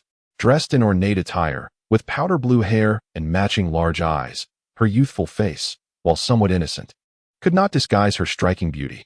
At this moment, she was pouting at Neotion and Titan, sporting a charmingly spoiled expression. Xiaodong, didn't you say you wanted to go to Shrek Academy? Why the sudden change of heart to attend the Sun Moon Royal Soul Engineer Academy? Titan looked at the petite figure before him, helplessly advising. This little ancestor truly was unpredictable. Just yesterday, she had expressed her desire to attend Shrek Academy. And now she wished to venture to the Sun Moon Royal Soul Engineer Academy. Was this not absurd? Xiaodong, your second uncle speaks the truth. The Sun Moon Royal Soul Engineer Academy is no haven. At Shrek Academy, with the reputation of our Haotian sect, you would face no danger. No one would dare target you. For millennia, our Haotian sect has maintained some connection with Shrek Academy. However, the Sun Moon Royal Soul Engineer Academy is beyond our reach. Furthermore, what can they teach you? Can they impart knowledge about martial souls? Can they guide you in martial soul cultivation? Surely, they cannot teach you about soul tools, after all. You possess no aptitude for that, Neotion interjected, equally baffled by her intentions. Didn't you say you disliked soul tools? Why seek out the Sun Moon Royal Soul Engineer Academy? Isn't that a waste of time? Who says I lack talent for soul tools? What can't I? Wang Donger, learn? Soul tools are nothing to me. I want to attend the Sun Moon Royal Soul Engineer Academy. Wang Dong pouted defiantly. Don't ask. I simply want to go, and no one can stop me. Xiaodong, your second uncle means well. Why can't you understand?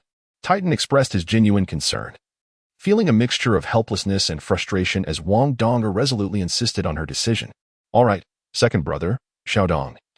Are you truly determined to go to the Sun Moon Royal Soul Engineer Academy? Neotion interrupted Titan, gazing at Wang Donger. Wang Donger nodded. Why? Neotion asked, his expression grave. Seeing Neotion's seriousness, Wang Donger ceased her playful antics and replied earnestly.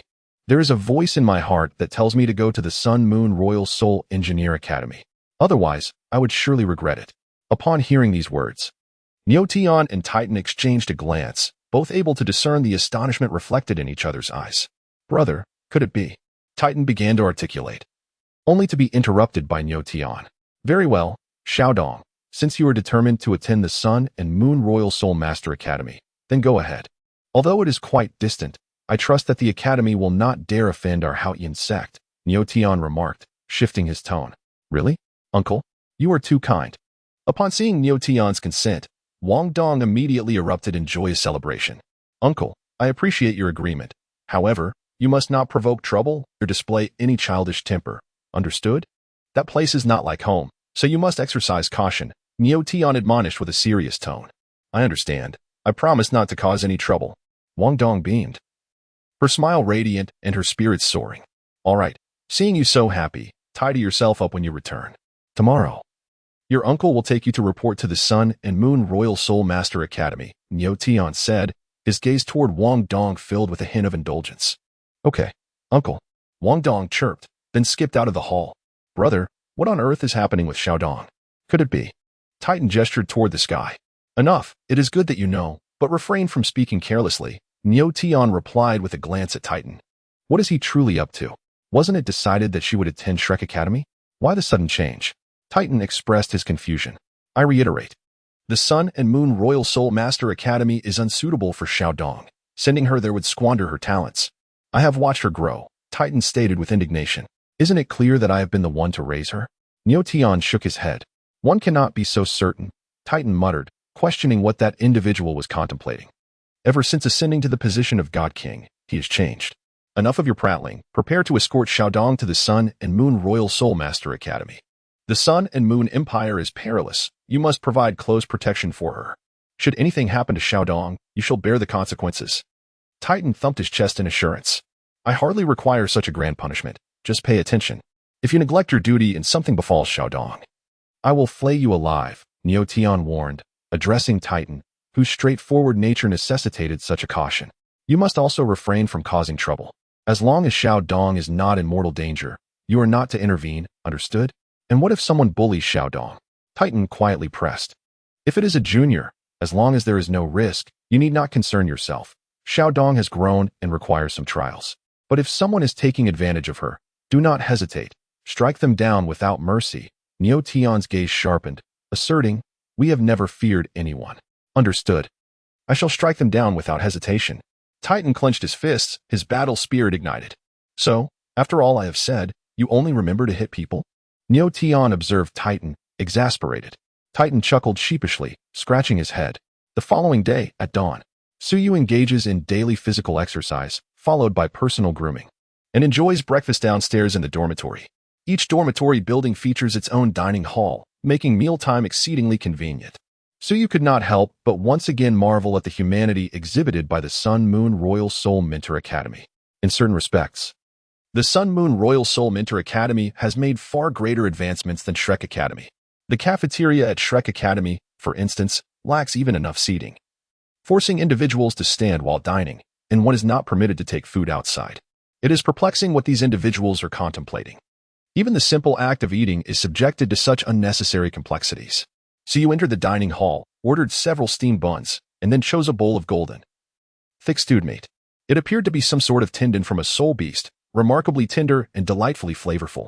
He subsequently selected a few stir-fried vegetables, which were not inexpensive, seemingly the heart of a plant-type soul beast.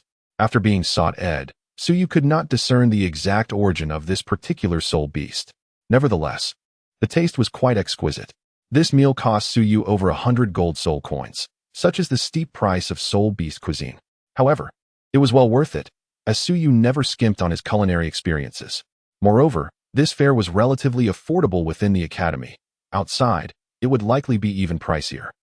After finishing breakfast, Suyu leisurely strolled around the academy to aid digestion. Taking advantage of the time before classes commenced, he sought to familiarize himself with the entire institution. The dormitory buildings offered little to explore, so Suyu first wandered through the teaching buildings. There were 12 buildings in total, 2 for each grade level. After examining Suyu, he proceeded to explore the other structures within the academy. For instance, the mimetic training room, the physical assessment center, and the recreational facilities, among others. The Sun and Moon Royal Soul Mentor Academy truly lives up to its reputation as a premier institution on the continent, boasting an impressive array of well-equipped facilities. As Suyu strolled leisurely, his pace belied an astonishing swiftness. Like a whispering breeze, he moved without leaving a trace, often covering 10 meters in mere strides. As he wandered, he unconsciously veered into the experimental zone. In contrast, this area was truly the heart of the Royal Soul Mentor Academy, where various soul guide apparatus laboratories thrived. Early in the morning, the rhythmic sounds of clattering echoed from numerous buildings, filling the air. The experimental zone was far more populated than the outside world. Along his path, Suyu encountered many individuals, observing the student in casual attire wandering through the academy. Their gazes were filled with curiosity, yet none dared to interrupt his exploration. As Suyu wandered through the experimental zone, he gradually ventured deeper into its confines. Suddenly, he came to a halt, his gaze captured by a distinctive structure. Unlike the other edifices, this one appeared modest in size and unremarkable at first glance. However, it was surrounded by layers of protection, showcasing a striking metallic architectural style. Particularly conspicuous was the entrance, where the characters Ming de Tang stood out prominently. Could this be the famed Ming de Tang? Suyu murmured to himself, "Who are you?"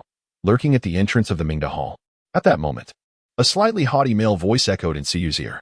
Upon hearing the voice, Suyu turned around and beheld a young man and woman approaching his direction. They appeared to be around 14 or 15 years of age, yet their spiritual power was remarkably high. With Suyu's keen insight, he could easily discern that their spiritual strength surpassed that of the Soul Sect, even nearing the rank of Soul King. It was indeed rare for individuals of such tender years to possess such cultivation. "What brings you here?" As the pair drew closer, their features became increasingly distinct.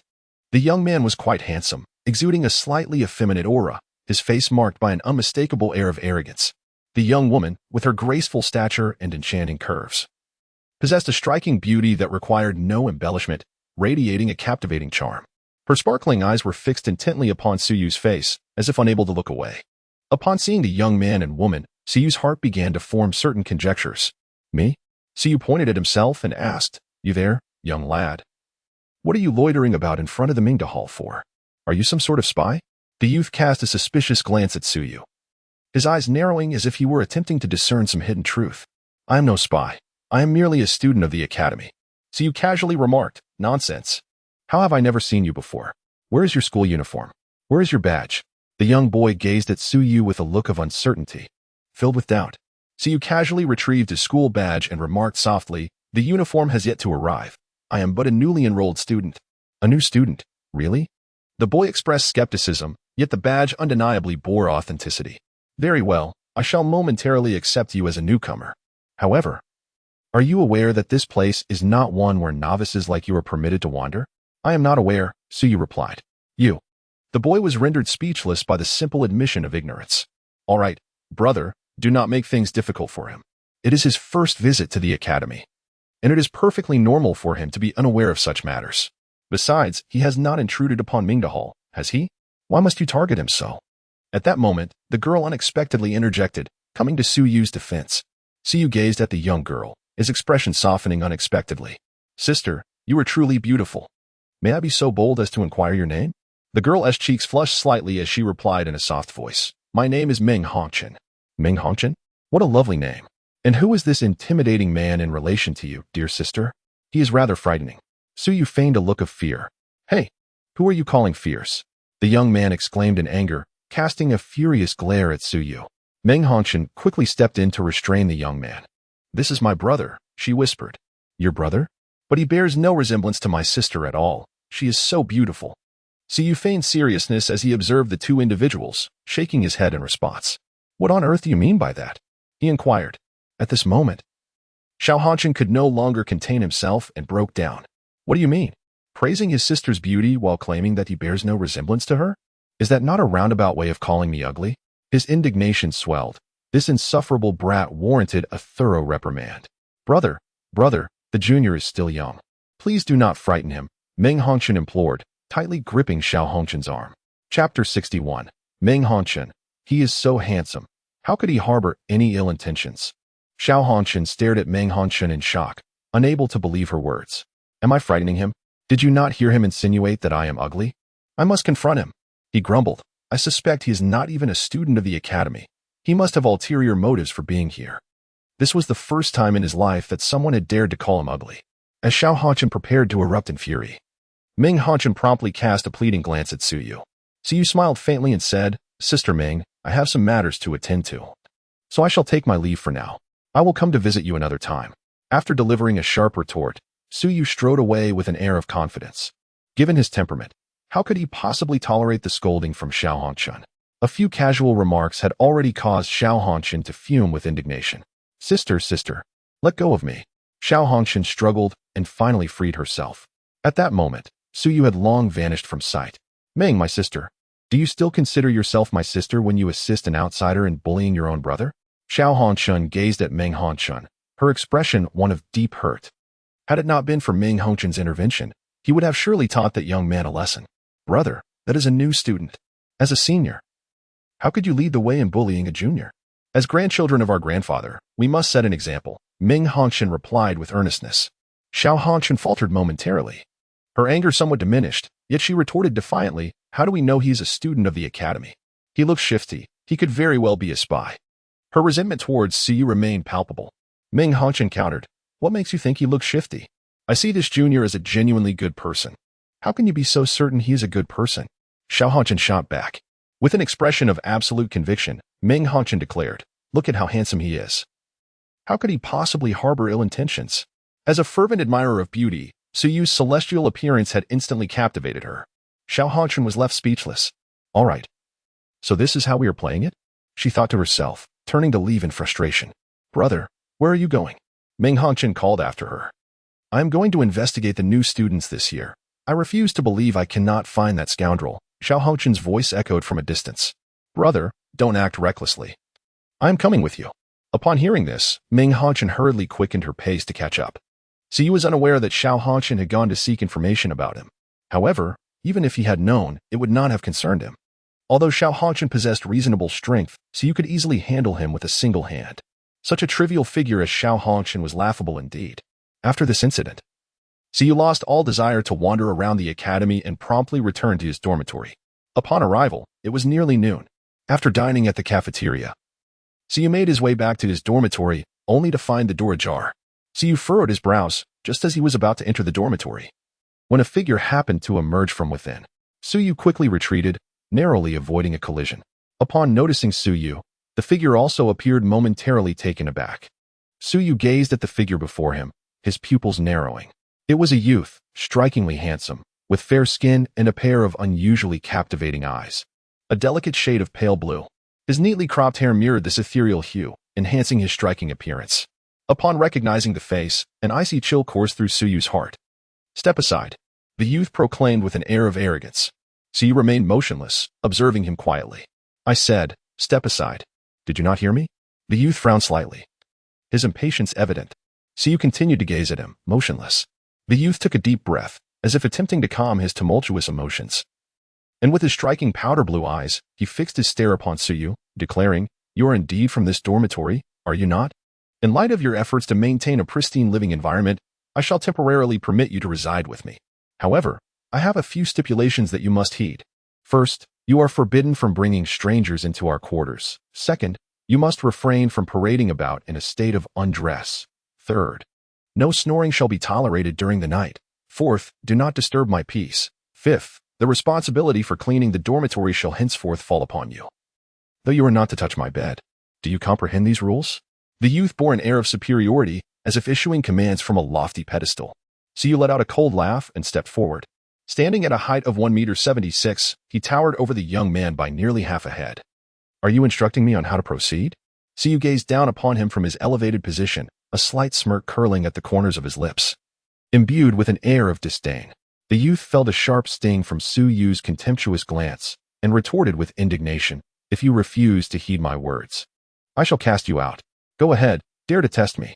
To which Siyu coolly replied, "I fear you might not survive such a trial." Siyu curled his lips, his tone laced with disdain. "You bastard, if you have the guts, let us step outside and settle this with a fight. Whoever emerges victorious will take the lead in this dormitory. Do you dare?" The young man also advanced a step, their faces mere inches apart, locking eyes in a fiery exchange. "What do I have to fear? If someone seeks to be humiliated, I certainly do not mind facilitating their downfall." Siyu spoke with a hint of disdain. "Arrogant! I shall see just how capable you truly are." With that, the youth forcefully shoved Siyu aside and strode vehemently towards the exit. Siyu gazed playfully at the silhouette of the youth, yet a chilling glimmer resided in his eyes. How remarkably swift his actions are. Just yesterday, his intentions were laid bare, and today, the leash is already in his grasp. What a clever Tang divine king he is.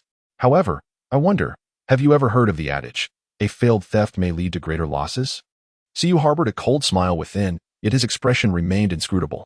Maintaining an air of casual nonchalance, he lightly leaped from the second floor. At that moment, the young man had also arrived downstairs. He fixed his gaze upon Siyu, and an intangible spark seemed to ignite between them. In front of the dormitory building lay a vast expanse of open ground, ample for their impending confrontation. Numerous new students and first years, sensing the tension of the standoff, paused in their tracks to observe the unfolding scene. Siyu casually tucked one hand behind his back and beckoned to the young man with his right hand, inviting him forth. The nonchalant demeanor incited immediate ire in the youth, who exclaimed, "You scoundrel!" With a swift flick of his toes against the ground, he launched himself towards Siyu like an arrow, his speed remarkable and his movements extraordinarily agile. In the blink of an eye, he reached Siyu, delivering a fierce kick aimed directly at his chest. As the young man raised his leg, Siyu noted that his leg's length appeared to surpass that of an average woman. The kick was nearly upon him. However, Siyu maintained his composure, effortlessly sidestepping the attack with a subtle shift of his body. The youth, taken aback by the failure of his strike, quickly pivoted on his left foot, rotating his body to unleash a powerful roundhouse kick with his right leg, generating a gust of wind in its wake. Chapter 62. Siyu. Youth is a blessing. One can sleep soundly. Siyu took a step back, skillfully evading the strike once more. The youth had not anticipated that Siyu could dodge in such a manner, causing him to lose some of his earlier arrogance. However, His attacks grew increasingly ferocious. He retracted his right foot, propelled himself off the ground, and launched another kick towards Suyu. This leg aimed directly at Suyu's neck. Suyu performed a bridge pose, while the young man's long legs swept over him without inflicting the slightest harm. Is evasion your only skill? The youth, having failed to land a successful blow after 3 consecutive attempts, began to feel a twinge of impatience. Given your feeble appearance, I shall grant you 3 chances. Suyu stood upright, speaking in a calm tone. You scoundrel! The audacity of being underestimated by Suyu infuriated the young man even further. He pivoted on the tips of his toes, unleashing a flurry of attacks with his right leg directed at Suyu. Suyu merely shifted his steps casually, effortlessly evading each attack. The young man moved with agility, bringing one foot down towards Suyu. Suyu did not retreat this time. Instead, he advanced a step forward. His shoulder pressed against the youth's groin, while the youth's long legs were draped over Suyu's shoulders, forming a perfect split. The boy's legs were both long and straight, a rare attribute that few could possess. Before the youth could change his stance, he felt an overwhelming force surge towards him. His body was propelled several meters away, only to land on his feet afterward. Even upon landing, he couldn't help but retreat several steps before finally regaining his balance. Despite this, he felt a tingling sensation in the roots of his thighs. Such tremendous strength. The youth's expression darkened as he gazed at Suyu. From this single encounter, he realized that Suyu's strength far surpassed his own. Little did he know, Suyu had merely been toying with him all along. Is that all you've got? Suyu shrugged nonchalantly, his expression one of utter indifference, as if the prowess of the youth held no significance whatsoever.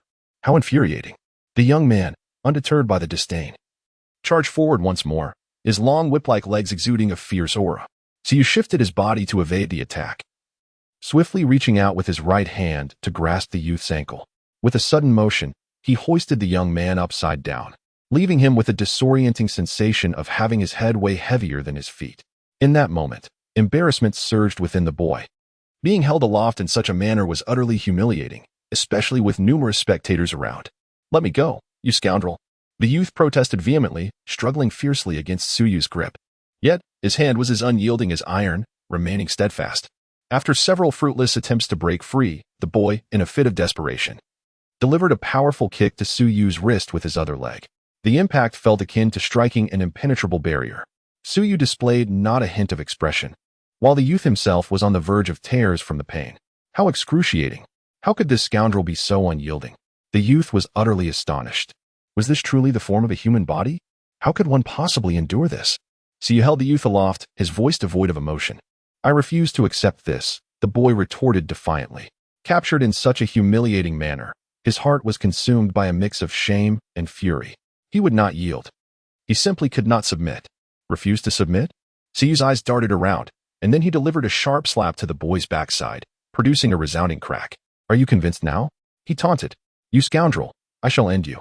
The boy, overwhelmed with humiliation and rage, erupted in a blaze of radiance.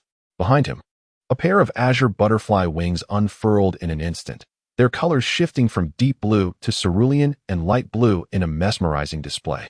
The entire wing's surface resembled a brilliant sky adorned with a series of luminous halos, forming a V shape that illuminated the realm below. The form and hues of the wings were unparalleled, embodying an exquisite beauty beyond reproach.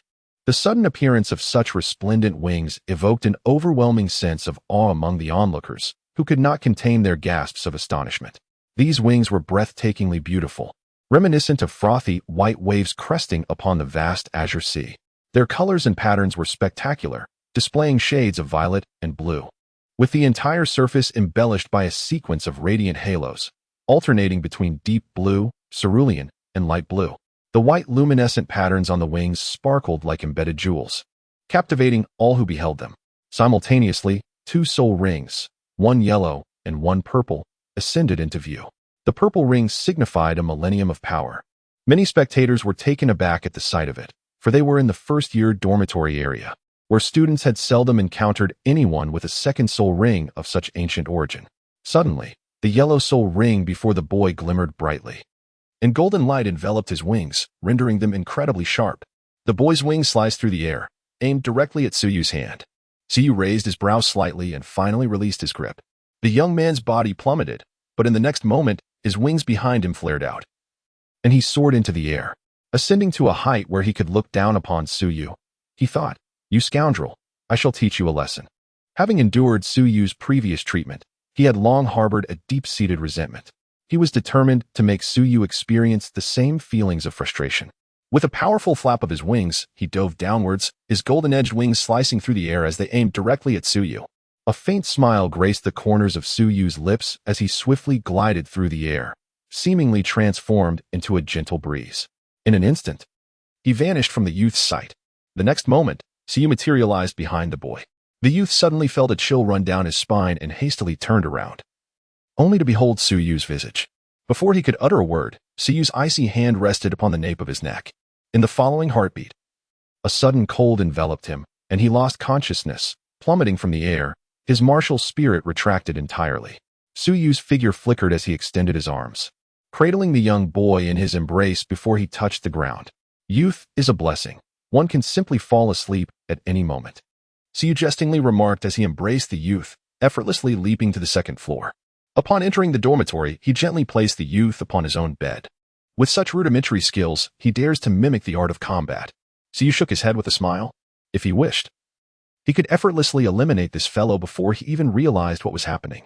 At merely level 21, he was far too weak. Such remarkable talent squandered. The boy's potential is beyond question. Apart from him, it is likely that this individual possesses the highest aptitude across the entire continent.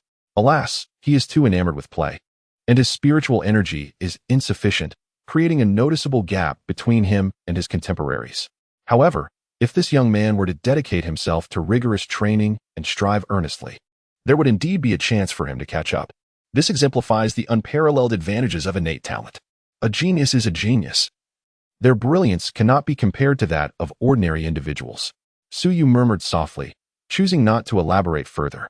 He casually pulled over a chair and seated himself, then retrieved a volume on the fundamental principles of soul guides from the Black Dragon Ring. Chapter 63, Mirror of Red Dust.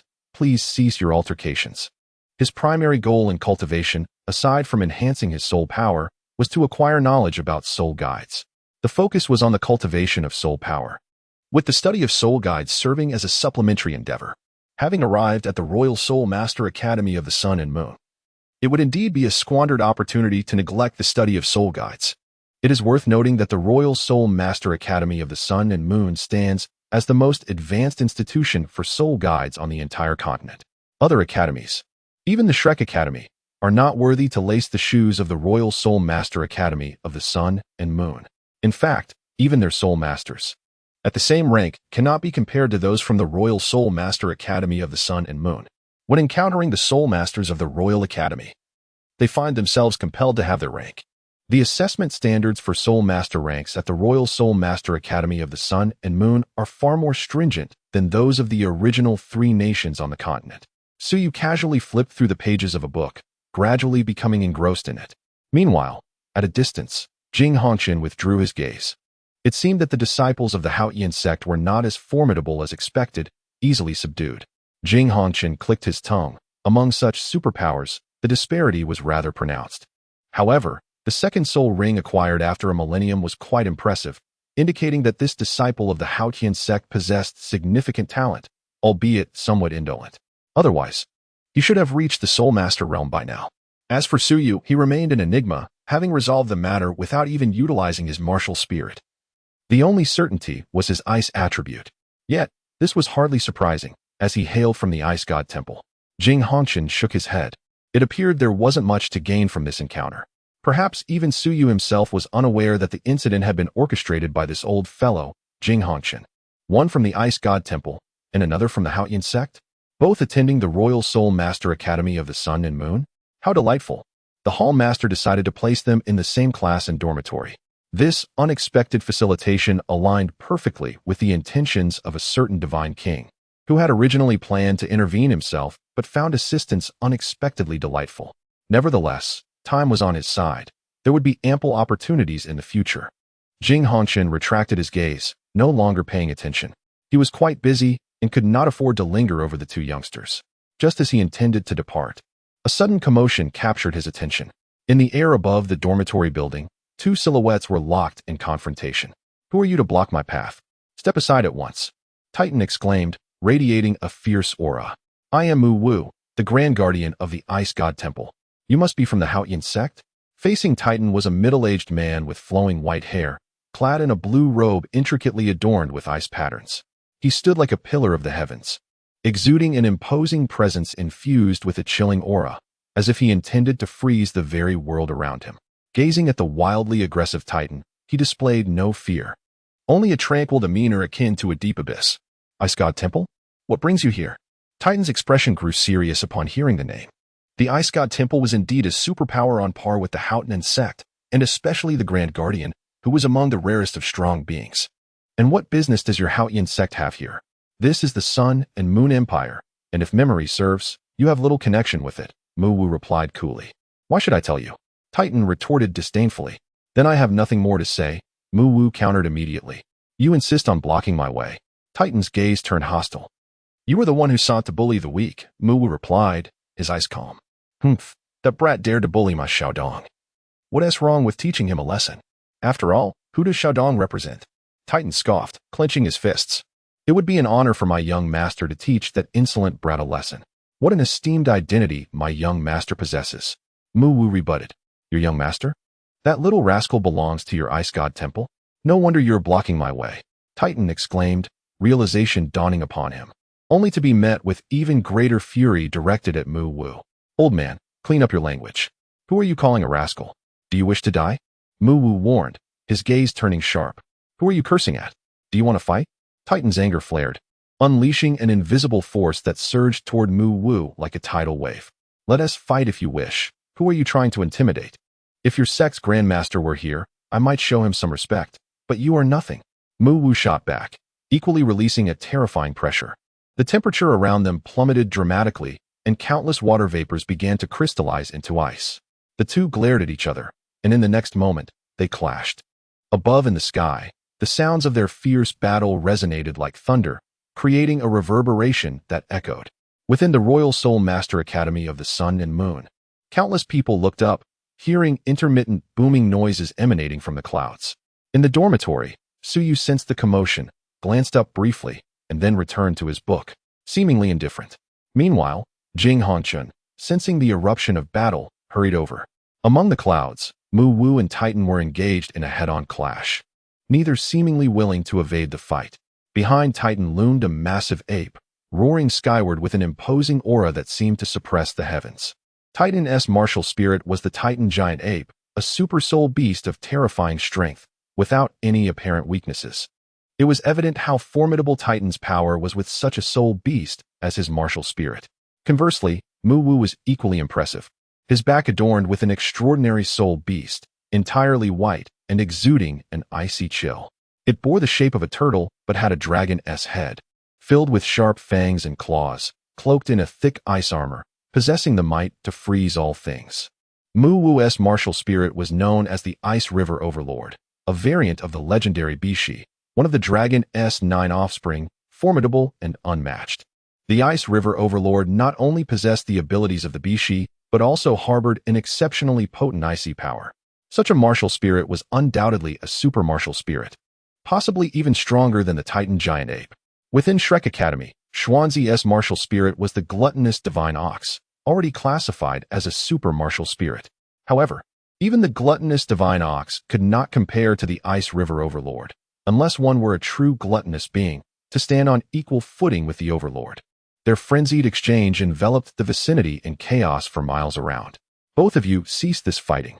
At that moment, Jing Hongchun arrived, witnessing the scene and urgently calling for a halt. Chapter 64.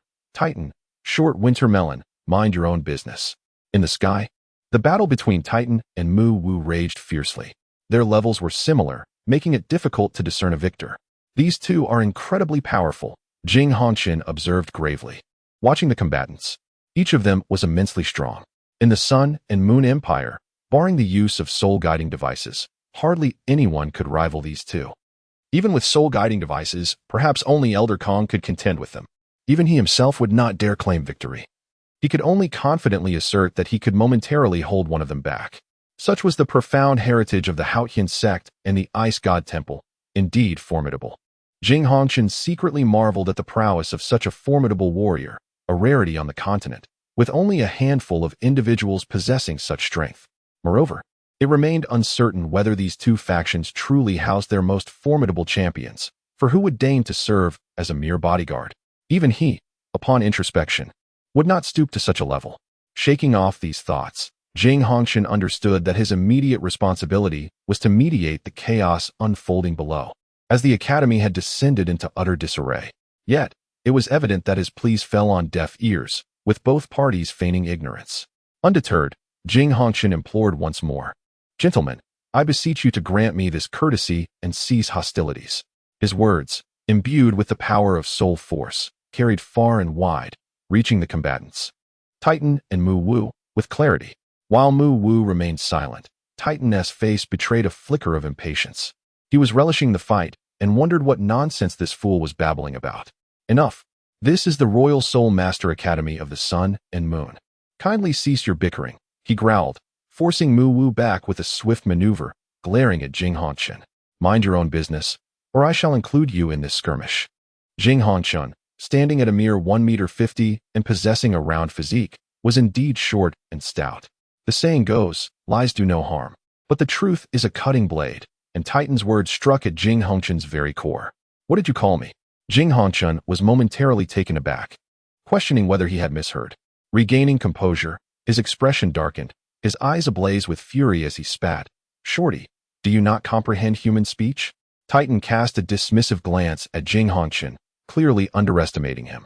Titan, being inherently combative, found Jing Hongshan's incessant prattling during his battle to be an irksome distraction, and he decided to show no regard for him. Perhaps even Niu Tian did not foresee that Titan's first day at the Royal Soul Master Academy would result in Jing Hongshan being offended. Indeed, what a talent he was! You dare insult the head of this hall. I shall not let this transgression go unpunished. Jing Hongshan's anger erupted at this affront. With a prestigious status within the Sun and Moon Empire, he had never encountered such disrespect, and Titan was the first to dare. The flames of indignation roared within him. Suddenly, a chorus of metallic sounds erupted as thousands of metal tubes extended before Jing Hongshan, which subsequently unleashed a blinding white light towards Titan. The Hall Master, who had come to mediate, found himself embroiled in the fray. Bold move, Titan roared, shattering the incoming light with a single strike, then retaliating with a punch aimed at Jing Hongshan. Jing Hongshan narrowly evaded the blow and countered with a barrage of white light from countless metal tubes, showcasing the might of a 9th-level soul master. Get lost, Titan bellowed, summoning a black energy shield that effortlessly absorbed all the white light. Meanwhile, Jing Hongshan felt a sudden heaviness, an invisible force weighing upon him. A colossal hand descended toward him, a signature move of Titan's gravitational domain. Ultimately, Jing Hongshan's raw strength proved inadequate. While he could contend with lesser opponents, facing Titan, a paragon of ferocity, he was bound to falter. However, just then, an icy blue field erupted, forcefully pushing back Titan's domain. It was Mu Wu intervening. Well, it seems you two are inseparable. Then let us engage together, Titan declared. Undeterred, drawing both into his assault range, Mu Wu remained calm, effortlessly repelling Titan's advances, while Jing Hongshan's expression grew grave as he braced himself. In an instant, the three became entwined in a chaotic melee. The sky crackled with intensifying energy until a figure was propelled from the heart of the battle. Jing Hongshan wiped the blood from his face and charged back into the fray. Moments later, he was again sent flying. The disparity in strength was palpable. Jing Hongshan found it difficult to match either of the two. He might have been able to hold his own against Xuanzi, yet against either Titan or Mu Wu, Xuanzi would stand no chance. Damn it, I shall fight you both. Jing Hongshan, in a fit of rage, hurled himself back into the conflict. The sky rumbled ominously until night descended, and the tumult in the heavens gradually subsided.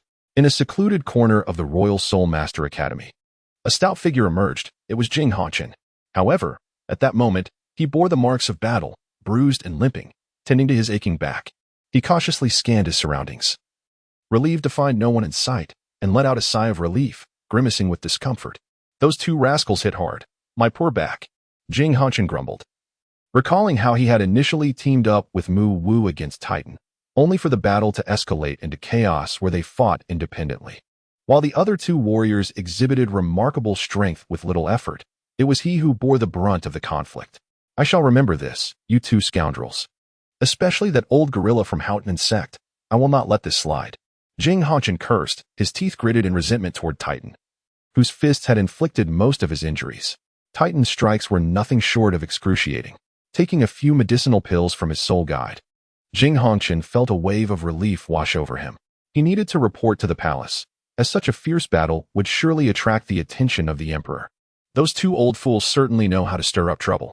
I never anticipated that my whims to pair that lad from Houghton sect with the young one from the Ice God Palace would lead to such a tempest.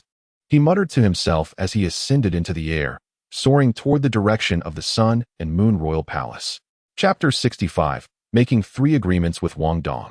In the first-year dormitory area, room 212, Su Yu, illuminated by the gentle glow of the lamp, continued to immerse himself in his book. He delicately turned the pages, and in the shadows, a figure seemed to materialize. Young master. Su Yu paused for a moment, then gently turned the page of the book. How is it? His strength is commendable, yet under full exertion, my subordinate believes victory is within reach. Isn't it a certainty? Su Yu's voice emerged with an air of indifference. Although this individual appeared to possess insufficient strength, there seemed to be a hidden power within him that did not belong to him, making my subordinate hesitant to claim absolute victory. The shadow replied with reverence. Su Yu raised his eyebrows slightly, a glimmer of understanding flashing in his eyes. He acknowledged the information. Your subordinate takes his leave. The shadow bowed and, in the next instant, vanished into the darkness. A Titan giant ape, huh? He murmured softly to himself, glancing at the still sleeping youth before stowing away the book in his hands. Stretching languidly, he rose and strolled towards the door, casually closing it behind him. Approximately half an hour later, Su Yu returned to the dormitory carrying a meal box in his hand. The room was brightly lit, and Su Yu seated himself on the bed, closing his eyes in meditation. Time flowed gently, and soon it was 8 o'clock in the evening. The youth, who had been in a deep slumber, finally awoke, shivering as he did so. The icy chill experienced before losing consciousness lingered in his mind, leaving him unsettled. Awake? At that moment, Su Yu, seated on the bed, also opened his eyes, observing the somewhat dazed youth across from him. Is it you? Upon seeing Su Yu, the youth's eyes widened in surprise. In the previous competition, I was utterly defeated. The memories of the earlier contest flooded back, and he recalled his dismal loss vividly. Su Yu defeated him effortlessly without even unleashing his martial soul. It is only natural for him to lose to me. Su Yu spoke with a nonchalant demeanor, as if discussing something utterly self-evident. The young man rolled his eyes. This fellow was indeed quite arrogant. Yet, having suffered defeat, he found himself at a loss for words. After all, who could blame him for his lack of skill? Very well, you have triumphed. From now on, you shall have the final say in this dormitory. However, do not rejoice too soon. I shall ultimately defeat you, and then it will be my turn to call the shots. The young man wore a serious expression. He acknowledged his defeat this time, but he refused to accept a perpetual loss. Sooner or later, he would reclaim victory. This was his pride, and he believed in his unparalleled talent. Confidence is commendable, yet it is prudent not to set one's aspirations too high. Otherwise, the more one strives, the greater the despair may become. Su Yu gazed at the youth and calmly remarked, "You possess an extraordinary level of confidence, bordering on arrogance." The youth, slightly indignant, retorted, "Is it not permissible to be confident after having bested you?" This statement rendered the youth speechless, for no amount of discourse could alter the undeniable truth of his defeat. Clenching his fists, he vowed to reclaim his victory in due time.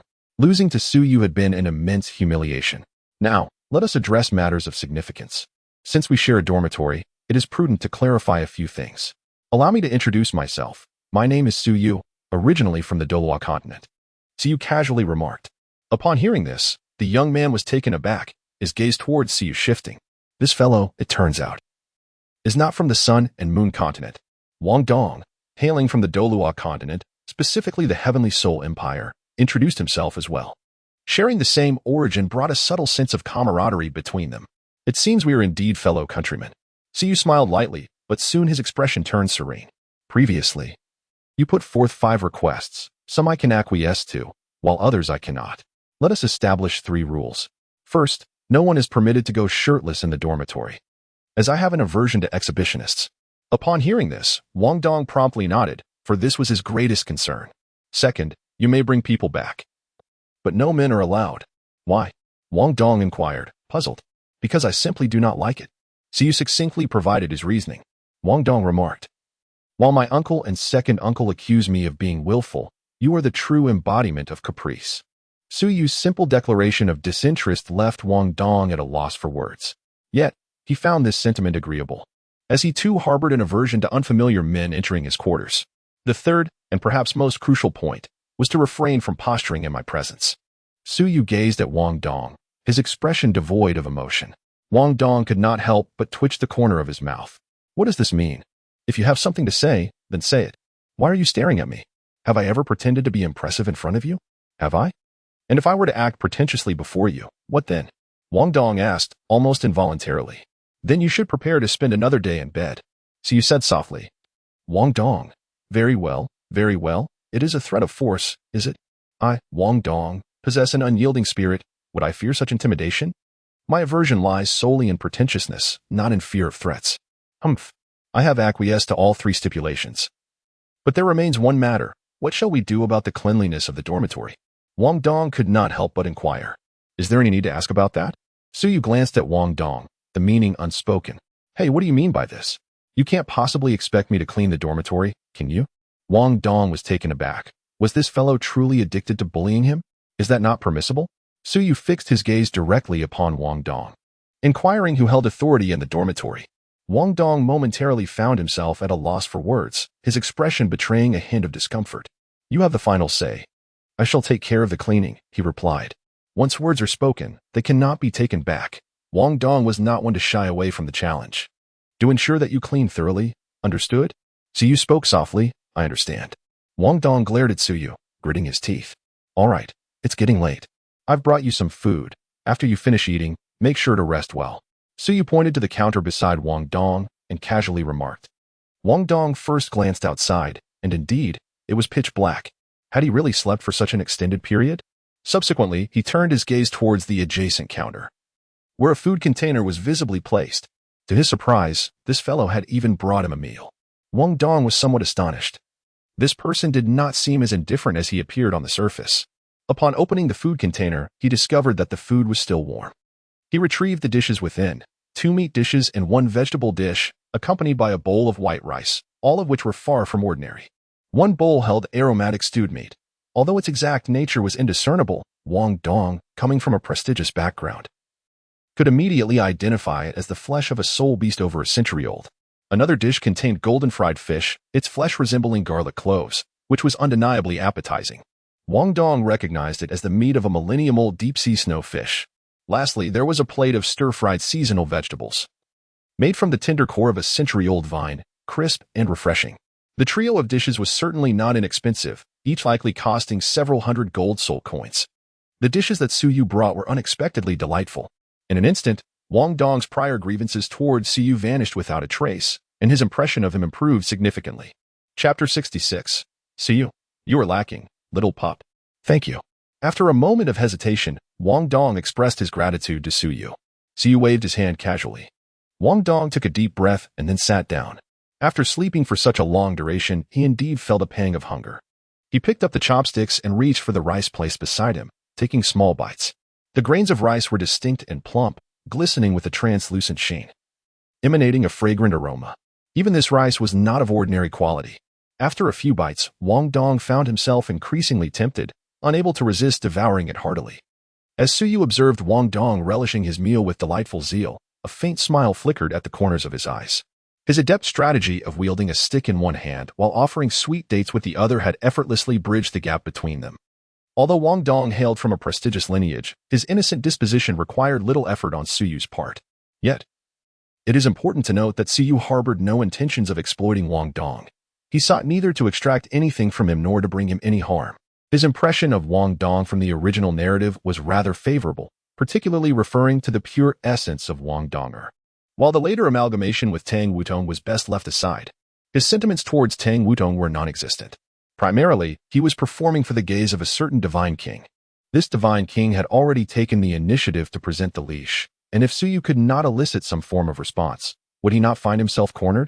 Su Yu had long comprehended that he could disrupt all the plans of a certain divine king, yet he must not sever this thread prematurely. Otherwise, that divine king would undoubtedly descend upon him with fervor. He could avoid allowing this noose to tighten around his neck. But he could not afford to let the divine king perceive that there was no longer hope of it being ensnared upon him. The delicate balance of this situation was something Suyu needed to navigate with utmost precision. He had to instill in the divine king a sense that, despite the world's chosen repeatedly dismantling his strategies, the most crucial tether remained firmly in place. As long as this point was not violated, there was no fear of provoking the divine king's ire.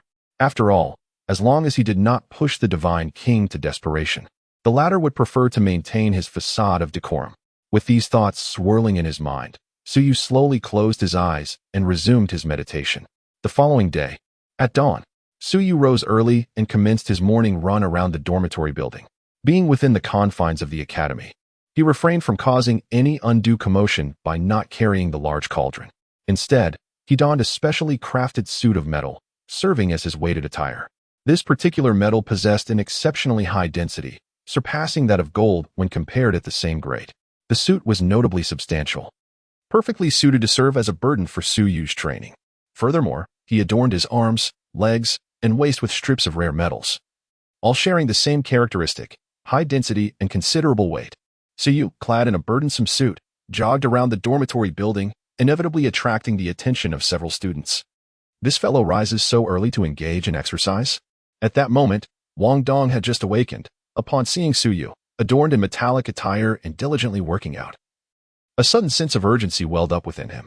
This individual is so formidable and yet so industrious. If he continues to be as lethargic as before, when will he ever surpass this man? How can he ever rise from the depths of servitude to sing a triumphant song? He certainly does not wish to remain under Suyu's thumb indefinitely. No, I must also begin to train.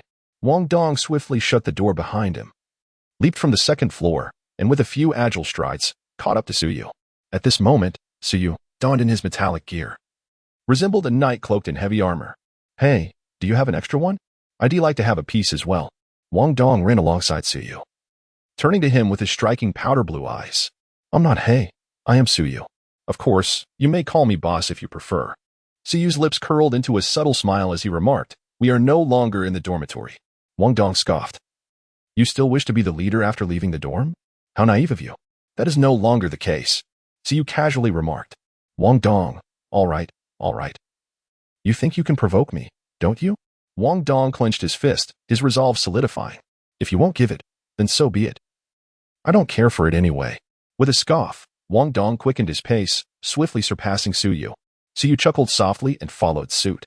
Upon noticing Suyu trailing behind, Wang Dong hastened his pace once more. Suyu once again pursued closely, a surge of competitive spirit igniting within him. Wang Dong accelerated once more, and the two engaged in a frenzied race around the dormitory building. Numerous students on their way to the dining hall could only catch fleeting glimpses of their swift figures. Is that them? Who are they? Oh, those two from the fight yesterday. I remember them well. Ah, yes, I recall now. It's them. Goodness, they're at it again, making quite a scene.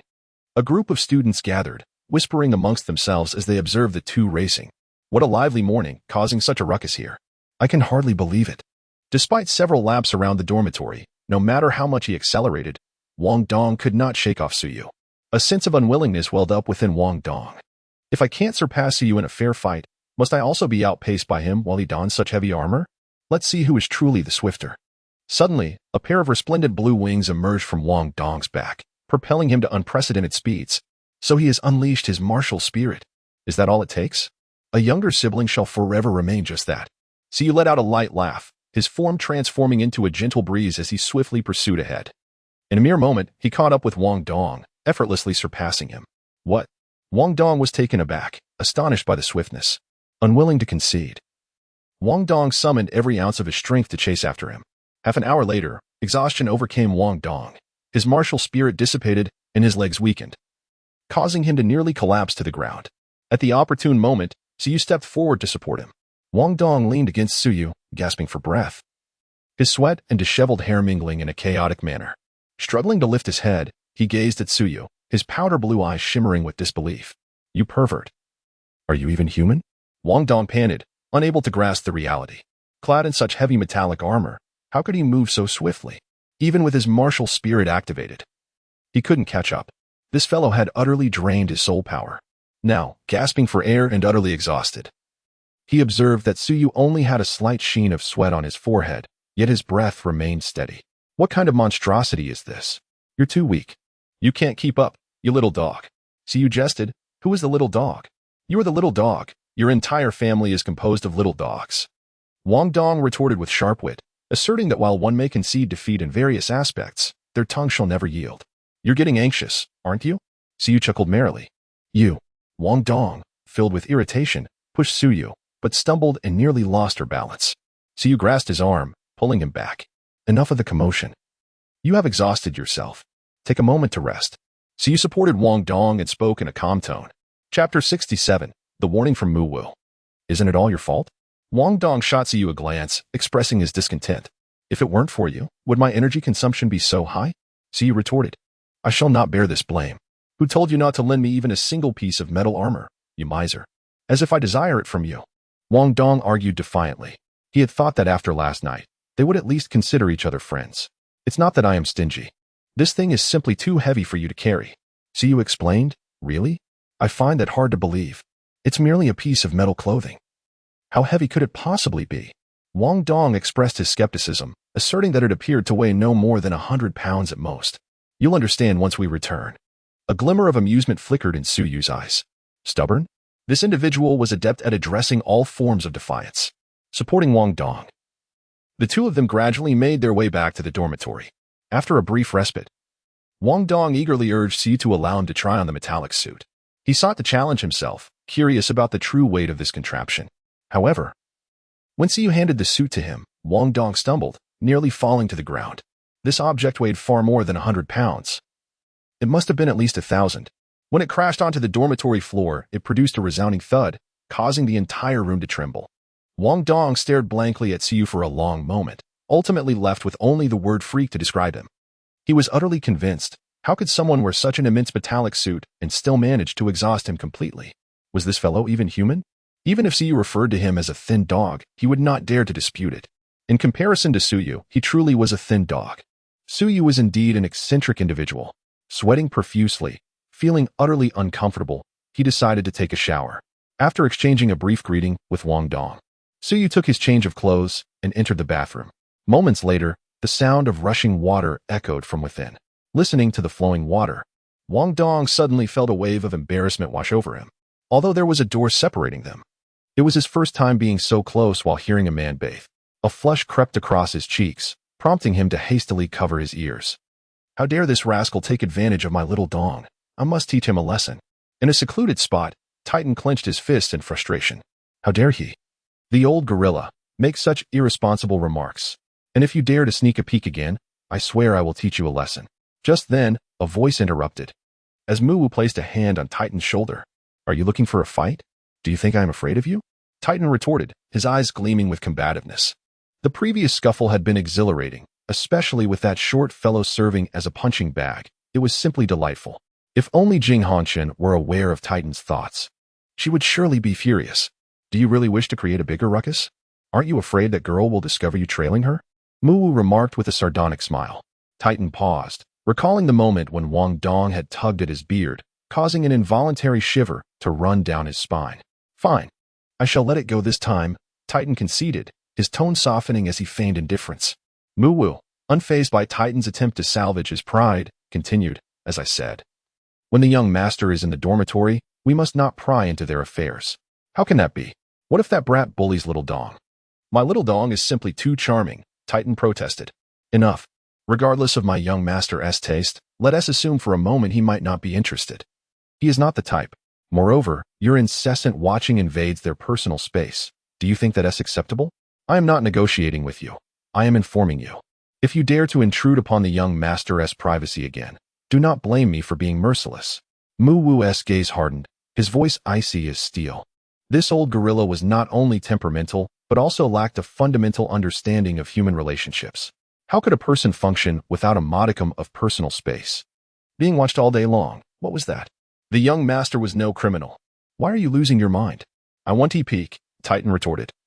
A hint of surprise in his voice. He enjoyed fighting and could easily lose his temper, but he was not a fool. Engaging in a life-or-death struggle with Mu Wu was hardly advantageous. Best keep it that way. I will be watching you, Muwu warned, his cold snort directed at Titan. What are you staring at me for, old man? Titan grumbled in his heart but said nothing further, turning to leave. Where are you going? Muwu inquired. I'm off to have a word with that little fellow. Yesterday, his antics were quite painful, Titan called back, his voice fading as he vanished from sight. Muwu shook his head, letting out a quiet sigh. How could the Grand Master of Houghton and sect send such a peculiar character? Could he truly trust him? Resigned to his thoughts, he too disappeared. Meanwhile, Siyu had finished his shower and opened the bathroom door. As he toweled his hair, his well-defined muscles glistened, creating a rather appealing sight. Why aren't you wearing any clothes? We agreed you wouldn't be bare-chested. Wang Dong exclaimed, covering his face with his hands. Siyu's lips curled slightly. The restroom was so confined and damp. How could one possibly put on clothes? Who was it that kept staring over here? Surely, you do not intend to spy, do you? I had no intention of spying, Wang Dong retorted, unaware that Siyu would emerge at such a moment. Rolling his eyes, Siyu dried his hair before putting on his shirt. He then retrieved a pair of trousers and donned them as well. All set.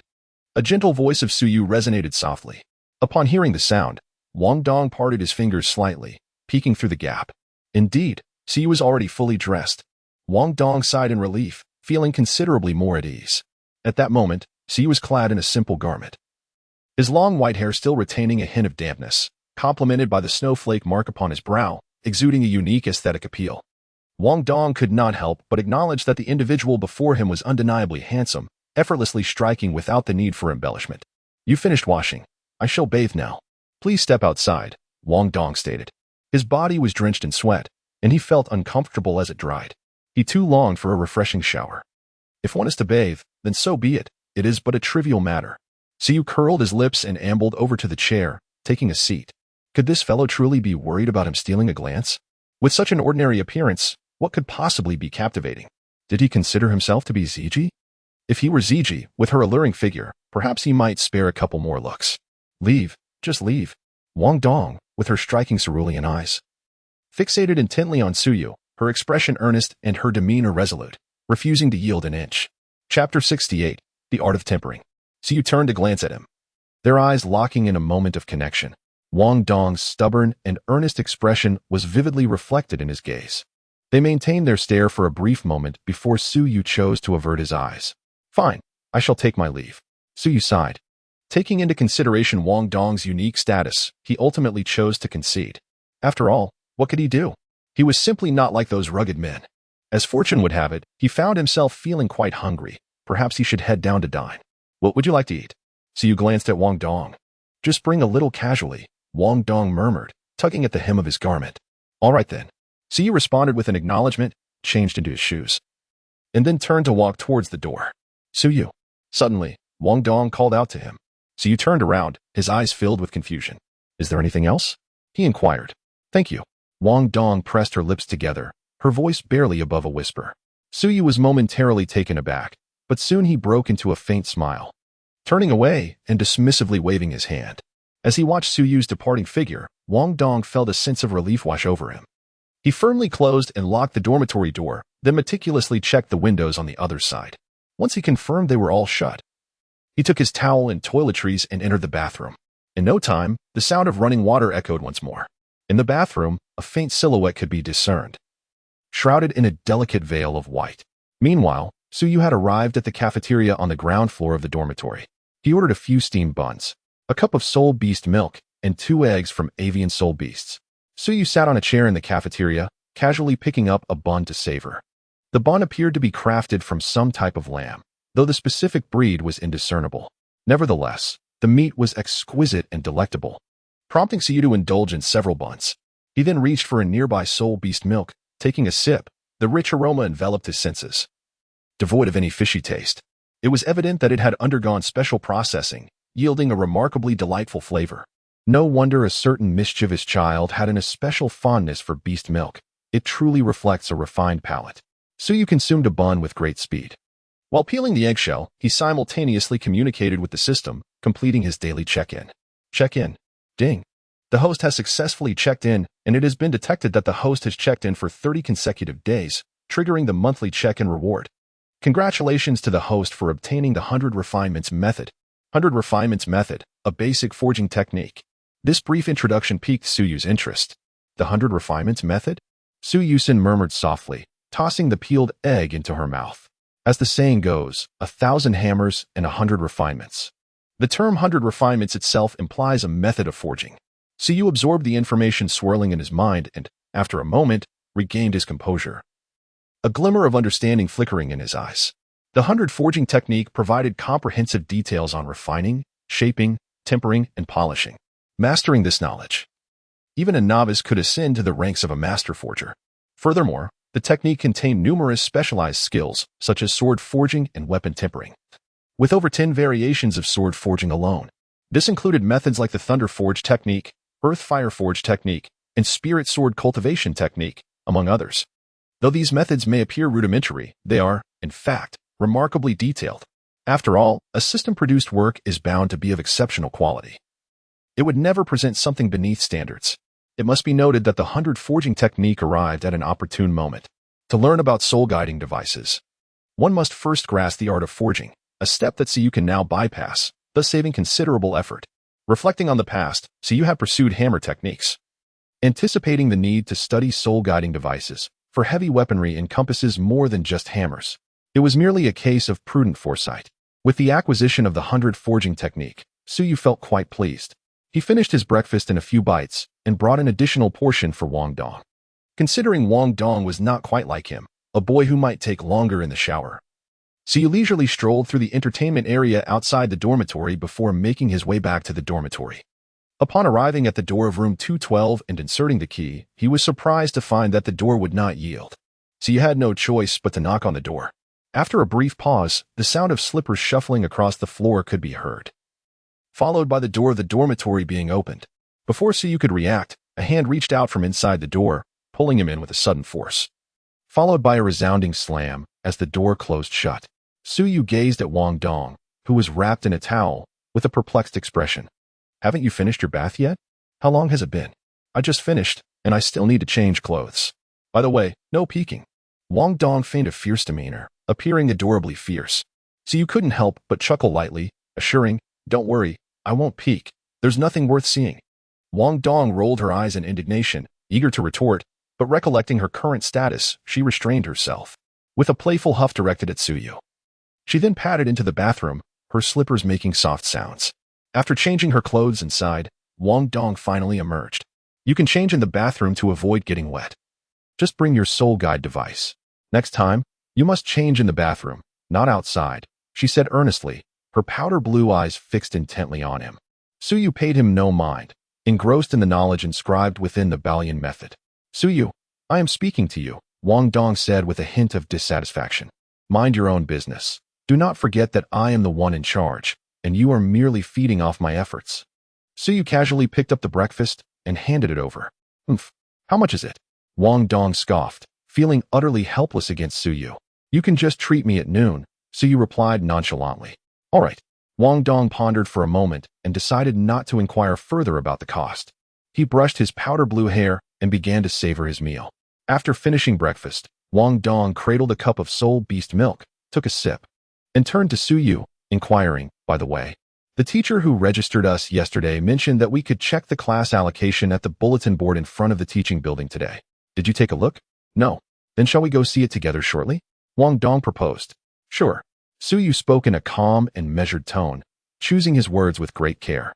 After half an hour, he and Wang Dong made their way toward the teaching building. The first-year students were accommodated in 2 teaching buildings, comprising a total of 32 classes. Due to the unique promotion mechanism of the Sun and Moon Royal Soul Master Academy, each class actually included senior students. At the end of each academic year, there would be assessments. Those who passed would advance, while those who did not would inevitably be held back.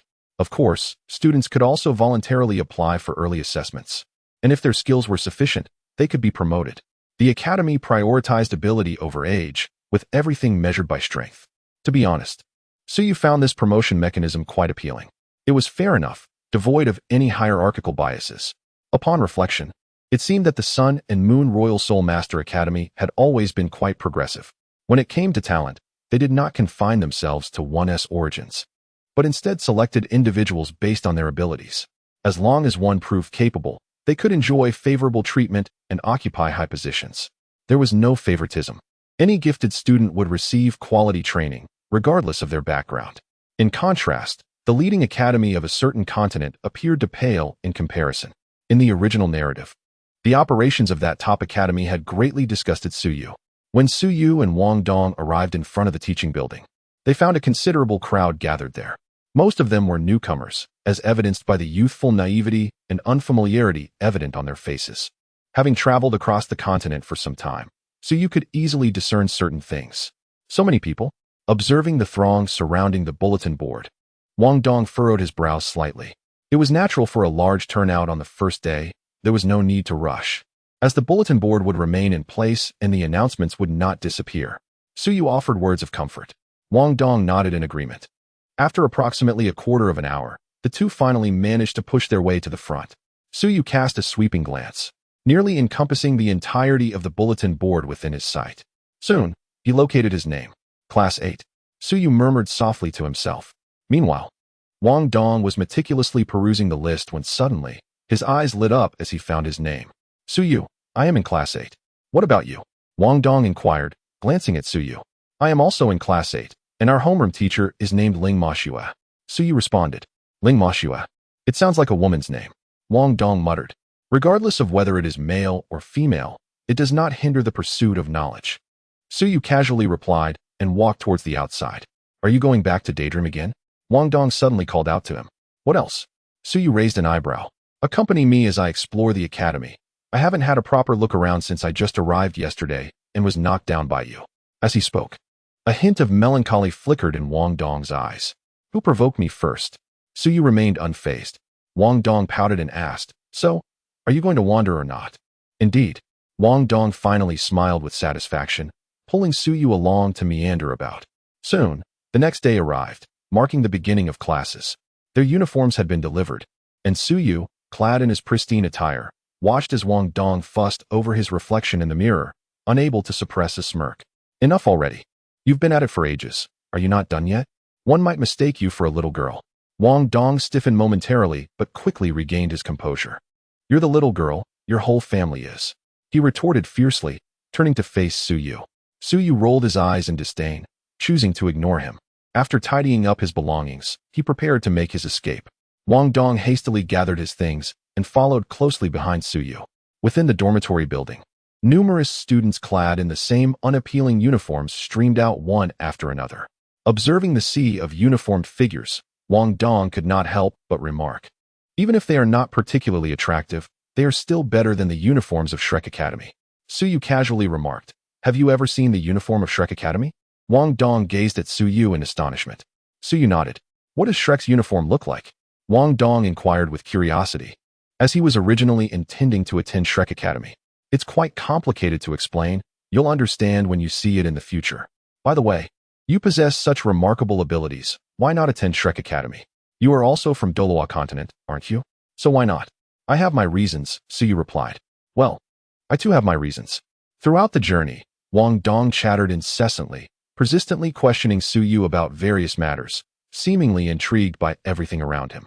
Suyu casually responded, and soon, the two arrived at the teaching building. Upon locating Class 8, they entered one after the other. At that moment, the classroom was already filled with numerous students.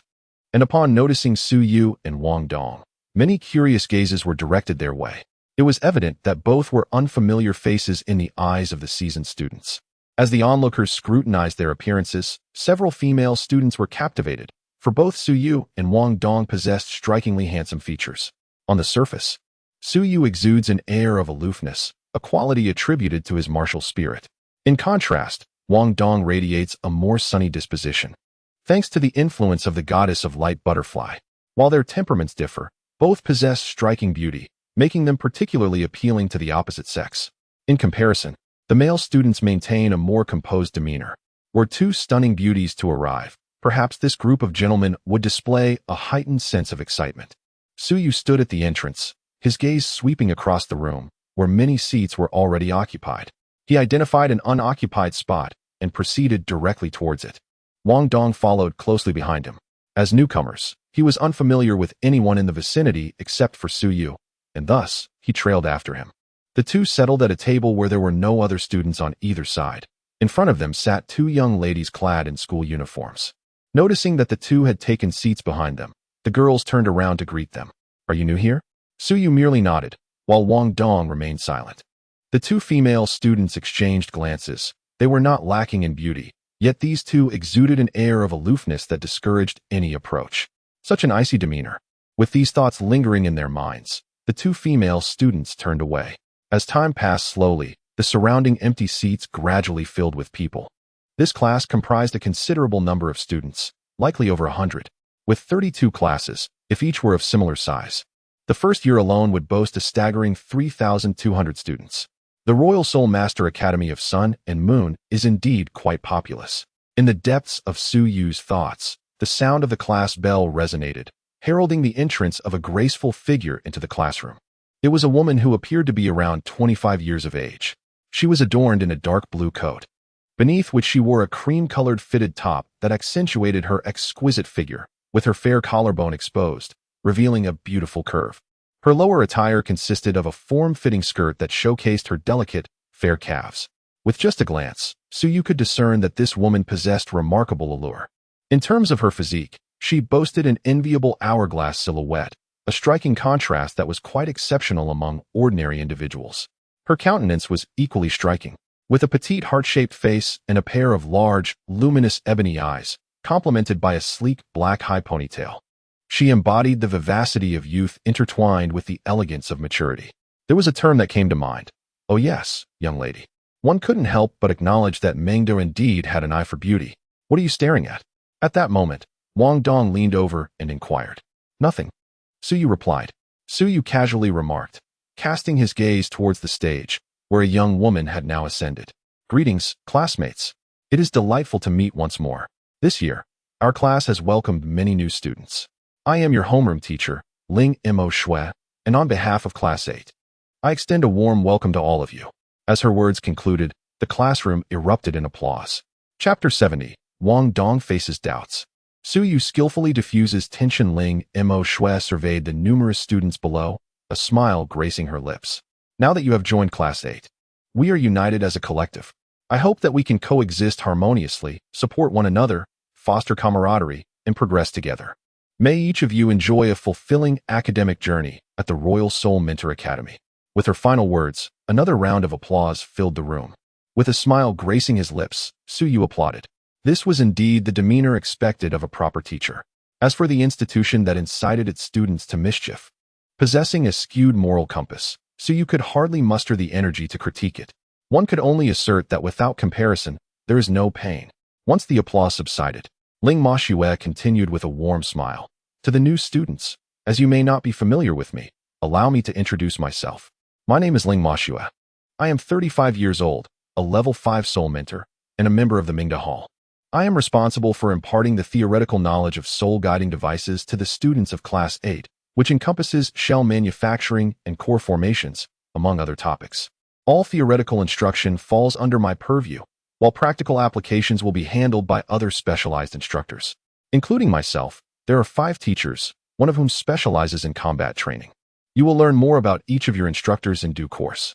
Now, I invite the new students to introduce themselves. Let us extend a warm welcome."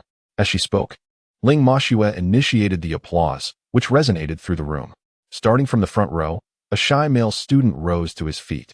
"Hello everyone, my name is Li Feng, a level 15 soul master, hailing from Mingdu. At 11 years old, being a level 15 soul master is commendable, though one might consider it rather standard." The audience clapped appreciatively, and Li Feng, a shade embarrassed, resumed his seat. Soon, the next new student began their introduction. "Hello everyone, I am Lin Mingming, a level 18 soul master." One by one, the new students shared their introductions. It must be noted that those who gained admission to the Sun and Moon Royal Soul Mentor Academy were by no means inept. In fact, nearly every new student boasted a soul power exceeding level 15, with several achieving level 20. Suyu distinctly sensed the tension in Wang Dong's body beside him. Perhaps Wang Dong himself was taken aback. In such a small class of the 8th grade, several soul masters of the second ring had already emerged. However, the soul masters of the Sun-Moon Empire were not akin to individuals like them. The students from the Sun-Moon Empire resorted to the use of potions. Their elevated ranks did not signify superiority. Wang Dong's situation was markedly different. Despite Wang Dong's remarkable talent, his soul power was low, primarily due to his sheer laziness. As time passed, it was gradually Su Yu and others' turn to introduce themselves. Wang Dong stood up straight, projecting confidence as he declared, "I am Wang Dong, a 21st level assault system soul master from the Heavenly Soul Empire." This introduction resonated with the essence of the original Duluo continent. Of course, the mention of the Heavenly Soul Empire at the outset made everything clear. The students in the 8th grade visibly shifted in their expressions upon hearing Wang Dong's self-introduction. They were, after all, merely 11 or 12-year-old children, unable to conceal their thoughts. The long-standing rivalry between the Sun Moon Empire and the original three nations of Duluo continent had fostered a certain animosity among their citizens towards those from the original Duluo continent. Naturally, these impressionable children would be influenced by such sentiments. He is from the Heavenly Soul Empire? What business does someone from the Heavenly Soul Empire have at our Sun Moon Royal Soul Master Academy? I thought he was from the Empire. To think he hails from the Heavenly Soul Empire, known for its treachery. Numerous students whispered among themselves, casting glances laden with suspicion, curiosity, hostility, dissatisfaction, and confusion upon Wang Dong. In that moment, he became the center of attention. Ultimately, Wang Dong's recklessness was evident, perhaps exacerbated by his arrogance, which led him to disdain concealing his origins. Observing the shift in atmosphere, Ling Moshua's delicate features changed slightly. Unlike these children, she recognized the open-minded nature of the Sun Moon Royal Soul Master Academy. The teachers, influenced by the broader environment, were similar in their acceptance. As long as one was willing to join the academy, the teachers treated everyone equally. Yet these children could not grasp this. They were still young, absorbing subjective emotions from the conversations of their elders. At the end of the day, they were just children, not yet mature enough to understand the complexities of the world. Just as Ling Moshue was about to speak, Su Yu also rose to his feet. "I am Su Yu, a 37th level assault control system soul sovereign from the Heavenly Soul Empire." The brief silence that followed was shattered by an uproar among the 8th grade students. The attention that had previously been fixed on Wang Dong was now entirely captured by Su Yu. A 37th level soul sovereign? Such a high rank. Another from the Heavenly Soul Empire? He is quite handsome. What a pity he is from the Heavenly Soul Empire. So what if he is from the Heavenly Soul Empire? He is one of us at the academy. Indeed, and he is quite attractive. By the way, what exactly is the assault control system? Many students engaged in fervent discussions, animatedly exchanging their thoughts. Su Yu captured everyone's attention. Wang Dong glanced at Su Yu with gratitude, fully aware that Su Yu was coming to his aid. Su Yu rose to his feet, causing those individuals to cease their peculiar gazes upon him. Simultaneously, he was astounded by Su Yu's remarkable level, 37th rank Soul Master. At the same age, although Su Yu was merely a few months his senior, he himself was only a 21st ranked Great Soul Master. No wonder Su Yu exuded such strength. A profound sense of urgency surged within Wang Dong. He realized the necessity of diligent cultivation. Otherwise, he might not even catch a glimpse of Su Yu's figure. Wang Dong's spirit soared to unprecedented heights. "Are you Su Yu?" Ling Moshue inquired, her eyes sparkling with intrigue. "Does the teacher know me?" Su Yu curiously gazed at her. Ling Moshue smiled gently and remarked, "The teacher has reviewed your application form. You are quite impressive. It has been years since our academy has seen a talent like you." Su Yu humbly responded, "The teacher exaggerates." Ling Moshue chuckled softly, gesturing for both Su Yu and herself to take a seat. The self-introduction continued, yet it was evident that the subsequent individuals failed to create much of a stir. The entire Class 8 remained captivated by Su Yu's remarkable presence. Soon, the introductions came to a close, and Ling Moshue clapped her hands, instantly silencing the class.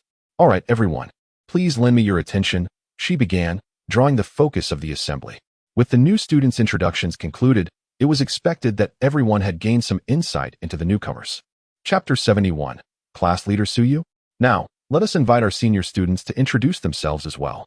Following this, another round of self-introductions commenced. With the senior students having studied at the Royal Academy of Soul Engineers for at least a year, some even for 2 or 3 years. Mastering soul devices requires talent, a gift not possessed by all. It is not uncommon for individuals to struggle for 3 years without ascending to the rank of a level 1 soul engineer. The senior students introduced themselves more swiftly, having spent a significant duration at the academy, thus becoming somewhat seasoned. Before long, their introductions concluded. Ling Moshue stood on the platform, a subtle smile adorning her face. With everyone having introduced themselves, it was likely that classmates had developed a preliminary understanding of one another. As our previous class leader has advanced to the second year, we now need to elect a new class leader. Are there any volunteers? Ling Moshue said, her gaze pointedly directed towards Suyu. Suyu was taken aback. Why was this woman gazing at him? Suyu, would you be interested in taking on the role of class leader? Ling Moshue inquired with a cheerful smile. How could he possibly accept such a position? After all, he was from the Heavenly Soul Empire. A number of students began to whisper among themselves. Their impression of Suyu was indeed profound. Suyu possesses an unmistakable presence, and coupled with his distinguished background, it is challenging for the students to overlook him. Fellow classmates, though Suyu hails from the Empire of Tian'an, now that he has joined our Royal Soul Master Academy of Sun and Moon, he is indeed one of us. We ought to extend our warm welcome. How could we possibly exclude him? Our Empire of Sun and Moon is a realm that embraces diversity. Can we truly lack the capacity to accept others? Ling Moshue's words rendered many students silent. The teacher is right.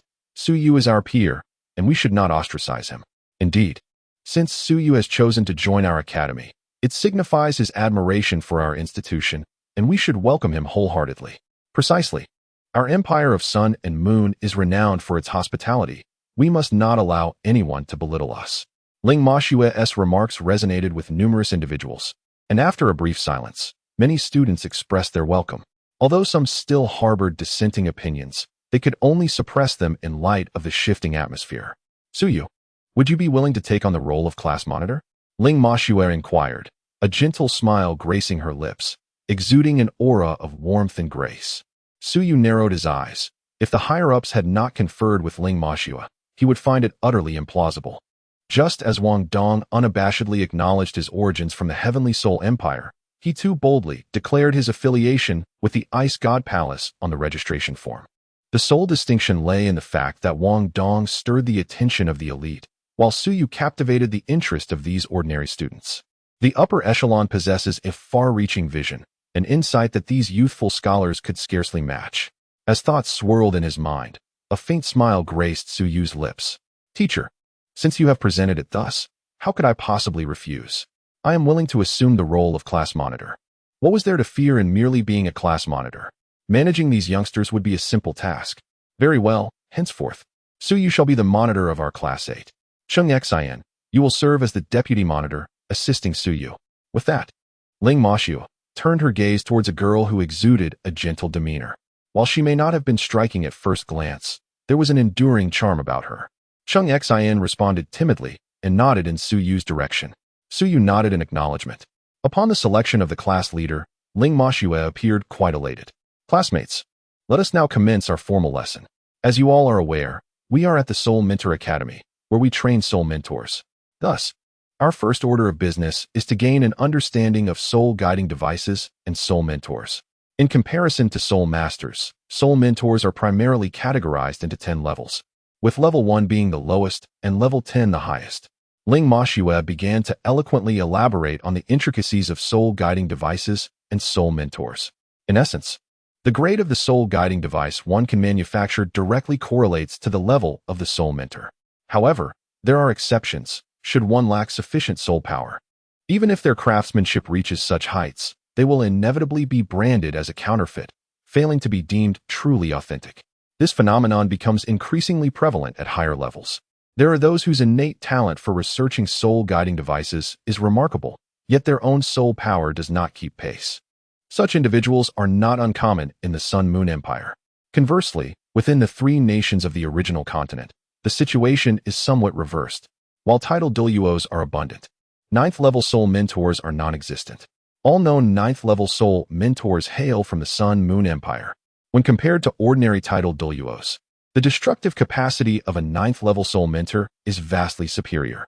To illustrate, a single 9th-level soul guiding cannonball can rival an ultimate strike, exhibiting astonishing destructive power. However, in one-on-one encounters, soul mentors of the same level hold an advantage until the rank of soul sage is reached, after which soul masters take the lead. Yi Shishui stands as an exception. Not only is she a 10th-level soul mentor, but she is also a genuine ultimate Dolaw. Her strength can be attributed to the synergy of soul-guiding devices and soul masters. Therefore, in summary, the true might lies in the amalgamation of powerful soul masters and formidable soul-guiding devices. This convergence of the strengths of both soul mentors and soul masters may indeed represent the developmental trajectory of soul masters in the future. This is precisely why Suyu seeks to delve into the realm of soul-guiding devices at this moment. To postpone understanding until one has attained greater strength is a folly. By that time, he may no longer possess the luxury of time to study patiently. Presently, as a certain divine king is still in the planning phase, there exists some leisure time to explore. Contemplating this divine king, Suyu couldn't help but cast a glance at Wang Dong beside him. With such a father, Wang Dong's situation is indeed quite tragic, being split in two. This is the profound love a father has for you. Perhaps this is what one might call love in reverse. Suyu chuckled softly, his gaze sweeping over Wang Dong's face. At that moment, Wang Dong's eyes were unfocused, and his eyelids were battling for dominance. While everyone else listened intently, this fellow was dozing off. Suyu did not find it surprising, as a certain deity had indeed cast a spell. Wang Dong now harbored a strong aversion to soul-guiding devices. However, arriving at the Royal Soul Master Academy of the Sun and Moon, he was still expected to resist these instruments. This particular deity truly acted without regard for humanity. In his scheming, he seemed unperturbed by the future of his own daughter. Do not inquire further. It is but a father's profound love for you. This affection would likely leave Wang Dong breathless with emotion. With a disdainful heart towards certain actions of the deity, Suyu composed himself and continued to attend the lecture. Chapter 72. The second trial ground. As the bell signaling the end of class rang, the morning session came to a close. Given that it was the first day of school, no classes were scheduled for the afternoon. After the morning lessons concluded, students were free to engage in activities of their choosing. Suyu gently nudged Wang Dong, who was still groggy and disoriented. Is it dawn? Have classes ended? Did you sleep well? Suyu exhaled a breath of chilly air, causing Wang Dong to shiver instantly. His senses sharpened in an instant. Brr, it's so cold. Wang Dong gasped, the last remnants of sleep evaporating. He couldn't help but cast a resentful glance at Suyu, his eyes reflecting a touch of grievance. There were countless ways to rouse him from slumber, yet why resort to freezing him? It was indeed a chill that pierced to the very marrow. What on earth is Suyu's martial spirit, that it exudes such an icy aura? Suyu disregarded Wang Dong's resentful gaze and rose directly. He departed, returning to dine. For the morning classes had already concluded. Suyu greeted Wang Dong, who felt somewhat embarrassed, recalling that he had nearly slept through the entire morning. This was his very first class, and he could only imagine the astonished glances from those around him, pondering what kind of academic underachiever had just entered their midst. Lost in his thoughts, Wang Dong dared not lift his head, simply trailing behind Suyu. It was only after they exited the teaching building that he finally raised his gaze, patted his chest, and exhaled in relief. Oh, so you do know how to feel embarrassed, Suyu teased. Wang Dong's face flushed, and he shot a glare at Suyu, thinking to himself how this guy always managed to touch upon sensitive subjects. I didn't mean to. It was just so tedious that I dozed off. Wang Dong quietly defended himself. Theoretical knowledge tends to be rather dry, but if one aspires to master the profound intricacies of soul-guiding devices, one must endure the monotony. Suyu spoke earnestly. How can one who cannot endure monotony achieve success? Perhaps, but I am not particularly fond of soul-guiding devices. Wang Dong replied in a somewhat subdued tone. Many soul masters share this aversion to soul-guiding devices. They believe that relying on oneself and one's martial spirit is the true path. However, I feel that they are overly stubborn, unable to relinquish their so-called pride as soul masters. Ultimately, soul-guiding devices are merely weapons. Their development is an inevitable outcome of progress. We should not only refrain from rejecting them, but also embrace them courageously. I firmly believe that the integration of soul-guiding devices and soul masters will undoubtedly unleash even greater power. Suyu gazed at Wang Dong and sincerely remarked, "What is the outcome of being complacent and self-important? I have witnessed such consequences clearly chronicled in the annals of history. Only by adapting to the evolving currents of the times and leading the way can one consistently remain at the pinnacle. The potency of soul-guiding devices has become undeniably significant. At this juncture, clinging to the pride of being a soul master seems rather foolish. Does utilizing a soul-guiding device negate one's identity as a soul master? Ultimately, a soul-guiding device is merely a weapon. Can one wield a knife to take a life yet refrain from using a soul-guiding device for the same purpose? There exists no fundamental conflict between soul masters and soul-guiding devices. Can a grandmaster not employ a firearm?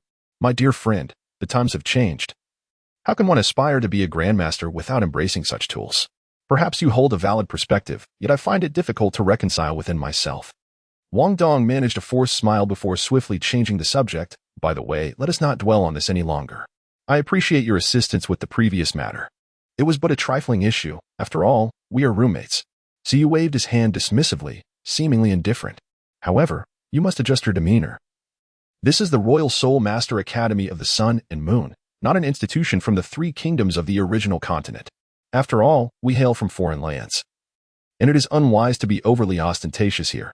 Siyu admonished, aren't you equally ostentatious? Wang Dong turned to Siyu, replying, wasn't it all to extricate you from your predicament? Siyu rolled his eyes in response. Wang Dong offered an embarrassed smile. Nonetheless, I must say, achieving level 37 is truly impressive. Of course, who do you think I am? Such narcissism, utterly lacking in humility. What can I say? My prowess simply does not permit it. As they conversed, the two made their way towards the dormitory. They first indulged in a hearty meal at the cafeteria, with Wang Dong graciously footing the bill. Perhaps to express his gratitude towards Siyu, Wang Dong ordered an array of delectable dishes, and they relished their feast with great enthusiasm. Upon returning to the dormitory, Siyu commenced his studies, delving into the fundamental knowledge of soul guide devices. Siyu's primary focus remains on the core magical array, as the outer and inner shells of the soul guide device pose no significant challenge. The core magical array is the most crucial element of the soul guide device. Observing Siyu absorbed in his reading, Wang Dong felt a profound sense of boredom. Utterly at a loss for what to do, he gazed at his own fingers, occasionally scratching them with his nails, as if there were some precious treasure upon his hands. Siyu meticulously etched the intricate core formations depicted in the book, his right hand occasionally gesturing as if inscribing something from thin air. Time flowed gently, and it had already reached past 2 in the afternoon. Siyu was engrossed in his book, and perhaps influenced by him. Wang Dong also picked up a volume to read, something akin to a comprehensive guide on soul beasts. The dormitory was enveloped in a serene silence. Suddenly, the intercom outside the dormitory blared to life, startling both of them. Attention, students, this afternoon at 3 o'clock, 2 competitive matches will be held at the second trial ground. Those interested are welcome to attend. The announcement echoed clearly, and both listened intently. There's a competition to watch? At the second trial ground. Are you going? Wang Dong, feeling rather bored, found the prospect of a match quite exhilarating. Yes, it would be a perfect opportunity to observe the caliber of the soul mentors here. Siyu closed the book and put it away. Let us hasten, for if we delay, we may find no good seats available, Wang Dong urged. In matters such as these, you are more eager than anyone else. Siyu smiled and shook his head, choosing not to object.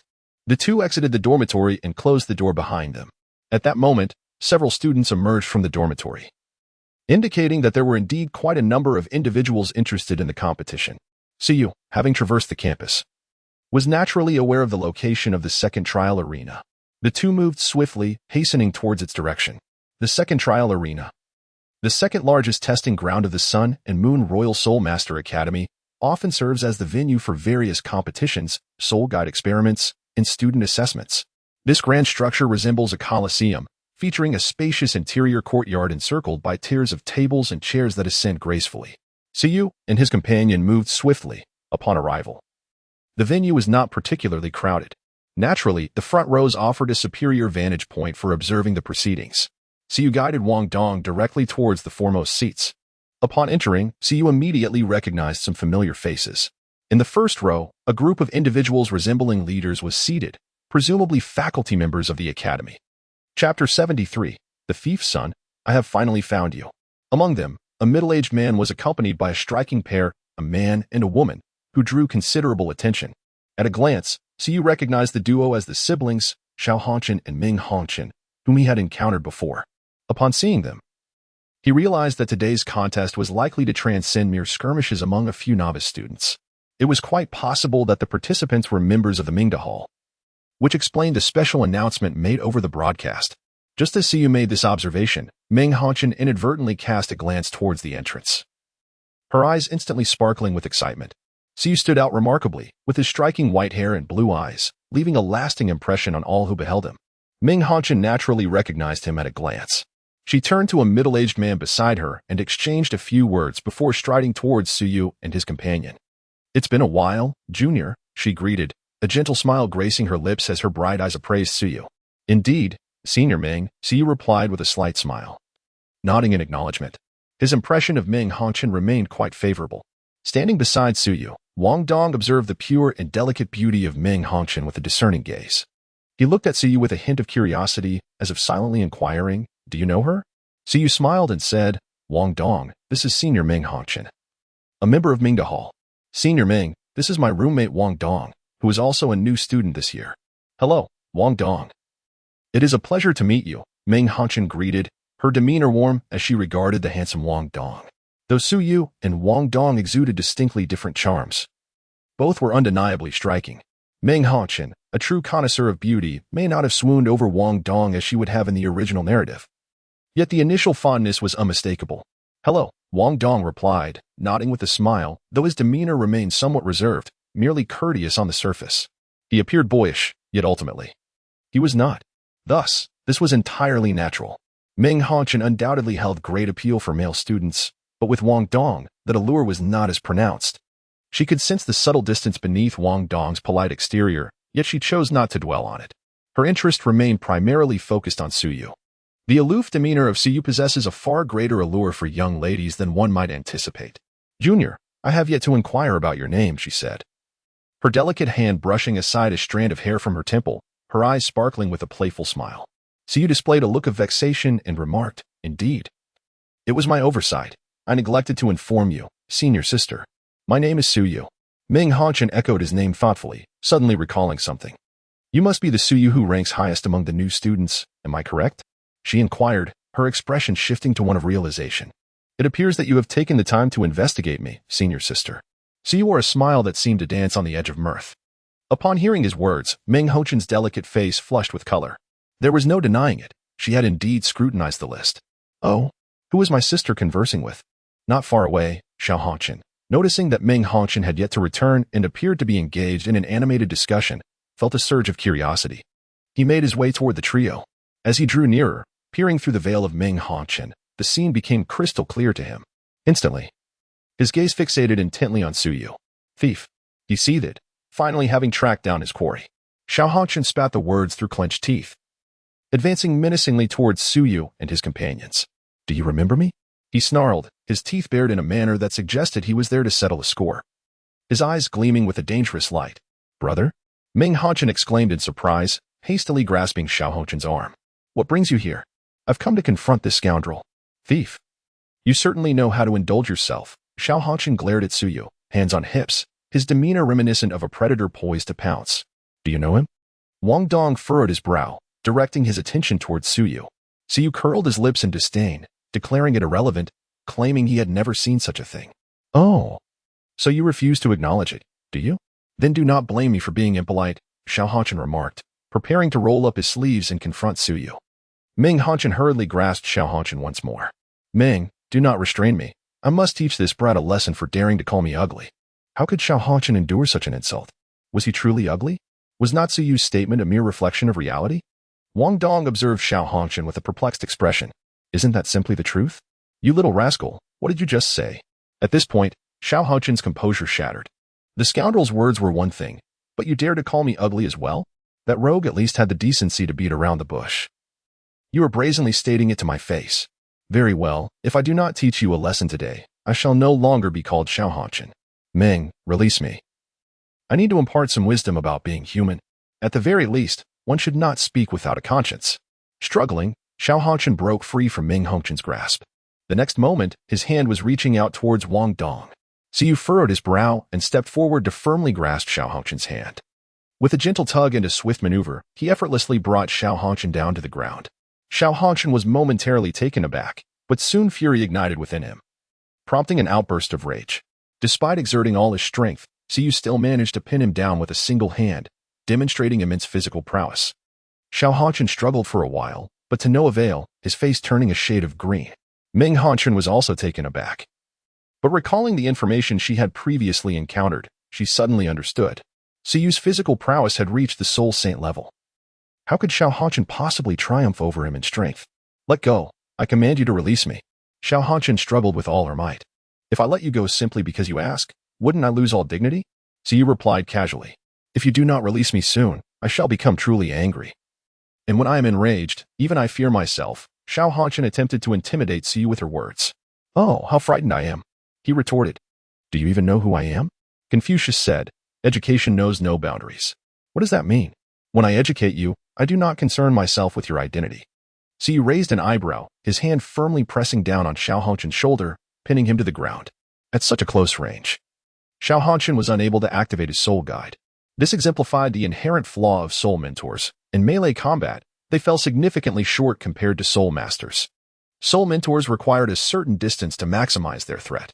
Dream, seeing her brother unable to break free, began to call out to her dear sibling. Brother, it was you who insisted on taking action, and now you find yourself bested. Only now do you remember your sister? Dream Hanchen rolled her eyes but ultimately chose to assist him. After all, who could blame her for helping such a foolish brother? Chapter 74, Dream Hanchen's analysis. Moreover, the crowd was growing larger. If this continued, Xiao Hanchen's reputation would truly be tarnished. Siyu, the competition is about to commence. Please release my brother, Dream Hanchen implored. Her gaze directed at Siyu with a hint of pleading. Siyu pondered for a moment. Indeed, it would not be wise to allow their relationship to become overly strained. After all, this was the territory of Jing Hanchen. If Xiao Hanchen were to suffer a complete loss of face, Jing Hanchen would inevitably express discontent. Out of respect for Sister Ming, I shall grant you this reprieve. Siyu released his grip, and with a swift motion, Xiao Hanchen sprang to his feet. He retreated several steps, glaring at Siyu, defiantly challenging, Hey, are you brave enough to face me in a one-on-one duel? If you have the guts, come closer and say it. Siyu merely waved his hand. I won't. I shall remain here to speak, and do not divert the topic. Are you courageous enough?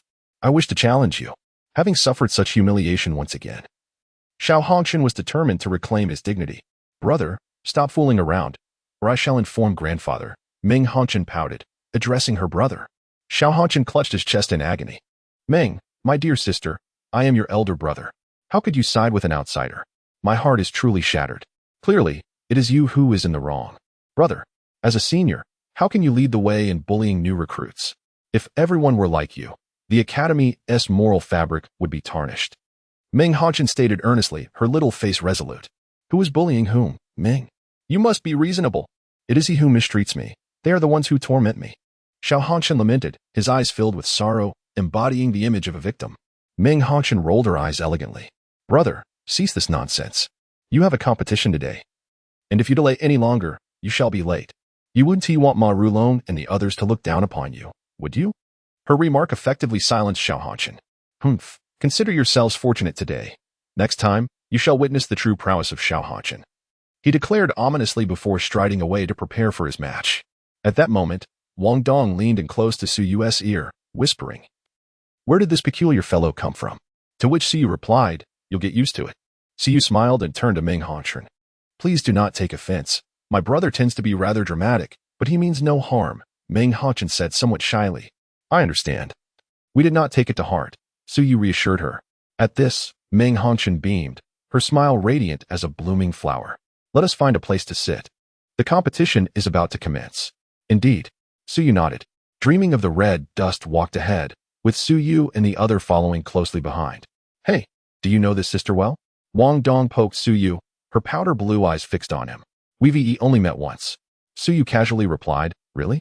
Wang Dong seemed somewhat incredulous. Of course, otherwise how could she not even know my name? Siyu shrugged and remarked, Indeed. Wang Dong contemplated for a moment and found the reasoning sound, thus refraining from further inquiries. The two followed Ming Hanchen and settled in the middle of the second row. This position was quite advantageous, providing a clear view of the battles unfolding in the square. Today, there would be two matches, one featuring my brother against Mi Jia, and the other pitting Lin Shi against Li Yan. All four are 5th-level soul masters, including my brother, and I believe today's matches will offer you considerable insights. If my observation serves me correctly, you both are soul practitioners, and you are likely unfamiliar with the combat style of soul masters, Ming Hanchen stated, gazing at the two. Siyu nodded in acknowledgement, neither affirming nor denying. Wang Dong also tacitly agreed. Indeed, both of them lacked experience in combat against soul mentors. In equal ranks, Our soul mentors are significantly more formidable than soul masters, Meng Hongqian confidently asserted. Wang Dong furrowed his brow, slightly displeased, yet ultimately chose to remain silent. Su Yu maintained a calm demeanor, revealing no signs of joy or anger. Sister Meng, if I am not mistaken, these individuals are all members of the Mingda Hall, correct? Su Yu inquired. Indeed, they are all exceptional members of the Mingda Hall, having attained the rank of level 5 soul master by the tender age of 20. They are all prodigies, Meng Hongqian remarked. Su Yu nodded, recognizing that these names were somewhat familiar. It seemed that these individuals were indeed members of the Continental Soul Fighting Competition that took place a year later. Now, his suspicions were confirmed. However, in the original narrative, the representative team from the Sun and Moon Royal Soul Engineer Academy suffered significant losses. Out of the 7 formal members, 3 perished, yet the Shrek Academy remained unabashedly self-righteous. When Ma Xiaotao's malevolent spirit erupted, Shrek Academy resorted to bullying the weak, brazenly seizing the Judgment Sword. To claim that Shrek Academy adheres to rules is nothing short of absurd. What rules? When their interests are at stake, rules become insignificant. You merely lost 3 students.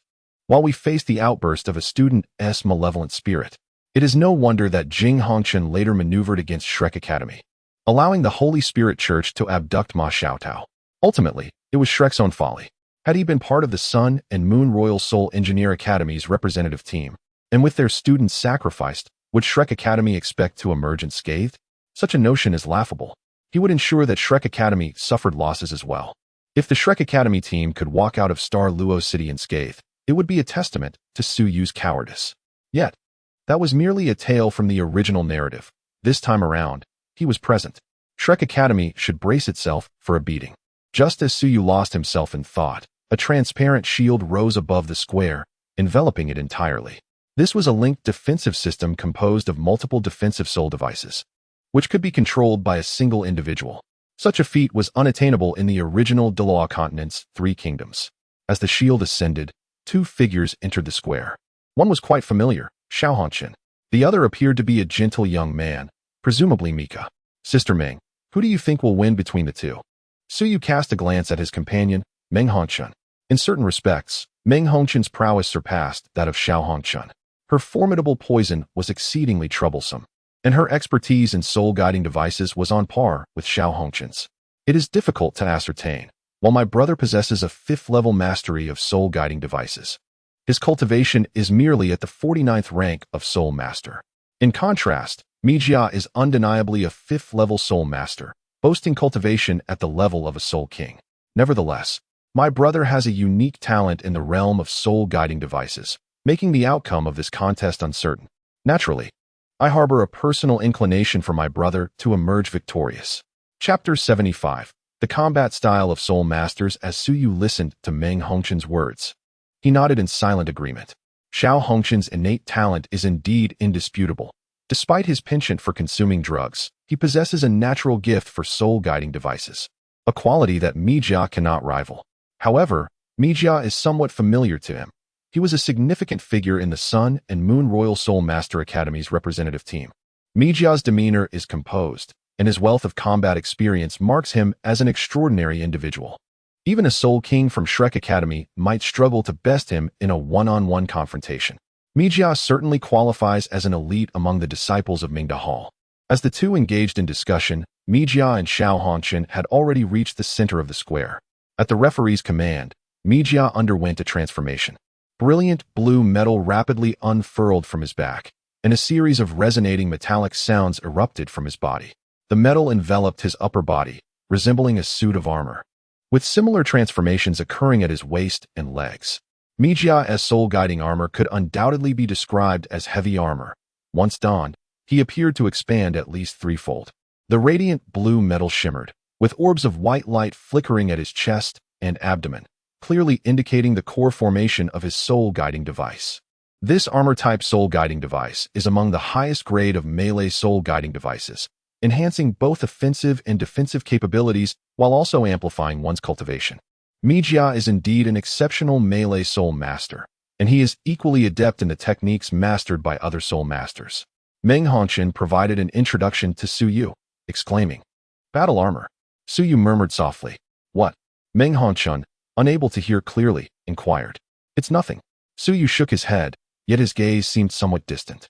The soul-guided armor worn by Mijia reminded him of battle armor.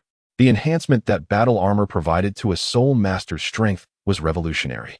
No matter how formidable a 10,000-year soul bone or soul ring may be, they pale in comparison to the augmentation offered by battle armor. In the original narrative, battle armor only emerged after the divine realm had vanished. Had the divine realm still existed, the very emergence of battle armor would remain a question mark. At this moment, Suyu had no intention of discussing the battle armor. Meng Hongqin cast a glance at Suyu, certain that he had uttered something, yet he was unwilling to share, and she refrained from pressing him further. Meanwhile, in the arena, Xiao Hongqin had already prepared for combat. He unleashed his martial soul, and with a flash of golden light, an additional leg emerged from his rear. This leg was entirely golden, and simultaneously, a dazzling golden aura enveloped his entire being. Xiao Hongqin, slightly crouched with 3 legs, showcased 2 yellow and 2 purple soul rings, which gleamed brightly. His arched back revealed golden protrusions that emerged from beneath his clothing, emanating a soft golden glow.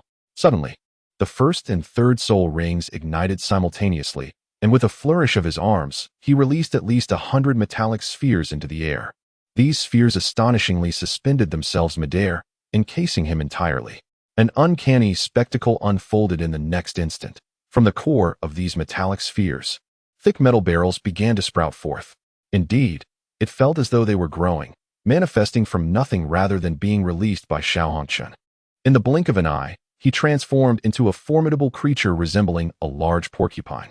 Below, Wang Dong watched this scene in utter astonishment. Suyu, did you see that? Wang Dong exclaimed, tugging at Suyu's arm, unable to conceal his shock. Suyu pressed his hand down with a hint of helplessness, saying, I see, but do not get too excited. Suyu gently comforted Wang Dong, yet his gaze shifted towards Meng Hongqin. If I am not mistaken, your brother must possess the ability to control metal, correct? Meng Hongqin nodded, offering no denial. The 3-legged golden toad could indeed be classified as a divine beast martial soul. It had the capability to manipulate metal and could even absorb the energy from rare metals to aid in its cultivation. No wonder her brother, despite being merely 14 or 15 years of age, had attained a level close to that of a soul king. This was certainly one of the reasons for Xiao Hongqin's rapid advancement in rank. Another reason, of course, was the consumption of medicinal herbs. He was quite different.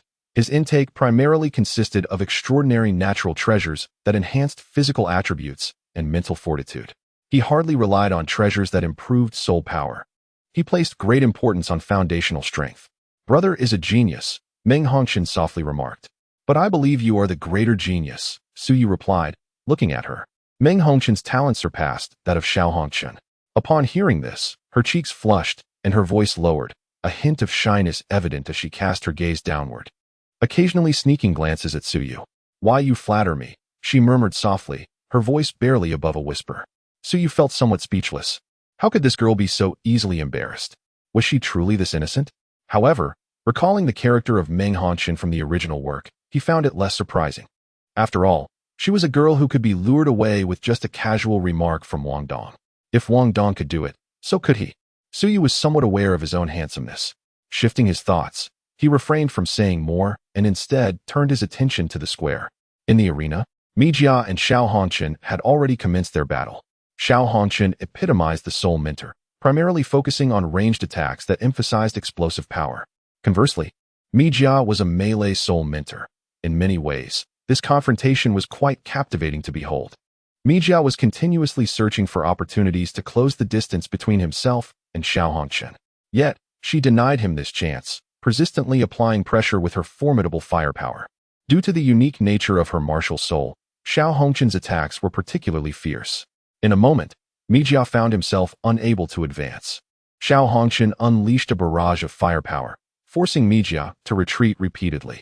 Was this the might of a soul mentor? Such terrifying explosiveness. Wang Dong observed Xiao Hongqin's overwhelming prowess on the battlefield, his eyes wide with astonishment.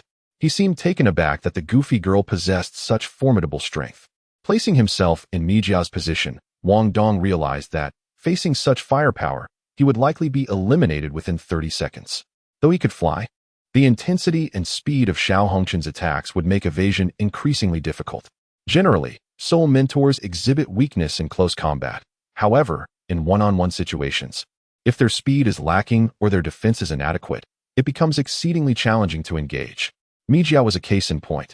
Despite his superior melee combat capabilities compared to Xiao Hongchen, her powerful firepower made it exceedingly difficult for him to close the gap. Suyu pondered, "And what about you? Are you able to approach?" Wang Dong inquired with curiosity. Suyu smiled gently, offering no response. What if it were him?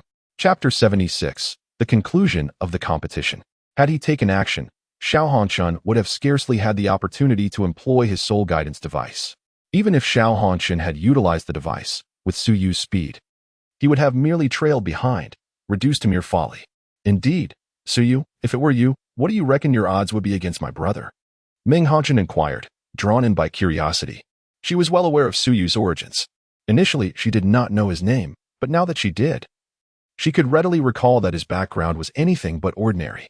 Meeting the inquisitive gazes of the two beside him, Suyu chuckled resignedly, perhaps a 30-70 chance. 3 moves would suffice to surpass Xiao Hongchen's 7th threshold.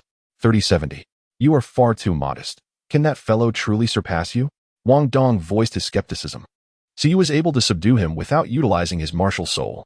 Previously, he had also effortlessly overpowered Xiao Hongchen with one hand. In Wang Dong's eyes, Suyu was an extraordinary anomaly beyond imagination. Even if Suyu were unable to defeat that peculiar individual, surely his chances of victory would not be as low as 30%? Suyu smiled faintly, offering no explanation. Humble? Was this truly humility? It was as if he were on the verge of declaring that a single punch could rend Xiao Hongchen asunder. However, if he were to utilize his martial spirit, it certainly seemed feasible to defeat Xiao Hongchen in one swift move. Wang Dong and the others were oblivious to Suyu's contemplations, interpreting his demeanor as a sign of modesty. Ming Hongchen regarded Suyu with glimmering eyes, captivated by his handsome features and exceptional talent, which stood in stark contrast to her brother's arrogance, truly a paragon of perfection. Were it not for Wang Dong's presence, one might have thought her eyes sparkled with admiration.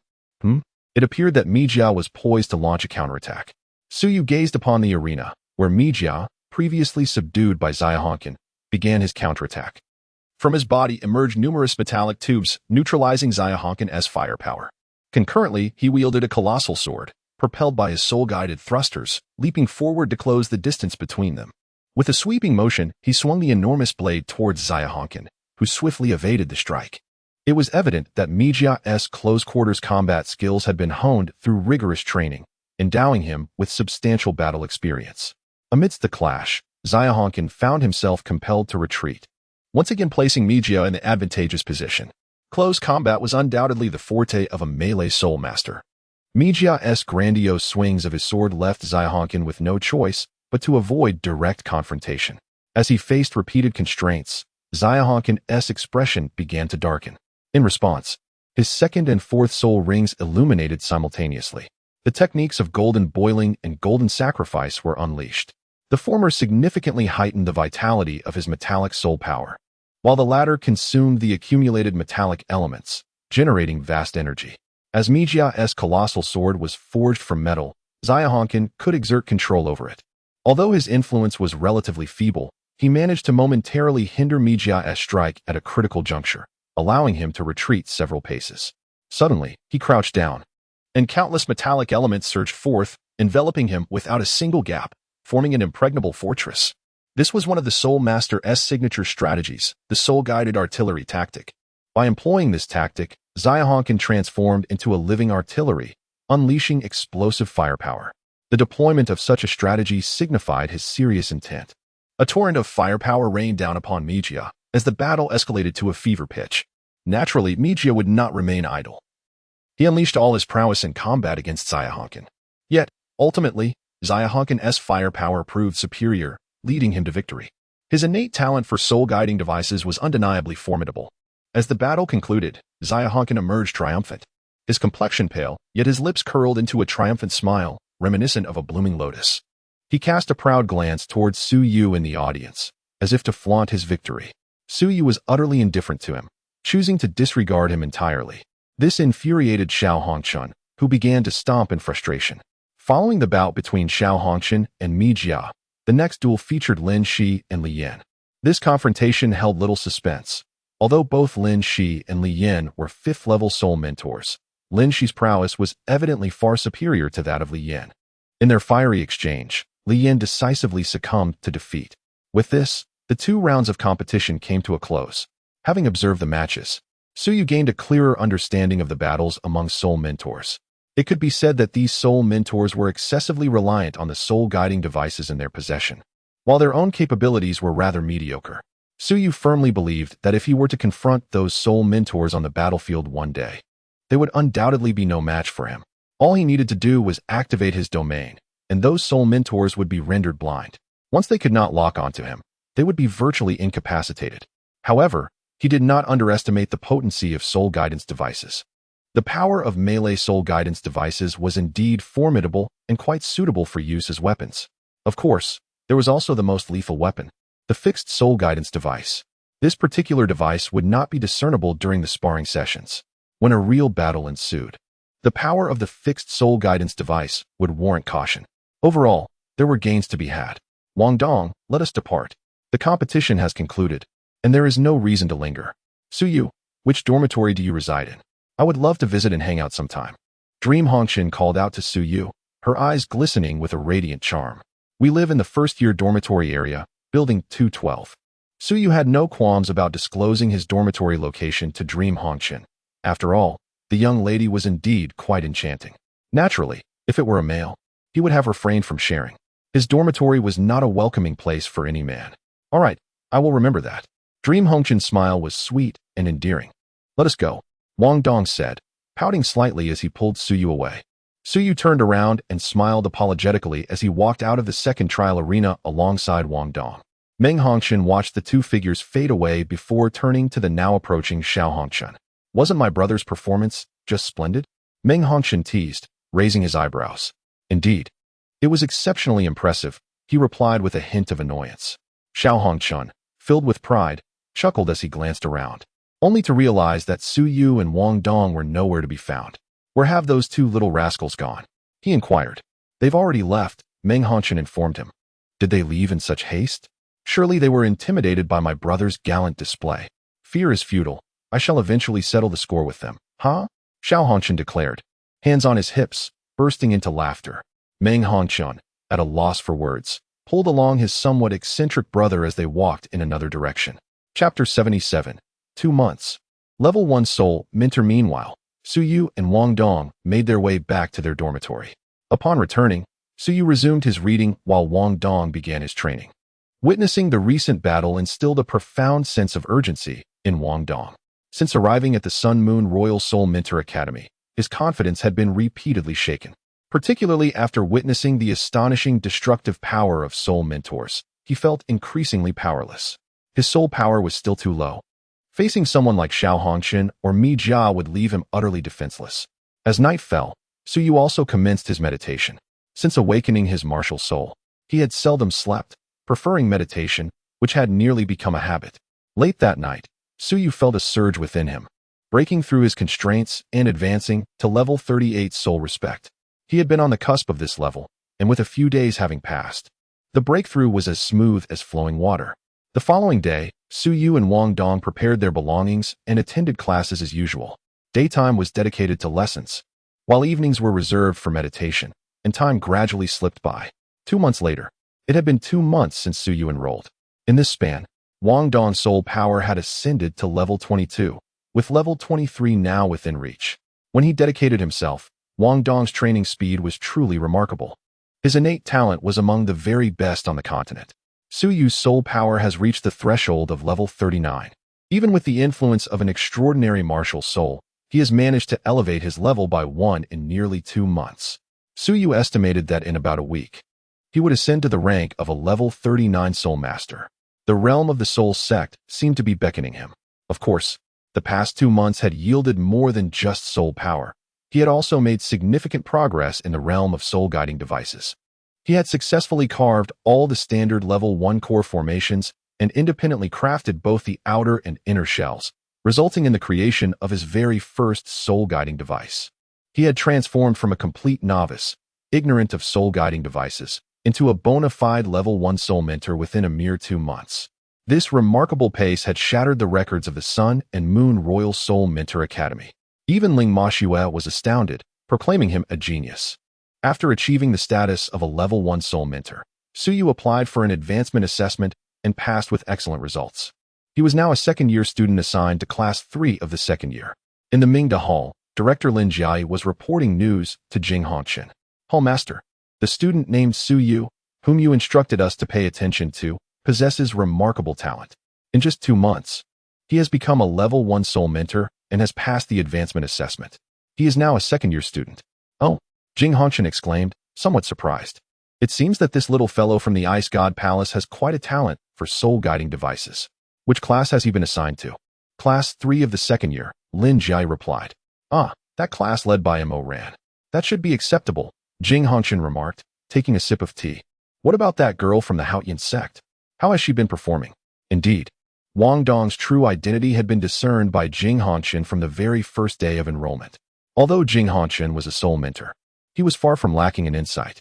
As the master of the Mingda Hall, he certainly possessed his share of skills.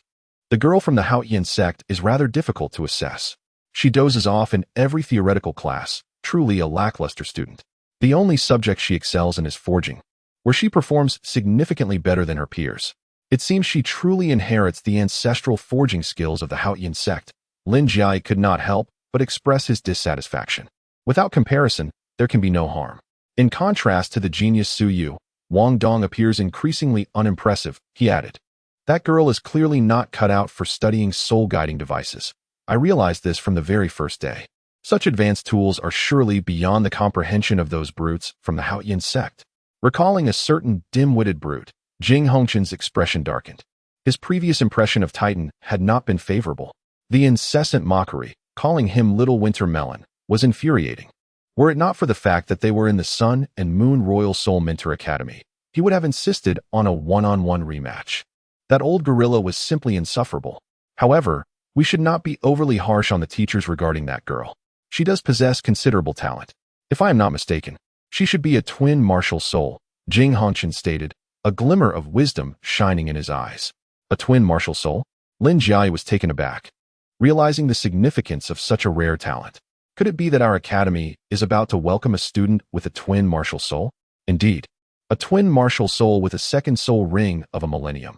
This is no ordinary feat. Even Ming and Xiao could not achieve this. The only reason I can attribute her enhanced physical prowess to is her twin martial soul, Jing Hongqin replied calmly. With your assertion, it does seem plausible. I just wonder what her second martial soul is, Lin Jiai mused aloud. Jing Hongqin paused, looking at Lin Jiai as if he were a delightful child. She hails from the Haotian sect. What do you think her second martial soul could be? Ah, her second martial soul must be the Haotian hammer, Lin Jiai exclaimed, enlightenment dawning upon him. Precisely. As a descendant of the Haotian sect, it would be absurd for her not to possess the Haotian hammer. This also serves as another reason for my suspicion that she is a twin martial soul, Jing Hongqin affirmed. Lin Jiai nodded vigorously, in agreement with Jing Hongqin's insight. Master, do you think Suyu might also be a twin martial soul? He asked, as if recalling something significant. Suyu's performance certainly outshines Wang Dong by a considerable margin. This is indeed a possibility, Jing Hongqin mused. Should we find an opportunity to test this? Lin Jiai suggested. Jing Hongqin furrowed her brow, replying. There is no need for such tactics. If exposed, it might only provoke that little fellow's aversion. We should allow things to unfold naturally. After all, Suyu is currently a student at our Sun and Moon Royal Soul Mentor Academy. You are right, Hall Master, Lin Jiai immediately conceded. Very well, you may go. Just keep a discreet watch on that young man. No further actions are required, Jing Hongqin instructed. Understood, my subordinate will comply, Lin Jiai acknowledged and then retreated. Jing Hongqin lifted her teacup and took another sip, contemplating the little one from the Ice God Palace. Let's see what other surprises you may bring, she smiled softly, setting down her cup and lightly tapping her fingers on the table, her eyes sparkling with brightness. Chapter 78, Wang Dong's Despondency Class 1, Section 8. As the bell rang to signal the end of class, the students in the classroom began to stream out. The morning lessons had concluded. Wang Dong shook his somewhat foggy head and habitually glanced to his right, only to find the familiar figure had long since vanished. After a moment of silence, his expression darkened. He paused briefly, gathered his belongings, and made his way towards the exit. Stepping out of the teaching building, the cacophony of voices caused Wang Dong to frown. What once felt like a lively campus now seemed merely noisy to him. With his head lowered and hands tucked in his pockets, he walked towards the dormitory. Leaving the teaching building, he entered a narrow pathway where the once thronging crowd gradually dissipated. Wang Dong walked alone along the path, feeling somewhat dejected. Over the past 2 months, he had grown accustomed to the company of others. Now, being alone brought a sense of loneliness. Wang Dong bit his lip, walking quietly by himself. Suddenly, 3 figures appeared ahead, blocking his way. Frowning, he edged to the right. But the trio moved aside in tandem, still obstructing his path. With his brows furrowed, Wang Dong demanded, "What do you want?" The leader of the group, wearing a mocking grin, replied, "Wang Dong. Oh Wang Dong, you've finally found yourself alone. We've been unable to tolerate you for quite some time. Dozing off in class every day, looking down on soul-guiding devices. If you disdain soul-guiding devices, why are you even at our Sun and Moon Royal Soul Mentor Academy? Let me tell you, my brothers have long wanted to teach you a lesson, but the class monitor has always protected you. Now that the monitor has advanced to the 2nd year, let's see who can shield you now. We all hail from the Heavenly Soul Empire. How can there be such a disparity?" It turned out that these 3 were also from Class 1, Section 8, and had been observing Wang Dong's behavior for the past 2 months. His habitual napping during theoretical lessons and disdain for soul-guiding devices had not gone unnoticed. This was the Sun and Moon Royal Soul Mentor Academy, where nearly all students held soul-guiding devices in high esteem. Naturally, many students found Wang Dong's behavior intolerable. Even Ling Moshue no longer showed him the same warmth she had at the beginning of the term, which was entirely understandable. After all, when someone dismisses what others hold dear, it is only human to feel displeased. Consequently, Wang Dong's reputation within the class was quite poor. Apart from Suyu, he had almost no friends, despite his handsome appearance. In contrast, Suyu, who also hailed from the Heavenly Soul Empire, was well-liked. The entire class embraced him, regardless of his foreign origins, due to his enthusiasm for soul-guiding devices and his talent in that area. Even the students of the Sun and Moon Royal Soul Mentor Academy admired him. Had it not been for Wang Dong's constant companionship with Suyu, this confrontation might have occurred much sooner. Listening to the words of the leading youth, Wang Dong fell silent. Indeed, the boy spoke the truth. He had considered accepting soul-guiding devices, but an innate aversion prevented him from developing any interest in them. He did not wish for this to be the case. Yet he felt powerless. "What do you want from me?" Wang Dong glared at the trio. "What do we want? We simply want to teach you a good lesson.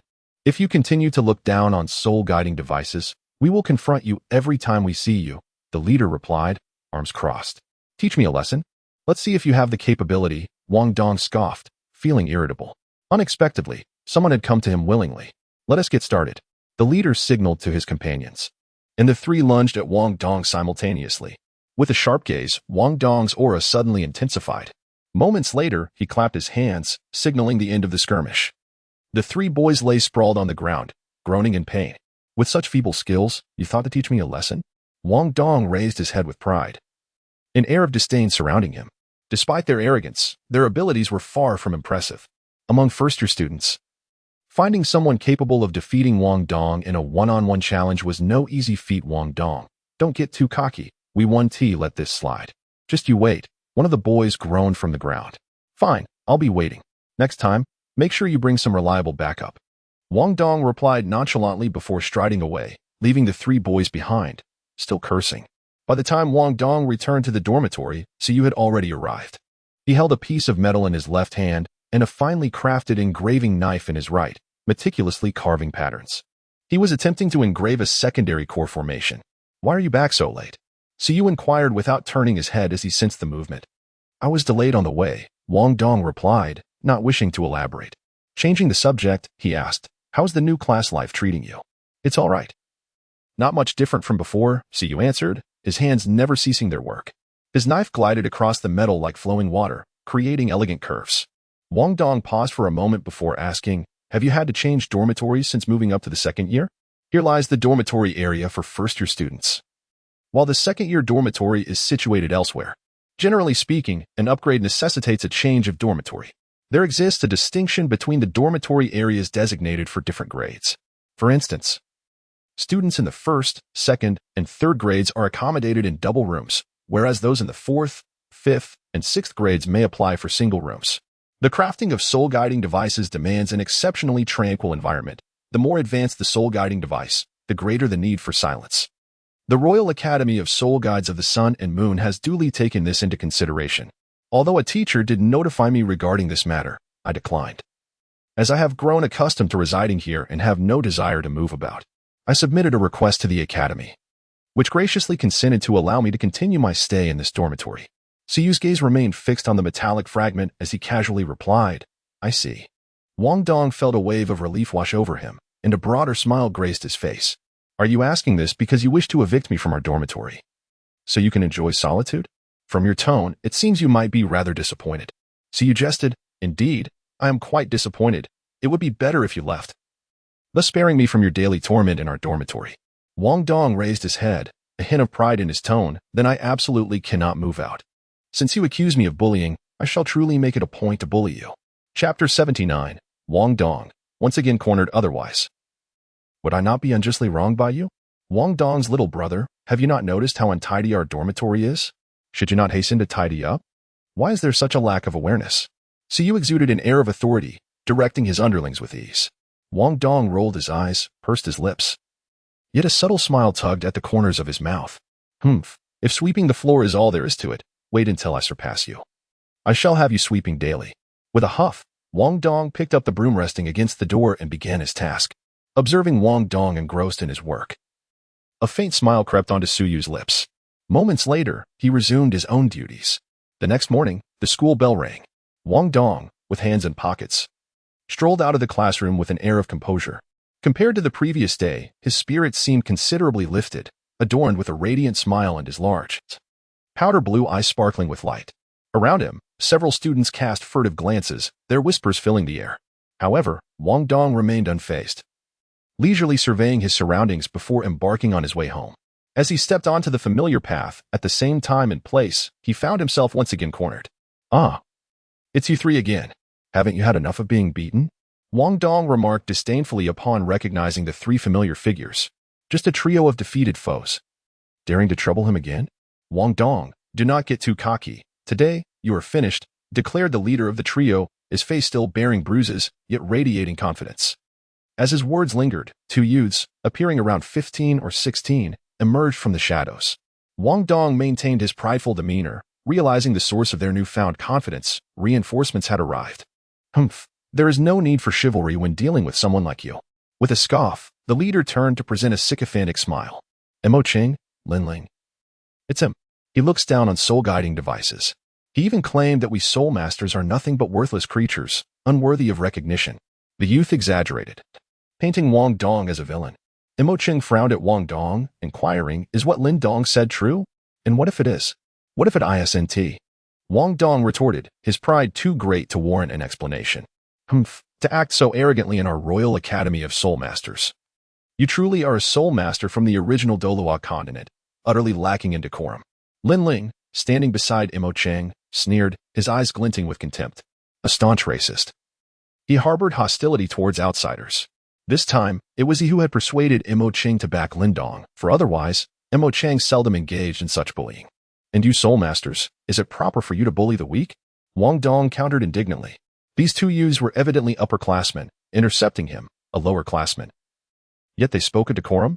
Was this a jest? If you had not insulted soul-guiding devices, would we have sought you out? Mo Ching shot back. Mo Ching, stop wasting breath on him. This clever-tongued brat will not shed tears until he sees the coffin. Once we teach him a lesson, he will learn what it means to be obedient. With that, Lin Ling launched the first attack. For soul rings of yellow and purple flared to life, and Lin Ling was clad in armor akin to that of a warrior. In his hand, he wielded a broadsword, revealing himself to be a close combat soul master like Mika. A four-ring soul master? Wang Dong's pupils contracted, sensing the gravity of the situation. This seemingly youthful boy was indeed a four-ring soul master, a revelation that took him aback. Despite his confidence, he dared not claim superiority over a soul master. Radiant wings unfurled from his back as Wang Dong summoned his martial soul, the bright goddess butterfly. With a 1,000-year second soul ring, he was indeed a prodigy. Yet, in the face of overwhelming power, such talents seemed insignificant. "Today, let me show you the might of soul-guiding devices," Lin Ling declared, leaping into the air. his sword aimed directly at Wang Dong. Wang Dong, unwilling to face the blow head-on, hastily dodged. Lin Ling's strike missed, and as Wang Dong created distance, he flapped his wings and ascended into the air. With his wings beating behind him, Wang Dong's expression turned grave. A flying martial soul? You're not the only one who can soar. Lin Ling revealed a peculiar soul-guiding device behind him, orange wings unfurling as his soul power surged, allowing him to take flight. Having reached the soul master level, Lin Ling could barely manage the flying soul-guiding device. This revelation astonished Wang Dong.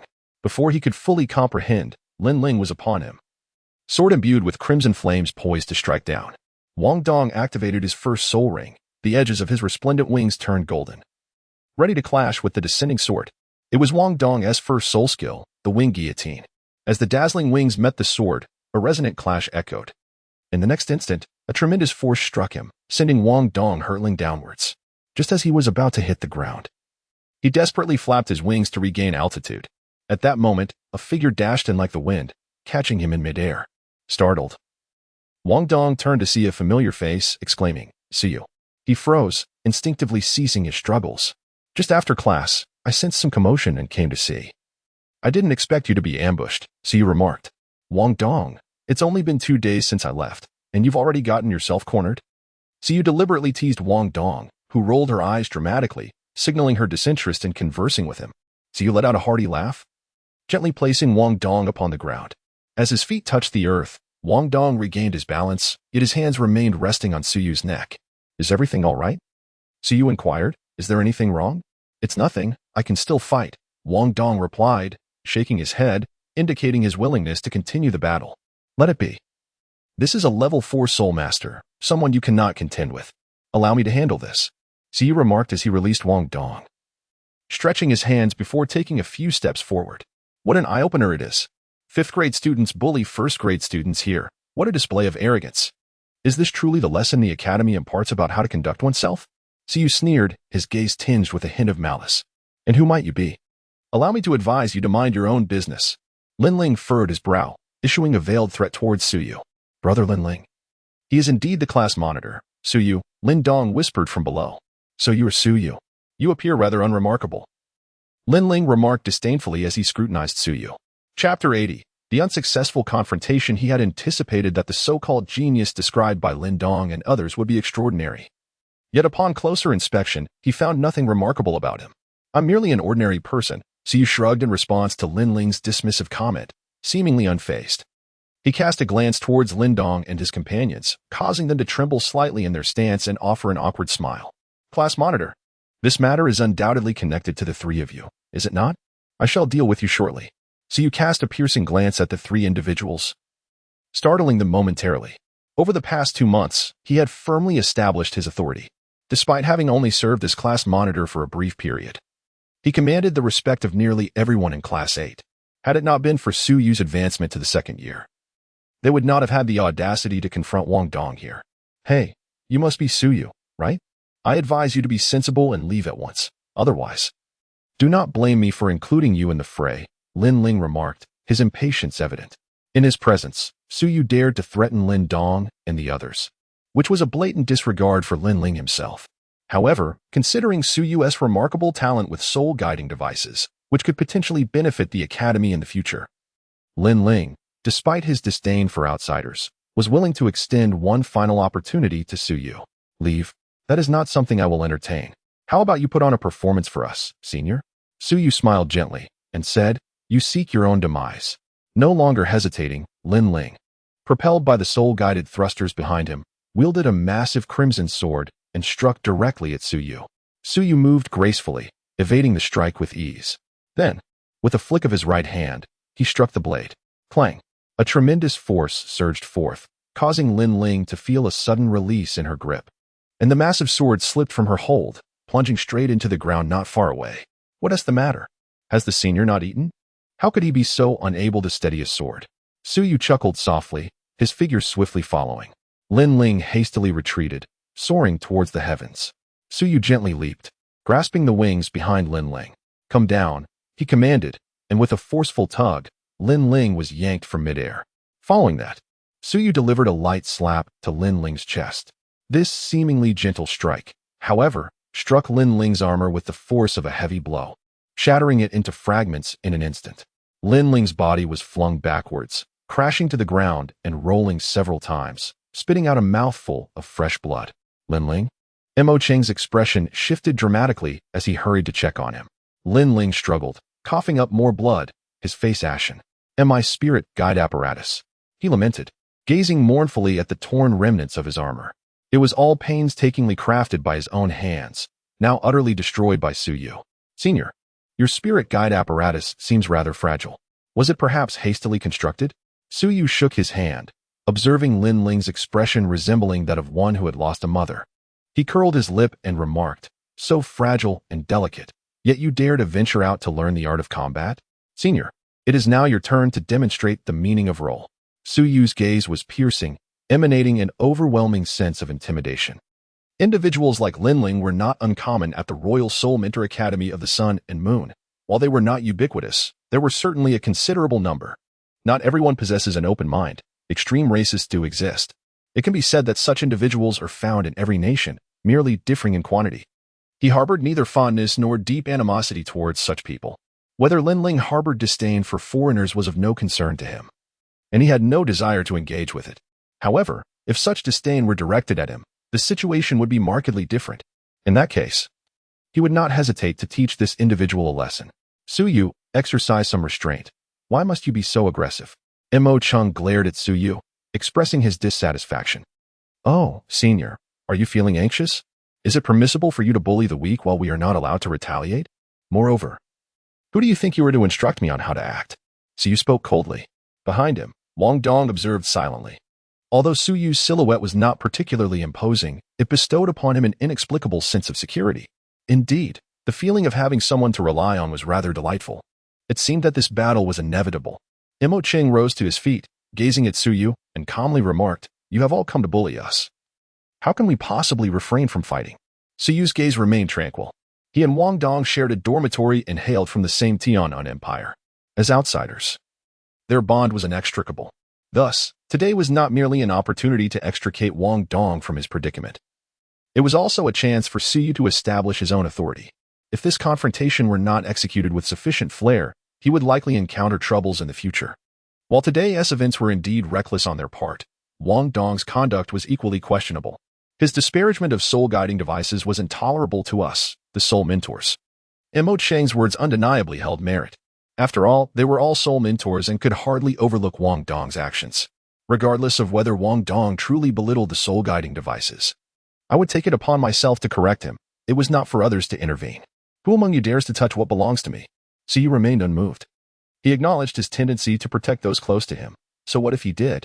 Moreover, although Wang Dong often appeared drowsy, it was merely a reflection of his inability to absorb knowledge, ultimately influenced by the machinations of a certain divine king. Yet, the notion that Wang Dong would belittle soul-guiding devices was utterly inconceivable to him.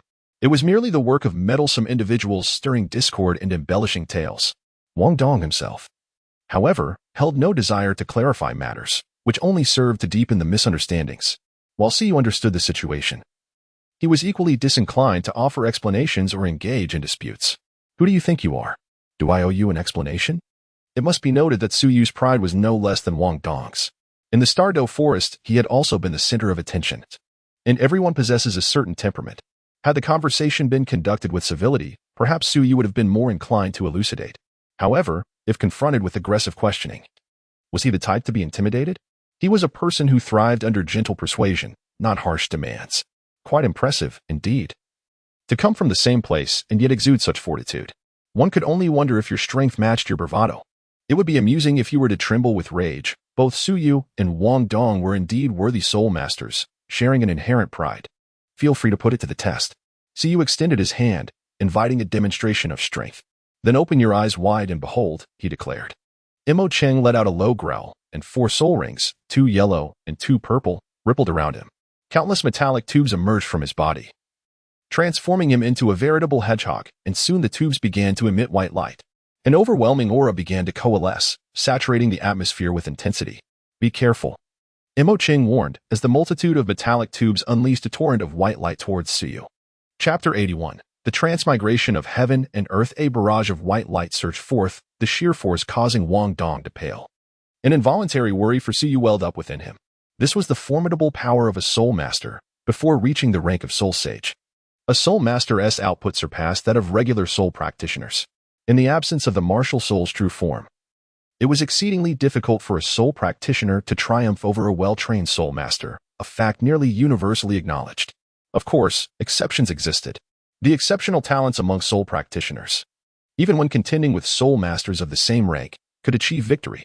However, such individuals were rare and not representative of the norm.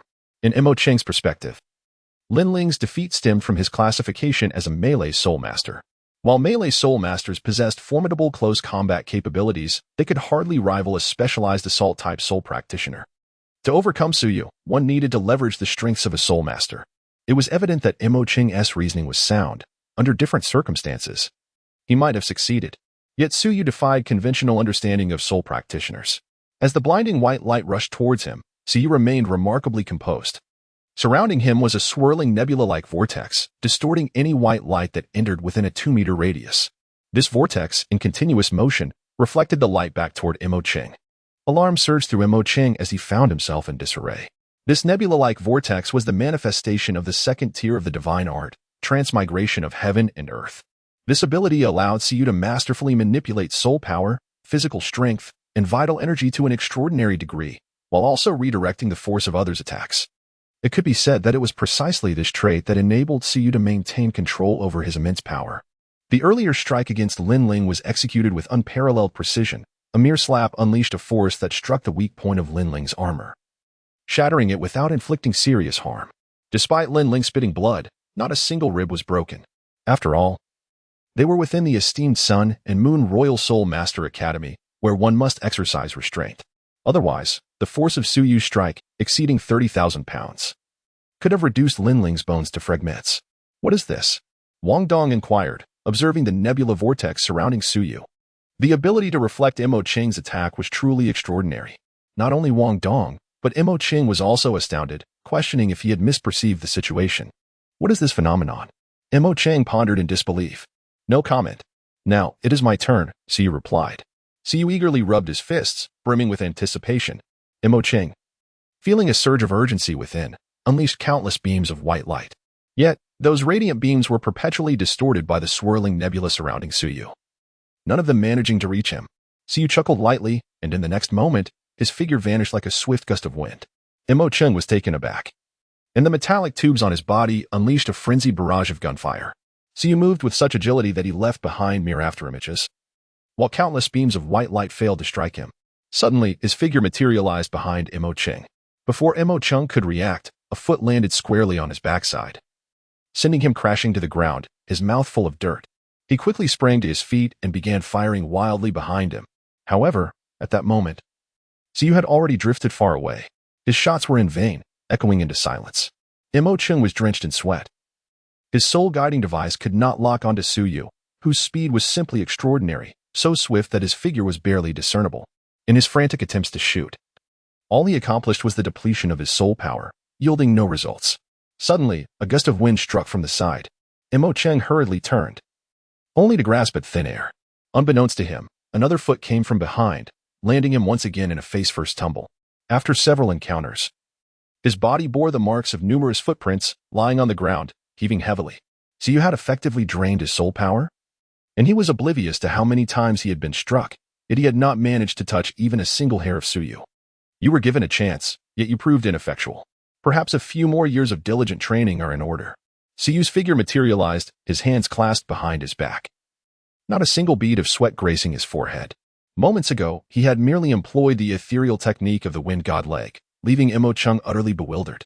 While the soul mentor's output may be formidable, what is the value if one cannot pinpoint a target? How then can one manifest their prowess? Hence, Suyu harbored no fear of the soul mentor. External factors ultimately lack the agility of innate skill. He would not afford those soul mentors the opportunity to lock onto him.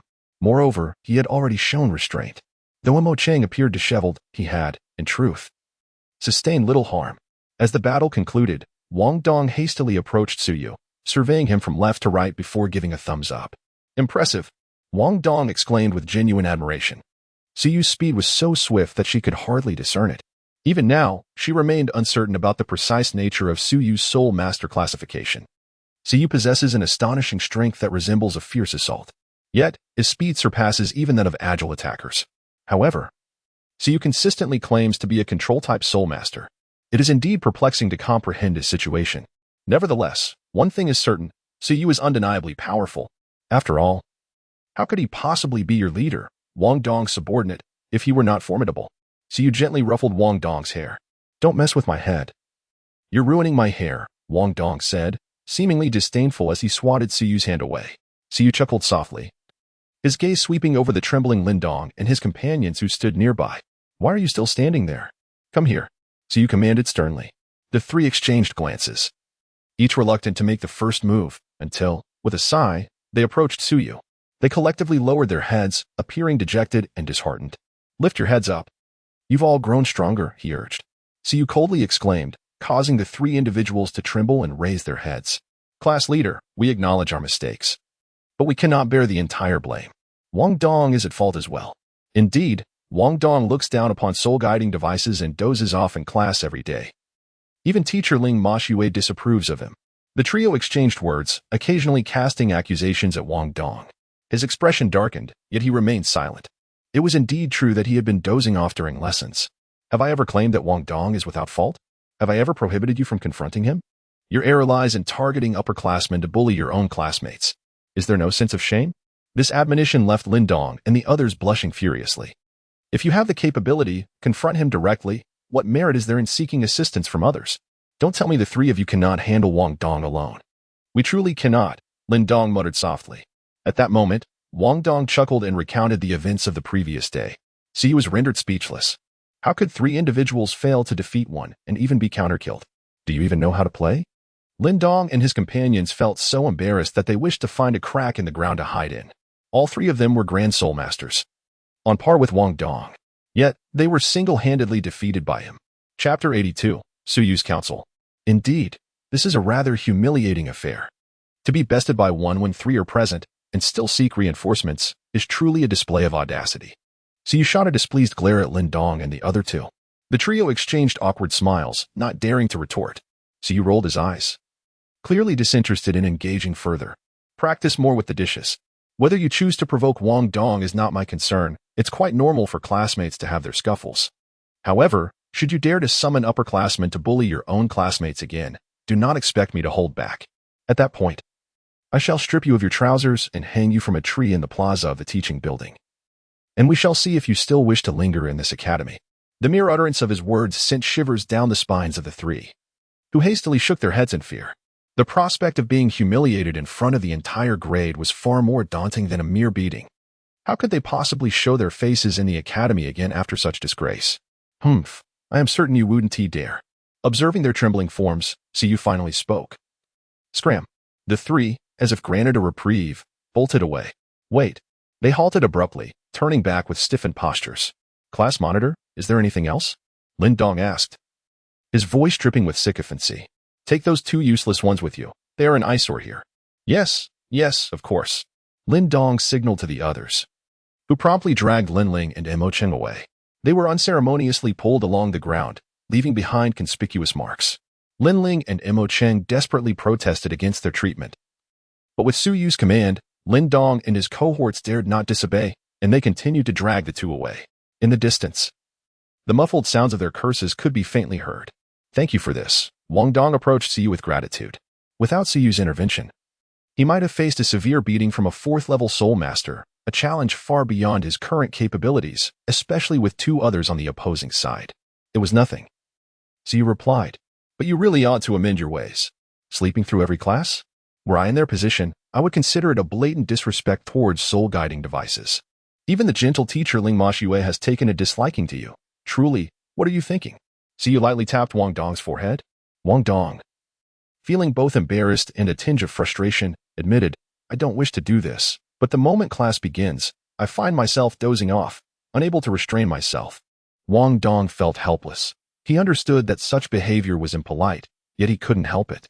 Each lesson seemed as monotonous as deciphering an ancient script, and before long, he would succumb to drowsiness. In this light, It appears that you, my academically challenged friend, are beyond redemption. Su feigned a sigh and shook his head, feeling a sense of pity for Wang Dong. It was indeed unfortunate to be saddled with such a morally bankrupt father. You are the true academic underachiever. Your entire family embodies mediocrity. Upon hearing Su Yu's disparagement, Wang Dong could no longer contain his frustration. You fall asleep during class. How can you not be considered an underachiever? How much of the knowledge imparted by the teacher have you truly absorbed? Su Yu jested, prompting a blush to rise on Wang Dong's cheeks. I merely possess a disinterest in the knowledge of soul-guiding devices. How could one label me as a dullard? She retorted, I am quite clever indeed. Ah, yes, you are indeed a great genius. Su Yu chuckled. Wang Dong shot him a glare, her cheeks puffed up, exuding an air of indignation. Su Yu chuckled heartily. All right, enough of that. Let us return and have a meal. With that, he patted Wang Dong's shoulder and strode ahead. Wang Dong promptly followed suit, walking alongside Su Yu. Upon returning to the dormitory, the two dined in the cafeteria located beneath the dormitory building. Wang Dong ordered an abundance of delectable dishes, filling the table to the brim. Will we be able to finish all this food? Su Yu gazed at the dishes before him and inquired. The selections made by Wang Dong were anything but ordinary. They were either rare ingredients or products of soul beasts. While undeniably delicious, they were exorbitantly priced. You need not worry. Indulge yourself. Today, I shall cover the bill, Wang Dong declared, thumping his chest with bravado. His intention was to treat Su Yu, especially considering the assistance Su Yu had provided him today. Is that so? Then I shall not hold back. Su Yu replied with a smile. Do not be polite with me. Wang Dong waved his hand grandly, signaling Su Yu to eat freely. Su Yu smiled softly, picked up his chopsticks, and began to eat. Upon witnessing Su Yu's actions, Wang Dong also followed suit. Wang Dong, do you intend to continue like this indefinitely? As Su Yu ate, he inquired. Wang Dong paused, gazing at Su Yu with a hint of bewilderment. This was the Royal Soul Mentor Academy of the Sun and Moon. If he did not proceed in this manner, what other course of action could he possibly take? Su Yu cast a glance at Wang Dong, his eyes reflecting a hint of sympathy. Continuing down this path will only result in the futile squandering of time, yielding no rewards. The ages of 10 to 20 represent the golden period for the development of one's abilities. Wasting this time will make it exceedingly difficult to catch up later. If you truly harbor such aversion towards soul-guiding devices, I would advise you to consider transferring to another school. In the original Dolua continent, there are countless Soul Master Academies, and with your talent, you could effortlessly gain admission to any of them. Even the prestigious academies of the three great empires or Shrek Academy. Your potential is exceptional. Do not let it go to waste. This heartfelt counsel from Su Yu was sincere. Although he held no affection for a certain deity king, he bore no ill will towards Wang Dong. After 2 months, they had at least established a semblance of friendship. While the deity king seemed indifferent to his daughter's future as a friend, he could not stand idly by and watch her stray from the right path. Wang Dong remained silent, acutely aware that Su Yu had his best interests at heart. Yet, he resolutely shook his head. I will not transfer. I want to stay here. He could not leave, for an inner voice urged him that departing would lead to inevitable regret. Moreover, he had forged a friendship with Su Yu here, the only true friend he had ever known throughout his life. Leaving now would mean uncertain delays before they could reunite again. How stubborn you are. What is so remarkable about this place? Su Yu sighed. And what about you? Are you not also staying here? If this place is not pleasant, why do you choose to remain? Wang Dong inquired with curiosity. Su Yuhuan possesses a remarkable talent for soul-guiding instruments. Of that he is certain. However, his aptitude for soul mastery is undoubtedly superior. He believes that a person of Su Yu's caliber is far better suited for the Soul Master Academy. After all, I am here to study soul-guiding instruments. Otherwise, what purpose would my attendance at the Royal Soul Master Academy of the Sun and Moon serve? Su Yubai cast a glance at Wang Dong and said, I recall that the original Doa Continent Academy also had a soul guidance department. There is no necessity to come here. Wang Dong replied, but can it be compared?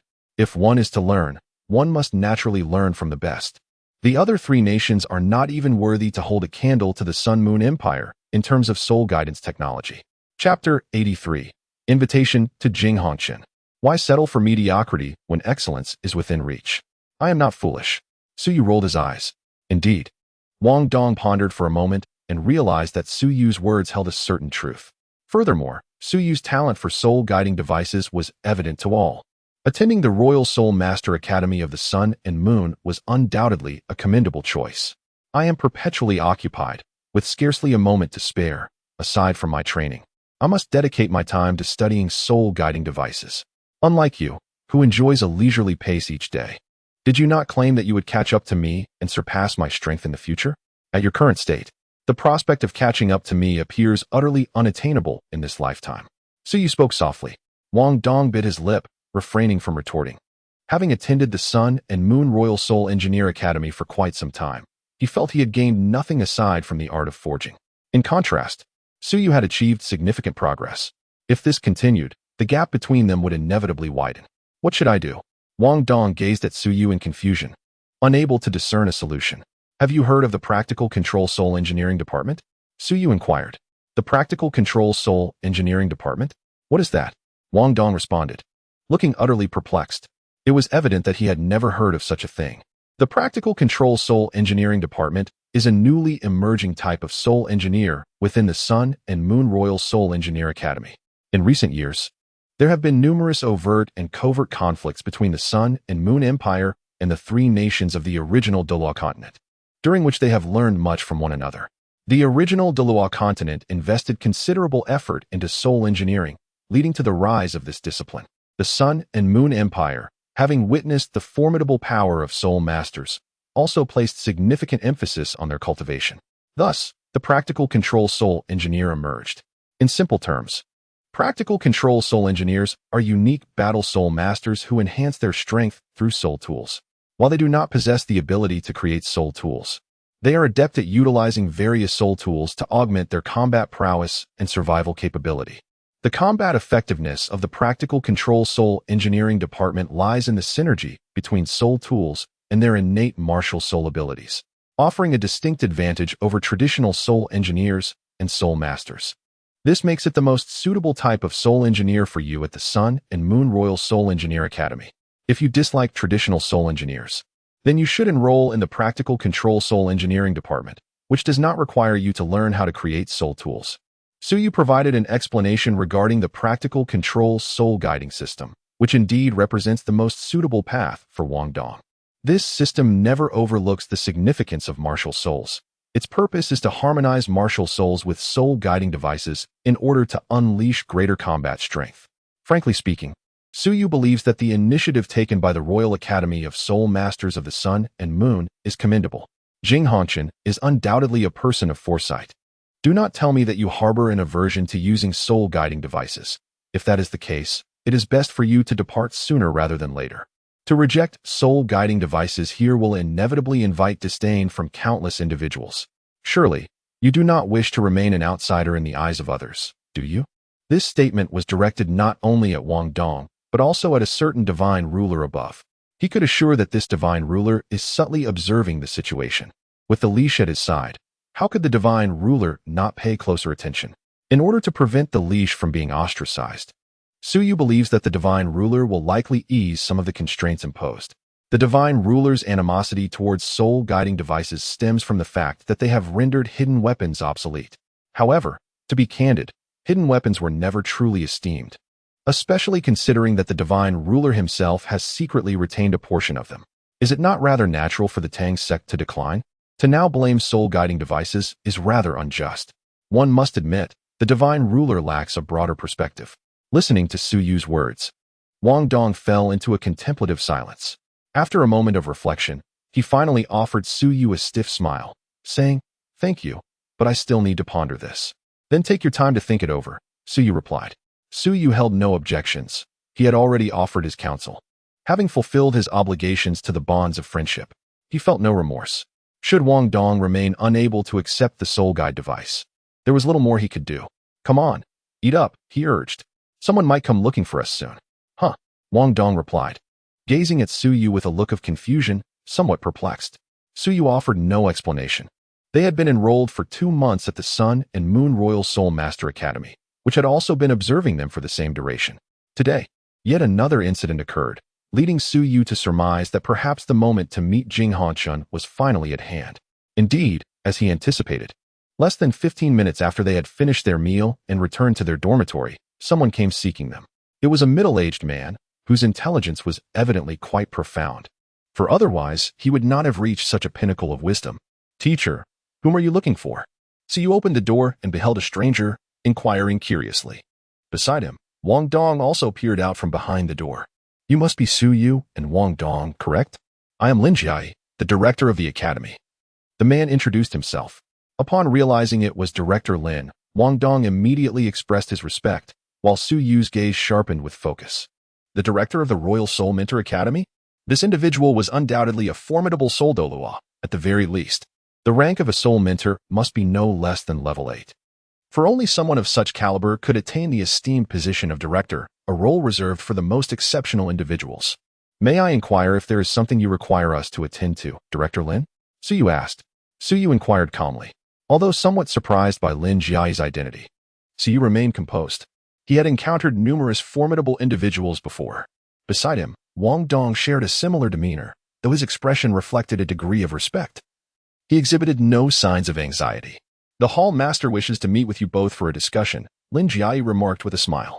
Su Yu's gaze shifted, and indeed. Wang Dong looked at him in astonishment. Could it be that Su Yu was right? Moreover, it was the Hall Master who had personally sent someone to summon them. Naturally, no one was unaware of who the Hall Master was. Aside from the Hall Master of Mingda Hall, Jing Hongqian, who else would dare to claim such a title?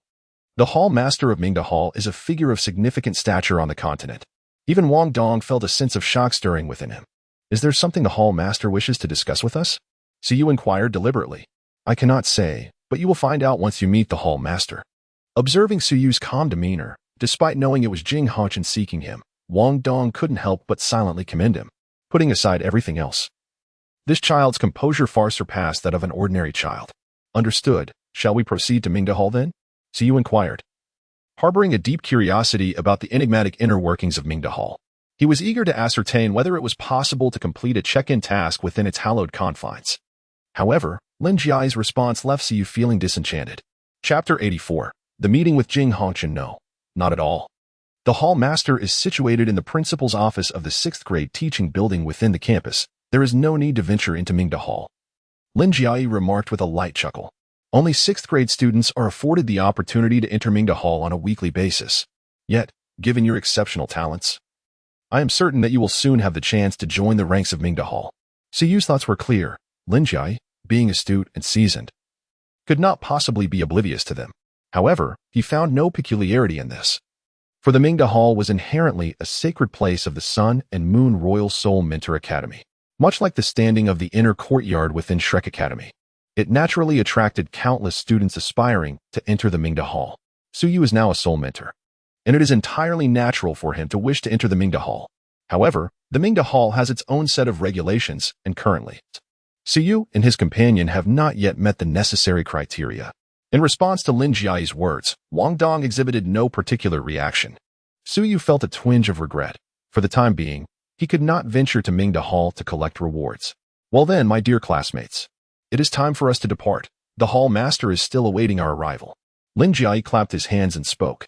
Director Lin, please hold on for a moment. Su Yu and Wang Dong exchanged a glance. After a brief moment of tidying themselves, they donned their school uniforms and, having closed the door, followed Lin Jiai. The trio made their way to the 6th grade teaching building, ascending directly. In contrast to the bustling 1st and 2nd grade buildings, the 6th grade edifice was remarkably tranquil, with scarcely any sign of life. Despite its vastness, the number of students barely reached a few dozen. However, each of these students was a 5th-level Soul Mentor, making the low head count seem rather reasonable. Upon reaching the 6th floor, they proceeded towards the rear. They halted at the entrance of the 2nd classroom on the right. Lin Jiai casually knocked on the door. Come in, came the voice of a middle-aged man from within. Lin Jiai ushered the two into the office. Su Yu's gaze subtly shifted, landing directly upon the middle-aged man seated in the primary position. This man, of stout build and unremarkable appearance, possessed a pair of eyes that sparkled with the brilliance of intellect. Notably, in Su Yu's perception, there emanated an immense aura of pressure from within that figure.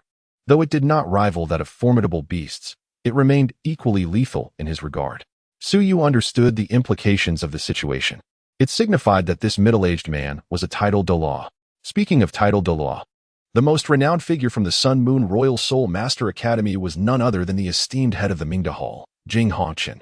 Beside Jing Hongqian stood a strikingly handsome man and a remarkably beautiful woman, none other than Meng Hongqian and Xiao Hongqian, whom Suyu had encountered not long ago. To his surprise, they were present here today as well. Upon sensing Suyu's gaze, Meng Hongqian offered a sweet smile and kindly nodded in his direction. In contrast, Xiao Hongqian fixated on Suyu, her eyes brimming with defiance, as if she were ready to confront him. Hall Master, Suyu and Wang Dong have been brought forth. Lin Jiayi respectfully announced to Jing Hongqian. Jing Hongqian nodded in acknowledgement, and Lin Jiayi discreetly stepped aside. The gaze of Jing Hongqian fell upon Suyu and Wang Dong.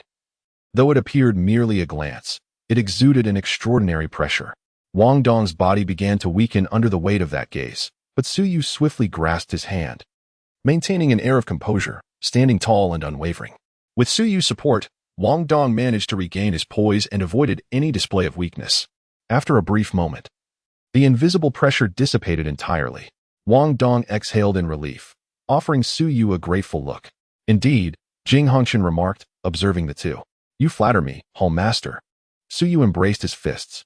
Jing Hongqian smiled faintly and said, I invited you here today merely to engage in conversation, with no ulterior motive. You have been enrolled for 2 months now, and I have been closely observing your progress. After all, it has been quite some time since our Day and Moon Royal Soul Master Academy has had such talented soul masters among its ranks. Moreover, you hail from the Ice God Palace and the Haotian sect. As these words fell, both Meng Hongqian and Xiao Hongqian, standing beside Jing Hongqian, were taken aback. They had reviewed Suyu's information and knew he was from the Ice God Palace, but they were astonished to discover that Wang Dong, who stood beside Suyu, was actually from the Haotian sect. The Haotian sect, after all, was once regarded as the foremost sect in the world. Wang Dong, too, was taken aback, gazing at Suyu with astonishment in his eyes. Suyu hails from the Ice Divine Hall, a realm reputed to be the most enigmatic and ancient of superpowers. No wonder his strength is so formidable. In that moment, Wang Dong felt as if a revelation had dawned upon him. Although we originate from the Ice Divine Hall and the Haotian sect, we are also students of the Royal Soul Master Academy of the Sun and Moon. Is it possible that the Academy would treat us differently because of our backgrounds? Suyu maintained a serene demeanor as he responded with a question.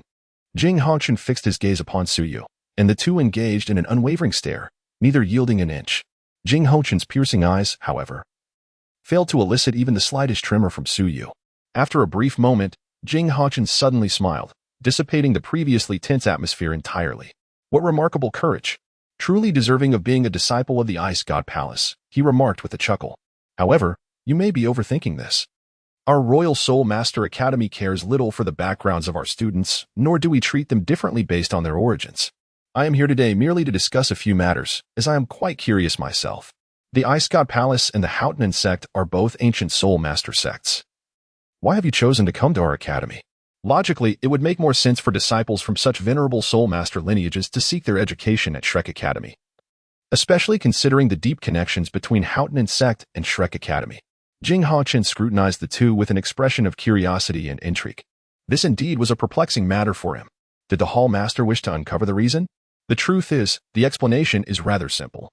With a subtle blink of his eyelids, Suyu activated his persuasive skills. I am eager to hear more, said Jing Hongqian with curiosity.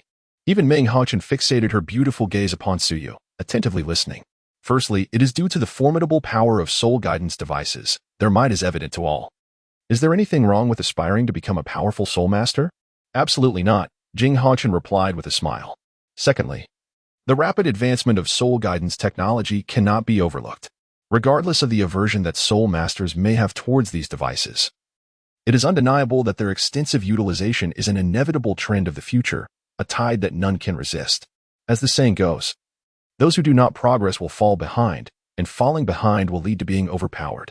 The prospects of soul guidance devices are exceptionally promising. Clinging to the so-called pride of being a soul master while remaining stagnant will inevitably result in obsolescence in the face of time's relentless march.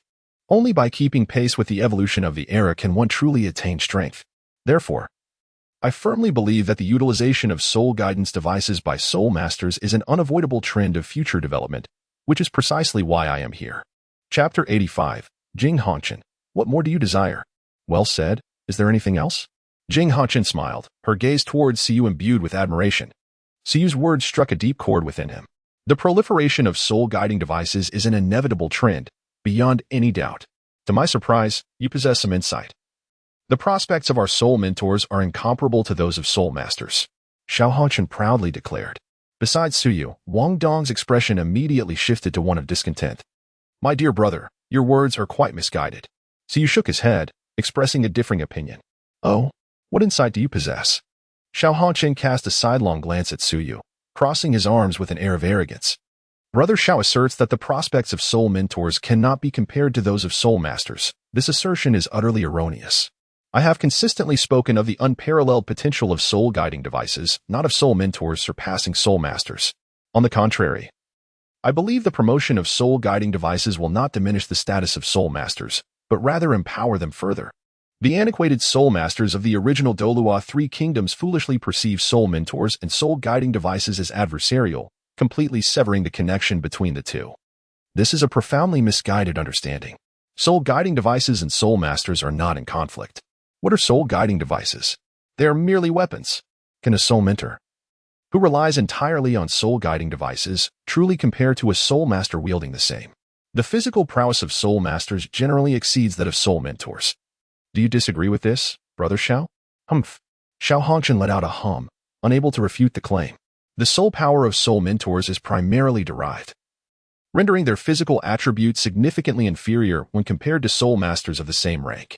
It seems Brother Xiao shares my viewpoint. Thus, the question arises, many formidable soul-guiding devices that require substantial physical capabilities cannot be utilized by soul mentors, yet soul masters can wield them. This is the advantage of soul masters. I have always believed that a powerful soul master combined with a formidable soul-guiding device would become even mightier.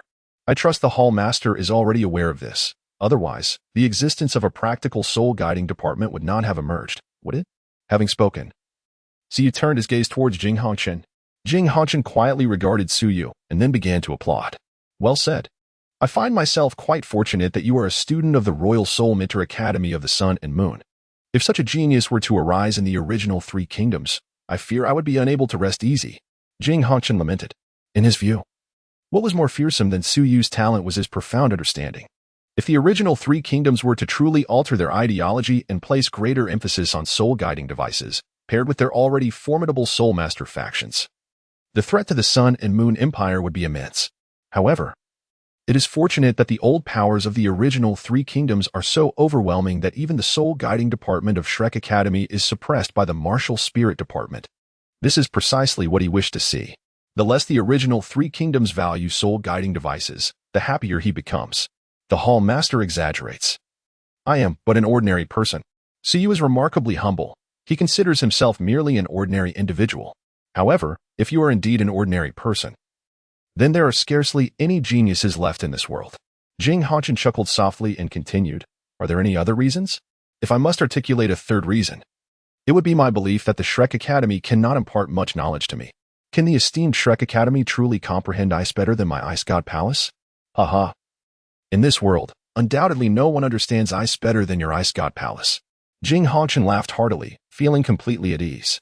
Every reason put forth by Suyu is compelling. Indeed, while Shrek Academy may have little to impart to Suyu, the Royal Soul Engineer Academy of the Sun and Moon stands as the premier institution for soul engineers across the continent. Upon reflection, Suyu's decision to join their academy appears entirely reasonable. Yet, what of that little fellow, Wang Dong? It seems he harbors a certain aversion to soul tools. Does he not? Moreover, this very sentiment has recently led to some conflicts, has it not? Jing Hongchen's gaze shifted to Wang Dong, who trembled slightly, opening his mouth yet unsure of what to articulate. Suyu grasped his hand and laughed heartily, saying, Master, you have misunderstood. Wang Dong does not harbor a disdain for soul-guiding devices. Rather, he finds the acquisition of monotonous knowledge unappealing. You are aware, Master, that not everyone possesses the innate talent for crafting soul-guiding apparatuses. Wang Dong has never enjoyed studying since his childhood, and to impose this upon him is indeed a challenge. Wang Dong interjected. Since when have I disliked studying? Are you insinuating that I am an unlearned slacker? Who told you that? You are slandering me. Suyu is slandering me. Wang Dong attempted to glare at Suyu, but found his wrist firmly grasped by him. Realizing that Suyu was merely intervening on his behalf, he ceased his commotion, though his lips involuntarily pouted in discontent. Curse Suyu, odious Suyu, wicked Suyu. Wang Dong muttered silently to himself. There was indeed some truth to such remarks. Jing Hongchen tapped his fingers on the table. acknowledging that some individuals are simply not inclined towards academic pursuits. Perhaps Wang Dong falls into that category. Master, I believe Wang Dong is more suited for the practical soul guidance department. What do you think? He remarked. His talent is exceptional, and he possesses a keen intellect. I truly believe the practical soul guidance department would be a better fit for him. Suyu's tone shifted as he spoke. Is it the practical control spirit guidance system? This little fellow appears quite lively. Perhaps it's indeed suitable for him. I shall request the sect master to transfer him to the practical control spirit guidance system. However, I wonder if this little one is willing. Of course, he would be eager, wouldn't he, Wang Dong? Suyu gave Wang Dong a gentle squeeze and exchanged a knowing glance with him. Wang Dong understood immediately and promptly replied, I am more than willing, thank you. Hall Master, it is but a trifling matter. Jing Hanshin chuckled lightly and remarked, Hall Master, there is yet another matter. Suyu appeared to recall something and stated, Oh, is there anything else? Jing Hanshin inquired. Earlier today, 2 fifth-grade students brazenly bullied Wang Dong, exhibiting despicable behavior that ignites the ire of both gods and men. I never imagined that such atrocious incidents could transpire within the esteemed Day and Moon Royal Soul Mentor Academy. This tarnishes the institution's reputation and undermines its moral fabric. As a student of this academy, my heart aches for what has transpired. Suyu's face was etched with deep sorrow, his words laced with genuine emotion, causing Jing Hongshin's lips to twitch in response. If memory served him correctly, it was indeed those 2 fifth-grade students who ultimately succumbed, wasn't it? Yet, it seemed as though they had suffered a considerable loss. However, it was indeed inappropriate for 5th graders to bully 1st graders. After a moment of contemplation, Jing Hongshin spoke up. I have already dispatched someone to address this matter. Those 2 fifth-grade students will face the consequences they deserve. Is that all that can be done? Suyu retorted. Jing Hanshin appeared bewildered, asking, What more do you wish for? Chapter 86, Striking the Bamboo Pole of Jing Hanshin. What do you believe I should do? Jing Hanshin inquired. Suyu paused briefly before speaking. The occurrence of bullying within the academy undoubtedly yields profoundly negative repercussions. Bullies, without question, ought to be held accountable for their actions. However, the institution's lack of adequate supervision also reflects a significant dereliction of duty, does it not? Are you aware of the profound impact this bullying incident has had on our classmate Wang Dong? Do you understand the immense toll it has taken on his tender spirit? This could potentially cast a shadow over his entire life. Suyu pulled Wang Dong closer, his expression filled with sorrow as he said, If this matter is not handled properly, it may adversely affect our classmate Wang Dong's future development. Master, I trust you would not wish to see such a remarkably gifted individual squandered in this manner, would you? Jing Hanshin, Xiao Hanshin, Wang Dong. Suyu's words rendered both Jing Hanshin and Xiao Hanshin speechless, leaving even Wang Dong himself somewhat bewildered. Is it truly that serious? Speak plainly, what exactly do you desire? Jing Hanshin rubbed his forehead, astonished that Suyu could be so extravagant in his claims. Isn't this a bit of an exaggeration? I believe that given the circumstances, with Wang Dong suffering such significant harm, the academy ought to provide some appropriate compensation. Suyu, with his intentions laid bare, spoke candidly. Wang Dong suddenly turned to Suyu, realizing that all his prior words were merely a pretext for seeking compensation. Instantly, warmth filled Wang Dong's heart, and he felt somewhat touched. How audacious of him to attempt to extort from the leader of the hall. Jing Hanshin, in a moment of enlightenment, understood that Suyu was indeed trying to pull a fast one. No one had ever dared to make such a demand in his presence, which had never crossed his mind. He was taken aback by Suyu's boldness in asking for recompense. If Wang Dong had genuinely sustained injuries, it would be one thing. But was he not perfectly fine? As for any psychological trauma, that was utterly preposterous. How could the young scions of Hao Yian sect be so fragile? What compensation do you desire? Shall I present you with a few high-grade soul tools? Jing Hanshin said, his smile betraying a hint of mockery. That won't be necessary. It's just that Wang Dong's soul power is somewhat lacking. What do you think, Hall Master? Suyu replied with a smile. Well. You certainly know how to pick your battles, don't you? Jing Hanshin was both exasperated and amused. After all these years, who had ever dared to challenge him in such a manner? Yet, here was Suyu undeterred. Just as he was about to speak, Meng Hanshin interjected. Grandfather, I believe Suyu has a point. Our academy indeed bears some responsibility, and it is only fair to offer Wang Dong a measure of compensation. Meng Hanshin stated with spirited confidence. Jing Hanshin and Meng Hanshin were both taken aback by her words. Jing Hanshin was incredulous. Meng, what are you saying? Can't you see that Suyu is merely extorting your grandfather? Wang Dong has done nothing wrong. After a brief moment of astonishment, a wave of indignation surged within Jing Hongqin. He scrutinized Siyu with a piercing gaze, harboring a sense of unease. He glanced at Ming Hongqin, then back at Suyu, feeling a growing discontent. You young rascal, dare you covet my little cabbage? Given Ming Hongqin's behavior, he harbored serious doubts about Suyu's intentions towards her. Meanwhile, upon hearing Ming Hongqin's words, Siyu returned her a smile.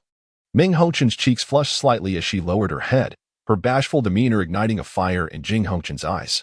Well, young man, you certainly have some audacity, he thought.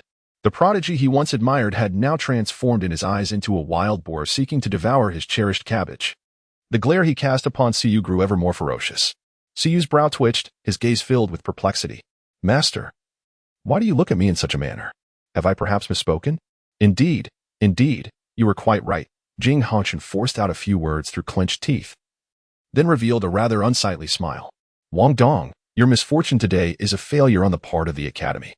I shall bestow upon you a soul ascension pill as compensation from the institution.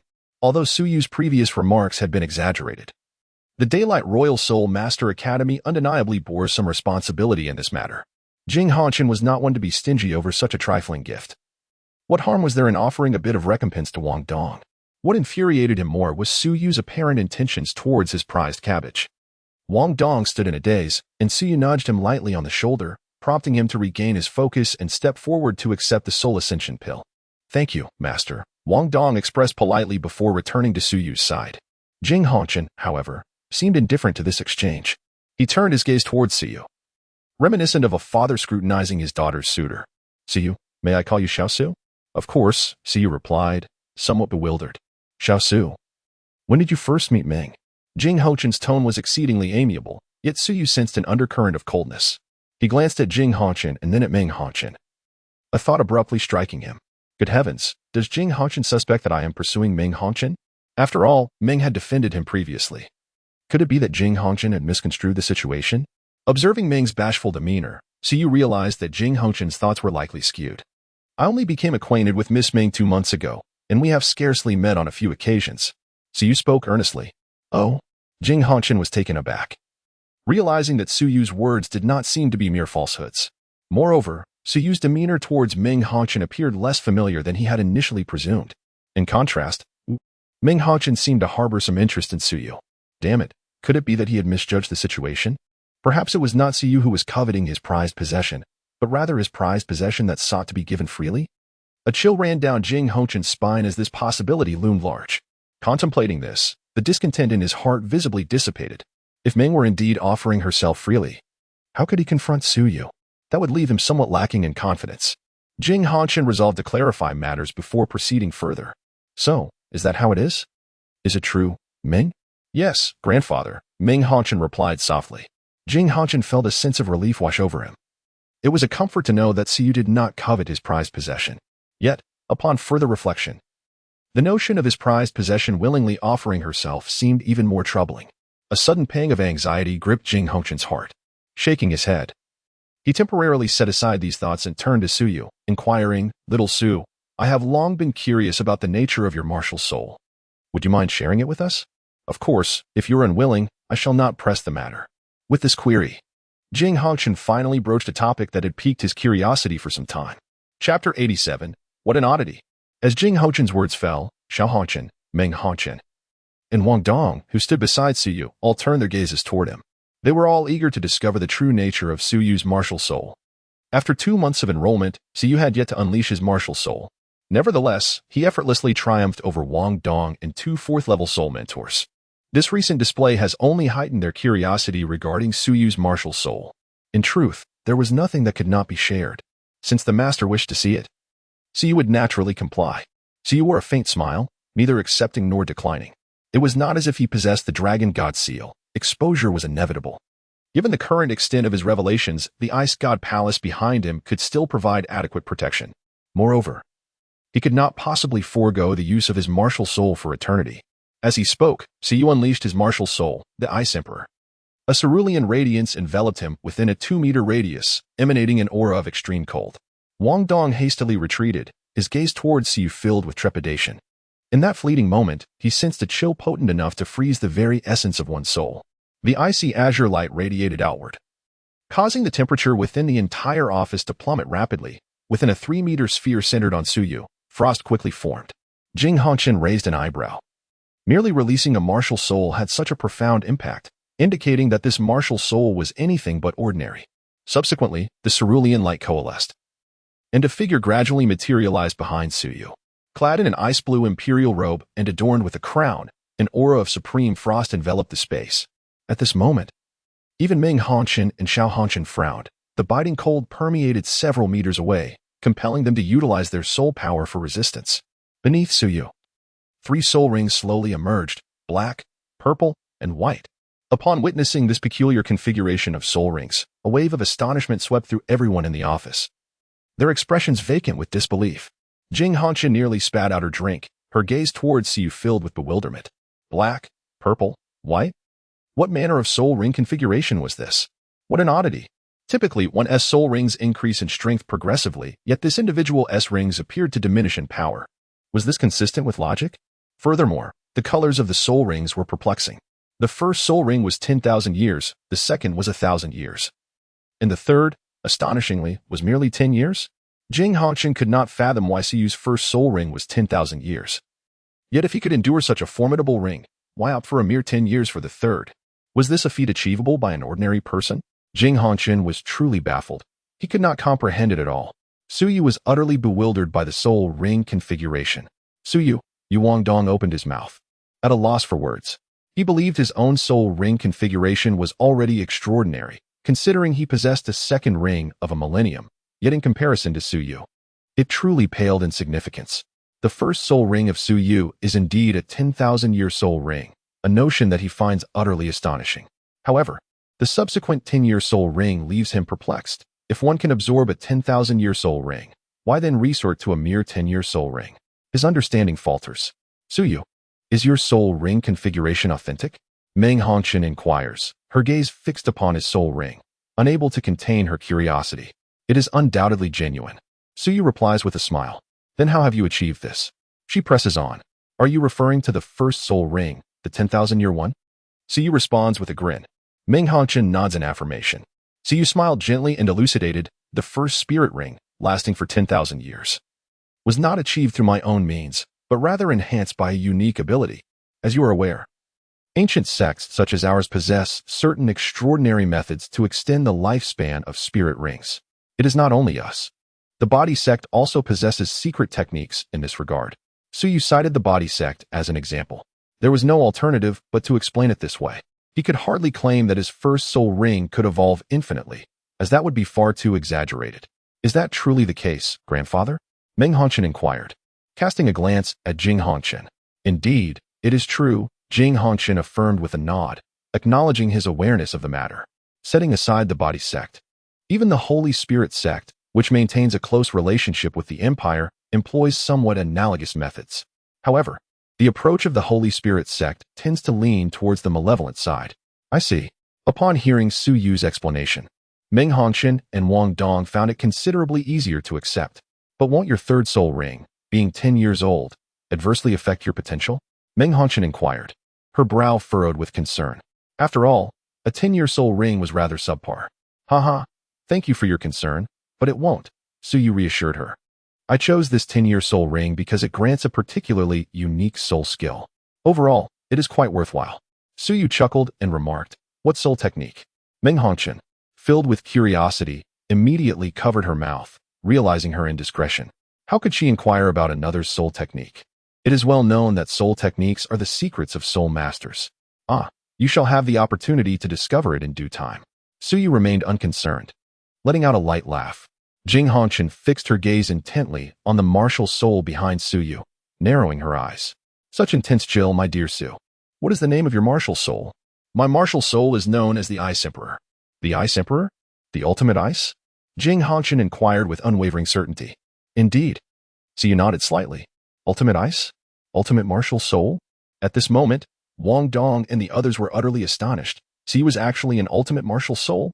Xiao Hongqian's expression turned grave as he regarded Suyu, sensing an immense threat. He had always taken pride in his three-legged golden-toed martial soul, a rare divine beast soul. Yet, Suyu was revealed to possess an ultimate martial soul. The legend of the ultimate martial soul is known to all. Among the most formidable martial souls, the ultimate martial soul undoubtedly holds a prominent position. Every ultimate martial soul is immensely powerful, often surpassing even the mightiest divine beast souls.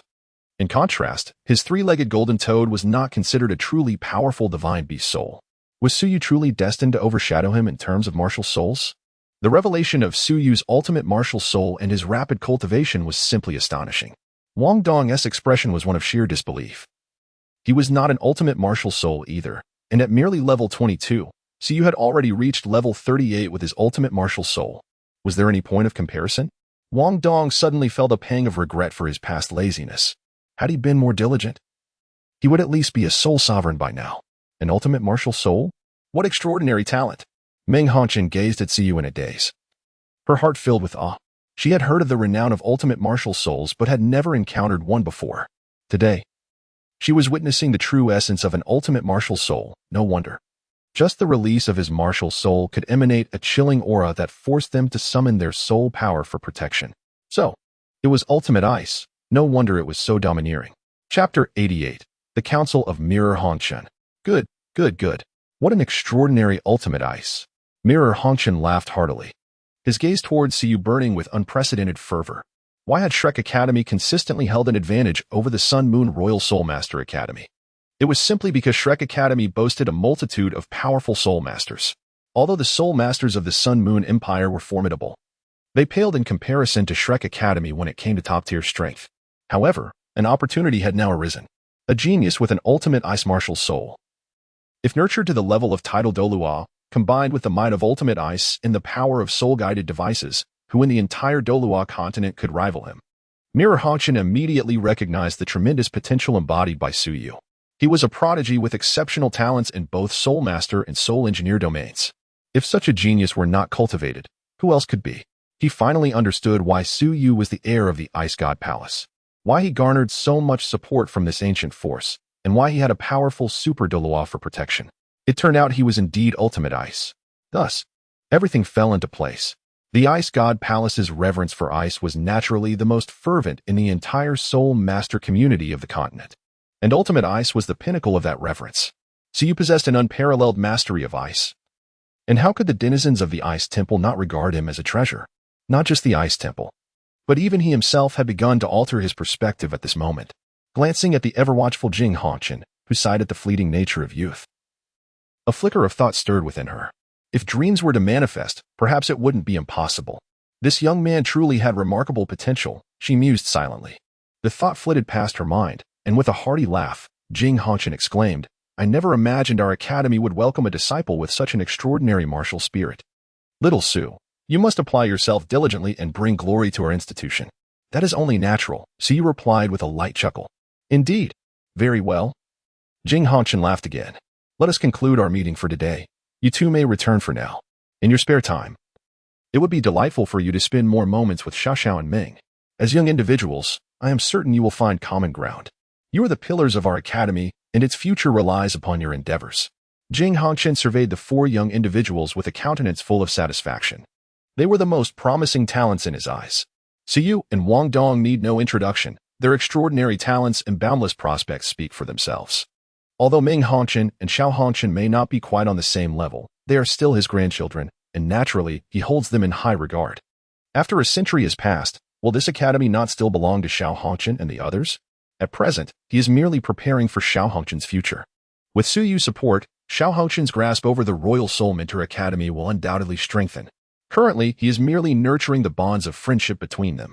Of course, should their relationship advance further, it would be even more delightful. One can only say that Jing Hongqian truly lives up to her name, as she is remarkably capricious.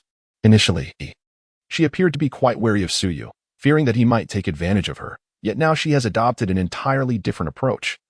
Her thoughts shifting with astonishing swiftness. Suyu is aware that, given the opportunity, he too wishes to engage in dialogue with Sister Ming and Brother Xiao. Suyu chuckled lightly.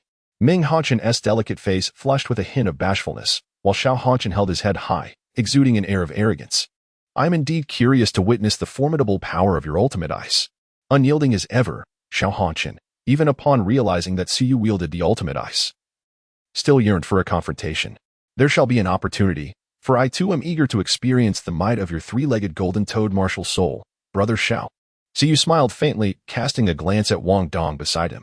Their eyes met for a brief moment, and Wang Dong nodded slightly, leaving Siyu with an understanding. Master, we shall take our leave now. Jing Hongchen waved his hand. Go ahead. Siyu slightly cupped his hands and then turned with Wang Dong to leave the office. What do you think of these two? Jing Hongchen asked, gazing fondly at her beloved grandchildren. They are both quite decent, but Siyu possesses slightly greater talent. Ming Hongchen replied softly. Your eyes are practically glued to him. Do you fancy Siyu? Jing Hongchen inquired with a smile. Ming Hongchen's face flushed crimson as she nervously clutched the hem of her garment and meekly protested, and no, not at all. Jing Hongchen chuckled silently, finding her demeanor unconvincing. At that moment, Xiao Hongchen interjected with a huff. Among these two, Siyu is passable, barely qualifying as my rival. However, Wang Dong is utterly insignificant. Jing Hongchen sighed in exasperation. Xiao, your perspective remains so superficial. Despite your arrogance, you only scratch the surface of understanding. Wang Dong is the successor of the Haotian sect. He is not to be underestimated. He possesses a twin martial soul, and his talent is not inferior to Suyu's. Jing Hongchen sighed softly.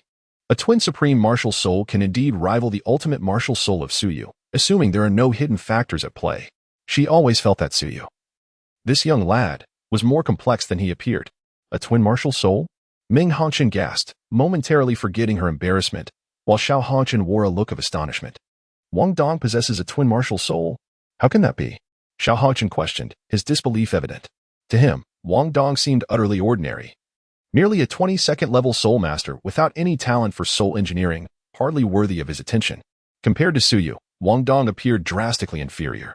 Now, Jing Hongchen was asserting that Wang Dong had a twin martial soul? He was reluctant to accept such a notion. Why is it impossible? Jing Hongchen picked up a teacup from the table and took a delicate sip. Do you truly believe that a successor of the Haotian sect could lack the Haotian hammer martial soul? This is an ancient sect with rules far more stringent and decayed than you might imagine. One cannot become a contemporary successor without the sect's inherited martial soul. Furthermore, 1,000-year second spirit ring would be insurmountable for one without the augmentation of a twin martial soul. Can you endure 1,000-year second spirit ring? Xiao Hongchen was momentarily at a loss for words. Indeed, he could not. Yet, he stubbornly retorted, but what about Suyu? He possesses a 10,000-year spirit ring. And he is not a twin martial soul, is he? How can you be certain he is not a twin martial soul? Jing Hongchen replied coolly. Upon hearing this, Xiao Hongchen's pupils constricted sharply. Xiao, you are still too impetuous. Do not always judge by appearances. You should learn more from that lad, Suyu. He is far more intricate than he seems, Jing Hongchen mused with a deep sigh. Xiao Hongchen fell silent, taken aback by Jing Hongchen's words. Could it be that Siyu possesses a twin martial soul? He did not believe it. Rather, he was unwilling to accept such a notion. Siyu possesses an extraordinary martial soul. If he were to also possess a twin martial soul, the implications would be monumental. According to the principles governing twin martial souls, Siyu's other martial soul would surely not be inferior to the ultimate martial soul. Is such a phenomenon even conceivable? Can there truly exist individuals endowed with such prodigious talent? It is unfathomable, utterly impossible. Xiao Hongchen adamantly refuses to accept this notion, believing that Jing Hongchen is merely overthinking. Observing the shifts in Xiao Hongchen's expression, Jing Hongchen inwardly sighed. This foolish grandson seems to still rely on dreams. Contemplating this, Jing Hongchen glanced at Ming Hongchen, who appeared to be lost in thought, her face occasionally flushing with a rosy hue. Jing Hongchen's lips twitched. Being associated with such a pair of grandchildren felt rather challenging. Meanwhile, Suyu and Wang Dong exited the teaching building, heading towards the dormitory. Wang Dong, after a moment of contemplation, produced a soul ascension pill and handed it to Suyu. What is this for? Suyu inquired, perplexed. This is compensation from the hall master, Wang Dong replied. Why would you give this to me? Suyu chuckled softly. But if it weren't for you, I wouldn't have received this, would I? Furthermore, I wasn't injured. It was you who saved me. Out of both sentiment and reason, I believe it is only right to offer it to you. Wang Dong replied with a serious expression. Suyu was momentarily taken aback, gazing at Wang Dong with an expression imbued with an inexplicable significance. Wang Dong was indeed entirely different from his father. At the very least, Suyu felt that he was quite perceptive and understanding. Why are you looking at me like that? Is there something on my face? Wang Dong inquired, touching his cheek in confusion as he noticed Suyu's scrutiny. Suyu gazed deeply at him and said, It's nothing. Just keep the soul ascension pill. It was meant for you. As for assisting you, that stems from our friendship. Helping you requires no recompense. If I were to find myself in peril, would you lend a hand? Of course, Wang Dong replied without a moment's hesitation. Then there you have it. Why be so formal with me? Siyu chuckled as he tousled Wang Dong's hair, leaving it in disarray. Hey, don't mess with my hair. It's all a tangle now. Wang Dong feigned annoyance. Yet there was no hint of rejection in his gaze. Siyu let out a hearty laugh, playfully tousling the hair even more. You just enjoy bullying me. Wang Dong huffed, evading Siyu's hand and smoothing his hair back into place. He shot Siyu a fierce glare, crossing his arms and striding ahead with a feigned air of annoyance, refusing to glance back. Yet, the buoyancy in his steps betrayed any semblance of genuine anger. Truly, Wang the Great Goose is quite the character. In the depths of his heart, Siyu murmured to himself and then took a step forward to catch up. In the heavens, a certain divine king revealed a subtle smile at the corner of his lips. Below, Siyu's own lips curved slightly in an almost imperceptible arc. Upon returning to his dormitory, Siyu resumed his studies on soul-guiding devices, while Wang Dong busied himself with other matters. As night descended, Siyu began his meditation. And Wang Dong consumed a soul elevation pill. The potency of the soul elevation pill could elevate a soul master by 1 rank. For a great soul master, it could enhance them by over 1 rank, or even 2. Wang Dong was already quite close to reaching level 23, and after taking the pill, he was sure to experience significant advancement. The following morning, Siyu was roused from his meditation by Wang Dong's excited voice. Siyu, I am now at level 24. Wang Dong exclaimed, brimming with enthusiasm as he approached Siyu's bedside. Instantly ascending from a level 22 Great Soul Master to a level 24 Great Soul Master had saved Wang Dong at least 2 to 3 months of arduous effort. Level 24, that's quite commendable, Siyu replied casually. Wang Dong, beaming with joy, remarked, the soul elevation pill is truly worth its weight in gold. It seems our hall master has indeed splurged this time. With his newfound strength, Wang Dong was overjoyed, transforming into an exuberant king goose. Siyu was subtly influenced by Wang Dong's emotions, and a faint smile unconsciously graced his lips. It was not a significant expense. These soul mentors were quite affluent. Although the Ascension Soul Pill was worth a fortune, selling just one 6th-level soul-guiding device could easily yield hundreds of thousands of gold soul coins. A single Ascension Soul Pill was likely beneath the notice of the guild leader. Indeed, these soul mentors were always wealthy. And soon you would join their ranks as a soul mentor. Wouldn't that also lead to your prosperity? Wang Dong gazed intently at Siyu. What? Do you still wish to target the wealthy?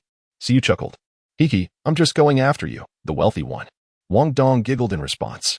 It was evident that he was in exceptionally high spirits, displaying a lively demeanor. Siyu smiled faintly, and after exchanging a few more words, Wang Dong was the first to enter the restroom to freshen up.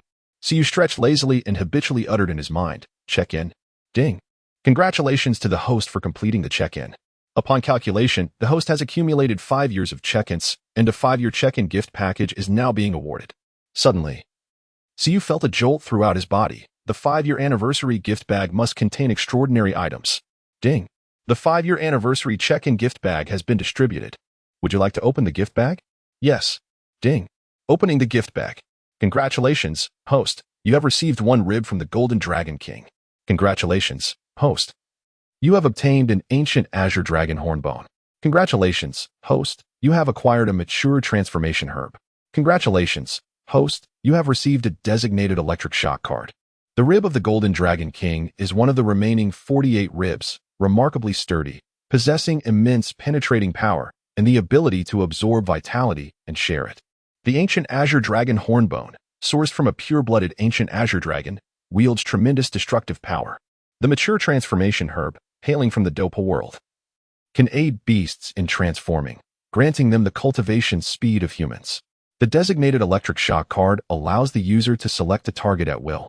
The chosen individual will endure a lightning strike, incurring fixed non-lethal damage, which even divine-level experts cannot evade. A series of cold voices echoed in Siyu's mind, and his eyes sparkled with increasing brilliance. The rib of the Golden Dragon King, he was well acquainted with it. In the original narrative, the renowned Golden Dragon Spear is essentially 1 rib of the Golden Dragon King. This implies that Siyu has now acquired an item equivalent to the Golden Dragon Spear. The Golden Dragon Spear is a divine artifact, significantly enhancing combat prowess. Siyu now possesses the power of the Dragon God, and wielding the rib of the Golden Dragon King is undoubtedly within his grasp. The ancient Azure Dragon's hornbone, as its name suggests, is a soul bone attached externally. Suyu has heard of the ancient Azure Dragon. It is a true pure-blood dragon clan, akin to the Emperor Tian. Both are genuine, authentic dragons. However, the ancient Azure Dragon is not a direct descendant of the dragon god. It embodies the attribute of lightning, specifically the pinnacle of thunder. The value of the ancient Azure Dragon's hornbone is likely beyond measure. Chapter 90. Suyu, I have a bold idea. If I were to fuse the hornbone of the ancient Azure Dragon, perhaps I could also acquire the ability of Ultimate Thunder. Ultimate Thunder possesses a terrifying destructive force.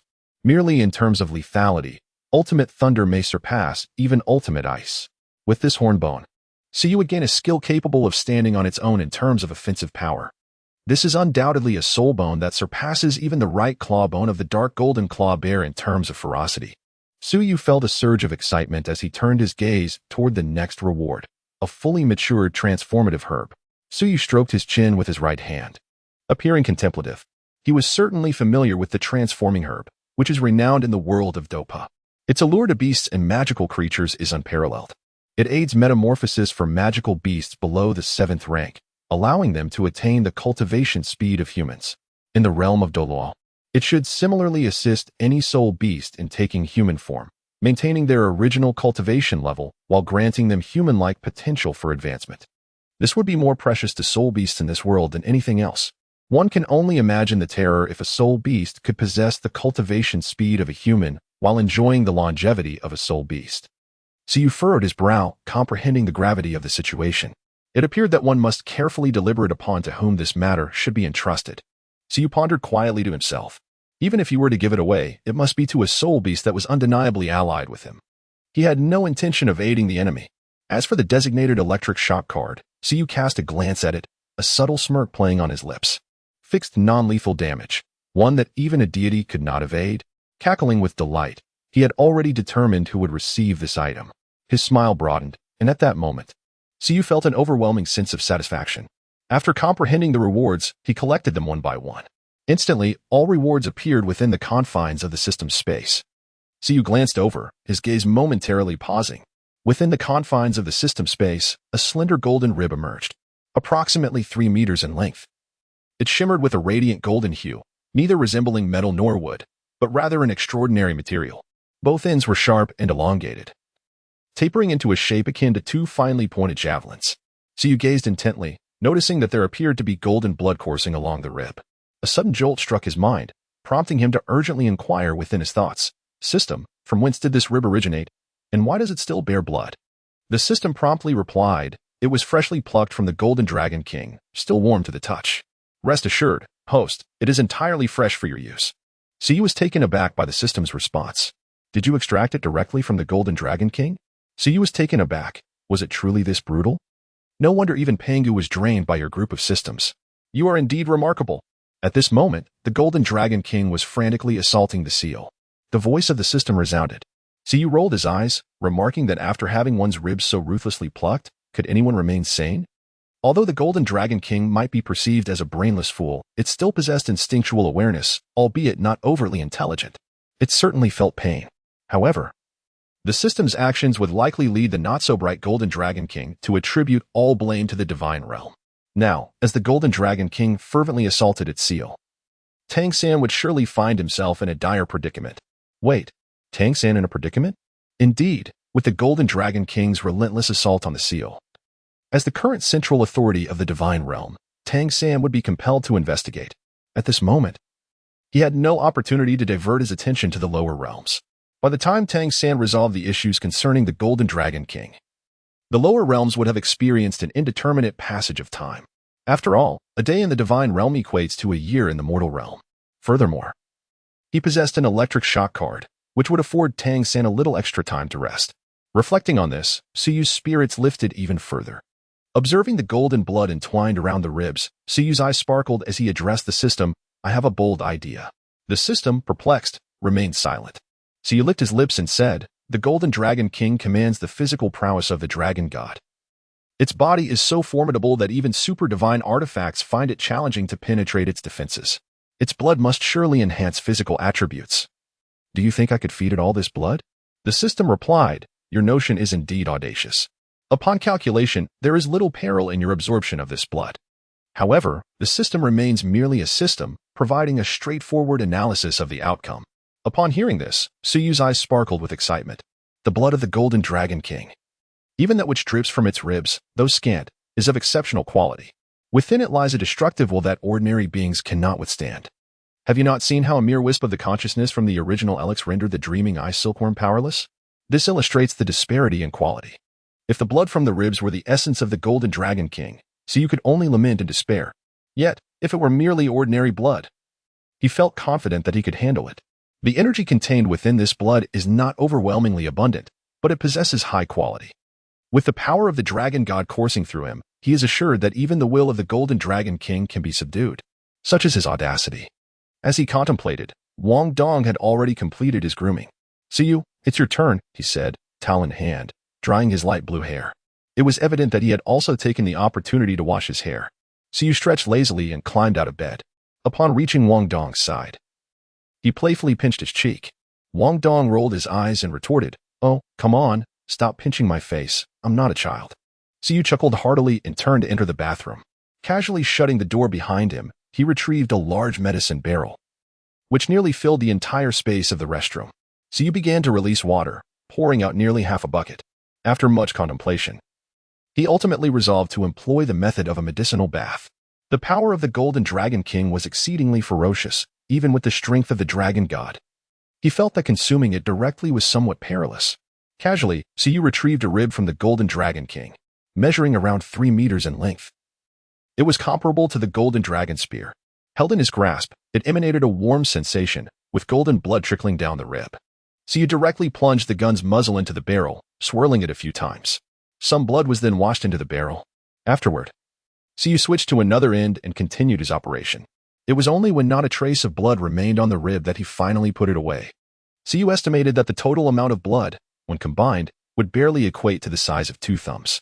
After all, it was merely a trace of blood remaining from a rib. However, the energy contained within it was substantial for Suyu. The Golden Dragon King was a deity of the highest order, although its true form spanned over 1,000 feet.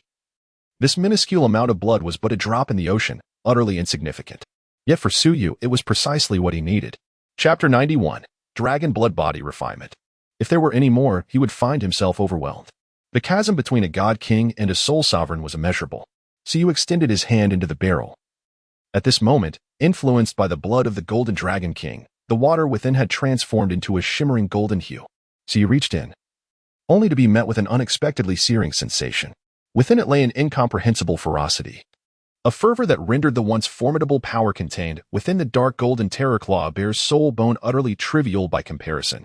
This force was not merely violent. It was imbued with a profound savagery, a destructive essence that was astoundingly tyrannical. The moment the aura surged through his hand, it jolted the dormant Tianming ice worm and Ilex from their slumber within the sea of his consciousness. "What is this?" The voice of the Tianming ice worm was laced with an unprecedented alarm. The nobility and ferocity of this aura instilled a deep-seated dread within the ice worm, a fear it had never before encountered. It had never witnessed such a terrifying presence. "Just a drop of blood." Suyu withdrew his hand and spoke lightly. "A drop of blood?" The heavenly dream ice silkworm was momentarily taken aback, then exclaimed, "Whose blood is this? It's so terrifying." In comparison to this ominous aura, the ice green Emperor Scorpion, the Snow Emperor, and even the Emperor Tian were utterly insignificant. Although this malevolent presence was subtle, it was profoundly frightening, especially to soul beasts. The heavenly dream ice silkworm felt that the aura from this minuscule drop of blood was far more fearsome than that of the great sovereign it had once encountered beneath the lake of life. While that great sovereign was indeed powerful and exuded a terrifying pressure, there was a sense of vitality about it. In stark contrast, this was pure destructive force. This must be the blood of a divine beast, a blood imbued with the essence of annihilation. A gray light orb quivered, and the ethereal figure of Ilex emerged. Since entering Suyu's spiritual sea, this was the first time he had spoken voluntarily. "Hey, old-timer, who exactly are you? Dare to encroach upon my territory?" The heavenly dream ice silkworm, witnessing Ilex finally break his silence, bared its teeth in inquiry. "With the ability to pluck stars from the heavens. There is no one like me in this world. I am known among mortals as the Necromancer Saint, the catastrophe of the undead, Ilex." "The Necromancer Saint? You must be boasting, old man. Are you really a god?" The heavenly dream ice silkworm expressed skepticism. "If I so desired, I could have been the Grim Reaper long ago, Ilex replied nonchalantly. I don't believe you. You may choose to believe or not. The voice of Suyu resonated. A figure who, in his prime, was indeed no less formidable than a deity. Do you not sense it? His sole essence is that of divine consciousness, which is possessed solely by the divine. Divine consciousness?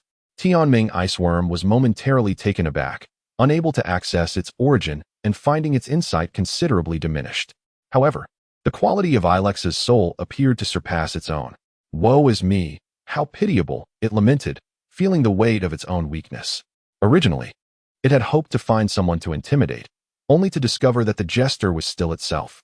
My young friend possesses extraordinary insights and an extraordinary background, Ilex remarked, gazing at the resplendent, multicolored light enveloping the entire sea of consciousness, filled with admiration. The level of this nine-colored light was exceedingly elevated, far beyond what he had experienced even at his peak. Predecessor, you flatter me, Suyu replied, as he retrieved pouches of medicinal powder from the soul-guiding device and poured them into a barrel, intending to mitigate the ferocity of the blood. One cannot fathom the nature of this blood. Its pressure is simply unfathomable, Ilex inquired. Tianming Iceworm perked up its ears, intrigued.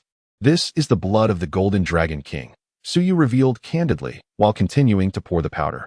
The Golden Dragon King? I have not heard of him. But he must be a fearsome divine beast, Ilex mused. However, young friend, this blood is volatile. You must exercise caution. After expressing his awe, Ilex advised Suyu. Thank you for your concern, esteemed predecessor. I have confidence in my heart, Suyu assured, as Suyu continued to respond. He completed the addition of the medicinal powder in his hand. Once the powder was added, the potency of his blood power was somewhat neutralized, yet it remained fiercely turbulent. Suyu paid no heed, shedding his garments before stepping into the vat, settling down within. The golden liquid enveloped him, rising to his chest, as countless pores across his body were subjected to an intense surge of energy. An unimaginable tempest of destructive force careened towards Suyu's flesh. Even with Suyu's formidable physique, his skin flushed in an instant. Within the medicinal barrel, the golden liquid boiled, and strands of golden blood essence surged towards Suyu's limbs and bones. The essence contained the will of the Golden Dragon King, infused with an unparalleled and frenzied dominance, relentlessly invading Suyu's mind. Waves of annihilative intent assailed Suyu's consciousness, seeking to overturn his will. Should Suyu's spirit falter, he risked becoming a mere creature of destruction. As the blood essence flowed in, golden scales began to sprout across Suyu's form, the potent blood power threatening to rewrite his very lineage. This was the tyrannical nature of the dragon bloodline, regardless of one's origin. Any being that came into contact with it would be forcibly transformed. From spirit to body, Suyu faced immense pressure. However, he remained unperturbed, a radiant nine-colored light erupting from his brow. The power of the dragon god surged through his limbs, subjugating all the blood essence under its dominion. The golden scales upon his body began to fade, the corrosive state alleviated almost instantly. In his mind, under Suyu's control, the power of the dragon god enveloped the frenzied thoughts. Although the residual will of the Golden Dragon King was formidable, it proved utterly powerless against the might of the dragon god. No matter how potent the Golden Dragon King might have been, it was merely a fraction of the dragon god, incomparable to the true essence of the dragon goddess power. Moreover, this was but a vestige of its will. As the Golden Dragon King's tumultuous intent was subdued, Suyu gradually began to regain his bearings. At the bottom of the lake of life, the previously dazed Gyuna awakened, her violet eyes suddenly sparkling with an air of mysterious nobility. Is this the aura of the Golden Dragon King? Feeling the essence emanating from the reverse scale, her demeanor instantly shifted to one of solemnity. But wasn't the Golden Dragon King sealed in the divine realm? How could it be present here? Would the Golden Dragon King pose a threat to her? A flicker of urgency crossed Gyuna's eyes. Given the temperament of the Golden Dragon King, should it encounter her, it would likely attempt to consume her without hesitation. However, no, this aura is too faint. It cannot be the true Golden Dragon King. Could it be remnants of scales or blood left behind by the Golden Dragon King? Gyuna concentrated, and her tension eased. Though the essence indeed belonged to the Golden Dragon King, it was akin to a rootless source, far too weak. It did not resemble the true being, but rather seemed like a fragment from its body. Chapter 92. Gyuna's visit, if that is the case. Perhaps this is not a crisis, but an opportunity. Gyuna murmured softly. A remnant of the Golden Dragon King, no matter how domineering, would have no power over Suyu, who bore the essence of the dragon god.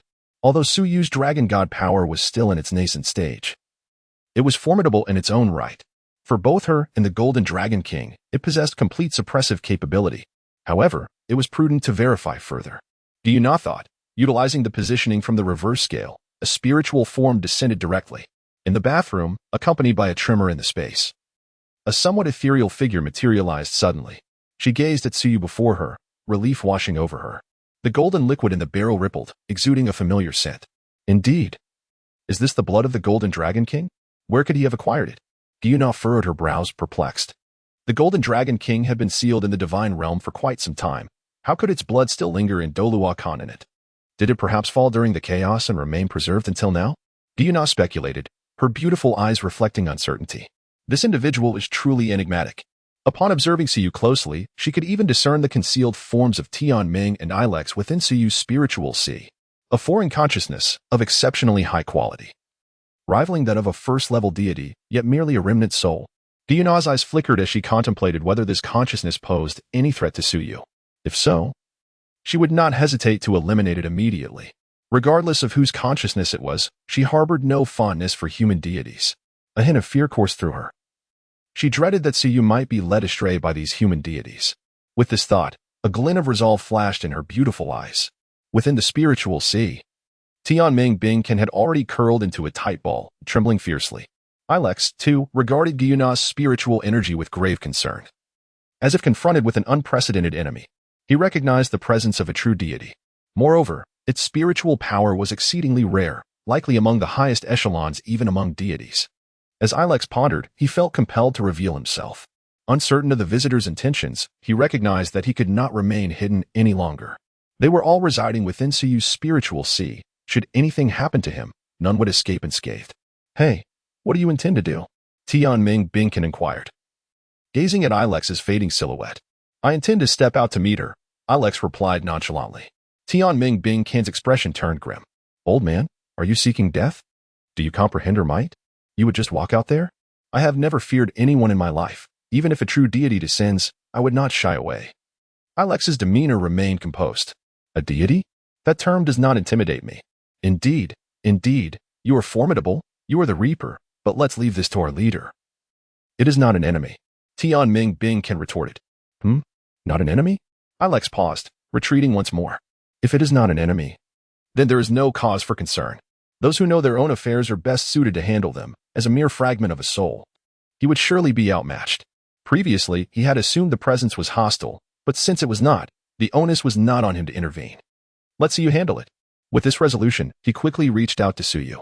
Suyu was wholly absorbed in assimilating the power of the blood of the Golden Dragon King, rendering him unaware of the external circumstances. However, when Ilex approached him, it prompted him to allocate a portion of his consciousness. As Suyu opened his eyes, he immediately beheld the somewhat ethereal figure of Gyuna. Nar, what brings you here?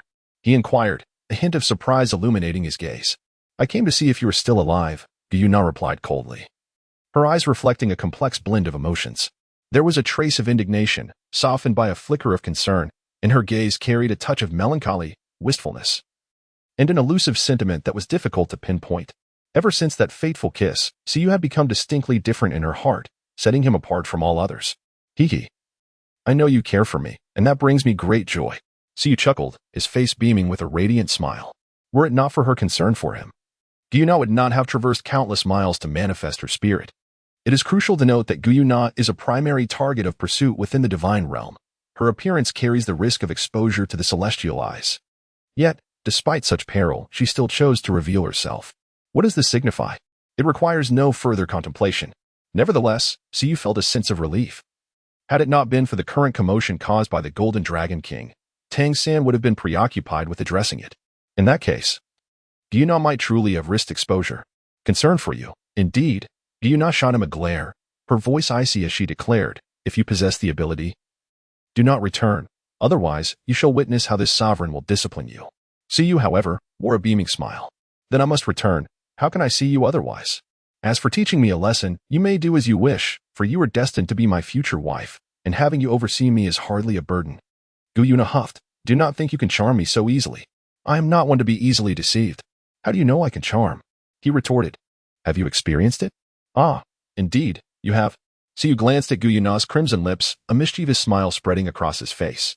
Gu Yuna's cheeks flushed, and she swiftly delivered a slap to Suyu's forehead. Ouch! He exclaimed, the sudden pain prompting him to cry out loudly. Wang Dong, who had been lost in thought in the dormitory, was startled and quickly inquired, Suyu, what happened to you? It's nothing, just bumped into the wall. It hurts terribly. Suyu replied, oh, the restroom is quite cramped. Please be cautious. Upon hearing that everything was fine, Wang Dong felt considerably relieved, yet still offered a word of caution. Understood, came Suyu's voice in response. Gu Yuna furrowed her brow, her gaze penetrating the wall to catch sight of Wang Dong in the dormitory. With her keen perception, it was impossible for anything concerning Wang Dong to escape her notice. And who is that girl? Gu Yuna's brows arched slightly, her purple eyes fixating on Suyu with an air of intimidation. Are you feeling jealous? Suyu, however, exhibited no fear and even jested at Gu Yuna. In response, Gu Yuna delivered a sharp slap to Suyu's forehead, instantly causing a sizable bump to form. This time, Suyu refrained from crying out. He merely gasped in pain. Nana, your strikes are rather harsh. They are truly excruciating. Suyu gazed at Gu Yuna with a melancholic expression. When discussing serious matters, jesting here is not appropriate. I am not in jest. Gu Yuna's countenance was grave, her eyes reflecting a profound seriousness. What is the true origin of this girl? She bears a divine king-level seal of consciousness. Are you aware of this? Chapter 93. Do not inquire, for the answer lies within the world as will. I am aware. Suyu's expression grew serious as he spoke softly. Are you aware of how close she still is to you? Do you comprehend the implications of this? It signifies that she is backed by a human god king. Do you understand? Have you forgotten your own identity? Gu Yuna glared at Suyu with disappointment. She harbored no doubts about Suyu's loyalty, for he was the reincarnation of the dragon god, the very embodiment of their greatest adversary. Had Suyu not yet reached his full potential, she would not have been able to take command of the Soul Beast clan. In terms of lineage, Suyu was even more legitimate than she. There is simply no logic in a leader betraying their cause. Yet, Gu Yuna was unaware that there indeed existed a master who led the charge in defection, and that individual was none other than herself. Of course, I haven't forgotten. I am fully aware. Suyu remarked, what do you intend to do? Do not tell me you wish to seek refuge with the deities of humanity. Gu Yuna's expression turned frigid, her gaze as unyielding as ice, chilling to the core. What is that little mind of yours contemplating? Not to mention Uncle Emperor Tian. And by Ji and Mingli, they're all my kin. Merely for your sake, I would not betray my own. Suyu gazed at Gu Yuna, his tone earnest. A hint of barely perceptible shyness flickered in Gu Yuna's eyes, yet her expression remained frigid. How disappointing. Do you spend your days merely ruminating on matters of love? Gu Yuna's voice was icily detached. What else is there? Suyu feigned confusion. Yet internally he was seething.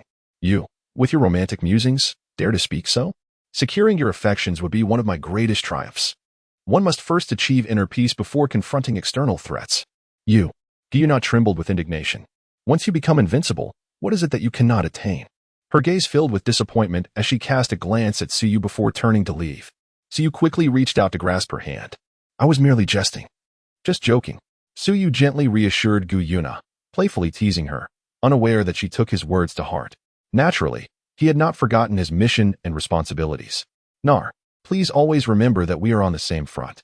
From the moment Suyu comprehended his identity as the reincarnation of the dragon god, Emperor Tian had instilled in him the weight of his duty. Subsequently, Gu Yuna had sought him out for heartfelt conversations, emphasizing that the divine realm was a formidable adversary. The animosity between the divine realm and the soul beasts had long been laid bare between them. Gu Yuna believed that Suyu should not solely focus on women, but also shoulder the responsibilities of the soul beast clan. Yet, little did she know, Suyu's contemplations extended far beyond her understanding. Upon hearing Suyu's words, Gu Yuna's expression softened. She gracefully lifted her delicate hand to caress his face. You are still young, and I understand that your thoughts may wander. But you must never forget your responsibilities. I will not forget the promises I made to you, and I hope you can honor the commitments you made to me. Before you turn 30, I wish to see you ascend to the divine. Gu Yuna gazed at Suyu, her voice gentle. I will. Suyu nodded affirmatively. But what is the matter with this girl? Gu Yuna's tone shifted as she redirected the conversation back to Wang Dong. Suyu took a deep breath, activating the dragon god seal to isolate the sea of consciousness. He then said, Nar, I have drawn the attention of the divine realm.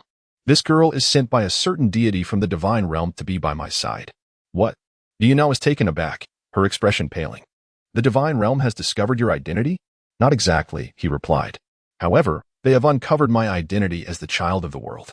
So you remarked. The child of the world is destined to become a deity. The God King sending a girl to your side seeks to bind you with emotions, thereby aiming to gain control over you? Guyuna's expression darkened as she speculated, as long as it did not pertain to her own feelings.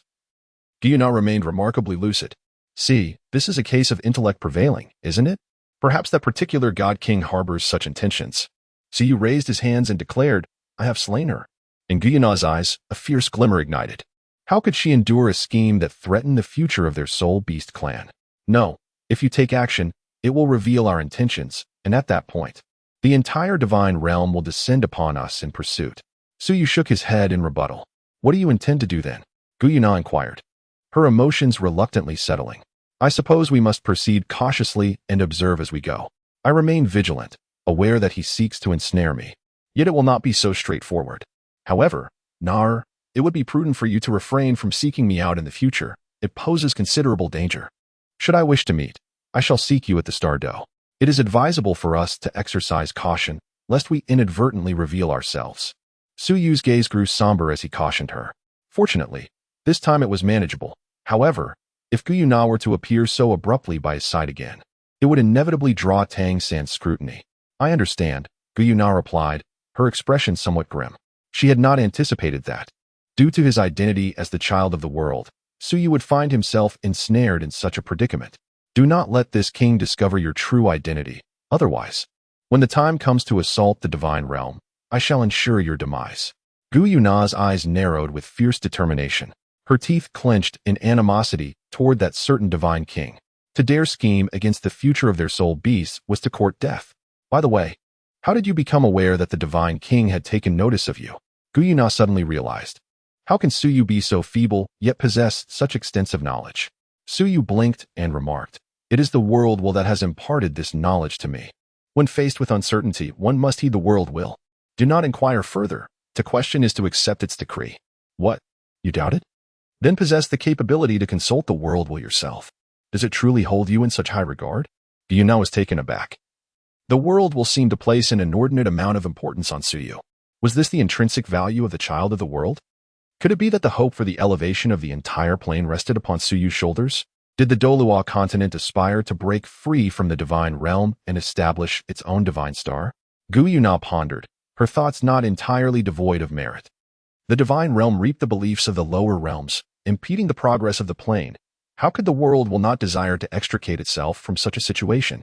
The original works Hui Yuhao had been its choice, yet unfortunately, it met with failure, and Hui Yuhao became subservient to the Tang family. While the world will was even usurped by Tang Hao. This time, the world will has chosen Suyu, placing even greater stakes upon him. At every moment, an inexhaustible fortune converges upon Suyu. What constitutes the child of destiny, the child of the world? It is the embodiment of true fate, the very fulcrum of existence. Where fortune flows, calamity transforms into fortune, and adversity turns into auspiciousness. Whatever one wishes to achieve, success is rarely elusive. Reflecting on Su Yu's journey thus far, it has indeed been quite smooth. In contrast, Hui Yuhao, the original child of fortune, appears to be beset by misfortune, particularly after he developed animosity towards Suyu. His own fortune seemingly in perpetual decline. What challenges lie ahead for him remains uncertain. Chapter 94, A Transcendental Transformation. Perhaps, in the depths of the cosmos, I can occasionally sense the presence of the world will. Suyu shrugged casually. Yu narrowed her beautiful eyes and sighed softly, noting that this indeed sounded like a fortunate matter. However, it was precisely for this reason that you attracted the attention of the divine realm. Whether this is ultimately a blessing or a curse remains uncertain. Yu looked at Suyu, her tone earnest as she advised, as I have said before, be cautious. If you encounter any insurmountable difficulties, simply return to Star Doe. My Spirit Beast clan will always stand as your unwavering support. This declaration undoubtedly signified their commitment, affirming that regardless of the circumstances, the Spirit Beast clan would never abandon Suyu. It would be impossible for Suyu not to feel a touch of emotion in his heart. Nana. Suyu grasped Guyuna's hand, his expression filled with heartfelt emotion. You have been so kind to me. I am at a loss for how to repay you. Perhaps I could offer myself in return? Guyuna replied. I just spoke to you seriously, and here you are again. Suppressing the urge to slap Suyu, she endeavored to maintain a gentle tone. You are still young. Let us revisit this when you have matured. We have made a pact, have we not? But what if I cannot wait? Slap. Suyu pressed his forehead, taking a sharp breath. Do you have to provoke me? Gu Yuna slowly withdrew her delicate hand, a charming yet indignant expression gracing her lovely face. Focus on your cultivation. If you fail to achieve divinity by the age of 30, just wait and see how I will deal with you, humph. Gu Yuna shot Suyu a fierce glance before disappearing in a huff. Suyu pressed his forehead and let out a soft sigh. This fierce woman truly strikes with great severity. It pains me greatly. Suyu smirked, for the blows dealt by Gu Yuna were both substantial and painful. Yet, paradoxically, they would not inflict any real harm upon him. His mastery over his own strength was, one might say, exceptionally refined. It was not that he sought to provoke her out of sheer whim. Rather, he was reluctant to allow Gu Yuna's emotions to settle into a complete calm. Once she reached such tranquility, persuading her would become a daunting task. Even now, although Gu Yuna had departed, her heart surely remained tumultuous. At the very least, whenever she thought of him, there would be an instinctive irritation. That was sufficient. For a being like Gu Yuna, a mother dragon who had lived for many years yet possessed a heart untainted by complexity, conventional methods of seduction would prove futile. Her desire for division had led her into a precarious situation. However, the current Gu Yuna was a complete entity. Though innocent, she was far from easily swayed. Given her formidable strength, even the opportunity for ordinary individuals to engage with her was virtually non-existent. Suyu's current progress can be attributed to his unique identity, inherent potential, and a slight nudge in methodology. However, this is merely the beginning. To genuinely captivate Gu Yuna, he requires unparalleled strength, truly invincible power. The phrase might makes right is even more starkly evident in the realm of soul beasts, manifesting with utmost clarity. Taking a gentle breath, Suyu's gaze was as tranquil as water. He then partially closed his eyes, allowing the potent essence of the Golden Dragon King's blood to surge once more into his body. Suyu's physique was rapidly enhancing. Soon, an hour had passed. Suyu! Suyu! Wang Dong, unable to remain patient any longer, called out as he noticed Suyu had not emerged for quite some time. In the past, Suyu would never take more than 10 minutes to freshen up. Suyu's manner of conducting affairs is, in certain respects, exceedingly decisive and efficient. However, it has been over an hour, and he still has not emerged. Even if he were merely taking a shower, such an extended duration seems implausible. Wang Dong felt a twinge of concern. Could it be that something has befallen Suyu? He hurried to the bathroom door and gently knocked. Suyu, are you all right? Is everything okay? Wang Dong's voice carried a hint of urgency as he continued to rap on the bathroom door, creating a resounding echo. Inside the tub, Suyu slowly opened his previously shut eyes. Within his icy blue gaze, a fleeting glimmer of gold appeared, only to vanish almost immediately. A layer of golden radiance swiftly flickered across Suyu's form, only to be retracted in unison thereafter. Suyu felt an explosive surge of power coursing through his entire being, far surpassing his previous strength. Remarkably, he had ascended to the 39th level of Soul Master, tantalizingly close to reaching the 40th level. Meanwhile, the once golden liquid in the medicinal barrel had transformed entirely into a clear essence. Hearing the knocking at the door from Wang Dong, Suyu replied, Wang Dong, I'm fine.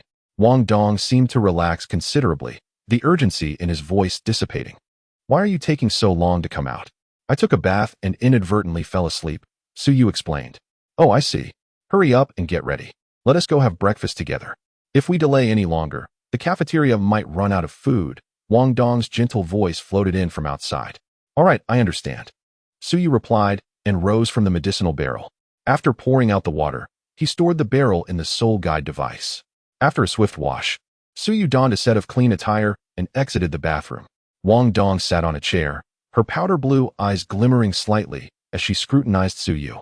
Suyu, why do I feel that you seem somewhat different?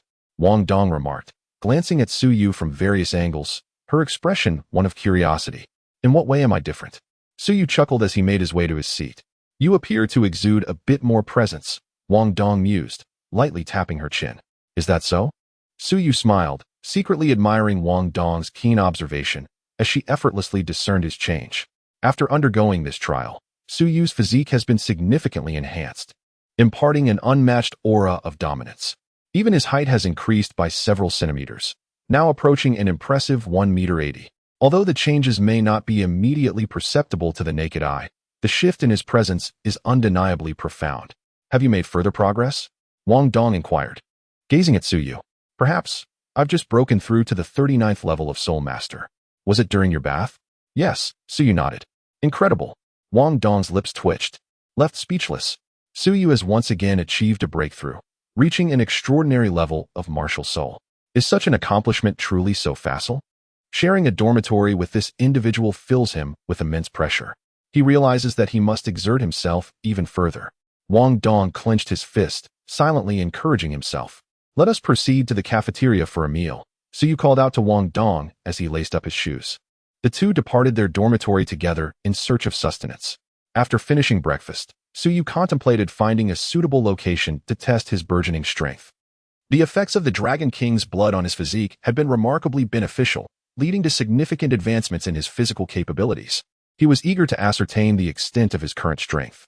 In the vicinity of the dormitory, there existed designated testing areas, as well as training rooms. The Sun and Moon Royal Soul Master Academy was quite well equipped in this regard. However, Su Yu chose not to conduct his tests here. For the strength testing machines were limited to a maximum level of 5, insufficient to gauge the full extent of his power. Su Yu, accompanied by Wang Dong, made his way towards the 6th grade dormitory area. Perhaps the strength testing machine located here could prove useful. Su Yu, what exactly are we doing? Wang Dong inquired curiously as he walked alongside Su Yu. Today marked the weekly holiday. Was Su Yu planning to take him somewhere fun? I intend to assess my physical data to gauge my current level, Su Yu replied with a subtle smile. Testing physical data? Wang Dong's eyes sparkled with intrigue. His physical condition was commendable. During the entrance assessment, his strength and resilience had surpassed 30 levels, placing him ahead of many of his peers. He wondered just how formidable Su Yu's physical data might be. Surely, it must be significantly stronger than his own. With a sense of curiosity, the two soon arrived at the 6th grade dormitory area. The testing zone here was eerily deserted, devoid of any presence.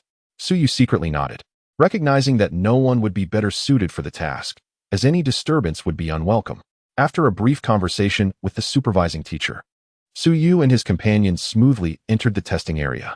Inside, numerous testing machines awaited, capable of assessing physical fitness, strength, and reflexes. Wang Dong, filled with curiosity, glanced around, examining each device. He was unfamiliar with most of these soul-guiding instruments. While he understood their purpose was to collect data, the specific functions of these devices eluded him.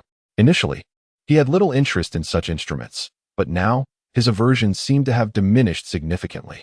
He could not quite discern why, but deep within him, he felt less resistant to the soul-guiding devices. Although his disinterest remained, it was not accompanied by the same level of distaste. How does one operate this? Wang Dong inquired, casting a curious glance at Su Yu. It's actually quite simple, came the reply. Su Yu approached a machine, which was a device for testing strength. Su Yu primarily came to test this. The duty teacher, well-versed in the procedure, approached the side of the strength testing apparatus, infused it with spiritual energy, and then the device illuminated with vitality. Su Yu stepped forward, his right hand clenched into a fist, and delivered a powerful blow to the lower part of the strength testing machine. Boom!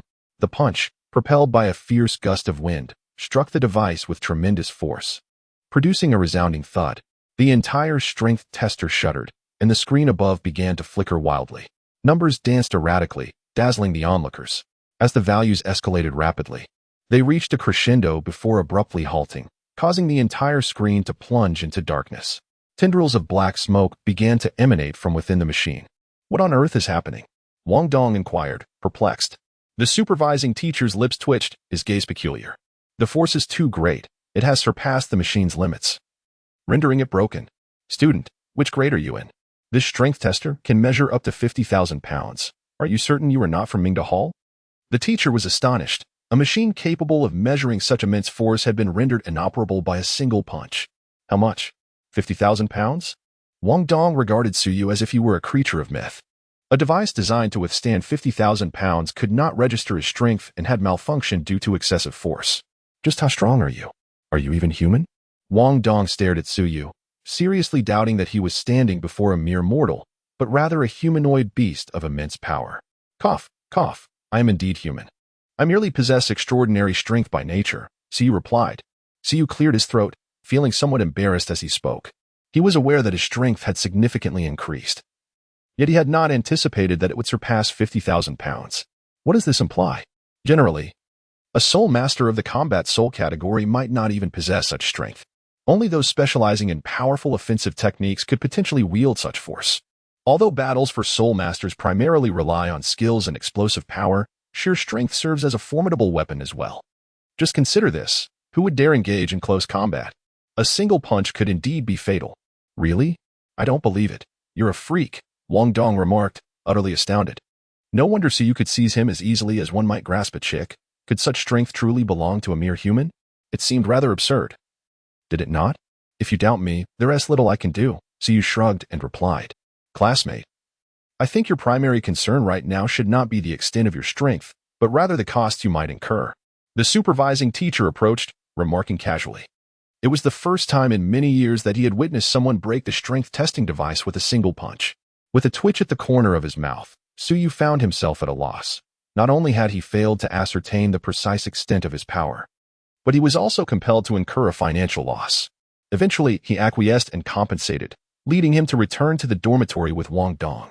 This incident served as a profound stimulus for Wang Dong, who subsequently immersed himself in relentless training. His level of dedication surpassed even that of Suyu. Such fervent diligence was almost uncharacteristic of Wang Dong. However, hard work often bears fruit. Given Wang Dong's inherent talent, his progress became strikingly evident through his relentless efforts. Meanwhile, Suyu maintained his usual pace, dedicating his days to studying soul-guiding devices and his nights to meditation. Suyu took the opportunity to absorb the ancient dragon's hornbone, successfully breaking through to the rank of level 40 soul master. With just one soul ring, he could ascend into the ranks of the soul sect. However, Suyu was not in a hurry. After all, the enhancement of soul power would not cease, and he could always return for the soul ring at a later time. Thus, the days passed by, one after another. Meanwhile, within the Stardow Forest, an uninvited group made their entrance. This assembly comprised around a dozen individuals, led by a slender young lady. Her beauty was striking, exuding a gentle demeanor, with 3,000 strands of hair cascading down to her waist, embodying an indescribable virtuous grace. This entourage appeared to revolve around her. Flanking her were a male and female companion. The female radiated an aura of fire, while the male emanated a fierce energy. At the center of the group stood another young lady, seemingly echoing the leader, overseeing the entire team. Notably, the entire group donned crimson attire, adorned with a badge depicting a plum creature, indicating their shared origin. Everyone was alert, for they were about to enter the mixed zone. The leading young lady issued a reminder, prompting the group to continue their advance. At the rear of this procession, a disheveled man ambled along, one hand clutching a gourd and the other a chicken leg, indulging in his meal as he walked. He gnawed vigorously on the chicken leg, occasionally taking swigs from the gourd. His demeanor relaxed as if he were in a leisurely setting rather than a perilous Stardow forest. He wiped his mouth with his sleeve after a hearty gulp and yawned, continuing to lag behind the group at a leisurely pace. The team, led by the gentle young lady, had now entered the mixed zone. This area boasted the most diverse array of soul beasts within the entire Stardow forest, surpassing even the core zone in terms of variety and quantity, although the core zone possessed soul beasts of higher age. As they ventured deeper into the mixed zone, the group became noticeably more vigilant, advancing slowly with solemn expressions. Their origins were indeed remarkable. Each member hailed from the prestigious inner court of Shrek Academy. Those who could enter Shrek Academy's inner court were rare prodigies in the outside world. Regardless of Shrek Academy's reputation, its student quality was undoubtedly the finest across the continent, a fact even the Sun Moon Royal Soul Engineer Academy struggled to rival. Among this group, the leader was none other than Zhang Lishuan. Renowned as the foremost genius of the inner court, at merely 23 years of age, she had already reached level 80, her cultivation talent unmatched in 3 millennia. Accompanying her were other exceptional students, such as Han Ruoruo and Wu Ming. Han Ruoruo boasted a cultivation level of 76, second only to Zhang Lishuan, while Wu Ming was on the verge of breaking through to Soul Sage. This group had also participated in the previous Continental Soul Arena competition. Alongside them were Cheng Maoxuan, Luo Yuan, Zhang Lai, and Chu He, all of whom were gifted students from the inner court, with the weakest among them reaching level 50. In theory, their team possessed enough strength to roam freely within the mixed zone, as few soul beast groups could rival their prowess. Most formidable groups resided in the core zone, necessitating a higher age for the soul rings they sought. As they gradually delved deeper into the mixed zone, they began to encounter soul beasts aged over 10,000 years. Zhang Lishuan scanned her surroundings, her vigilance heightened. In this perilous Stardow forest, one must never be complacent. As they continued forward, Zhang Lishuan suddenly halted, raising her hand to signal the group to stop. Through the gaps in the dense foliage, she spotted a crimson beast several hundred meters away, a ferocious tiger. This tiger measured approximately 4 meters in length and stood about 2 meters tall, its body adorned with black stripes and exuding an aura of ferocity and menace. "Senior sister, have you discovered something?" Wu Ming whispered from behind. Zhang Lishuan turned back, replying softly, "I have spotted a red demon tiger, around 20,000 years old. Luo Yuan. It's perfect for you." Luo Yuan, aged 22 and at level 60, was one of the Academy's outstanding students, wielding the Flame Tiger Martial Soul. A fire attribute tiger-type martial soul. Although it may not rival the quality of the White Tiger, it was still considered a high-level martial soul. The compatibility of the Red Demon Tiger with Luo Yuan was remarkably high. Indeed, Luo Yuan's eyes lit up at her words. The Red Demon Tiger was classified as a high-level soul beast. While it did not belong to the elite tier of soul beasts like the Dark Golden Terror Claw Bear or the Titan Great Ape, it certainly squeezed into the second tier. Its quality was commendable. If he could obtain the soul ring of the Red Demon Tiger, Luo Yuan would be ecstatic. "Senior sister, I shall trouble you all then." "I want this Red Demon Tiger," Luo Yuan declared eagerly. "All right, everyone listen to my instructions." Zhang Lishuan began to assign battle roles. She would take the lead in the attack, with Wu Ming and Cheng Mashuan providing support, while Han Ruoruo would be responsible for control. The remaining students were to protect the auxiliary soul masters like Hua Yao. Zhang Lishuan and her companions cautiously approached, while the 20,000-year-old Red Demon Tiger remained oblivious to the impending danger. Once the tiger sensed the threat, Zhang Lishuan and her team had already closed in on it. As a crescent moon rose, Zhang Lishuan launched her attack. Simultaneously, a golden rope shot in from the side. Han Ruoruo had made her move, utilizing her martial soul. The golden rope. Han Ruoruo's control skills were exceptionally powerful, earning her the title of the Inner Court's premier controller, effectively binding the Red Demon Tiger tightly. Soon after, the attacks from Wu Ming and Cheng Mashuan followed. Despite the Red Demon Tiger being a high-level soul beast, it could hardly withstand the onslaught from multiple attackers. In no time, the Red Demon Tiger was left on the brink of collapse. "Luo Yuan," Zhang Lishuan called out, and Luo Yuan hurried over. Upon seeing the subdued Red Demon Tiger, a wide smile spread across his face. "Everyone, stay alert." Luo Yuan, quickly absorb it. Under Zhang Lishuan's instructions, everyone dutifully assumed their roles. Luo Yuan swiftly ended the life of the Crimson Demon Tiger, and a black soul ring ascended. He hastily sat cross-legged, summoned his martial soul, and began to absorb the soul ring. Absorbing a 10,000-year soul ring was not as swift as one might imagine, with Luo Yuan's strength. It would take at least half a day. As 2 hours passed, Zhang Lishuan and her companions remained on high alert. The disheveled man, who had been hanging back, was now reclining against a large tree, leisurely at ease. He exhibited little concern for the unfolding situation below. They had yet to reach the core area. And within this mixed zone, it was unlikely for Zhang Lishuan and her companions to encounter any peril. Feeling a bit hungry, he pulled out a chicken leg and began to gnaw on it. Half an hour later, he was still munching, alternating between sips of liquor and bites of chicken with great enjoyment. Suddenly, he faintly heard some commotion, yet he paid it no mind. However, the noise grew increasingly intense, interspersed with anguished cries of fury. The disheveled man jolted, finally snapping back to reality. This was bad. He hurriedly made his way towards the Inner Courtyard Team's location. At that moment, where the Inner Courtyard Team had been stationed, a towering dark golden bear, standing 5 to 6 meters tall, was wreaking havoc. With a swipe of its paw, its nearly 10-meter-long energy claw tore through everything. Cheng Mashuan had no capacity to resist and was instantly reduced to a bloody pulp. "Cheng Mashuan!" Zhang Lishuan cried out in despair, her fifth soul ring gleaming fiercely. A crescent moon in the sky suddenly transformed into gold, and in an instant, it split into another crescent of equal size, descending rapidly. Fifth soul skill, Moonfall. The golden crescent, wielding terrifying cutting power, descended upon the dark golden bear. However, such a formidable attack merely grazed its fur, failing to even dislodge a single hair. Chapter 97. The arrival of the Bear King. The dark golden bear's hide seemed tougher than the hardest steel. The crescent strike left it unscathed, only inciting its ferocity further. With a deafening roar, the dark golden bear crushed Luo Yuan into a mushy mess beneath its paw. "Luo Yuan!" Han Ruoruo gasped. As the shimmering golden rope enveloped the dark golden bear tightly, the inner courtyard disciples immediately launched their assaults. Attack after attack struck the dark golden bear, igniting its wild instincts. The dark golden bear suddenly thrashed, and the incredibly resilient shimmering golden rope snapped inch by inch. Hanruoruo, as if struck hard, spat out a mouthful of blood. The bear's claws tore through the air, descending from above, enveloping two figures within a 20-meter radius. With its razor-sharp claws, the bear crushed the two into a mist of blood. Chuhi and Zhang Lai, two more disciples from the inner courtyard, had met their demise, and the remaining members were filled with rage, their eyes bloodshot. Damn it, how could such an ancient dark golden claw bear appear in the mixed zone? Zhang Lishuan cursed, her expression darkening. They had been vigilant, yet somehow, a dark golden claw bear had stealthily approached their vicinity without detection. When had the dark golden claw bear's stealth capabilities grown so formidable? The bear's sudden assault shattered their perimeter, instantly tearing apart Lin Hong, positioned on the flank. By the time they reacted, the dark golden claw bear had already breached their ranks, and in mere moments, 5 had fallen to its might.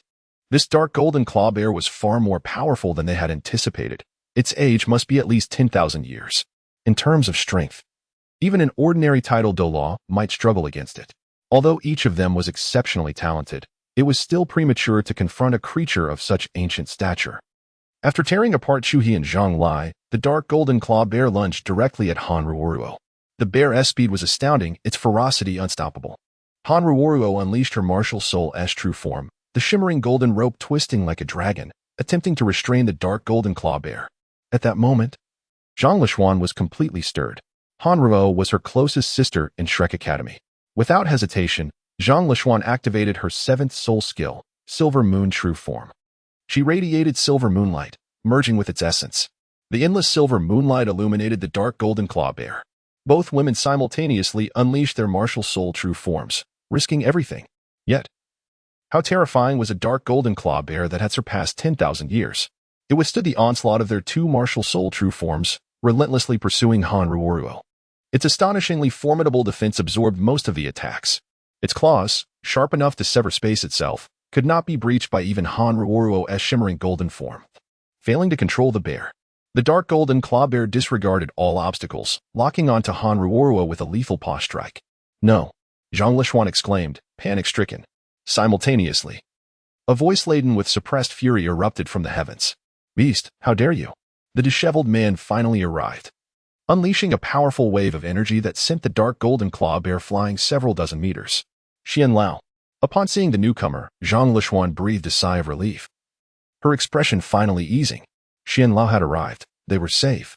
Xuanzi surveyed the scene, noting the scattered remains. His expression turned grim. He had not anticipated that his momentary negligence would cost 5 outstanding inner courtyard students their lives. The thought ignited a torrent of rage within him. You wretched creature. I shall slay you. Xuanzi's powerful aura surged as he aimed a hand at the dark golden claw bear.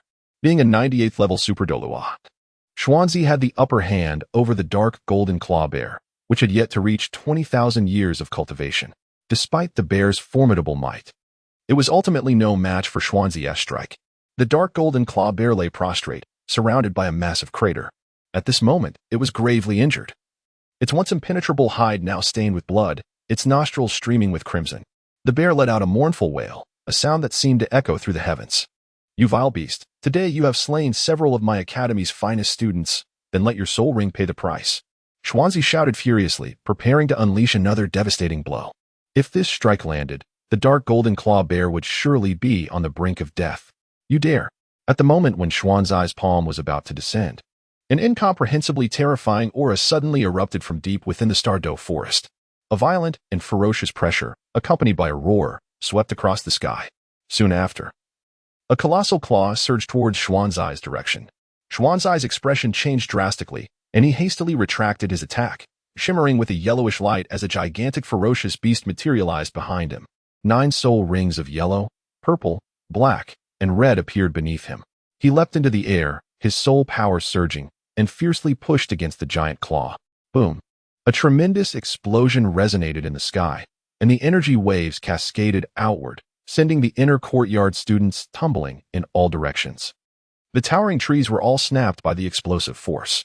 Subsequently, a figure was struck down from the sky, raising a cloud of dust. High above, The giant claw gradually disappeared, and a yellow light swiftly approached from the distance. In mere moments, it hovered above. It was a dark, golden giant bear, standing at an imposing height of 50 to 60 meters, exuding an overwhelming ferocity akin to a primordial beast. It loomed in the air, blocking the sun's rays. Below, Zhang Lishuan and others felt a chilling aura. This was a legendary beast of unparalleled ferocity. The raw, violent pressure was enough to instill terror in the hearts of those present.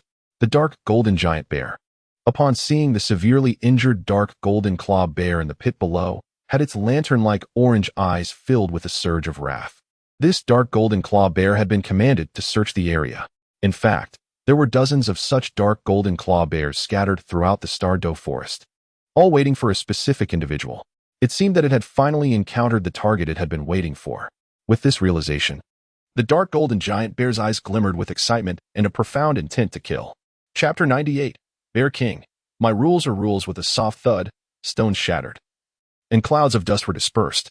Xuanzai emerged from the large pit below, gazing at the dark golden giant bear in the air, his expression gravely serious. Bear King. Xuanzai spoke softly, his eyes reflecting a fleeting astonishment. The Bear King, a formidable presence among the 10 great ferocious beasts, had unexpectedly descended. This turn of events was entirely beyond his expectations. This place was merely a mixed zone. Was it reasonable for a super beast like the Bear King to appear here? However, the Bear King declared that, within the Stardow forest, its presence anywhere was entirely reasonable. Seeing that Xuanzai was unharmed, Zhang Lishuan and the others breathed a sigh of relief, gathering together as the few remaining students. Initially, their group had numbered 12, but now only 7 remained. 5 had perished at the claws of the 10,000-year dark golden claw bear. This was an unbearable loss for the inner courtyard. Xuanzai exchanged glances with Zhang Lishuan and the others, then stepped forward to shield them behind him. He raised his head to confront the imposing Bear King, demanding, Bear King, what do you intend to do? Your sudden appearance in the mixed zone, attacking us, does it mean you intend to disregard the agreement we established? Humph. Spare me your nonsense. What agreement? I have never heard of such a thing, the Bear King retorted, scratching its ear. Its voice boomed like thunder, reverberating in the ears of the inner courtyard students, shaking them to their core. Bear King, that agreement was personally established between the Beast God and my Shrek Academy. Do you intend to renege on it?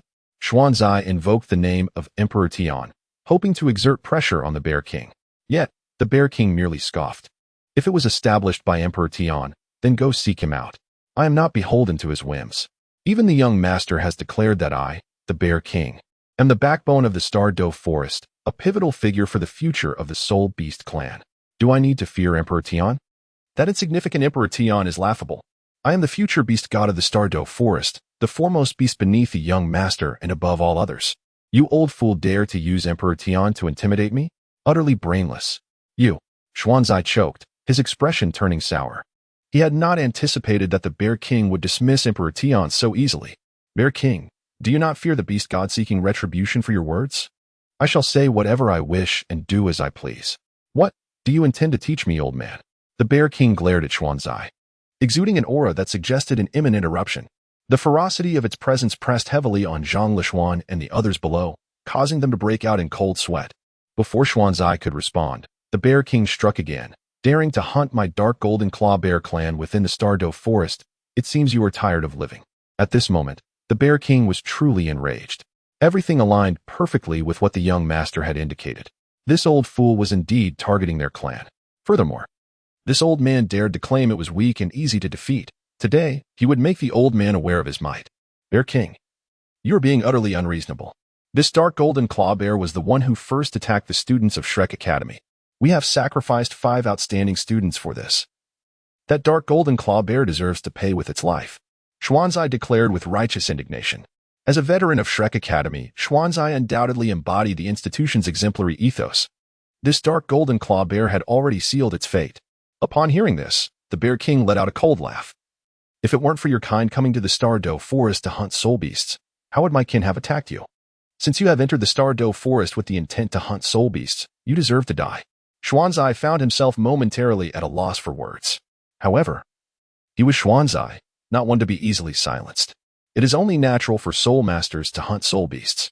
Moreover, How could the lives of those soul beasts compare to the outstanding students of Shrek Academy?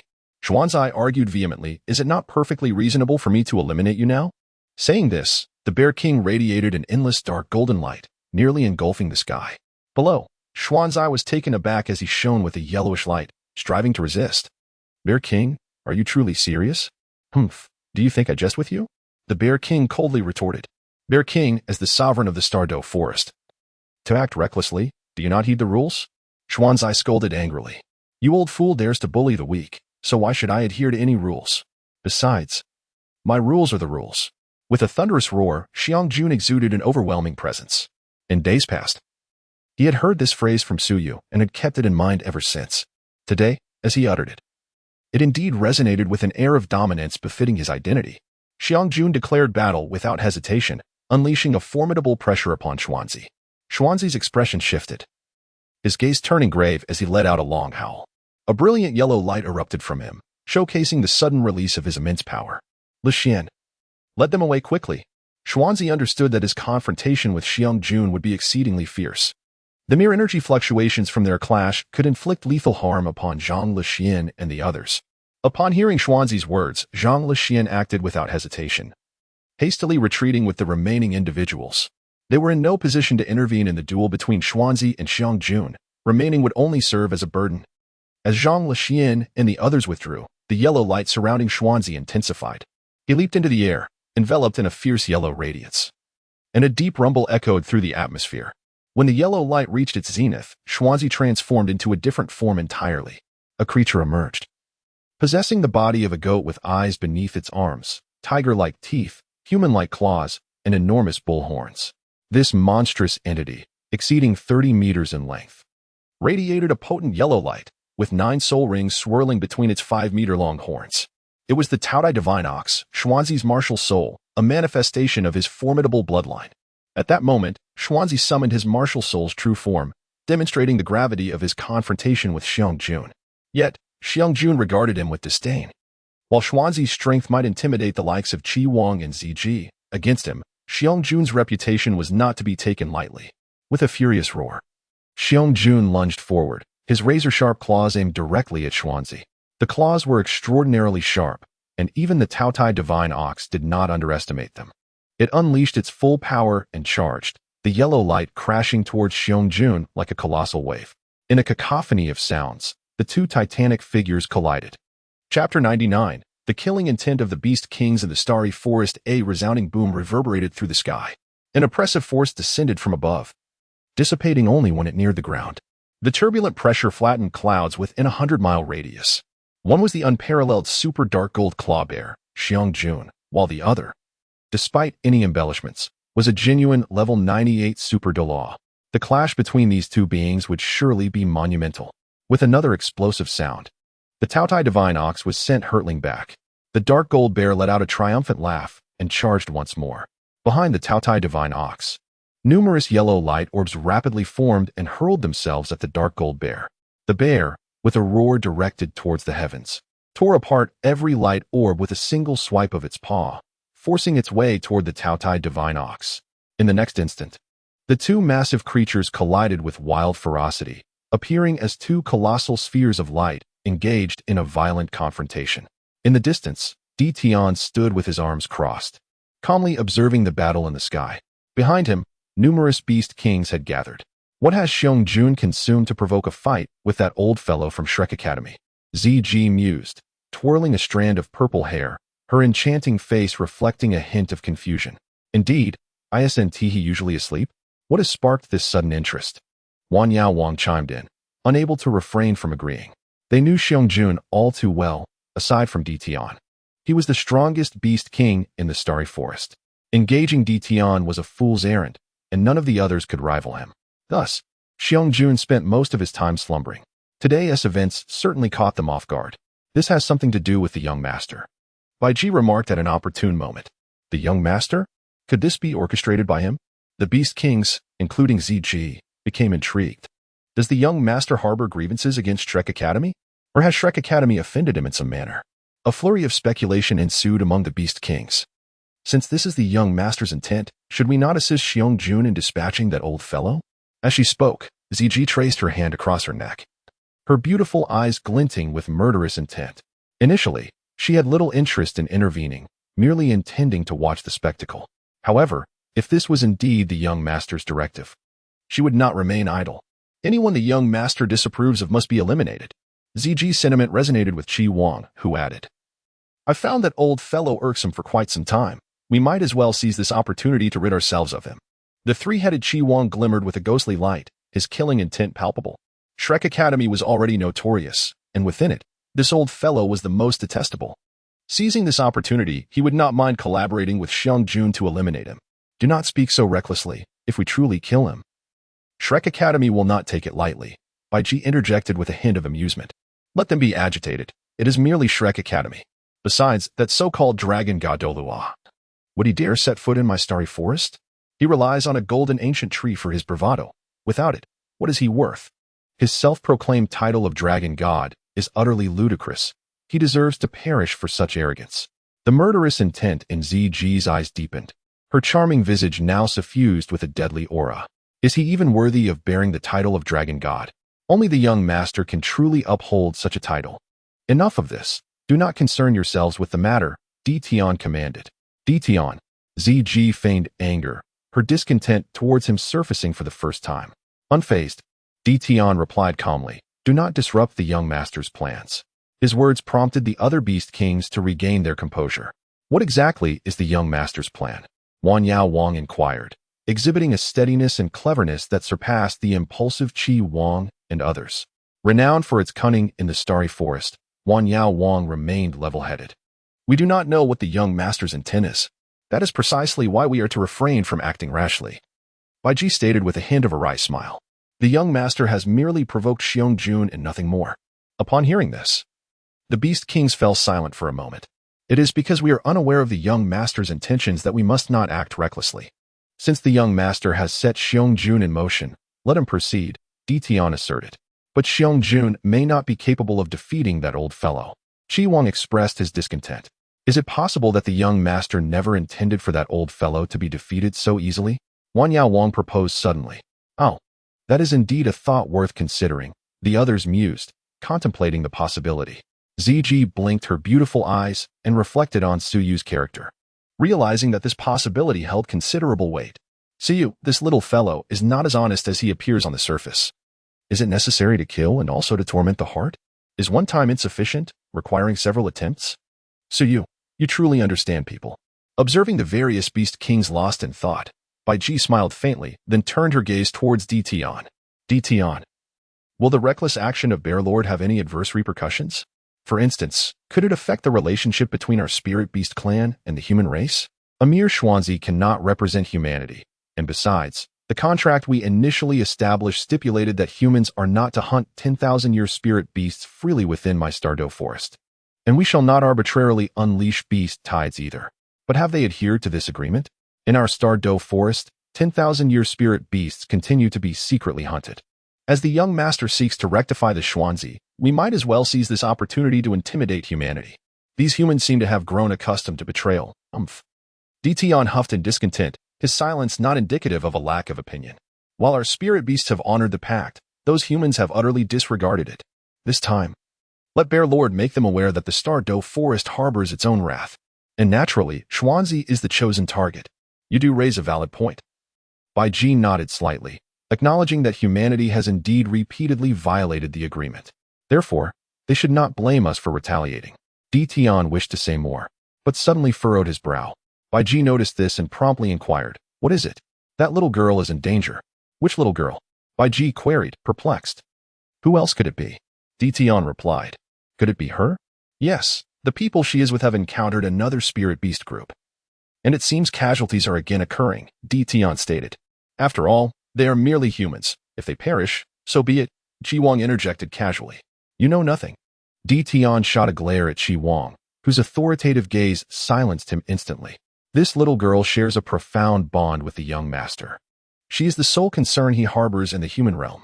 If anything were to happen to her in the Stardow forest, how would I explain it to the young master? None of us can bear the young master's ire. Detian's tone was stern. He understood how much Siyu cared for this little girl. Should anything befall her, it is likely that Suyu would take drastic measures. He might even become disillusioned with the Spirit Beast clan. Such an outcome is absolutely unacceptable. Even if Suyu were to slay him, it would be bearable. But if Suyu lost faith in the Spirit Beast clan, it would be an irredeemable loss. Dition was indeed correct. The young master regards this little girl as family, and she should not be equated with other humans. Bai Ji chimed in at the opportune moment. Their words rendered the Beast King silent, for matters concerning Suyu warrant utmost seriousness. I am curious to see what distinguishes this girl who is cherished by the young master. Ziji chuckled. In due time, there will be opportunities. She is indeed a remarkable girl. Bai Ji smiled gently before turning to Dition. If I recall correctly, she should be at level 80 by now. At 23 years of age, reaching level 80 demonstrates her exceptional talent, which may aid the young master. I understand, Dition replied, acknowledging Bai Ji's implication with a nod. In the next moment, Dition's figure vanished from sight. Outside the Lake of Life, only a few Beast Kings remained standing quietly. Ruorio, you take Hua Yao and the others to safety. I will hold them off, Zhang Lishuan commanded solemnly, the silver moonlight cascading down. One could only say that misfortunes never come singly. When one is down on their luck, even drinking cold water can be a chore. Their group unexpectedly encountered another mishap while retreating. Although this time the spirit beast they faced was not as terrifying as the 10,000-year dark gold terror claw bear, it was still formidable. They found themselves up against the blood-melting snake. Though merely a low-level spirit beast, it ranks among the most troublesome of its kind. Its dreadfulness surpasses that of the mandala snake. The blood-melting snake is entirely blood-red and prefers to burrow underground, which grants it formidable stealth capabilities, generally small in size. Even a 10,000-year blood-melting snake measures only around 2 meters, making it even harder to detect. They move with the swiftness of the wind, covered in fine red scales that are extremely resilient, impervious to sharp blades. Even a keen steel knife striking them would only produce sparks. Furthermore, their venom is as formidable as that of the mandala snake. While the mandala snake's venom is neurotoxic, the blood-melting snake's venom is corrosive. Once the venom of the blood-melting snake comes into contact with human skin, it acts like strong sulfuric acid, rapidly eroding flesh. The name blood-melting snake stems from the fate of those poisoned by it, who ultimately dissolve into a pool of blood. Most perilous is the fact that blood-melting snakes are social creatures. When one appears, it is usually a swarm. During their retreat, Zhang Lishuan and her companions inadvertently entered the territory of the blood-melting snakes, where hundreds, if not thousands, resided. It is easy to imagine the unprepared inner courtyard members were swiftly met with a horrific assault from the blood-melting snakes. Among them, 3 inner courtyard students were bitten by dozens of blood-melting snakes simultaneously and succumbed to poison, reduced to nothing but foul blood, their bones obliterated. Zhang Lishuan, Han Ruo, and Wu Ming, due to their relatively stronger abilities, managed to evade the initial wave of attacks. Thanks to Zhang Lishuan's protection, Hua Yao also escaped unscathed. Nevertheless, the situation remained dire. They had stumbled into a swarm of blood-melting snakes, and the surrounding serpents were exceedingly fearsome. Moreover, blood-melting snakes possess a strong territorial instinct. Escaping would not be so straightforward. Senior sister, we cannot leave. If we go, what will happen to you? Wu Ming implored anxiously, her body engulfed in golden red flames, incinerating several blood-melting snakes to ashes. You leaving is the only way for me to escape. Otherwise, if we exhaust our spirit power, we will all perish here. Zhang Lishuan retorted, numerous crescent blades floating around her, cleaving the blood-melting snakes in two. In a radius of several meters, even the ground had been thoroughly plowed. Knowing the living habits of the blood-melting snakes, how could she not be prepared? Senior sister, Ming'er, listen to me, you can fly, which is perfect for taking Ruo and Hua Yao to safety. Ruo, you must protect Ming'er and Hua Yao, Zhang Lishuan urged again. Wu Ming wished to voice further objections, but Han Ruo stopped her. I understand. Ming'er, do not let Senior Lishuan's efforts go to waste. Go! Han Ruo exclaimed, rousing Wu Ming from her despair. Wu Ming's eyes brimmed with tears. Senior sister, you must return safely. Silly Ming'er, do not worry. I will, Zhang Lishuan reassured her. Zhang Lishuan smiled softly. Wu Ming, with tears glistening on her delicate face, no longer hesitated. She cradled Han Ruo in one arm and Hua Yao in the other, her golden wings flapping behind her as she soared into the sky. The surrounding blood-melting serpents erupted into chaos, leaping towards the trio. Zhang Lishuan unleashed a flurry of moon blades to protect them, and at last, Wu Ming successfully ascended into the heights, rapidly gliding away into the distance. With their escape, the remaining blood-melting serpents redirected their focus towards Zhang Lishuan. Waves of serpents surged from all directions, enveloping her in a dense mass. In mere moments, she found herself completely surrounded. The serpents advanced with a calculated precision, as if commanded by an unseen force. Zhang Lishuan immediately understood that within this horde, there was at least one blood-melting serpent king with millennia of cultivation. It was this serpent king that orchestrated the attack, leading the others like soldiers under its command. What a grueling battle this was. Zhang Lishuan let out a bitter laugh. Had it been any other lower-tier soul beasts, she would have remained unfazed, confident in her strength. Yet, facing the venomous blood-melting serpents, even she felt a hint of trepidation. The corrosive poison of these serpents, which could erode flesh upon contact, posed a significant threat. A moment's negligence could cost her dearly. Although most of these serpents were merely thousand-year-old beasts, they remained a considerable nuisance. Not to mention the lurking presence of the thousand-year blood-melting serpent king. A single bite from such a creature could seal her fate. Come on, beasts. If you seek my life, it will not come so easily. I still wish to see Xiaoyu again. A radiant silver glow emanated from Zhang Lishuan, and her martial soul released beams of moonlight, obliterating the nearby blood-melting serpents. Chapter 101. Lishuan in Peril. DT on to the rescue, yet the number of blood-melting serpents was overwhelming, almost endless. After vanquishing one wave, another would immediately take its place. These serpents were utterly fearless, and it seemed Zhang Lishuan had miscalculated. Among this swarm, there were not just one but 5 serpents that had reached the 10,000-year mark, 2 of which exceeded 2,000 years in cultivation. They had amongst the ordinary serpents, complicating her situation immensely. Moreover, it appeared that a more powerful serpent king was orchestrating the entire affair. Zhang Lishuan furrowed her brows, her expression grave. She couldn't fathom how such a formidable group could manifest in the mixed zone. Such a clan would hold its own even in the core area. Unbeknownst to Zhang Lishuan, her unfortunate luck had led her to encounter one of the strongest soul beast clans in the entire mixed zone. These blood-melting serpents were fully capable of venturing into the core area. Their reluctance stemmed from the fierce competition there. In the mixed zone, however, they reigned supreme. Not every soul beast aspired to push into the core area. Within the mixed zone existed several exceptionally powerful clans that could, when united, hunt down soul beasts exceeding 50,000 years in age. It can only be said that the inner courtyard team, led by Zhang Lishuan, had remarkably bad luck to encounter the blood-melting serpent horde. What a predicament! Zhang Lishuan sighed. Her soul power was dwindling, which was precisely why she had urged Wu Ming and the others to leave. They had already endured a fierce battle, having even unleashed their martial souls, leaving them with little energy. Han Ruo had been injured by the backlash of a 10,000-year dark golden grizzly bear. If they did not depart, their fate would be sealed. However, escorting Han Ruo and the others had further drained Zhang Lishuan's already limited soul power. At present, her soul power was barely a third of its peak. If she continued to expend it, she might truly perish at the hands of these beasts. And the thought was unbearable. Zhang Lishuan gritted her teeth as her first, second, and third soul rings simultaneously illuminated. Countless beams of moonlight cascaded down, instantly annihilating dozens of blood-melting serpents. But barely had she taken 2 steps when yet another wave of serpents surged forth. The sheer number of them was enough to instill despair in Zhang Lishuan. Damn it! Time and again, she unleashed her soul techniques, uncertain of how many serpents she had slain. However, her soul power continued to dwindle.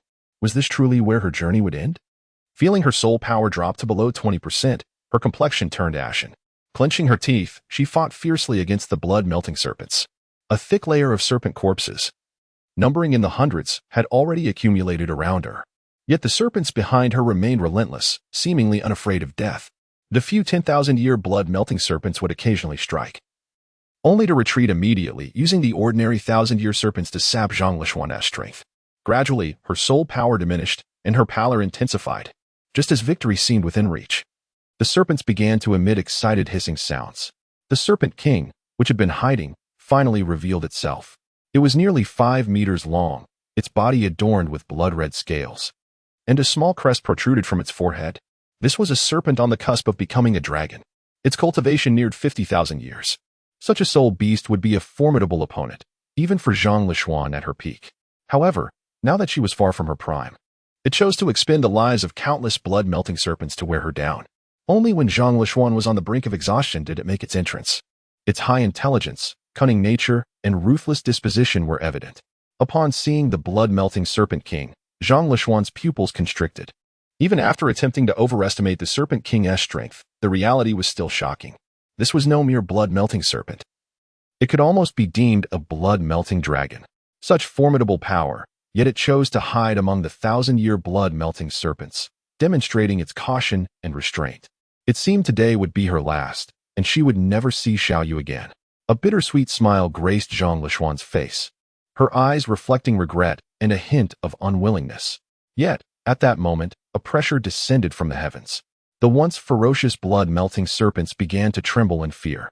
The newly revealed Serpent King emitted a terrified hiss. Humph! A cold snort reverberated through the air, causing numerous blood fusion serpents to wilt in fear. Shortly thereafter, a hand emerged from the void, seizing Zhang Lishuan and whisking her away, leaving behind a scattering of serpent corpses. The fabric of space tore open as Zhang Lishuan was expelled from it. Upon landing, she steadied herself and surveyed her surroundings. Before her lay an expansive forest, lush with verdant trees. Within the depths of the woodland, an array of formidable presences lurked, exuding an oppressive aura that made Zhang Lishuan's expression turn solemn. This was certainly no mere mixed zone. She quickly deduced that she had entered the heart of the Star Doe Forest, the dominion of truly powerful soul beasts. She pondered who might have rescued her, bringing her to such a pivotal location. Is there a chance for me to meet the esteemed individual who intervened? Zhang Lishuan respectfully inquired, cupping her hands in greeting. The one capable of tearing through space to save her must be at least a super Doloa, if not more formidable. After several years, you disappoint me. You couldn't even handle such a lowly group of soul beasts? A deep yet authoritative voice suddenly resonated from behind Zhang Lishuan. She turned swiftly, her pupils constricting in shock. It was none other than the beast god, Emperor Tian. With such meager strength, how do you intend to protect the young master? Emperor Tian regarded her with his golden eyes, which radiated a powerful intimidation. Zhang Lishuan bit her lip and lowered her gaze. In her prime, even when besieged by the blood fusion serpents, she would have managed to break free. A soul saint could barely sustain flight, yet the toll was too great. In dire straits, she could have forcefully activated her martial soul, carving a bloody path to safety.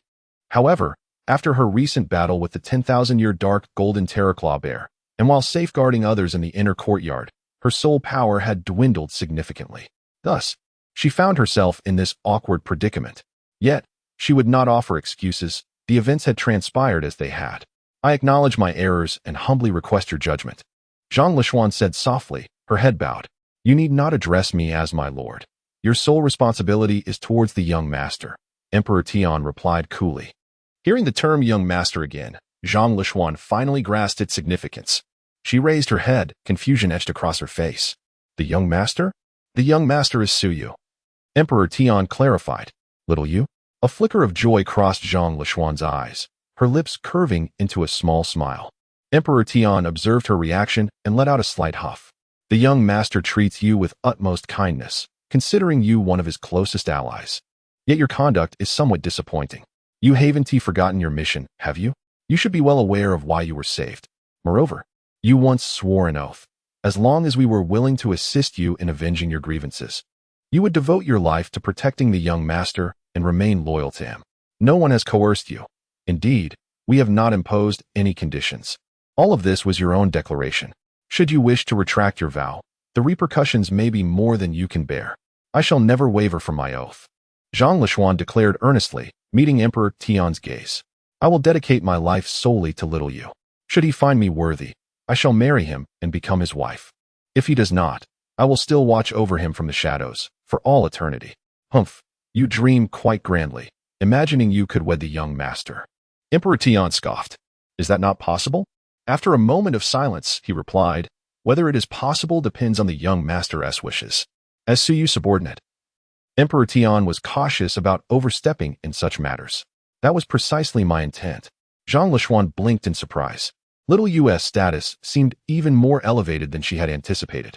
The being before her was undoubtedly a peerless powerhouse, perhaps rivaling even the one from the Sea God Pavilion, yet he showed such profound respect for Suyu, which was indeed astonishing. What, in truth, is the identity of Suyu? At this moment, Zhang Lishuan's heart brimmed with curiosity. Humph, playing tricks. Di Tian snorted coldly, yet chose to remain silent thereafter. Given Su Yu's consistent closeness and regard for the girl before him, he deemed the situation not entirely implausible. To speak candidly, Di Tian harbored a desire for Su Yu to remain unentangled with humanity, let alone in matters of affection. If emotional ties were to be forged, he believed a spirit beast would be far more suitable, perhaps even a Ziji or another female spirit beast could suffice. As long as Su Yu fancied it, arrangements could be made. However, Su Yu was the master. Despite some thoughts lingering in his mind, he found them difficult to act upon. Enough. I did not rescue you to discuss such matters. These decisions are beyond our purview. The one who holds the power to decide everything is none other than the young master himself.